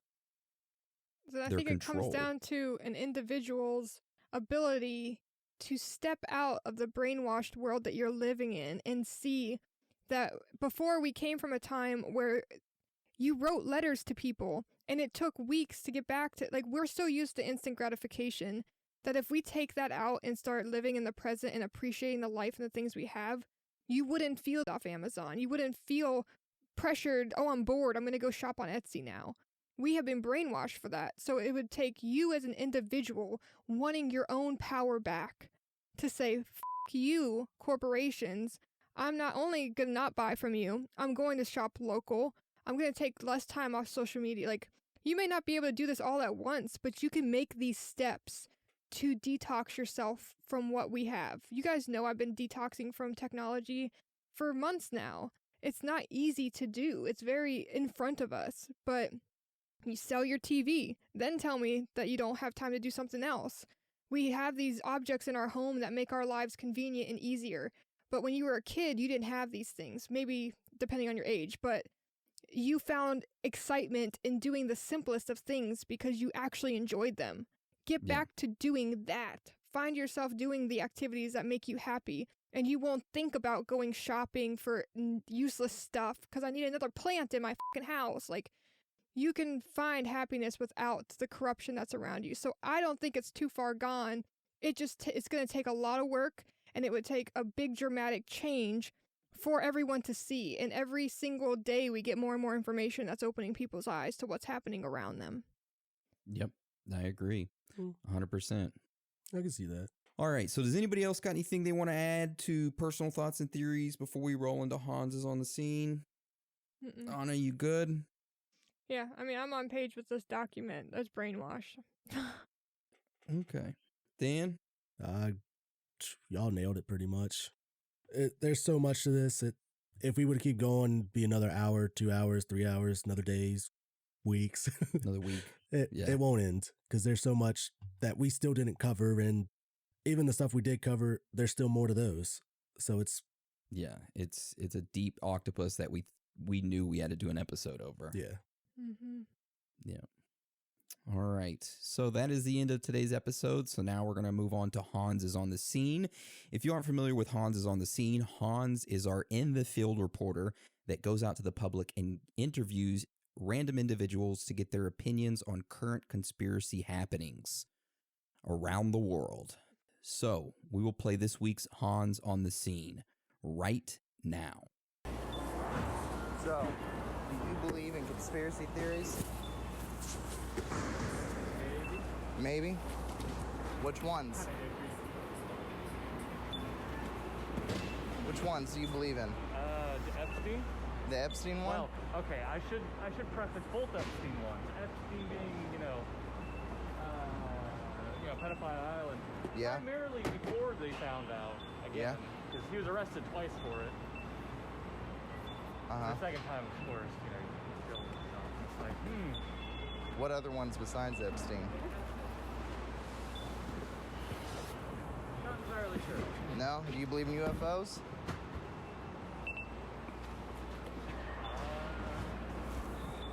I mean, possibly. Possibly? I think there have been incidents when they're like, hey, I even think someone in the high level of government was like, yeah, they exist. You gotta say it out loud. It's like, Yeah. So, do you believe in aliens, though? yes. What would you do if you woke up with one playing patty cake with your butt cheeks? Oh boy. Would you tell anybody? I feel like, hey, you're the one who made this happen to me. Oh, hell yeah. The aliens came after my ass. The alien came after your ass. Nice. Side note, we really need to order him that. I was just going to say that. Microphone. Like, we really need to order it for him. So tell me, is it, maybe, this is what I'm taking from it. The man believes in aliens, but not UFOs. How do they get here? They live in the water. Other dimensions? Did you say they walk, Dan? They live in the water. Oh, well, that could be too. Hans, thank you for that on the scene. I admit it was a little hard to hear him. I understand he's busy working and we're taking time out of his day to hear this. But Epstein, totally believe in that too, obviously. But thanks, dude. Yeah, just like the ornaments on my tree. Didn't hang themselves. Damn, Dan, that was good. Easy. Too bad Aaron missed that funny part because he's looking at his phone. Yes, thank you, Hans, for the great on the scene this week. I love you so much, and I miss you. Yes, much love. I love you. I'm sorry. I'd be sorry to Dan. He's the one talking. Oh, sorry, Dan. Piece of shit. All right, so now we're going to move into this week's shout-outs. I got a couple shout-outs. I want to shout out Doug Parsons on Instagram. I want to shout out Nate. Much love to you. Got a lot of messages on Instagram. Steve B, Dreamy, Biscott Villain, Harmony R, Alicia P, Jonathan A, Alonzo, Cody B, Nate, Andrew N, Mondo C, Lee P, Rudy V, William C, Omar J, Ronnie, Abby, Salman, Fadi, Youngstar Block Boy. What's up to you, dog? I see you hitting us up, sending us a video. Didn't know. I just now saw your message. Didn't see that you messaged us till now. I got a lot of messages to respond to, but what's up to all you guys? I appreciate the love on Instagram. I'll respond to all of your messages. And I just appreciate the love. I'm sending it right back to you. Thank you for all your support. It means a lot to all of us. And thank you. And I'm proud of every single one of you. And I hope you have a great week. Boom. All right. Dan, what do you have for Facebook shout outs? All right. Got a couple shout outs. Got shout out to Rob, Billy, Zoe. Told you I'd give you a shout out this week. Told you to listen, so you better be listening. Then Devin, Tyler, Gabriel, Brennick, Carrie, and Adam. All on Facebook. They messaged me. I've been talking to them. Great people. Then 2 on Discord. I'm giving a shout out to Andy because he asked for a shout out. So here's your shout out, buddy. And then Slickers. Keeping it real. Slickers. Love you, bro. Love that, man. Love you, Wraith. Solo. Oh, yeah. Wraith. My son. He's so awesome. Oh, well, is that everybody, Dan? And, let's see. He changed his name again, but Kneecaps. We all know who Kneecaps is. Oh, yeah. Kneecaps, love you, bro. Miss you. Dude, love you too. Also want to shout out Baphomet's Hammer. Ooh. Dude did some excellent stuff for me. I can't express my gratitude through words of how much I am thankful for what he did. Everything is back to normal so far, so I really appreciate it, man. I really appreciate the energy, the love that you're sending. I'm sending it right back to you, man. It means a lot. Yeah, I know a lot of people came together to help you with your demon problem, like Elle and Rabbit made, a sigil for you and stuff. Like, people really came together, and it was really awesome to see how many people were like, "We got you, Aaron." Yeah, thank you to all those people, man. It means a lot. I'm not used to individuals caring, and showing that they care, so it's kind of like new to me. But I love you. I really And I care appreciate for it, you. and I love you all. Thank you so much. Aaron just ignores our feelings. I know, he don't care about Yeah, I us. ignore y'all. Y'all don't I count. know. Oh, we don't count? Okay. No, I'm just kidding. I love you. Much love. No, but yeah. All right, who do you got for shout outs on Twatter? Twatter. Tweeter. Well, I have Russ, Johnny Tsunami. Haven't heard a lot from you, dude, but I'm glad that you are happy that we are back and that you aren't dying anymore. Also, Sky, thank you for making Twitter so that way you could talk and hang out with me. Grace Ruby, Red Dragon, Marissa, Unholy Kev. I have a question mark. Dude, the demon that we exorcised from your home started following us on Twitter too. Let's see. Damn. Mystic Focus sent us a video with Blue's Clues showing a bunch of pedo symbols. Find the pedo clue. It's in your notebook. It's literally in the picture like they have the spirals in a scarf that he's wearing seemingly very out of place. This guy Mike said he ordered himself a Ouija board and I advised him to return it. And he said that... Yeah, I'm not messing with one of those anymore. Yeah, dude, I would not. I don't even think we should joke about it anymore. But he was saying that he was kidding, but he was thinking about how much more exciting his life would be if it was haunted. Chad Easy, Aaron McAllister. My man Kneecaps on here. We have Darth William and Jose Van Damme. So those are my Twitter shout-outs. Oh, and Benji messaged me today. I haven't heard from him in a while, so that was really good to see from him. I have just a couple emails that I got. Yvonne. Every time I say that name, it makes me think of that skit, Can I Have Your Number? Yvonne. That's a French-ass name, Yvonne. My little croissant. Can I get your number? Yes. Can I please receive the secret code that if entered telephonically will connect me through to you, therefore be in your beautiful ass number? I love that skit. Okay, anyways. So I forwarded you an email from Yvonne that had seen a rainbow glare in the sky. And that was really cool to see. I also forwarded you one from Roy that he had seen an object that was really interesting. And I appreciate all the time you put into writing that out. And the pictures that you sent were crazy, dude. Like in the video. You guys do you see this video of this fucking rock spinning circles off. It's literally floating off the ground, spinning around. And Roy, are you on Patreon? If not, can you email me and let me know if I can have your permission to post this on the Discord? Because I think this is a really cool video to show people.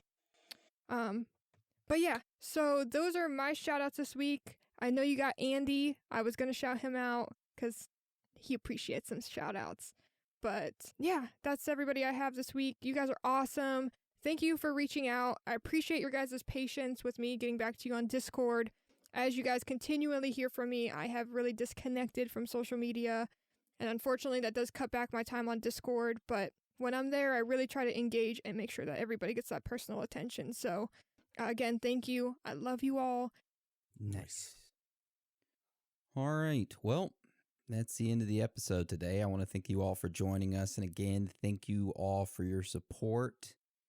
You are all amazing, every single one of you. So with that being said, Dan and Ani, you want to roll us out? Sure will. It's okay to be out of this world with your thoughts. Because you're not alone. Boom.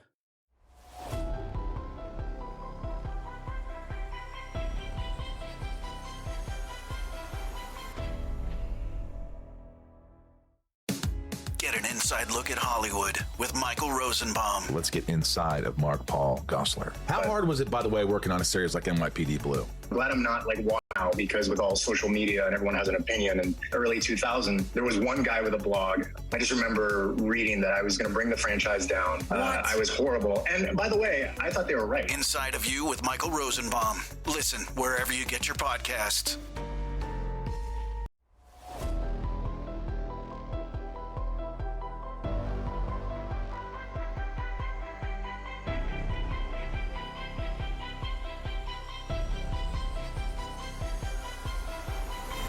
Welcome to Theories of the Third Kind.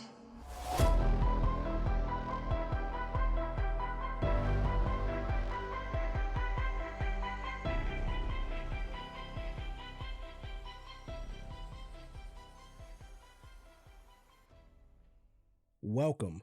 First off, I want to say thank you to whomever you are listening for opening your minds to receive extra knowledge nuggets each week. It means a lot to all of us, and I want you to know that.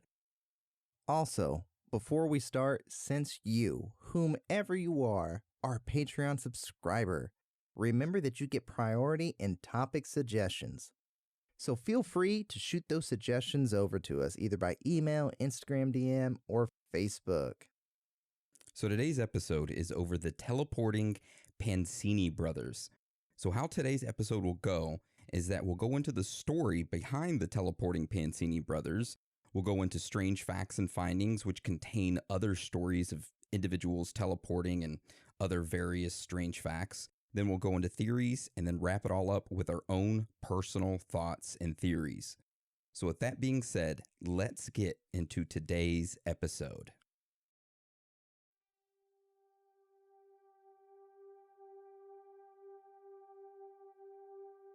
A family who moved into a new home in the early 1900s.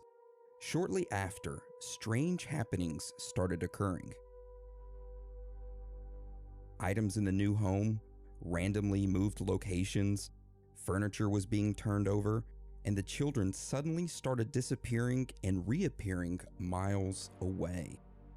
Scientists from all over the world came to study this case and even wrote about it in a peer-reviewed scientific journal. One of the strangest tales of human teleportation. This is the case of the teleporting Pansini brothers. So, this entire story starts back in 1901 in Italy. There in Italy, a man named Signor Pansini was looking for a nice big home, somewhere out in the quiet countryside to move his family to. Not long after looking, he found a house in the small town of Ruvo di Poia. And just a side note for everybody, when we say Signor Pansini, that's like senior means like senior, right? So he's like the father, but instead of calling him by his first name, we're just going to call him Signor. So just a FYI moving forward with the story. This home was old and needed some restoration, but it was fairly large and at a great price. It was the perfect place for him and his wife to raise their 2 sons, Alfredo and Polo.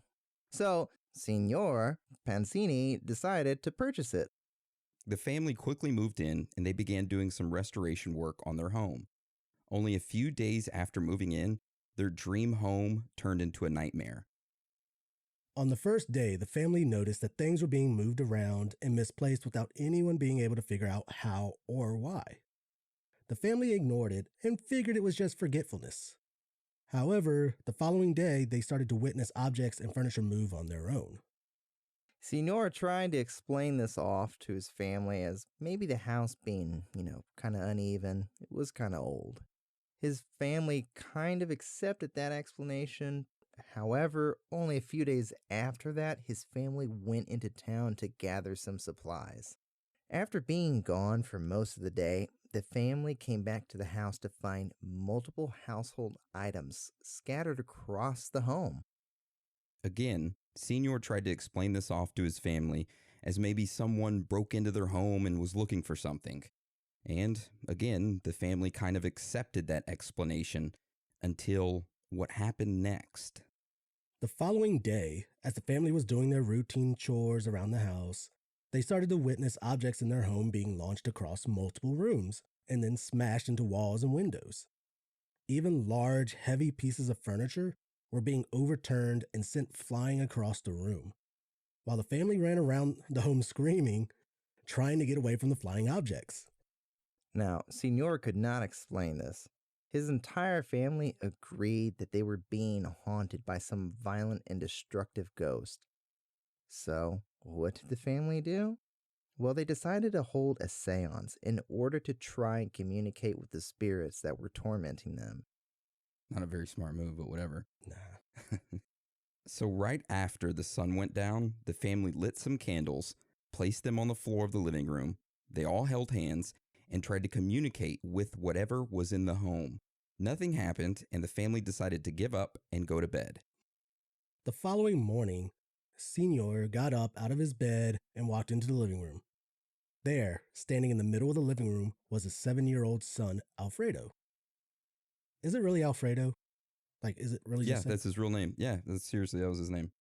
Signor tried to communicate with him, but Alfredo was staring straight ahead in a trance-like state. Could you imagine pulling this shit with your parents? My ass would have got Just beat. staring straight ahead? My mom would have got a belt out and started whipping me. My dad would say, what the fuck kind of bullshit are you doing? Bam, bam. Probably still wouldn't have moved. Then suddenly, as Alfredo stared ahead, he began to speak in an odd, deep voice, but in various different languages, such as French, Latin, and even Greek. His father, Signor, shook him, and then after a few minutes of this happening, Alfredo snapped out of it, without even remembering what had happened. Demonic possession, dude. So does that mean that Signor knew French, Latin, and Greek? Or I'm guessing, or he recognized the languages. Oh. Yeah. So these trances would become more frequent and even more bizarre. Also, Alfredo would also start remembering what was occurring during them and would tell about strange beings and spirits. On one occasion, Alfredo told his family that these spirits would bring him everything he needed, such as food and supplies. His family didn't believe Alfredo until one day during his trance, food started suddenly appearing in their pantry out of thin air. After that trance, Alfredo claimed that he had chased away the evil spirits in the house and that they were replaced by good spirits now, ones who provide his family with food. We do have a report that was in the local newspaper called Di Giornale d'Italia that has a story about one of these occurrences.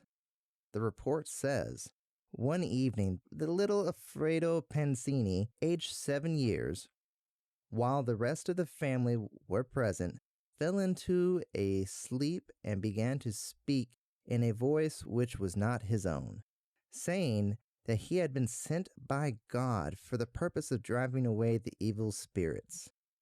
It seemed for a while as if a better class of spirits had come. there were all kinds of sweets, candy, and chocolate brought to them by the Invisibles. One night, the little boy, while in a state of trance, described a battle taking place between the good and the bad ghosts. Next, the boy began to walk mechanically and answer questions concerning things which he could have not known. Now, when they say walk mechanically, what does that mean, like the robot? Just walking like trance-like, just... Yeah, look up Dancing Machine by the Jackson 5. You'll see what it's like to walk mechanically. Okay. Well, that's a little interesting, kind of scary. A little scary. I'd be thinking that the kids were stealing shit, putting them in the house, and they were just playing a prank, pretending they were possessed. I mean, if the kids didn't know French and Greek, I would assume that they would know Latin because it's the early 1900s and Latin was like a big part of the Catholic Church. So they're in Italy. Yeah. Yeah. So I can understand them knowing Latin. But shit, I'd be like, well, we gotta go take you to go see the fucking priest. There's something ain't right with you, boy. Yeah. So that right there was a little story that ran in their local newspaper. Shortly after that, the trances became more frequent with Alfredo, and he started to become unresponsive during them, and no one could figure out what was going on. Alfredo's family was convinced that their son was now being possessed by the evil spirits and that they had taken over. They decided to have him sent to a seminary school in a church for his own safety. So Alfredo spent the next 3 years at this church. During this time, his trances stopped completely, and no more strange occurrences happened at the home. The family was kind of normal for a little while. However, as soon as Alfredo returned, the strange incidents started all over again.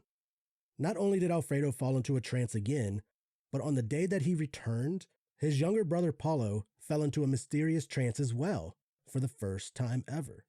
The parents started to get extremely worried, so they invited a bishop over to their home to discuss, what to do with the boys. The next day, when the bishop arrived, the mother sent the boys into their room so that she and her husband could speak with him in private. After speaking with the bishop for a few minutes, they decided to go get the boys from their rooms to ask them a few questions.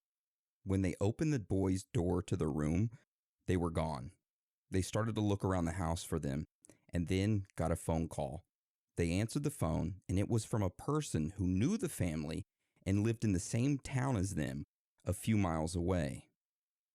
That person told the family that he was outside tending to some stuff and had noticed that their boys were wandering aimlessly around his home, that the boys wouldn't talk or respond to him.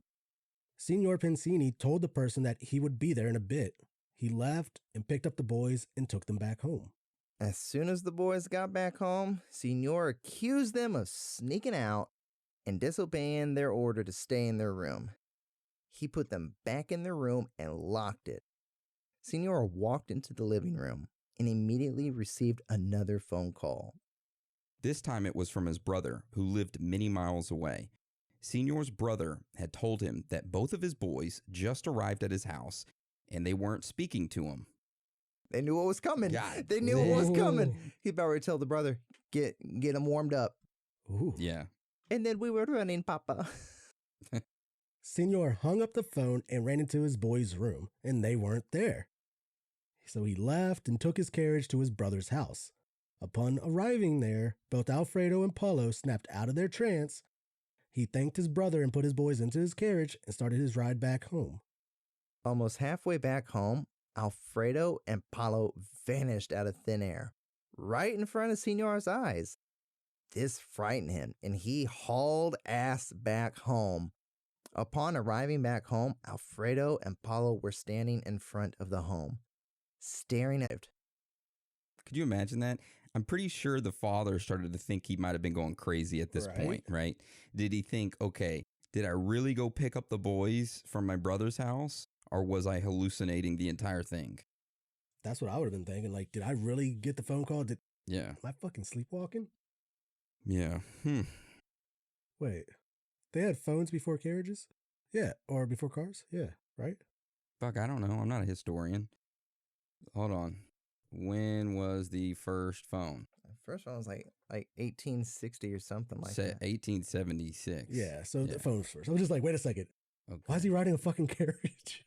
Shit, dude. How would you let the Amish know if their kids just like vanish into thin air?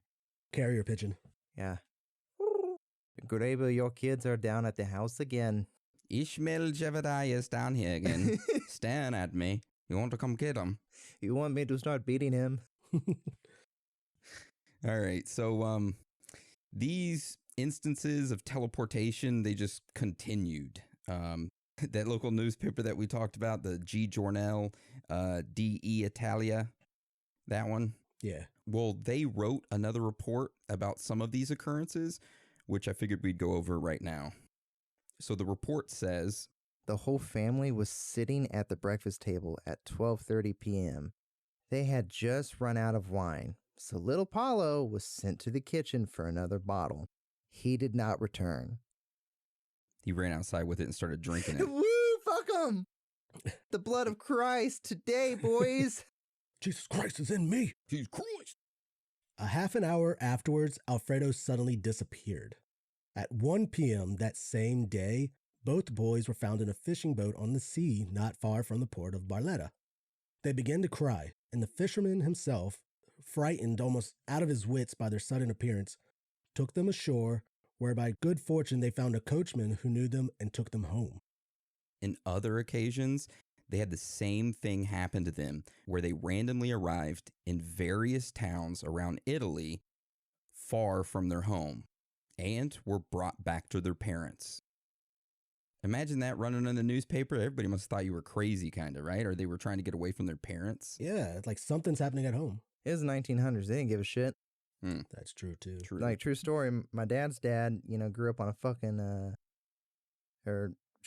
my grandpa, which won't name names, he grew up on a farm, and he ran away from home, like in 1930, all the way from Kentucky to Indiana because, his dad wouldn't let him go to school.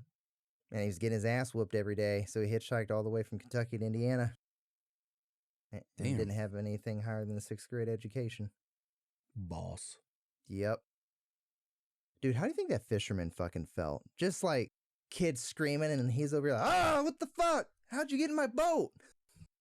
Dude, probably, yeah, I'd be like, whoa, out like 20 miles out in the sea fishing. I was like, what the hell? They'll push their ass over, but oh, fuck, go back. So after that story ran in the local newspaper, a medical advisor named Joseph Laponi called up the family. Just a little knowledge nugget here, but Joseph Laponi was the medical advisor to Pope Leo XIII and Pius X. Just a little FYI. So this Joseph dude told the family that he would like to investigate and find out the cause of the teleportation trances that were occurring to the boys. The family agreed, and the following day, Joseph started his experiments. Of course, Joseph was initially skeptical of the whole teleportation claim. So he decided to lock the boys in their room and seal off all escape routes, including windows and doors within the house. However, the boys still vanished and reappeared instantaneously several miles away. Joseph called up some of his other scientists and doctor friends and told them about what was occurring. All of them came over and started studying the boys as well, but no rational explanation could be found. The news of this started to spread out of the small town and make its way all over Italy. People start to speculate as to what could be causing the boys to have these strange powers. Some of the rumors were that they were witches. Others said that they had made a deal with the devil in exchange for superpowers. Others claimed that the boys had unlocked secret powers in their minds. One day, when the boys went into town to purchase some stuff, someone had asked the boys if the rumors of them being possessed by the devil were true. Alfredo had told the person that it was the spirits that were dematerializing him and his brother and rematerializing them, just as the spirits had done with food and other things in the house. That explanation by Alfredo put a stop to most rumors. However, some skeptics said that it was false, that the brothers didn't have spirits taking over them, and that it was merely ambulatory automatism. which is when a person goes into a trance and feels compelled to walk around without realizing it. It is very much like sleepwalking, but the person is awake.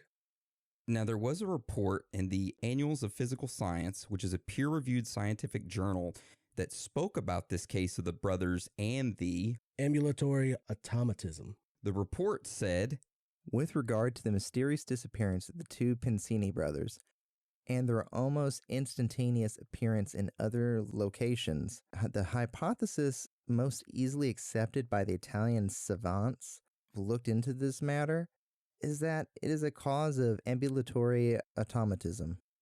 It is known that subjects affected with this nervous disease feel an irresistible impulse to move about and then fall into a second state.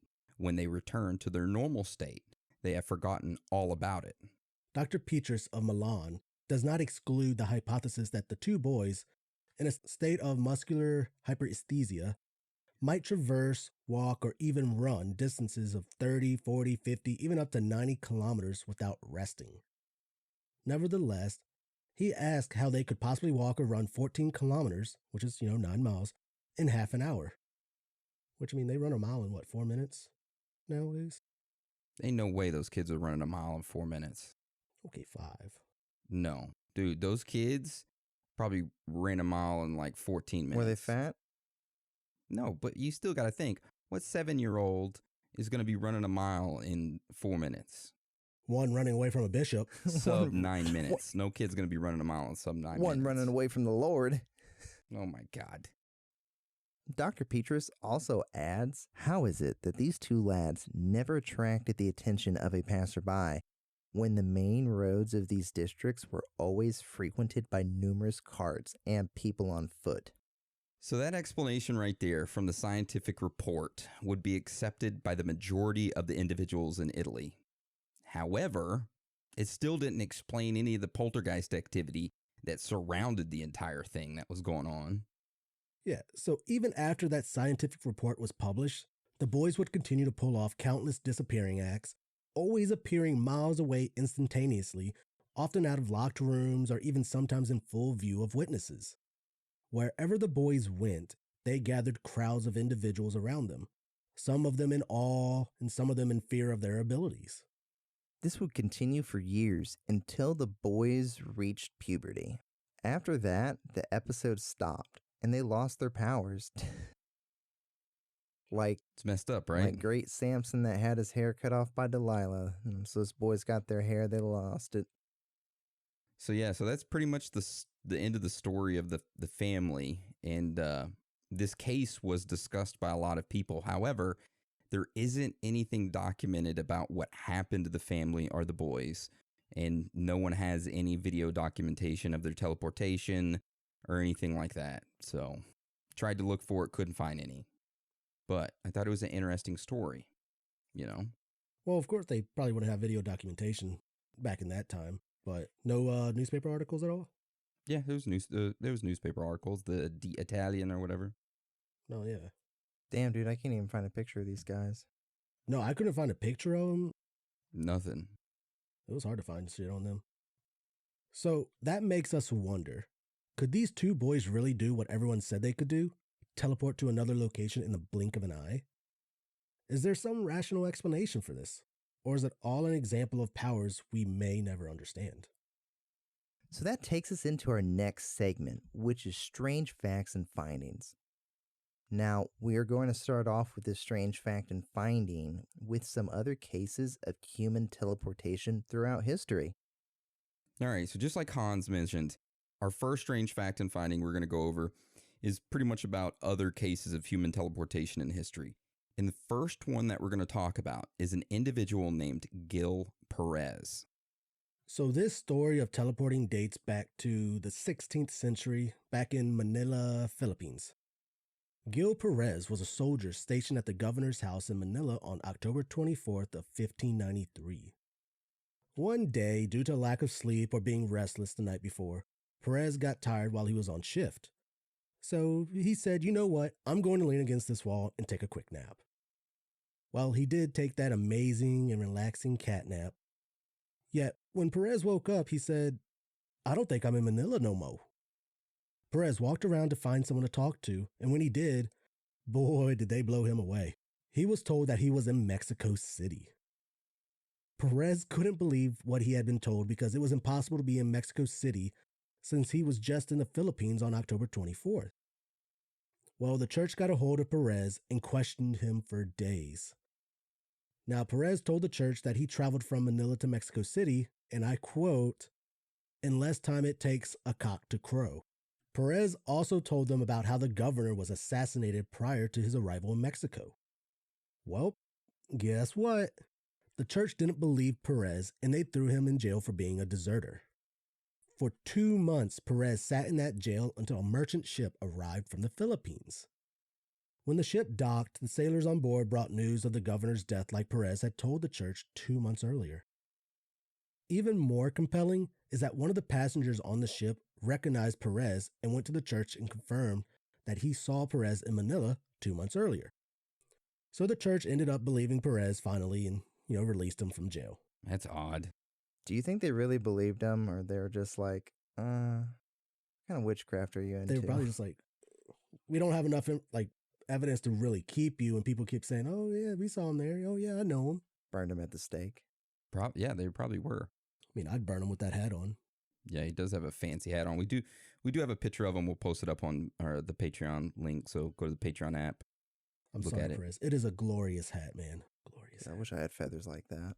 All right, Hans. So what's this next case? This next case is about an individual named Carlos. I don't even know how to fucking say his last name. Miabelli. Carlos was Miabelli. Carlos was a Brazilian physical medium and a spiritualist from São Paulo, Brazil. He was known for being able to levitate, use telekinesis, and being able to spontaneously teleport. In 1926, Carlos was about to board a train with some friends traveling from São Paulo. As Carlos walked near the platform, one of his friends saw Carlos just disappear into thin air in front of dozens of people in the middle of day, like Peter Parker on The Avengers when Thanos snapped that finger. He wasn't feeling too good, Mr. Stark. You can cut that. I don't feel so good, Mr. Stark. I'll just leave that shit in. It was like a fog had enveloped Carlos and erased him from the world. His friends went to look for him, but he just wasn't there. No trace of him could be found. It got weirder when the station master approached the group of friends, letting them know they had a phone call from Carlos himself. He informed his friends that he teleported to a town named Soy Vicente, which is 56 miles away from the train's destination. No explanation could be found of how Carlos did it. Even in his own words, he didn't know how he achieved teleportation. That is odd. He added that in his goddamn little bell. I was like, yeah, self-proclaimed astronaut, telekinesis, and I can teleport. Suck it. He does have a dapper suit on in the picture. I like his well-manicured face, dude. Yeah, it's a nice beard. I'd kiss him. It's a nice beard. I should grow my beard like that. Man, I want to teleport somewhere. That'd be one of the coolest superpowers. Dude, right? Be like that movie Jumper. You seen that? I've never seen it. Nope. All right, so let's talk about our next teleporting case, which is about a 13-year-old girl only known as Lucy J.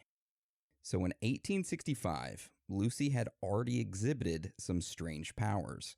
She was known as a powerful medium for spirits, and when she had fallen ill, she used her powerful psychic powers and did what was called automatic writing. Now, this automatic writing supposedly is where a person's hand is allegedly controlled by outside forces and made to write things down automatically. The treatment and diet that was written down by these outside forces for her illness was correct, and Lucy was cured. Also, the doctors noted that she also suffered from other disorders that required medicines and that they would witness the medicine suddenly appear in her mouth. That's fucking weird. Take some aspirin, bitch. Bloop. Just randomly appear. Bloop. Yeah. Another power Lucy supposedly had was materializing a large number of flowers from out of nowhere. She was known to keep various aromatic essences and flowers in vases, but could apparently invoke these scents and aromas wherever she wished. On several occasions, she was presented with a blank handkerchief, only to mysteriously imbue it with flowery scents, seemingly at will. Lucy was often described walking around smelling like perfume, which she could apparently turn off and on when she liked. Lucy also had a habit of making objects spontaneously disappear without a trace or have them appear out of nowhere. In one account given by a researcher named John S. Ladd, claimed he had gone to visit Lucy in a sitting room when flowers and a cherry were reported as suddenly falling into his lap from the ceiling. During this visit, there were also luminous hands observed that moved objects around, removed things from their closed boxes, and even grabbed Ladd's hands. That's kind of weird. Cherry, dude. That's like being in prison and you walk in and there's a Snickers bar on your pillow. You don't touch it. Don't touch it, whatever you do. That means you're sweet and they come to take it. Oh. Yeah, you knew what you're getting into when you touch that Snickers. That's why I tell people at work. Like sometimes it'll be nice to put like burritos in people's trucks and then I'll see them eating. I'm like, you know what you're getting into. Give me that choncho. Random knowledge nugget from Hans there for you. He would later describe the scene in a report, which he said, "While I am making the examination, Lucy is standing near my left, and as I turn from the window, I observe a luminous appearance, as of a hand, for a moment behind her. At first, I thought it was an illusion, but immediately the phenomenon is repeated, and spectral hands are momentarily darting from behind her." There's some Doctor Strange shit right there. Yeah, it is. So now the most impressive power Lucy possessed was teleportation.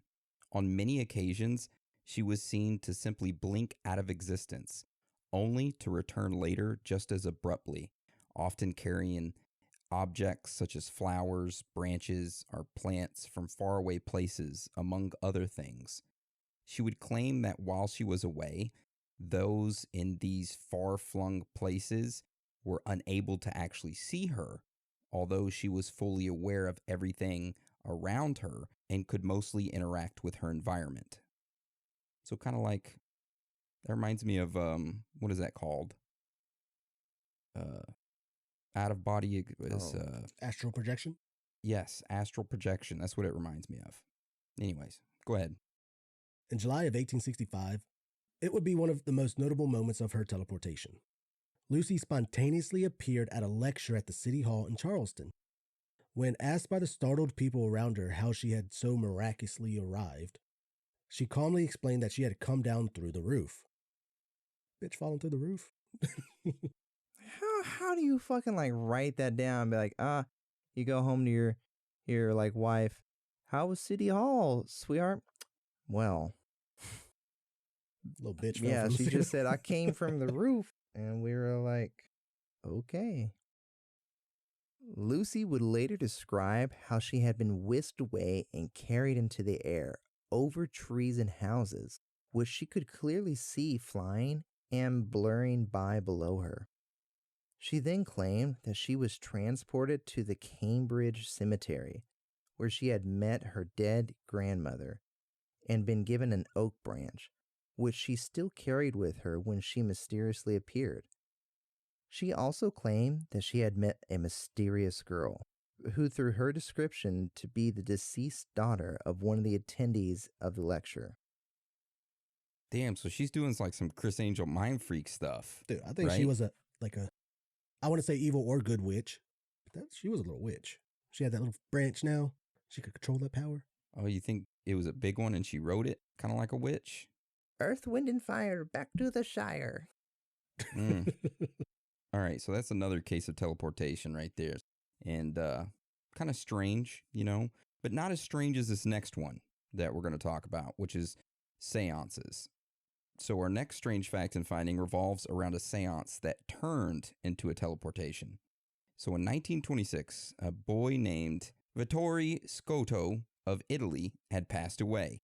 His father, Marquise, was a spirit medium and had missed his son dearly, so he decided one day to try and communicate with his dead son. And it all started on July 29th, 1928. Marquise gathered individuals such as a famous psychic researcher and Professor Ernesto Bozano, as well as 9 others in a dark room in the Malissimo Castle in northwestern Italy, all to participate in a seance to talk to the dead. And this never ends up good, right? No. You see this on movies all the time. This never ends up good. I haven't seen Haunting in Connecticut. That kid died. Spoiler. Fuck them. They ought to see it by now. Shit was out like 2009. I haven't seen it yet. Whoops. Actually, I don't know if I have or not. I've seen so many. None of them are just interesting. Anyways, moving on. During the seance, the group was met with various unexplained phenomena, such as sudden blasts of icy air, a heavy table which was allegedly moved about on its own, an assortment of inexplicable thumps, thuds, and bangs that seemed to come from all around. Individuals around Marquise reported that they thought they had heard him move from his chair, but when they called out to him, he, assured them he was still sitting there. Then, out of nowhere, Marquise blurted out that he could not feel his legs, after which the room fell into a deathly silence. Could you imagine that? I'd be scared shitless, sitting there. First, you don't even know what's going on. Your friend Marquise calls you up, says, hey, I need you to come to this castle. You show up, and all these other people show up, and you're like, wait, what? And he starts a seance, and then it gets pitch dark. You can't leave. Wind is gusting through there. You're freaking out. And then it comes super quiet, and then all of a sudden, you hear Marquise going, I can't feel my legs. So what happened next? Well, calls to Marquise went unanswered, and attempts to reach out and touch him in the murky, impenetrable dark room also met with nothing. It was then that Professor Bazzano explained that he had transported from the room. When the lights were turned on, Marquise was nowhere to be seen, which was odd considering the door had been closed and locked the whole time, and no one had heard it open or even seen a sliver of light that would have surely pierced in if, it had been opened. So the group proceeded to spend the next 2.5 hours meticulously searching the entire castle, checking every room, cellar, stable, as well as the surrounding grounds, yet no signs of the missing man could be found. Desperate for answers, a woman in the group named Mrs. Hack reached out to the spirits for help and was told that Marquise could be found in an outbuilding in a place they had overlooked. This new information from the other side spurred a renewed search of the premises, and sure enough, when the stables were checked again, a tiny door that they had not seen before was found, and behind it they heard snoring. Oddly, the door was locked from the outside with the key still in the keyhole. When the door was opened, Marquise was reportedly found fast asleep upon a pile of hay. When he awoke, he was heavily confused, dazed, and disoriented to the point that he had supposedly broke down in tears and shock. The strange spontaneous teleportation of Marquise Scotto was witnessed by many well-educated adults and remains unexplained. That is strange. That is pretty strange. Yeah. What do y'all think happened? You think he really teleported, or you think he set it up to make himself famous? So he's the one that invited people over, right? Yeah. Dude, he probably had a trap door somewhere. Yeah, I kind of like Austin Probably. Powers. He would just press the button, his chair flipped back. Yeah. He's just like, you know what? I'm going to make these guys do all the work to talk to my son. I'm going to go take a quick nap. Yeah. He was tired. He was tired from doing all the setups to set up the air compressors and stuff, planning all this out. And then when he finally hit, he was like, oh man, they're taking forever to find me. Better take this nap. All right. So what's this next strange fact and finding we got? I mean, it's not too big of one. It's just stating that Alfred Pansini, he was actually able to do the whole automatic writing just like Lucy J was able to do. Okay. He also was able to do that. All right. So But I couldn't find any proof of it, but they said he could. Okay. That's interesting. So I guess we'll talk about this last strange fact and finding real quick. I don't want to dive too deep into it just because I kind of want to do an episode on it itself. But I know if we don't mention it, somebody's going to say, hey, why didn't you mention it? So this one is over the Philadelphia experiment. If you don't know much about the Philadelphia experiment, we'll kind of tell you a little bit about it. But it happened in the summer of 1943. It was 2 years into the United States involvement in World War II, and there was a sea battle that was raging between the Americans and Nazis. Now, in the Philadelphia Naval Shipyard, a newly commissioned destroyer called the USS Eldridge was being equipped with several large generators as part of a supposed top secret mission to win this battle of the ocean once and for all.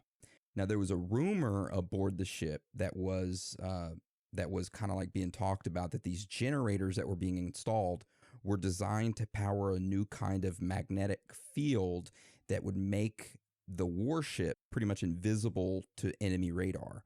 So with a full crew on board, they decided to test the system. So in broad daylight and in plain sight of nearby ships, they turned the switches on to these new powerful generators, which kind of hummed into action. Now, what happens next kind of baffled the scientists and added like decades of conspiracy rumors and all this shit. Supposedly, a bunch of people witnessed a eerie green-blue glow surround the hull of the ship, and then instantaneously the ship disappeared. Now, not just invisible to radar, but gone, like disappeared into thin air. Hours later, there were reports of the USS Eldridge appearing in the Norfolk Naval Shipyard in Virginia, and then reappearing just as suddenly back in Philadelphia. According to some military reports, members of the crew suffered from terrible burns and disorientation, and supposedly a few crewmen were found partially embedded in the hull of the ship, still alive, but with like arms and their legs kind of like embedded and sealed into the ship, kind of like as if the entire ship dematerialized, teleported, and when it rematerialized, somehow the people's arms and stuff were rematerialized into the steel of the ship itself. Damn. So that's kind of like a quick explanation of the Philadelphia experiment, not a deep dive into it, right? We're going to do an episode, but I figured we should mention it since it did have teleportation in it, right? Mm-hmm. And it's super odd and strange, you know. Yeah. Very. I know when I searched up on the Montauk Project before, they said it was kind of connected or related to the Philadelphia experiment. So I read in a little bit about it, but I didn't go too deep into it. Yeah. But like I said, we'll dive deep into it on its own episode. But I guess it kind of moves us into theories as to what the Pansini brothers, you know, what they were doing. Were they really teleporting, or was it something more commonly explained, you know, that was happening? Were they running away, or did they really possess powers? Yeah. So I know this first theory we got, right, Dan? Oh, you want me to say it? You want me to say it? Yeah, go ahead and say it, because I can't say it. So the first theory we got is the ambulatory automatism. Yeah, that's the one that the scientific journal mentioned and kind of explained as what the boys were doing. Pretty much like sleepwalking and them snapping out of it.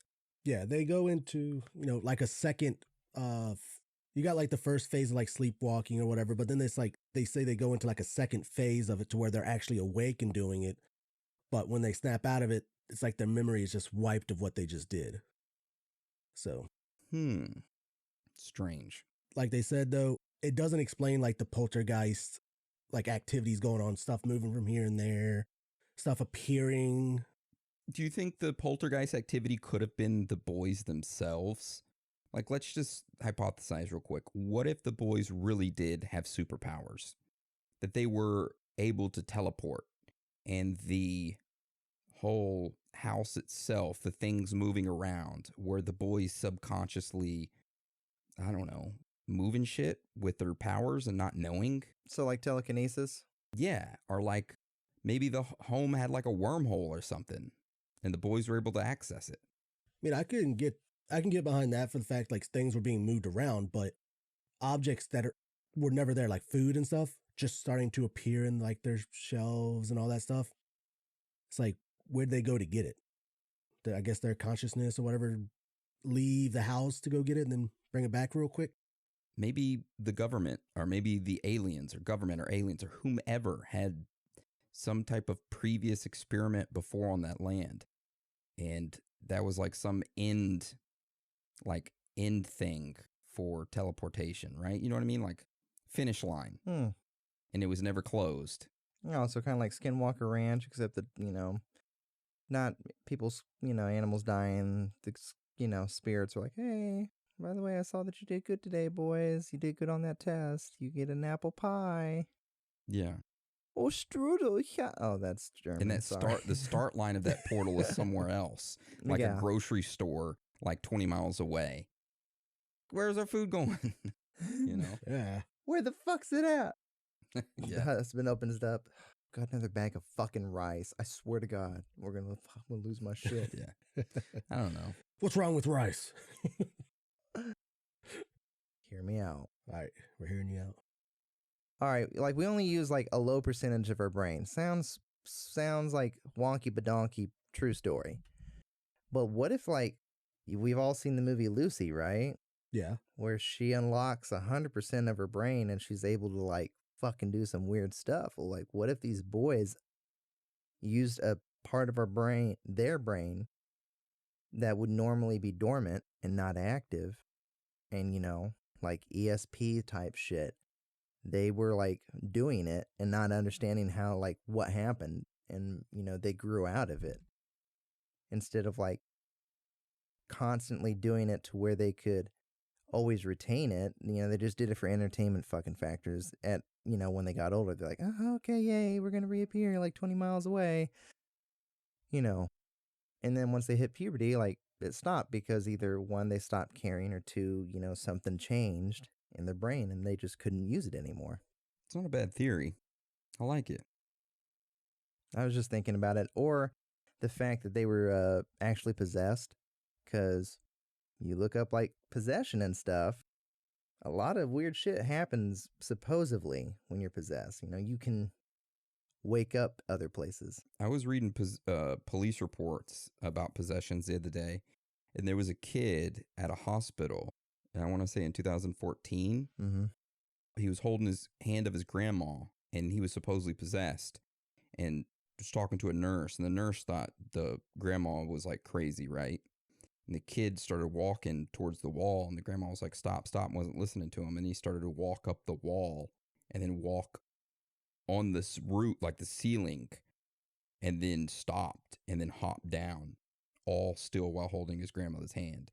And the nurse and the grandma was shocked. And there was even like a police officer that was there that was standing in the eye, like he could see into the room and saw it happen.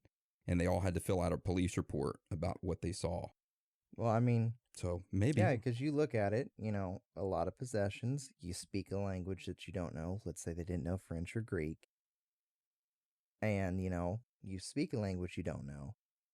You hear stuff in your head, apparently, the voices, the battle between good and evil. Who's to say that there was never any good spirits? It was just a demon, and, like, oh, yeah, we're warring today, and oh, look, the good prevailed. We're going to keep giving you this stuff to let you think that you're not, being possessed. Because, I mean, when the bishop appeared, guess what? They disappeared. Yeah. True. What if we had superpowers and they were taken away? I believe it. Like, what if we all had superpowers, humans in general? And then that was like a recessive trait that when they were born, they had their superpower, but whenever they hit puberty, the trait went away. I think I talked to somebody about that because we were talking, someone messaged about the Anunnaki and how, when they first were around, they had like, I guess they had like powers or like special abilities and stuff like that, I believe. Mm-hmm. But as time goes on, the bloodline kind of dilutes, I guess. Mm-hmm. So we lose some of that special power. Like, say, the Nephilim, it started off like with the Nephilim, and then as it kept going down, we lost some of that power. So they might have been able to access what we've lost, maybe something like that. Mm-hmm. Yeah. I want that pure Nephilim blood. I want that fucking adrenochrome. Ooh. Maybe that's why the elite need the adrenochrome. They can get their superpowers. Yeah. Speaking of that, remind me to tell you about old Joe Biden at the end of the show with a story that I have. All right. Have y'all seen the movie Split? Yes. No. Yeah. Split in Glass. The fucking dead dissociative. Oh, yeah. identity disorder. Yeah, I seen that. So we just watched that like in movie night. Hedwig. Dude, Hedwig's the best. I got blue socks. Bro, You're my girlfriend now. You're pretty. We kissed. I didn't tell nobody though. But Kanye's my man, dude. Dude, I was loud. I said, dude, how can, if I was an actor, I'd be laughing so hard. Be like, okay, come on, serious. Take 26. Be serious, Hans. Roger. Dude, but yeah, like, so it was kind of reminding me like they had like special powers and all that. Could they have had, that disorder? Because, dude, the fucking beast, come on now. He's fucking climbing walls, fucking super powerful. What if they believed like a different personality that they had that superpower? Because all those different personalities that, he had, they all had memories and like they knew different things that he never actually learned himself.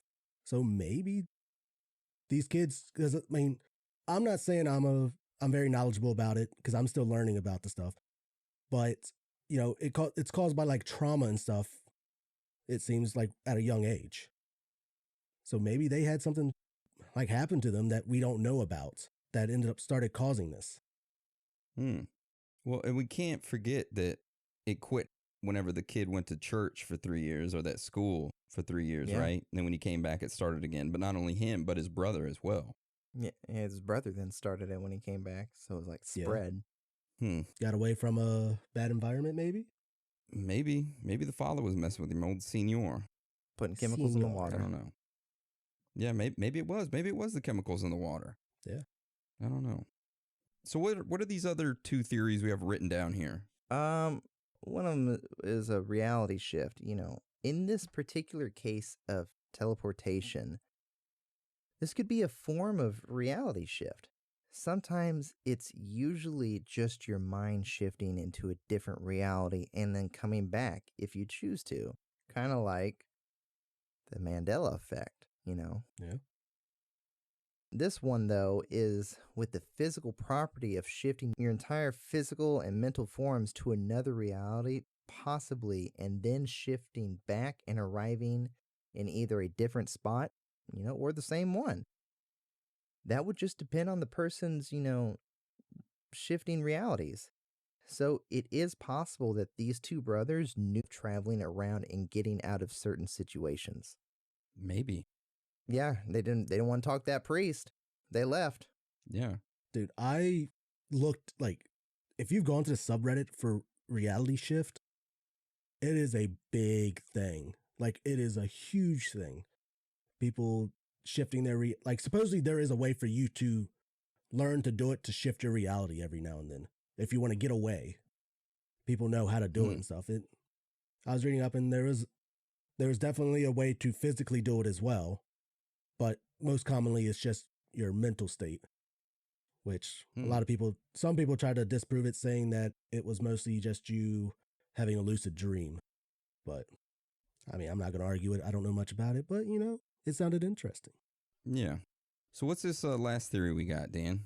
So this one is the possibility of quantum teleportation, which it is a real thing.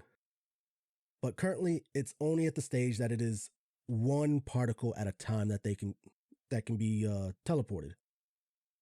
And I don't think it's too far of a distance. Like, I believe it's like one island to another island, but they're like in close proximity. But it's only like one particle of data. But let's say that these brothers had some type of knowledge that we didn't know about. And it kind of reminded me of like the Black Knight satellite. How Philip K. Dick, he got a fucking download of information and wrote all these amazing, crazy stories. So what if these kids ended up getting like a download like that randomly? and actually unlocked the power to quantum teleport themselves from place to place. Pretty much knew how to break down their, bodies, dematerialize, and actually materialize somewhere else. They were able to access the Akashic records, which we talk about in season 4. But I like that, Dan. Able to kind of like the Matrix. Yeah. Boot me up, teach me how to teleport. Now you know how to teleport. What is it, Mr. Smith? Who was that? The AI in the Matrix? Yeah, Mr. Smith. Yeah. Looking good, Mr. Smith. Man, I don't know what to think about this whole teleportation thing. Part of me wants to lean towards like the Pansini brothers just did it out of, attention maybe. But then another part of me is thinking, how the hell could they really get to random locations in an astonishing time, right? Yeah, see, that's the only thing that throws me off is like, so how people don't notice them on the highways or the roads or whatever. It made me think of what I talked to you about before. Is like when we're, driving from place to place, you start driving, the next thing you know, you're already there, and you're just like, what the hell just happened? Yeah. Highway hypnosis. Yeah, I used to get that all the time. Yeah, I've done it multiple times going back and forth to work to where, you start driving, the next thing you know, you're already there. And it was like an hour passed or something like that. You're just like, how did I even make it here? Recording hypnosis, we get that all the time. Yeah. Like, how the hell are we already at an hour, at an hour or 2 hours recording? Yeah, I always look at and be like 30 minutes and we're like, we're already halfway through. I'm just like, oh shit. The next thing I know, boom, hour and 45. It's like, what the hell just happened? Yeah. It's weird stuff. It is. But overall, it was an interesting story. Teleportation. If any of the listeners have experienced teleportation or you can do it, shoot us an email. Teleport yourself on over. Come on. All right. So do y'all have anything else you want to add to this episode before we roll on to just the stories of the week? No, I'm good. If you can do it, teleport, make sure you do it and come back in the way that you left in. Yeah. We don't want your foot where your head is, and vice versa. Some weird shit happening.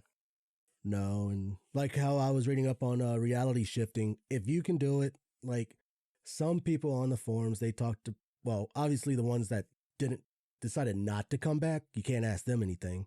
But people ask the ones like, hey, if you did reality shift, what makes you come back and all that. Dude, don't abandon the world yet. Don't go into some fake world. Yeah. Season 4 is right around the corner. You don't want to abandon it yet. It's right around the corner. We're hard at work. We're just, more than just working. Working 24/7.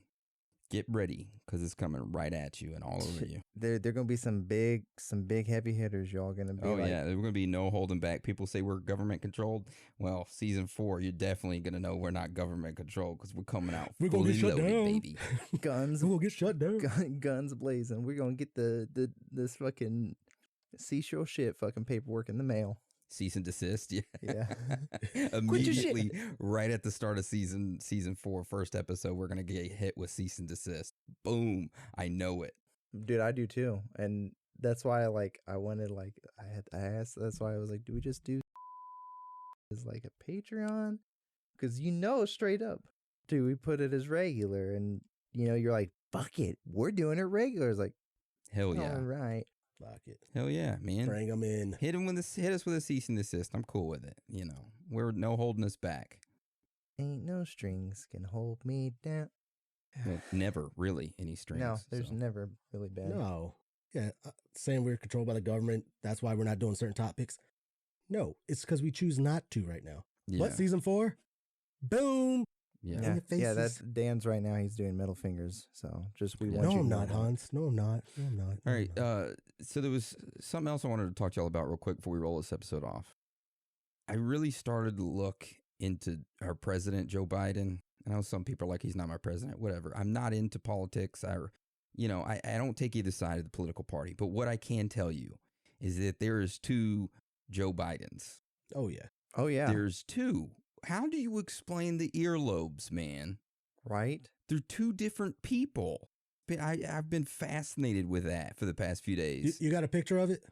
No. Just go to DuckDuckGo and look up Joe Biden earlobes. Actually, let me make sure that pulls up the right thing. Joe Biden earlobes. Yeah, here's a good picture right here. Dude, his ears are totally different. Bro, why is it? I type in ear and it doesn't say earlobes, it just says ear rape. I was like, nope. One is an attached earlobe and the other one's a detached earlobe. How does that work? They'd even look different, like in the face. Yeah. Like you can tell. Talking about that picture? No. This picture right here. Because, I mean, that one looks like two totally different people. Shit, that one... Dude, that one on the left can't be Joe Biden. Yeah, that's him. Looks nothing like him, does it? No, it doesn't. Doesn't. There's two different Joe Bidens out there. That's scary. We're going to have to dive deep into that one day. I know we don't touch politics, but, man, that's... I mean, I get that he got old, but... Older. That's weird. That's totally different. Here you go. That's a cloned Joe Biden. What is this picture, Hans? That's why he don't have an earlobe. Oh That's my why he don't have an God. earlobe. Mike Tyson didn't bite his earlobe off. Dude, I'm telling you, it says, anyone know why Joe Biden don't have earlobes? This picture describes it. I was like, oh my God. So do you got any stories that happened to y'all this weekend? Anything exciting? Anything you want to share? You know, I went to Dallas just to get away from it all and had a bunch of Manhattans. For you adults, you should obviously know it's a classic bar drink. And then went to a rage room and just broke a lot of expensive stuff that I didn't have to pay for. You know, it was really relaxing. Really. Nice. That sounds fun. It was. What'd you do, Dan? I played some disc golf and avoided a storm. Pretty much. Nice. I went into the forest and did a little fishing, preparing for the next week. We have our fishing tournament. Dude, I'm coming up there. I'm coming up in there and wrecking some shit. Dan's coming up there to try to take over and be the champion. By the way, the tournament officials want to give you 2 pounds to start off the tournament for diversity or something. You being half Asian. I don't know. That's what the tournament official said. So Dude, I was just going with it. I was like, I'm all right. gonna catch a bunch of fish, so that 2 pounds is gonna just be extra for me. We'll have to wait and see. We got to dethrone the 2-time champion that's won the past 2 years. Dude, I wish I got that bass I caught there. Last time I was there? Fucking Dude, big bass, man. I'll come next year. It's huge. It's fun. You need to join it. I will. Fishing tournament. No entry fee. Dude, do you have to use a fishing pole? Because, dude, I'm going to get down there and noodle me out a catfish. Yeah, there's noodling don't work. No. Why not? No, they got pike with giant teeth. That's And they okay. got snapping turtles. Oh, with hell yeah. Huge. Dude, I'll grab that thing. I'll be like, do I win? Do I win? If not, I'm throwing it back. Yeah, after we take you to the hospital. That's okay. Yeah. That's Do I okay. win? I ain't no bitch. Look at it. This is my arm missing. Oh, I got it, damn it. All right. Fucking hanging off the arm. All right. So the next time you hear from us, you'll know who the fishing tournament champion is. So. Right here. Right here. I hope you all have a great week. And I'm glad we could provide your ear holes with such pleasure. That's right. Shoot. But by the time they hear this, I'll be, later that day, I'll be flying to Maine. Yep. You'll be leaving on a jet plane. Don't know when he's coming back again. Flying on a jet plane. Yeah. Sorry. Aaron's just like, I don't know that fucking song. Let's fucking roll this out. I'm ready to go to bed. I want to thank you for joining us today. And again, thank you for the support. You all are amazing. Every single one of you. So with that being said, Hans and Aaron, you want to roll us out? Oh, yeah. It's okay to be out of this world with your thoughts. Because you are not alone.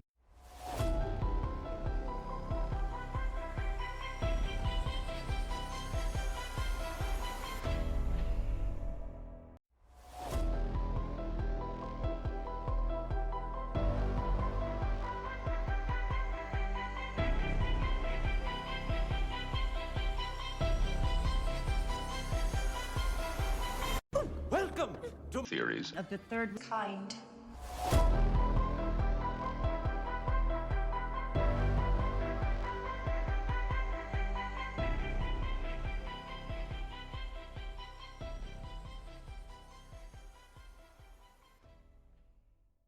Welcome First off, I want to say thank you for joining us in the fight against the global elites. And I want to say thank you as well to whomever you are listening for opening your mind to receive this extra knowledge nugget each week. You know, it means a lot to all of us. And I just want you to know that. And we don't say it to say it. We say it because we mean it. Also, before we start, since you, whomever you are a Patreon subscriber, by now you should always remember that this means you get priority in topic suggestions. So feel free to shoot those suggestions over to us either by email, Instagram DM, Facebook, or Discord direct. So today's episode is over Alex Jones. How today's episode will go is that we'll first go into his childhood, then transition over into his career. Then after his career, we'll go into some strange facts and findings, then move along to theories, and then end it all with our own personal thoughts and theories. Take it away, Alex.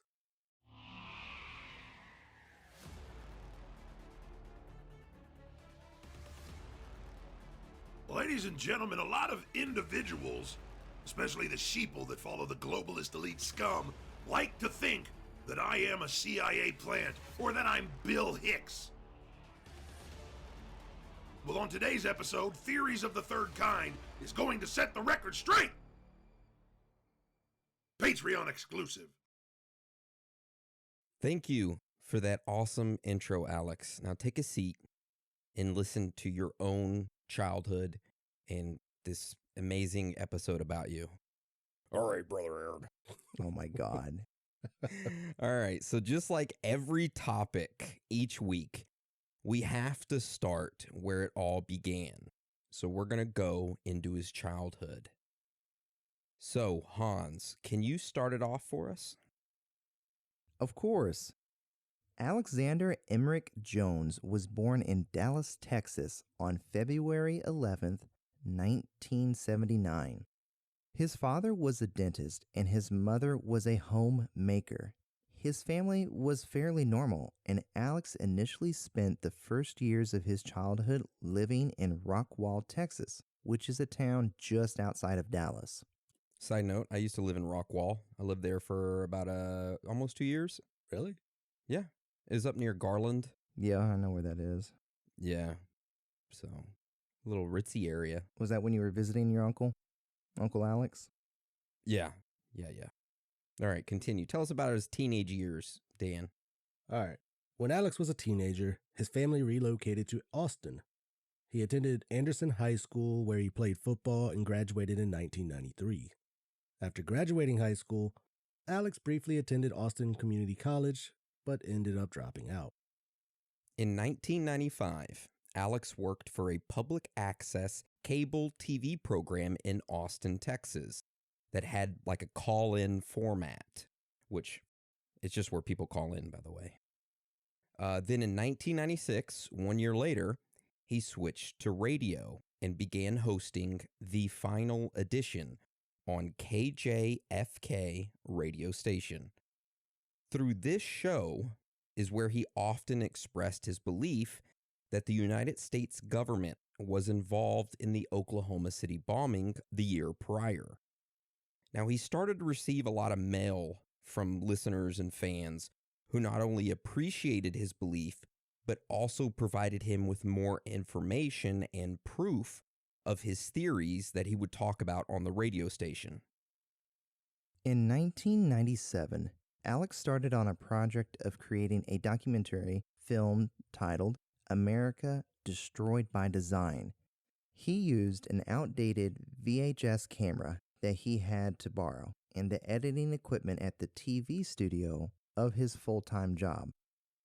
Also, he had multiple other jobs at the time, which included working at a golf course and selling memberships at a gym. It took him around a year to complete this documentary. The documentary was released in 1998 and was a success. Alex was able to make around $500,000 on it. The money that he made from the film, he reinvested it into his media company that he was then starting. And a little knowledge nugget here, but Richard Linklater, who was a Austin-based director for films, he ended up watching Alex's documentary that he published early a year prior, which was the America Destroyed by Design, and he was kind of impressed with it. So he ended up casting Alex in his movie, which was A Scanner Darkly. And if you've never seen that movie, it's actually pretty damn good. The graphics on it are a little weird, though. I don't want to say it's cartoonish, but it's not normal. But it's not cartoonish, but it has like a cartoonish feel. But to sell you on it, it has Keanu Reeves in it. Oh, definitely watching it. Need I say more? It's a great movie. Go check it out. Oh, Keanu. Praise Keanu. So around this time of his film being released, a lot of things were happening with Alex. In 1998, Texas governor at the time, George W. Bush, was holding a rally in Texas. At this rally, Alex interrupted his speech and started demanding that the Federal Reserve and Council of Foreign Relations be abolished. And we have the video right here that we'll play for you guys. Yeah, and we'll play that right now. The victory will be an endorsement of a philosophy. I believe in my heart of hearts the victory in 1998 is going to be good for Texas, and that's the most important thing about the campaign. Shouldn't we abolish the Federal Reserve and the CFR? That's the real reality that none of you will talk about, and most of you are members. That's what's destroying this country, Governor. Don't you stand for America, sir? What about the Federal Reserve and the CFR? You people are being lied to. This country's been taken over by Europe, and I'm being drug out. Laugh at it. Damn. Man, he really went after Bush there. Bush didn't even respond. He just kind of looked over at his security detail and was like, get him the fuck out of here. Do it. Execute Alex Jones. Like the comment said, though, they were just like, Alex called him sir. Yeah. He was polite. Well, like the video shows, he was then, yanked out of the dang rally. Yep. But good for him standing up. For what he believes in, yeah. So that same year, he went on his radio show and started gathering support to rebuild the Branch Davidian Church as a memorial to those who had died. Hell yeah. Alex claimed that David Koresh and his followers were peaceful people who were murdered by Attorney General Janet Reno and the Bureau of Alcohol, Tobacco, and Firearms, aka the ATF, during the siege in 1993. Because that is what happened. Yeah. Proven. So we did find a clip that has Alex questioning the Attorney General. So we will play that right now. And whenever tyrants come into your town or city, it's important to confront them, whether they're politicians or bureaucrats. Over 4 years ago, I was interviewing former and current CIA officials about the Delta Force murdering people in Waco. They were extremely concerned. That's now been borne out in the Dallas Morning News and other publications. When are you finally going to come clean about the mass murder and using high-level special operations killers to kill Americans for publicity? Very important. Number one, about the Delta Force. Number two, Senator John Danforth, your special counsel. How can he be independent, as you and others have said, when he is appointed by you to investigate you? That's the questions. Thank you.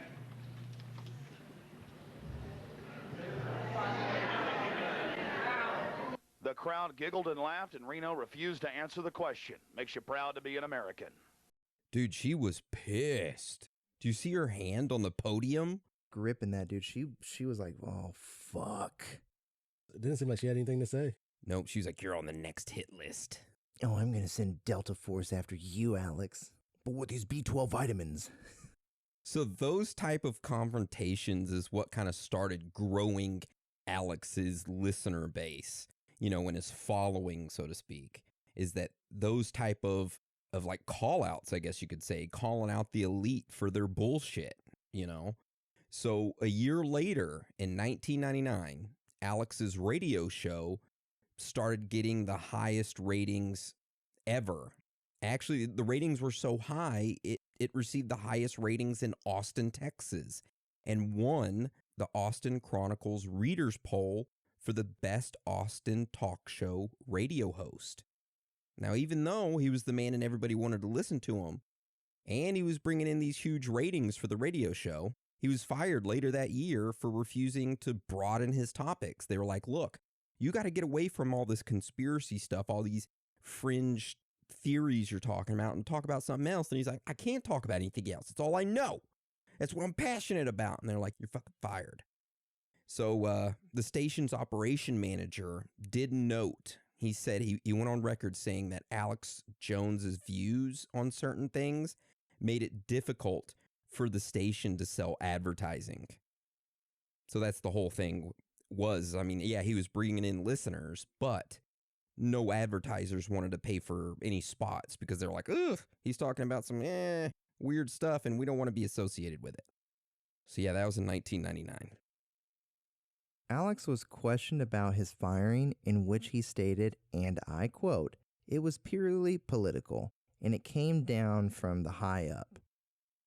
I was told 11 weeks ago to lay off Bill Clinton, to lay off all these politicians, to not talk about rebuilding the church, to stop bashing the Marines, A to Z." I believe that. I mean, he was on the radar as soon as he went and confronted George Bush. He came on the radar even more after he questioned Janet Reno. And then he became, less than a year later, Austin's most popular radio host. So, yeah, I'd believe that politicians were like, get him off the air. Right. Shortly after that, Alex founded Infowars.com, which was his media company. He then started to broadcast independently from home, where no one could censor his programs.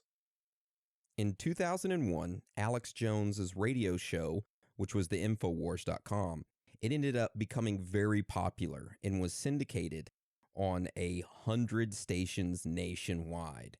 So he was like, hell yeah. However, after the 9/11 attacks in 2001, Alex issued a statement that said that the attacks were controlled demolitions and that the government blew up the World Trade Center buildings. Which, I mean, now it wouldn't be that big of a thing to say. I mean, it seems to be kind of widely accepted, right? But back then, right after it happened, it was a super hot topic. And nobody wanted to have anything to do with them, and everybody was all patriotic. And because of that statement that he made, 70% of the stations that ended up picking him up and syndicating him nationwide, 70% of them canceled his radio show. In the following decades, by churning out the news every day and having some interesting guests on the show, he was able to slowly grow his audience and business. He also came up with some innovations, such as broadcasting the radio show as a TV show on the internet. He also managed to put out a couple of more documentary movies while doing his radio show. Alex also kept his website filled with the latest news. Over the years, Alex's website Infowars continued to grow and grow. As of 2014, it received approximately 10 million monthly visits, making its reach more extensive than mainstream news websites such as The Economist and Newsweek. Alex also started to expand his facilities, adding more space for new studios and more writers and editing people. To make money, Alex had relied on advertising, donations, selling subscriptions, various supplement products like bone broth, books, videos, and merchandise. In 2016, it was reported that Alex Jones and his website, Infowars, had revenues of over $20 million a year. Jesus Christ! Say, Alex and his businesses were doing great. However, some individuals didn't like Alex and wanted to deplatform him and take away his revenue stream. By early 2020, Alex Jones and his business were all banned from Twitter, Facebook, YouTube, the Google Play Store, the Apple Store, Apple Podcasts, Spotify, Stitcher, Vimeo, Pinterest, MailChimp, LinkedIn, and PayPal. All of the platforms citing various reasons such as hate speech and bullying, to just name a few. Currently, Alex still runs his site, Infowars.com, as well as a new video service called Band.video. It's kind of like his own YouTube, kind of, but it's just him and his partners that have other video channels similar to Infowars. He still sells supplements and merchandise, and according to him, he still fights the elites. And that's the history of Alex Jones. I know a lot of you are saying like, hey, there's a lot more things that he did in his life that happened and you guys didn't touch on. Well, we're going to touch on it pretty soon because we have strange facts and findings to get into, and it's a long list. So Hans, start it off for us and hop us right into strange facts and findings. Now let's hop into our first strange fact and finding, which are the platforms that have banned Alex Jones with some of their statements and reasonings. So most of these bans happened nearly on the same day in 2018, some a few weeks later, and some a couple years later. The first one we're going to go over is Facebook and Instagram at the same time. In 2019, Alex found himself in Facebook's crackdown on extreme right-wing radical violence. So when they say extreme right-wing radical violence, we're not calling Alex that. That is what Facebook was cracking down on, and they identified Alex. Correct. As being a part of that in their definition. So just to be clear, moving forward. Now, Facebook and Instagram banned him for his behavior online and offline as well. Facebook cited that Alex's account was removed after a long review into his calls for violence, racial slurs, and hate speeches. Now, Facebook declined to cite specific reasons why he truly got banned, but they did cite that Alex appeared twice in videos with the group called Proud Boys, which they said did help sway their decision. By the way, I've never heard Alex say a racial slur. No. And that's me, growing up with him and having him over for like Christmas and stuff like that. And I've never heard him say a racial slur in my life, so I have no idea what they're talking about there. Anyways. Okay, so we do have a statement made by a spokesperson from Facebook that we found about Alex Jones and some others that they banned. It said, and I quote, "Today, we are removing Alex Jones, Paul Nellman, Milo Yiannopoulos, I don't even know how to pronounce that long-ass name, Paul Joseph Watson, Laura Loomer, and InfoWars from Facebook and Instagram under our policies against dangerous individuals and organizations. All representation of these people and entities will be removed from our services. We've always banned individuals or organizations that proclaim a violent or hateful mission or are engaged in acts of hate or violence. This is true regardless of ideology or motivation." When we ban someone under these policies, we have historically also prohibited anyone else from praising or supporting them on our sites, even if the praise is unrelated to their hateful or violent conduct. For people who have called for violence, formally affiliated themselves with organized hate groups, or taken other extreme steps to express hatred, we continue to think this is the right approach. We'll remove pages, groups, and accounts set up to represent them and Facebook events when we know the individual is participating. Our work against organized hate is ongoing, and we will continue to review individuals, pages, groups, and content against our community standards. I have a problem with that. Oh, dude. I'll just save it till the very end when we get done with the rest of these social media platforms. Yeah. All right, so let's go to the next one. All right, the next one we got is Twitter. In August of 2018, Alex had been getting multiple timeouts from what Twitter calls it. But in the first week of September, Twitter finally followed suit with all the other major social media platforms and permanently suspended both his personal and InfoWars accounts. They released a statement saying, and we quote, "Today, we permanently suspend the @username Real Alex Jones and the @username InfoWars from Twitter and Periscope. We took this action based on new reports of tweets and videos posted yesterday that violate our abusive behavior policy in addition to the account's previous violations."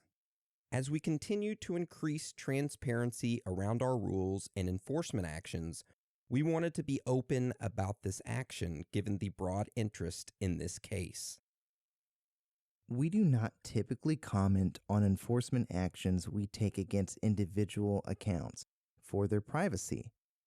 We will continue to evaluate reports we receive regarding other accounts potentially associated with @RealAlexJones and @Infowars, and will take action if content that violates our rules is reported or if other accounts are utilized in an attempt to circumvent their ban.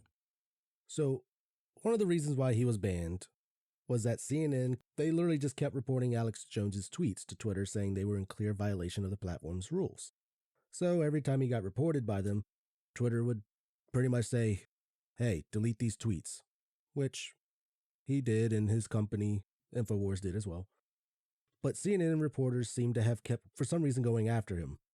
They did an investigation of his tweets and reported more of them to Twitter, which after a few timeouts and making him delete his tweets off of his personal and Infowars account, a ban finally happened. And here we found a nice picture of Alex Jones confronting one of the CNN reporters that were supposedly reporting him all the time. Yeah, and we actually have a video. It's a video of the confrontation with CNN reporter named Oliver Darcy, who was the one behind pretty much reporting and getting Alex Jones deplatformed. So we'll play that right now. Oh my God. Look at this right here. The guy that goes around policing and calling for censorship and then claims that Trump's wrong, there's no censorship of conservatives or patriots. You are incredibly shameful. How are you doing, Alex? You're just, look at you, you are literally an anti-American, anti-free speech coward. You're going to go down the history books at the Criminal News Network. This is one of the main people right here who thinks you have no memory, who sits there and lobbies. Show him. That sits there and lobbies people to take other news off, claiming they're fake when CNN is the fakest WMD, Gulf Arab state dictatorship funded. Unbelievable. I mean, look at those eyes, folks. If you want to see the eyes of a rat, no, seriously, just look at the camera. Look at those eyes. Look at that slobbering to the system and the criminals at CNN, all their warmongering and death, all their fake news, and then running around trying to police the internet and try to shut people down. And then you think people are so stupid. On CNN a week later, you say no one's censoring anybody, no one's pushing for censoring, and then you say that Trump is the one attacking the press, but only doesn't stand up to your lies. Just look at this guy's eyes, man. That is who will rule your life. Dude, just look at that guy's eyes. All right, of course, we'll link that clip up for you guys to watch. Very interesting, and I'm going to save, like I stated, I'm going to save my opinion about this until we get done with this section. All right, so I guess let's continue with the platforms because there's more. So on August 6th, 2018, Apple decided to join the Cool Kids group and removed all of the content for 5 of the 6 Infowars' podcasts, which of course were all owned by Alex Jones. This removal also included the Alex Jones Show from iTunes and its podcast app directory. Now, Apple justified this action by, of course, saying, and I quote, "We do not tolerate hate speech, and we have clear guidelines that creators and developers must follow to ensure we provide a safe environment for all of our users." Now, even though Apple didn't remove all those episodes and podcasts from iTunes and the podcast app, you could still download the Infowars app from the Apple Store. Well, that was until less than a month later they decided, fuck it, get rid of it, which they did. So now we have Apple, we have Periscope, Twitter, Facebook, Instagram, and by the way, we don't mention it in here in detail, but Stitcher, Spotify, all the rest of the other podcast platforms, soon as Apple removed them, they all followed and removed him as well. So the only social media platform that he has left is YouTube, which we're going to get into right now. Now, like Aaron said, we're moving on to YouTube. So on August 6, 2018, the Alex Jones InfoWars channel was deleted from YouTube. His account had a total of 2.4 million subscribers worldwide. What YouTube left for the 2.4 million subs to read was this. This account has been terminated for violating YouTube community guidelines. So YouTube apparently deleted Alex's account because he had like a 3-strike rule that he hit. So this all started back in early 2018 when Alex racked up them juicy strikes when he started mentioning the Parkland school shooting was using crisis actors to ramp up anti-gun sentiment. Also, Alex was accused of bullying others and hate speech. So Alex decided to reach out to YouTube and told them that he and his business InfoWars were being censored. YouTube decided to respond with a statement that said, and I quote, "All users agree to comply with its terms of service and community guidelines when they sign up to use YouTube. When users violate these policies repeatedly, like our policies against hate speech and harassment, or our terms prohibiting circumvention of our enforcement measures, we terminate their accounts." So there is one last thing that we're going to talk about, which occurred on September 5th, 2018. So on this day, there was a U.S. congressional social media hearing at Capitol Hill where Facebook and Twitter executives were going there to talk to the congressmen about elections, and they were like prepared to defend themselves. So Alex Jones decided to show up. Since he was like banned from all the social medias, he decided to show up before the Senate hearing and pretty much blast everybody inside there, saying that large corporations and tech companies were all working together to try to silence him. And they were trying to do it before the midterm election. And we actually have a clip of him actually going there and doing that. So we'll listen to that right now. I am here because there is a concerted effort by the Democratic Party and multinational corporations and big tech to silence conservative and nationalist and populist voices ahead of this critical midterm election. And the big tech companies and the head of Apple admit that they met with Senator Warner, who's running this whole thing, to begin shutting down conservatives, or the Democrats threatened to federalize big tech if they did not basically roll over to them. So the Republicans left a vacuum there by not coming in with regulations to say you cannot violate people's free speech. So I want regulations like the First Amendment to be enforced to say you're not going to violate people's free speech. You're not going to be able to shut people down like this. And I'm also here to be able to face my accusers. This is the 11th hearing they've had where they make up all these incredible lies about me and others to sell the end of the First Amendment. And so that's why I'm here to expose this. I'm here to speak out about this. And I'm here to discuss the reality that there is an attempted purge of the First Amendment taking place in this country. And Apple and Google have already moved to China and are helping round up political dissidents. They've had Senate hearings a decade ago saying that Google is now aiding evil in China and helping round people up. It's happening to everybody now who's a libertarian or conservative. The dominoes are falling. The First Amendment's being destroyed. But I think the corporate dying dinosaur media has bit off more than it can chew.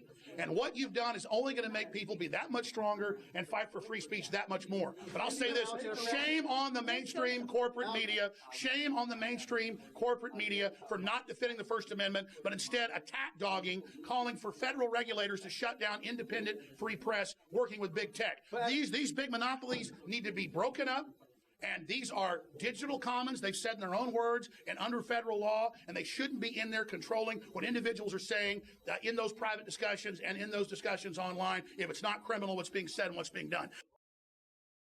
I mean, he's right. In my personal opinion, he's right. Couldn't help but laugh about the guy beside him. But you ain't gonna stop him. Didn't the U.S. make an agreement to break up monopolies like a long-ass fucking time ago? Yep, they did. I guess social media isn't a monopoly, I guess. It's not a, what is that word? Oh, it's not a commodity like the oil was. Yeah. Not yet. Not yet, yeah. Give it time. So yeah, that's pretty much it for the section of strange facts and findings about him getting banned across all social media platforms. And even to this day, he's still banned. But yet somehow ISIS is still able to go on there and make tweets on Twitter, and people are allowed to pretty much post and do whatever they want. Yeah. I mean, when it's the government posting, why would you stop them? Oh, nice theory that the government is behind the ISIS pages, and that's how they track down domestic terrorists. Dan over here dropping theories in the middle of strange facts and findings. I like it. I think there are a lot worse groups out there that they could be banning, but they don't. Yeah. I'm not going to name them. Y'all can use your imagination, but there are some groups that I have seen that I'm just like, you would let them be on here and spreading their hate speech. But, you know, Alex Jones over here, like, if you look up stuff that he talks about, he's got like a 95% like correct like review. Like, if you look up some of the shit he's talking about, by God, it's out there. I think his problem is that he goes off and he just starts talking so fast. It's just too much information for him. Like, he's trying to process everything that he reads and everything that he knows. It just all comes at once, and he doesn't know how to format it or express it correctly.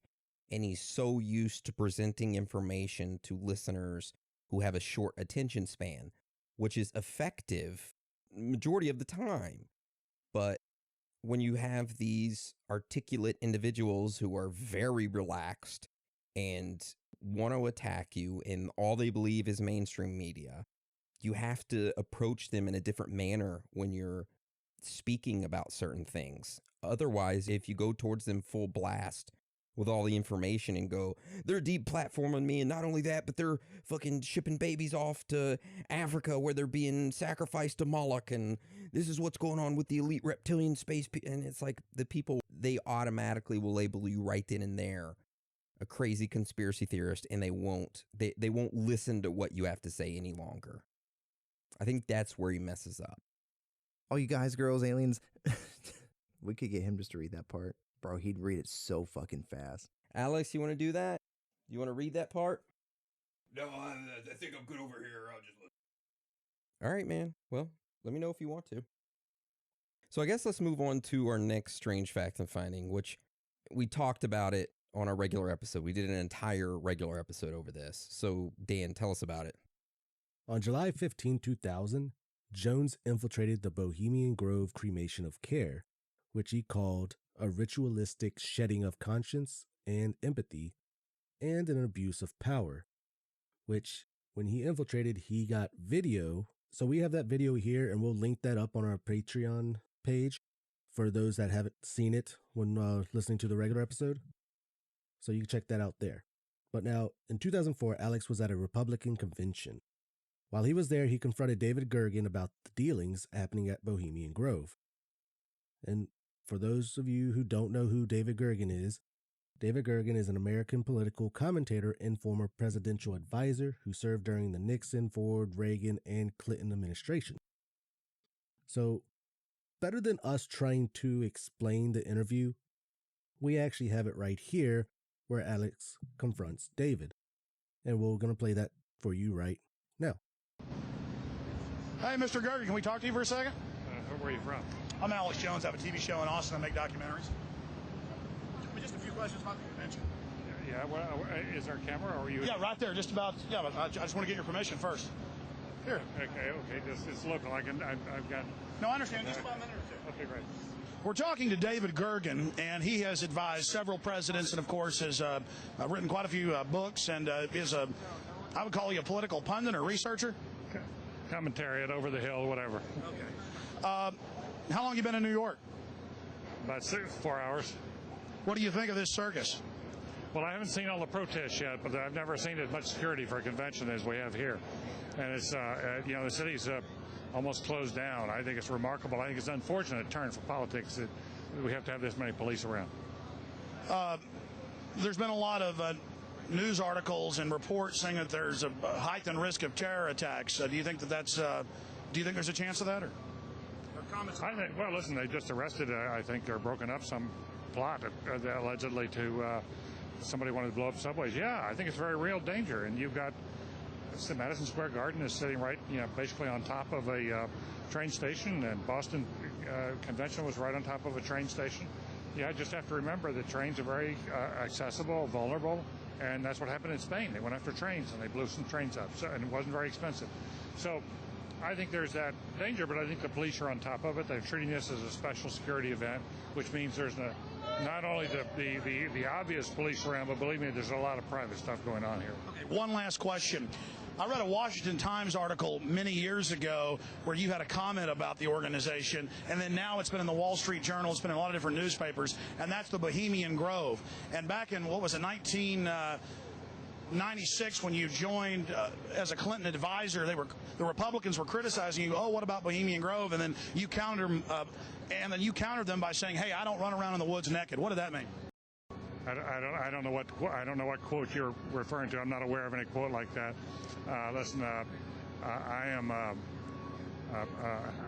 happy member of the Bohemian Grove. I like the folks who come there, and it's really inappropriate for me to talk about the group beyond that. Thank you. Have you been there for the ceremony with the cremation of care? Frankly, I don't think that's something I need to talk to you about. Have you been there for the ceremony with the cremation of care?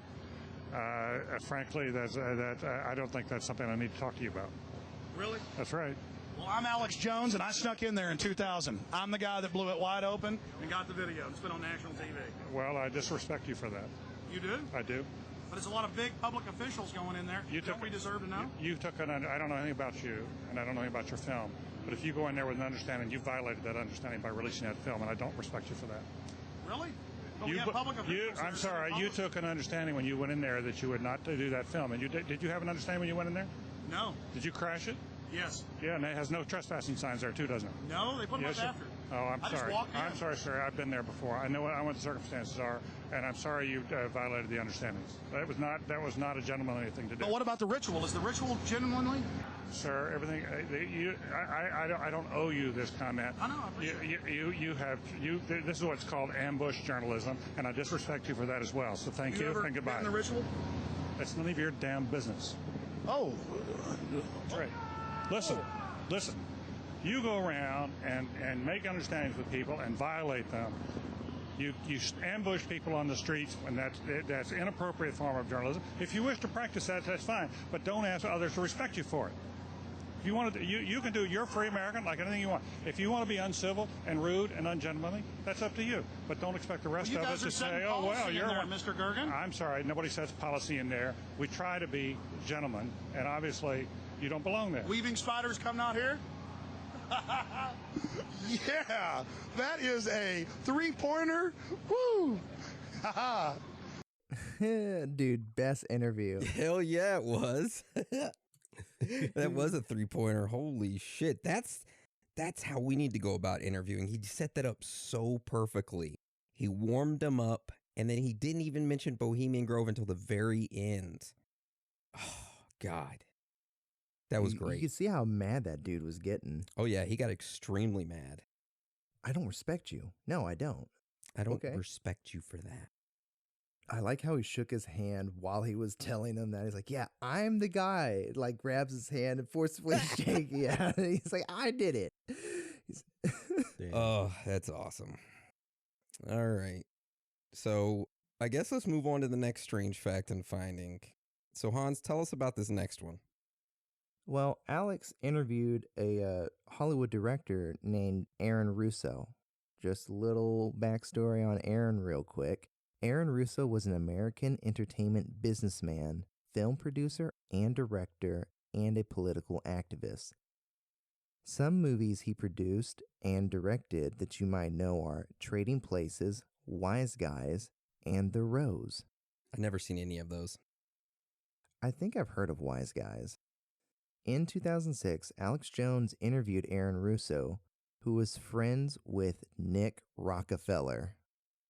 So in this interview, Rockefeller told him about how the elite are planning to make a new world order. Nick Rockefeller also said the elite were planning on chipping the populace to help better control it. Chipping the populace meaning that like cutting down on the population somehow. Nick also told Aaron about, hey man, there's a war on terror and how the U.S. would use a fake threat of weapons of mass destruction to invade the Middle East. Strangely enough, shortly after the interview, Aaron Russo died. The media reported he died from cancer, but Alex argues that the elite killed Aaron Russo because he spilled some of their beans. Ooh.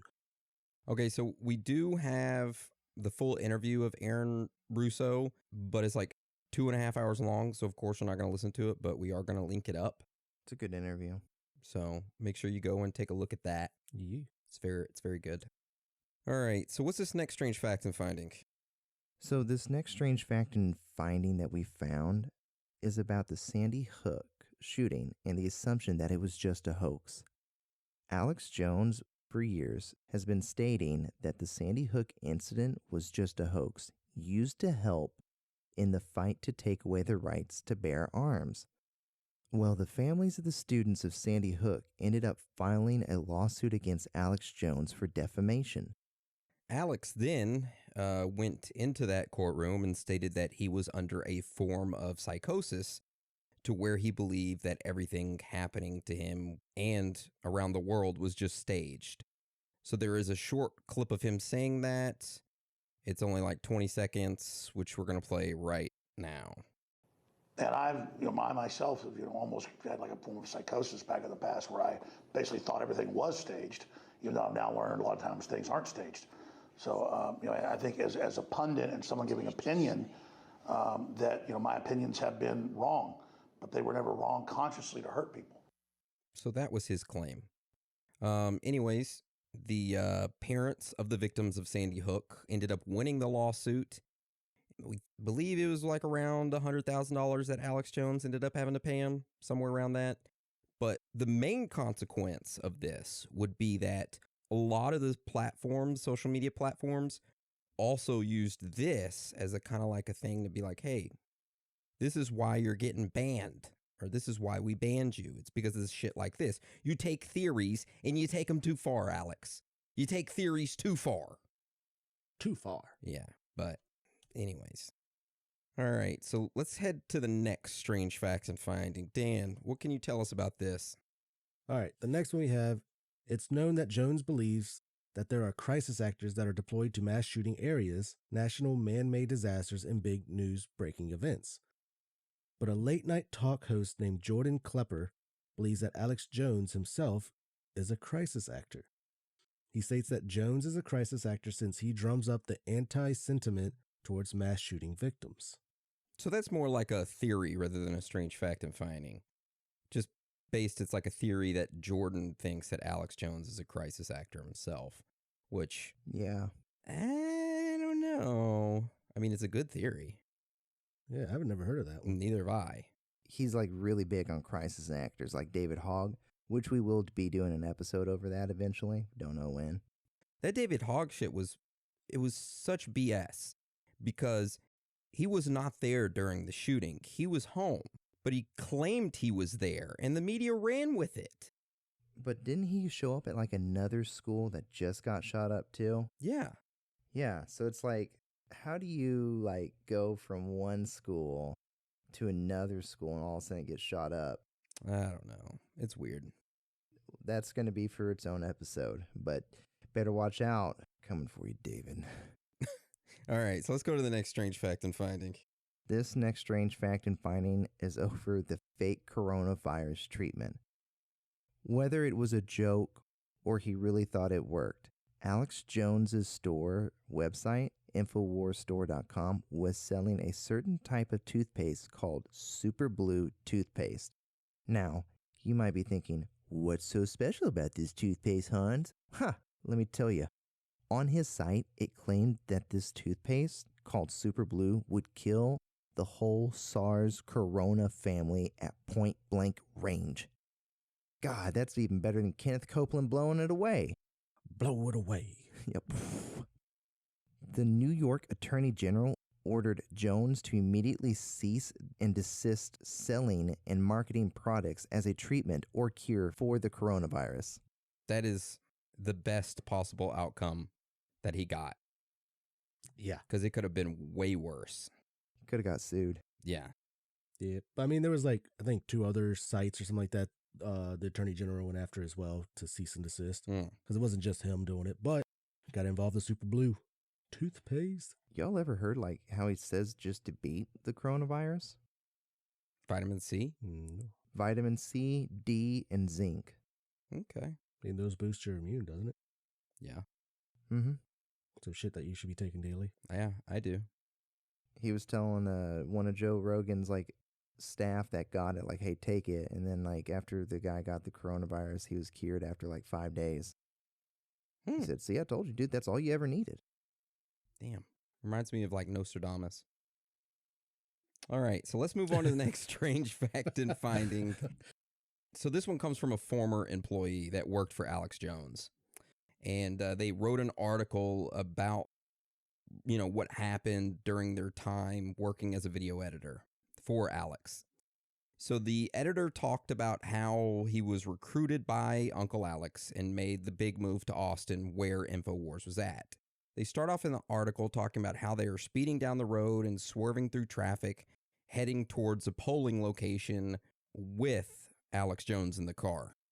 As they are heading there, Uncle Alex is tossing back some vodka in a white cup and talking about how great the city looks, all the while this employee is live streaming on Facebook.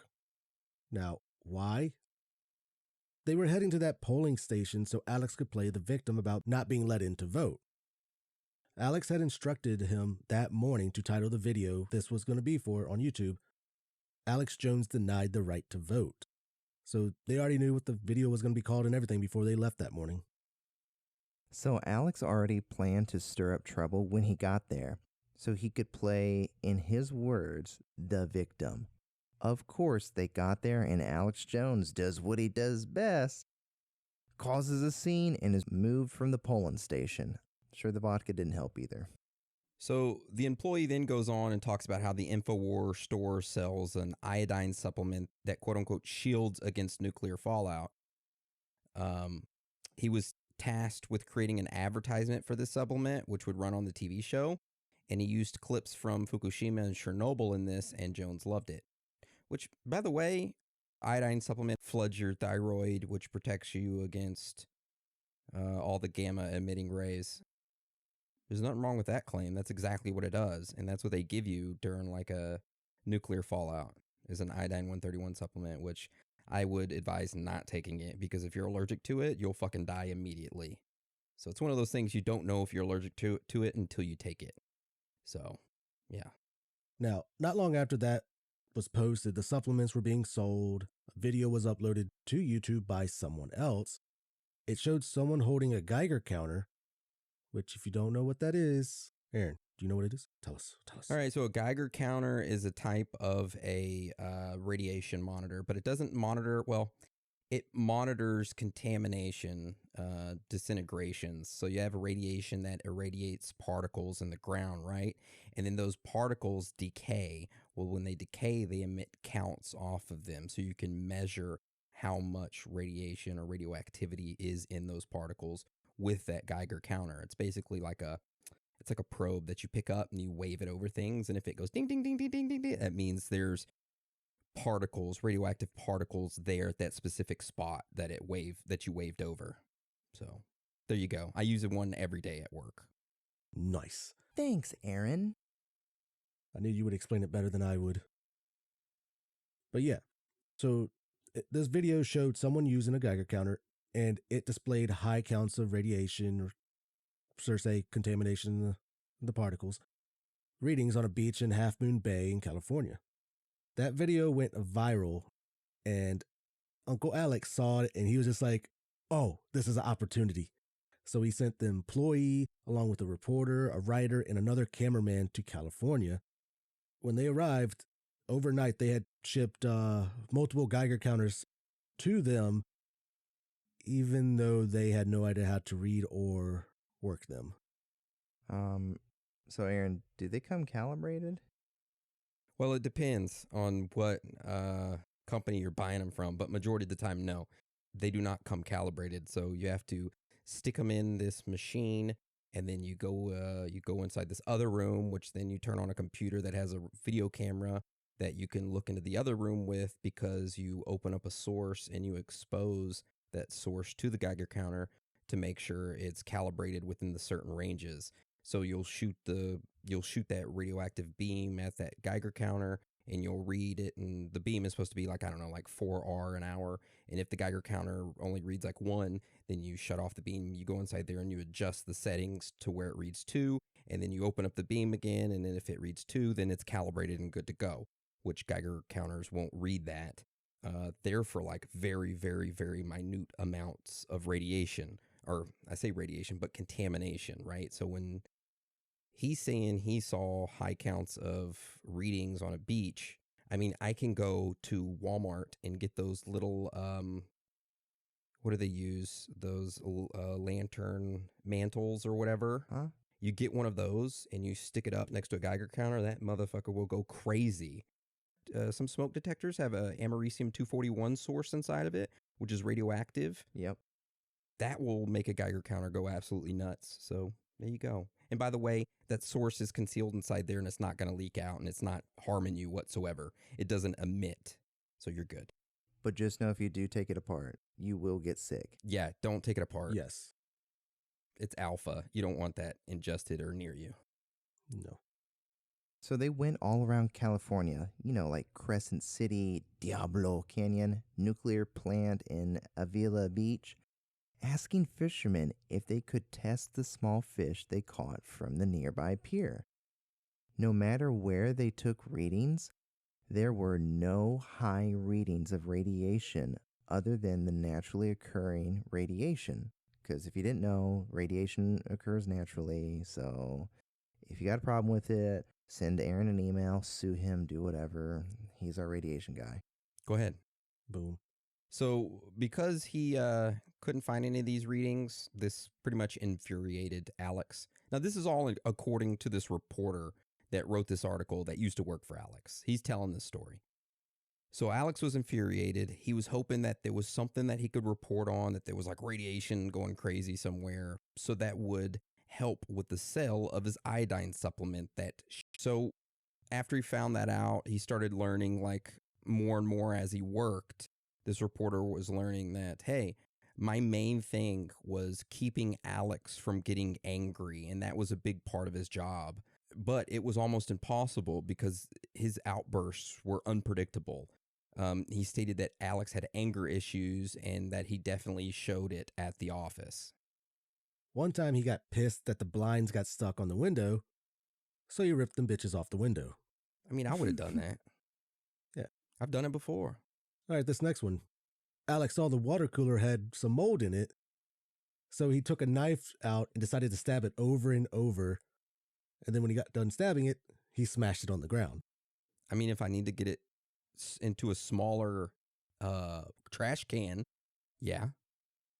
Now, if things didn't go go the way he wanted them to, for instance, the headlights weren't strong enough, reporters didn't dress properly, the news wasn't being covered the way he wanted to, he went berserk, pretty much. Kind of like what Aaron does to us. That's fake news. He was even mean to a fish that a coworker brought in that he was going to take home. It was just sitting there in a little water bag. First off, why the hell would you be bringing in a damn fish to work in a water bag? You're such a piece of shit, employee. I'd be mean to it too. Alex went over, grabbed the bag, and emptied it into the trash can. Oh, okay, I wouldn't do that. My bad. He would go around threatening to ban all laughter in the office. "We're in a war," he would yell, thinking people needed to act accordingly. That's what I'm going to start doing to you guys. When this employee finally decided to quit, Alex Jones called him. So Alex Jones told the employee, "Let me tell you a little secret. I don't like it anymore." The employee asked Alex, "Well, what do you mean?" Alex said, "I don't want to do it anymore. And I got all these people working for me. And, then I feel guilty. I don't want to do it." You think I want to keep doing this? I haven't wanted to do this for 5 years, man. That's supposedly what Alex said to the reporter/employee. So it sort of kind of looked like that Alex wanted to escape this lifestyle and career that he'd made. Now there's so much more that this employee goes on about like how Alex acted and treated everyone. It's kind of crazy, and honestly, sounds like behind the scenes of InfoWars is just chaotic, according to that guy. Now, the guy doesn't have any proof to back this up. He doesn't have any videos. It's just him stating that, hey, this is what happened when I worked there. And honestly, we just thought it was weird, and we'd throw it in Strange Fact and Findings. It's an easy to find article. You just search I worked for Alex Jones, and it will pop right up. Poor fish. Yeah. You can read it. If it's for the New York Times, I think it's for the New York Times. You have to like pay to read it, which you can easily search for a website to bypass that because there's no way you should have to pay to read news. Yeah, it's fucking stupid. Anyways, that's just a nice Strange Fact and Finding we thought we'd throw in there, you know. Well, on the Joe Rogan Experience, the last thing that he did, he talked to Joe at the end. He said, like, I don't want to do this anymore. He said, like, Joe, I'm fucking tired, man. I do this 18 hours a day, 7 days a week. There is no break. I just want a break from it all. Whether that's quitting, retiring, I don't know. I mean, that's a lot. And Joe was like, I don't want you to, he was like, I don't want you to quit, man. Like, maybe just take like a hiatus for 2 months. Go do whatever you got to do. Get a better nutritionist. Go work out. Meditate. Something. You don't have to quit to get a break from reality for a month. Well, maybe he was the one that set himself up to get purposely taken off social media platforms so he could just ride off into the sunset, which he didn't. He just continued on. But anyways, let's move on to the next Strange Fact and Finding. All right, this next Strange Fact and Finding is about his family supposedly being part of the CIA. Now, we found a clip where he talks about it some, but he doesn't really go into what his family did for the CIA, except for what his father possibly could have done. So we have that clip right here, and we will play that right now. Yeah, there's all sorts of weird experiments going on and just stuff that's off the chart. And it's industrial level. I'm not bragging when I say that when in the 80s, it's late 80s, my mom and dad had multiple discussions. And my dad would say, let's talk about it privately and stuff like that with my mom. So I never even heard all of it. He won't talk about it today, where the CIA tried to hire him, because I had some family that did stuff for the CIA, to be inducted in Maryland into literal below-ground bases for a 4-year secret tour. And they were hiring other top dentists that were pioneering implants. My dad pioneered implants and would, taught it at medical school and all that. And it was literally, they just said it's cybernetics, it's highly advanced. And he was, and it was $400,000 a year, way more money than he was making then. And he owned dental offices. And he said no, because my dad did work at the medical school. He was someone who would do medical procedures on high-level CIA people. They would come into him, and then they would not allow deadening. They would have people there watching while he did procedures on people just because they can't be put under. That was back during the Cold War. And so my dad did do that.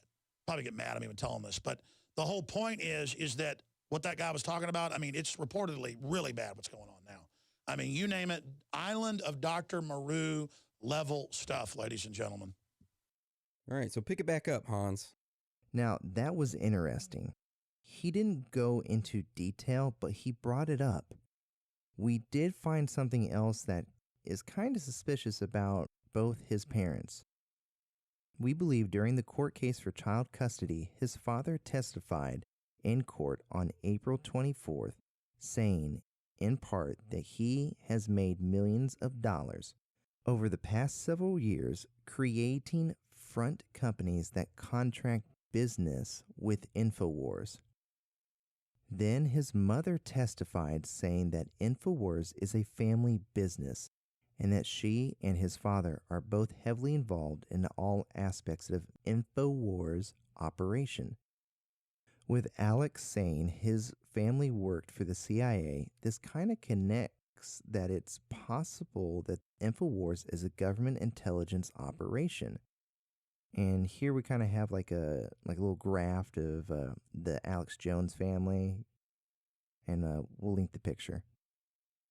Yeah, it kind of connects them all to certain CIA people. Yeah, certain I guess like family members. Yeah. Might be part of CIA. All right. Well, it's an interesting, strange fact I'm finding.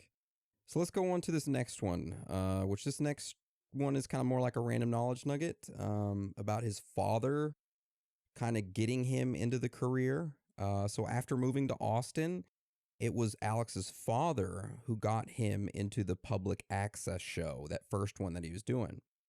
So how did he do this when he was just a dentist? Well, during a teeth cleaning of an Austin talk radio show manager, his father threw a pitch to him about his son.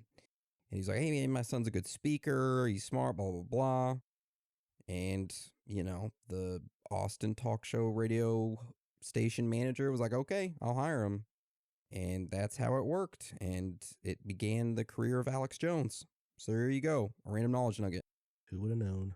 Yep. So let's hop on to our last strange fact and finding before we hop into theories. So who wants to tell us about this? Alex's uncle. All right. So in 2020, Alex was on the Joe Rogan Experience, talking conspiracies with, Joe and his crew. Now, during this 3-hour podcast, Alex brings up a story his uncle told him, and the remark that his uncle told him would forever change Alex's view on the government. Alex goes on to tell Joe that his uncle was a helicopter pilot in Vietnam, and that during Vietnam, his uncle was sheep-dipped into working for the CIA. Alex continues to tell that his uncle went to tell him that he was tasked with helping with extractions of guns and other items out of Vietnam and transporting them across Asia and South Pacific to small guerrilla groups. Alex's uncle then said the defining moment that made him leave the service is that he soon realized that some of the cargo he was transporting were underage kids from other countries. These kids were being flown to CIA locations and used to seduce high members of the United States government and foreign democracies for the CIA's blackmailing scheme. And Alex claims that this is what his uncle told him on his deathbed when he was dying of pneumonia. God, man, that's rough. I don't doubt it, though. Yeah. Epstein had that kind of thing, So I wouldn't put it past the CIA. They got their fingers into everything. Do they have their fingers in you? No. All right, so let's move on to theories. All right, so our first theory that we have is a very interesting one. So some people allege that Alex Jones is actually an individual named Bill Hicks, who was a stand-up comedian from Texas. Now, it is believed that Bill Hicks faked his death from cancer in 1994 in order to assume a new identity and work for the CIA. So while working for the CIA, Bill Hicks, now known as Alex Jones, is supposed to be the controlled opposition of mainstream media. In this role, Alex Jones is actually being fed approved intelligence by his CIA handlers. Now, we know this sounds crazy, but just like Justin Trudeau and Fidel Castro, if you look at a side-by-side photo of Bill Hicks and Alex Jones, they look almost exactly alike. I mean, they got the same crease right next to the nose, the same crease right next to the mouth, the same lower lip crease. The jawline is very similar. The eyebrows are sort of similar. The eyes shape and lids very similar. Front head creases very similar. The only two differences that I can spot right off the bat is the ears. Bill Hicks's ears were a lot larger, and he had looked like attached earlobes. But then when you look at Alex Jones, his are smaller ears with detached earlobes, which that don't mean a damn thing, because if you look at Joe Biden from years ago to now, his earlobes have changed. So Plastic surgery. yeah, there you go. That's one of the theories, which I don't know. I mean, they do look a lot alike. So was he not like a good comedian or something? I don't know. I don't know. All right, so let's go on to the next theory. What do you got for us, Dan? This theory revolves around Alex's extreme behavior. Let's piggyback off the CIA asset theory. What if Alex was a real CIA asset feeding counter information, but Alex found out the information he was being fed was the truth and he was spreading a message no one was believing? Alex then starts saying, "Wow, I thought I was spreading lies to push the people in the other direction, but it turns out you sick fucks are giving me the truth and no one believes me." The CIA then, in turn, takes Alex out of the limelight to start running the MK Ultra test to bring him back in the fold. Let's say they pumped him with too many drugs, pushing his brain to a breaking point. This causes Alex to lose perception of his reality and create a nightmare where he believes everyone and everything is a conspiracy. It also causes Alex to forget that he was once Bill Hicks and was recruited by the CIA. This makes the CIA happy because now with video and witness testimony, Alex is off his rocker and now will always be discredited. Damn, that was a pretty good theory. That's a pretty good theory. Yeah. Thank you. Thank you. Ooh. Good job, Hans. All right. Speaking of you, Hans, hit us with this next theory. So this theory here is going to go off of the fact that his family might be part of the CIA, but Alex Jones himself is not. This is kind of based off the last few strange facts and findings. Alex kind of overhears his family discussing working for the CIA, in which some things point to the fact that they actually do. But it is possible that Alex himself is not part of the CIA or government controlled, and he's trying to get out some facts to everyone. Yes, not everything he says is true, but throw in some deceit with some truth, so it's hard to say that you are like a whistleblower. Everyone believes you are a nut, but you are only passing along some truth, so they can't fully commit to coming after you. Then think of this. His father is the one that threw a pitch to a manager of a radio station, which was the start of Alex's career on public television. Could this have been the start of his father/family trying to get him to help expose the CIA? I mean, I do think his family had CIA ties, but can't see that one. That theory. There's a reach. Yeah. All right, so we'll go on to the next theory, which is Alex is woke. That's the title of it. So this theory is that what if the reason that social media and many other media outlets have banned Alex Jones from their shows or websites or domains or being on their platforms is because everything Alex has said is true. Now, these social media and network companies know this since they are manipulated by the New World Order or Illuminati or whomever. So their move is to block Alex Jones from speaking the truth and banning him so that millions of people can't hear his message. You know, they can't get woke. Also, they go on a smear campaign hiring many quote-unquote experts in the field of psychology to say that Alex is having kind of like a mental breakdown and is on a never-ending ride with hysteria and spreading false narratives and conspiracies, and it's just their way of controlling him, which off of this theory, I personally think that when they silence somebody like this, it speaks volumes, right? Oh, it does. Mm-hmm. So what if he was a CIA asset, and they were like, how can we boost him up to be even more of a CIA asset? Let's silence him. Instead of him telling the truth, the CIA was like, hey, this is a smart move. Let's silence him. And it'll just grow his following. I don't know. Just a theory. Good. I like it. All right, so let's go on to the next theory. What do you got for us, Dan? All right, this one's titled Just for Entertainment. So let's just say that Alex is doing all of it for entertainment. It's not too far-fetched considering there are tons of people online on and on television who play a certain character for a show. That everything he says is just for entertainment, and sometimes get people thinking that some of these conspiracies he comes up with is true. Which, I mean, some have been right. But he's not CIA or a wacko, just an entertainer, and the fact that people believe him and he's worth millions of dollars now, why stop? You know, with him pushing his supplements and pushing everything on his show and trying to have a reach for a lot of things, makes me think that he initially started out good, but then when he fell down that rabbit hole, he fell quickly. And it caused him to kind of like break. He couldn't switch off that quote unquote character, which we don't have characters. This is how we are 24/7, by the way. Yeah. Yeah. Wait till you meet us.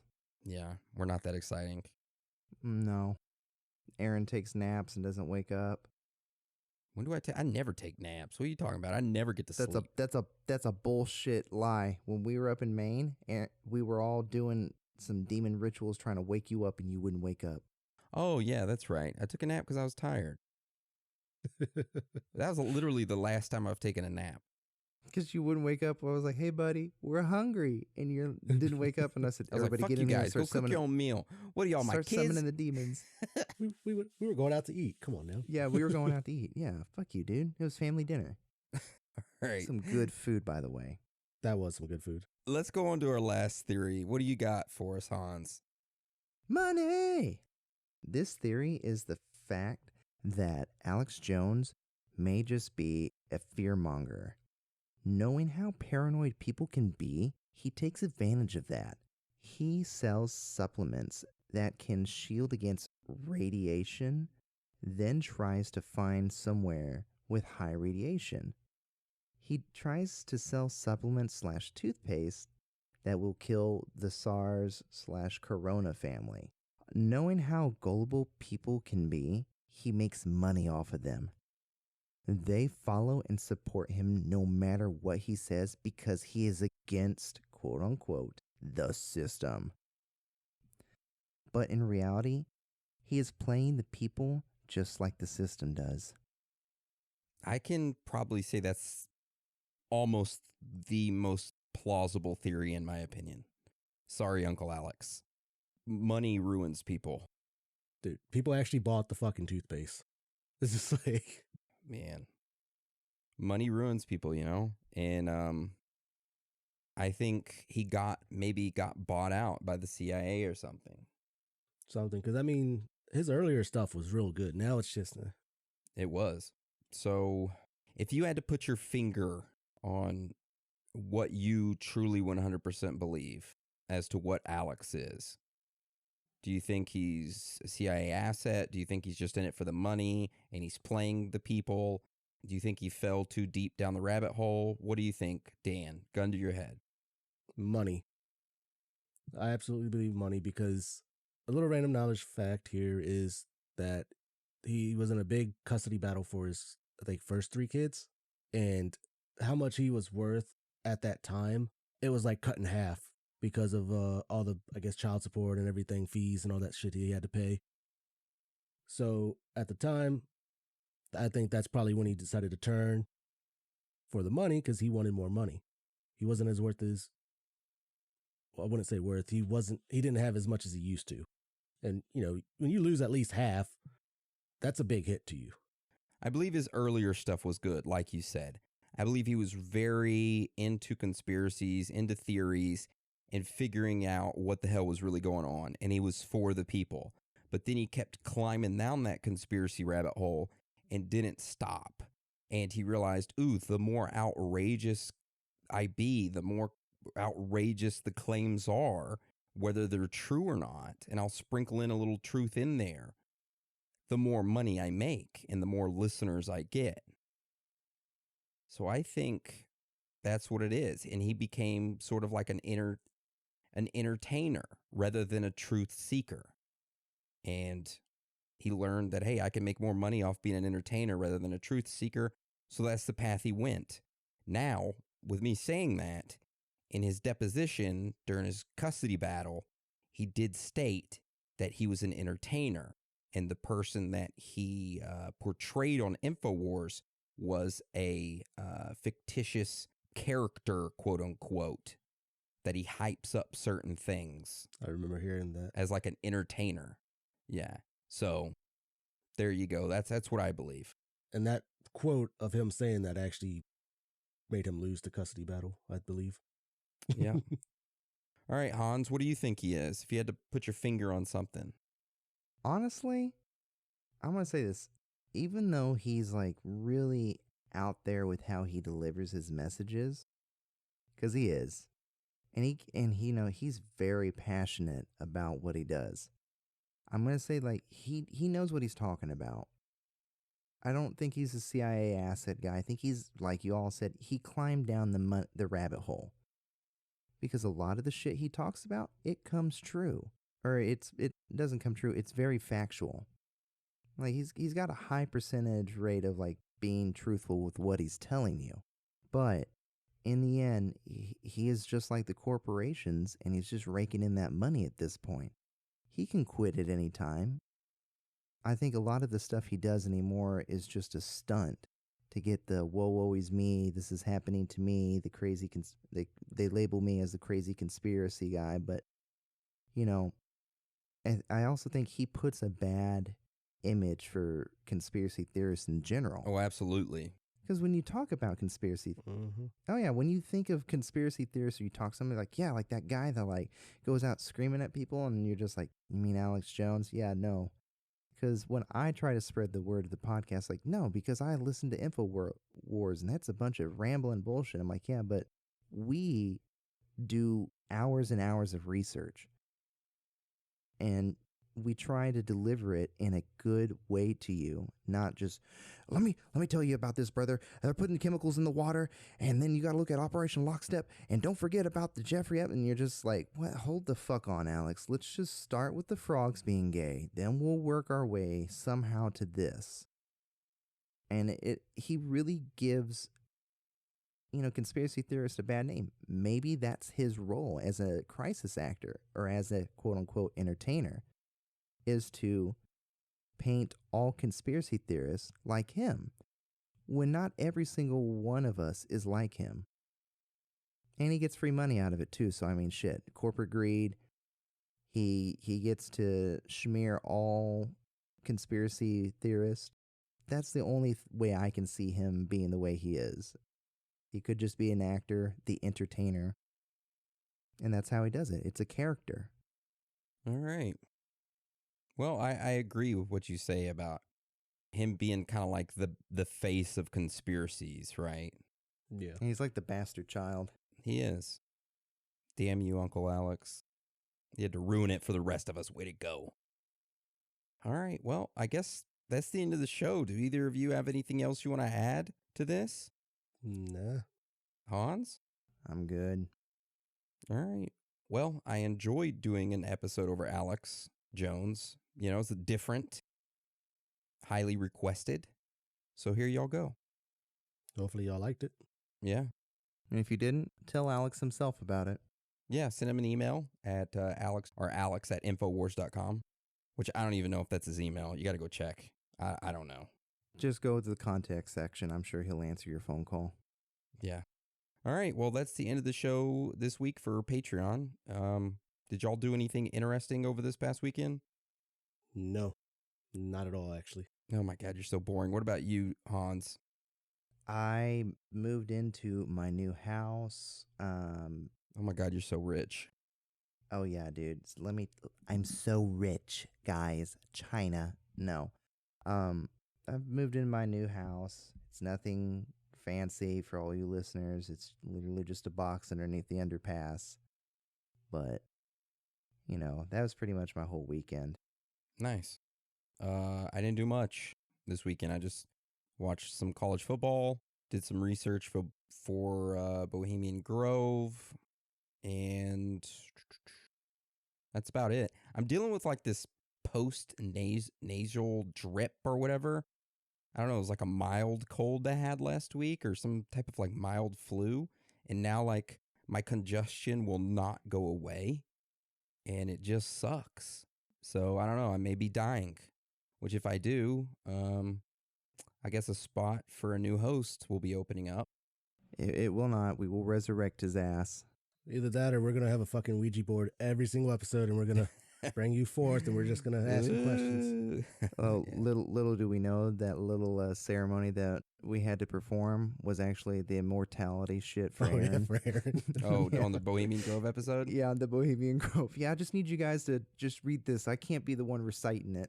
Dude, I felt the fucking power when I was reading it. I'm just like, ah. Nice. I just wanted to rip something up. Just wanted to say.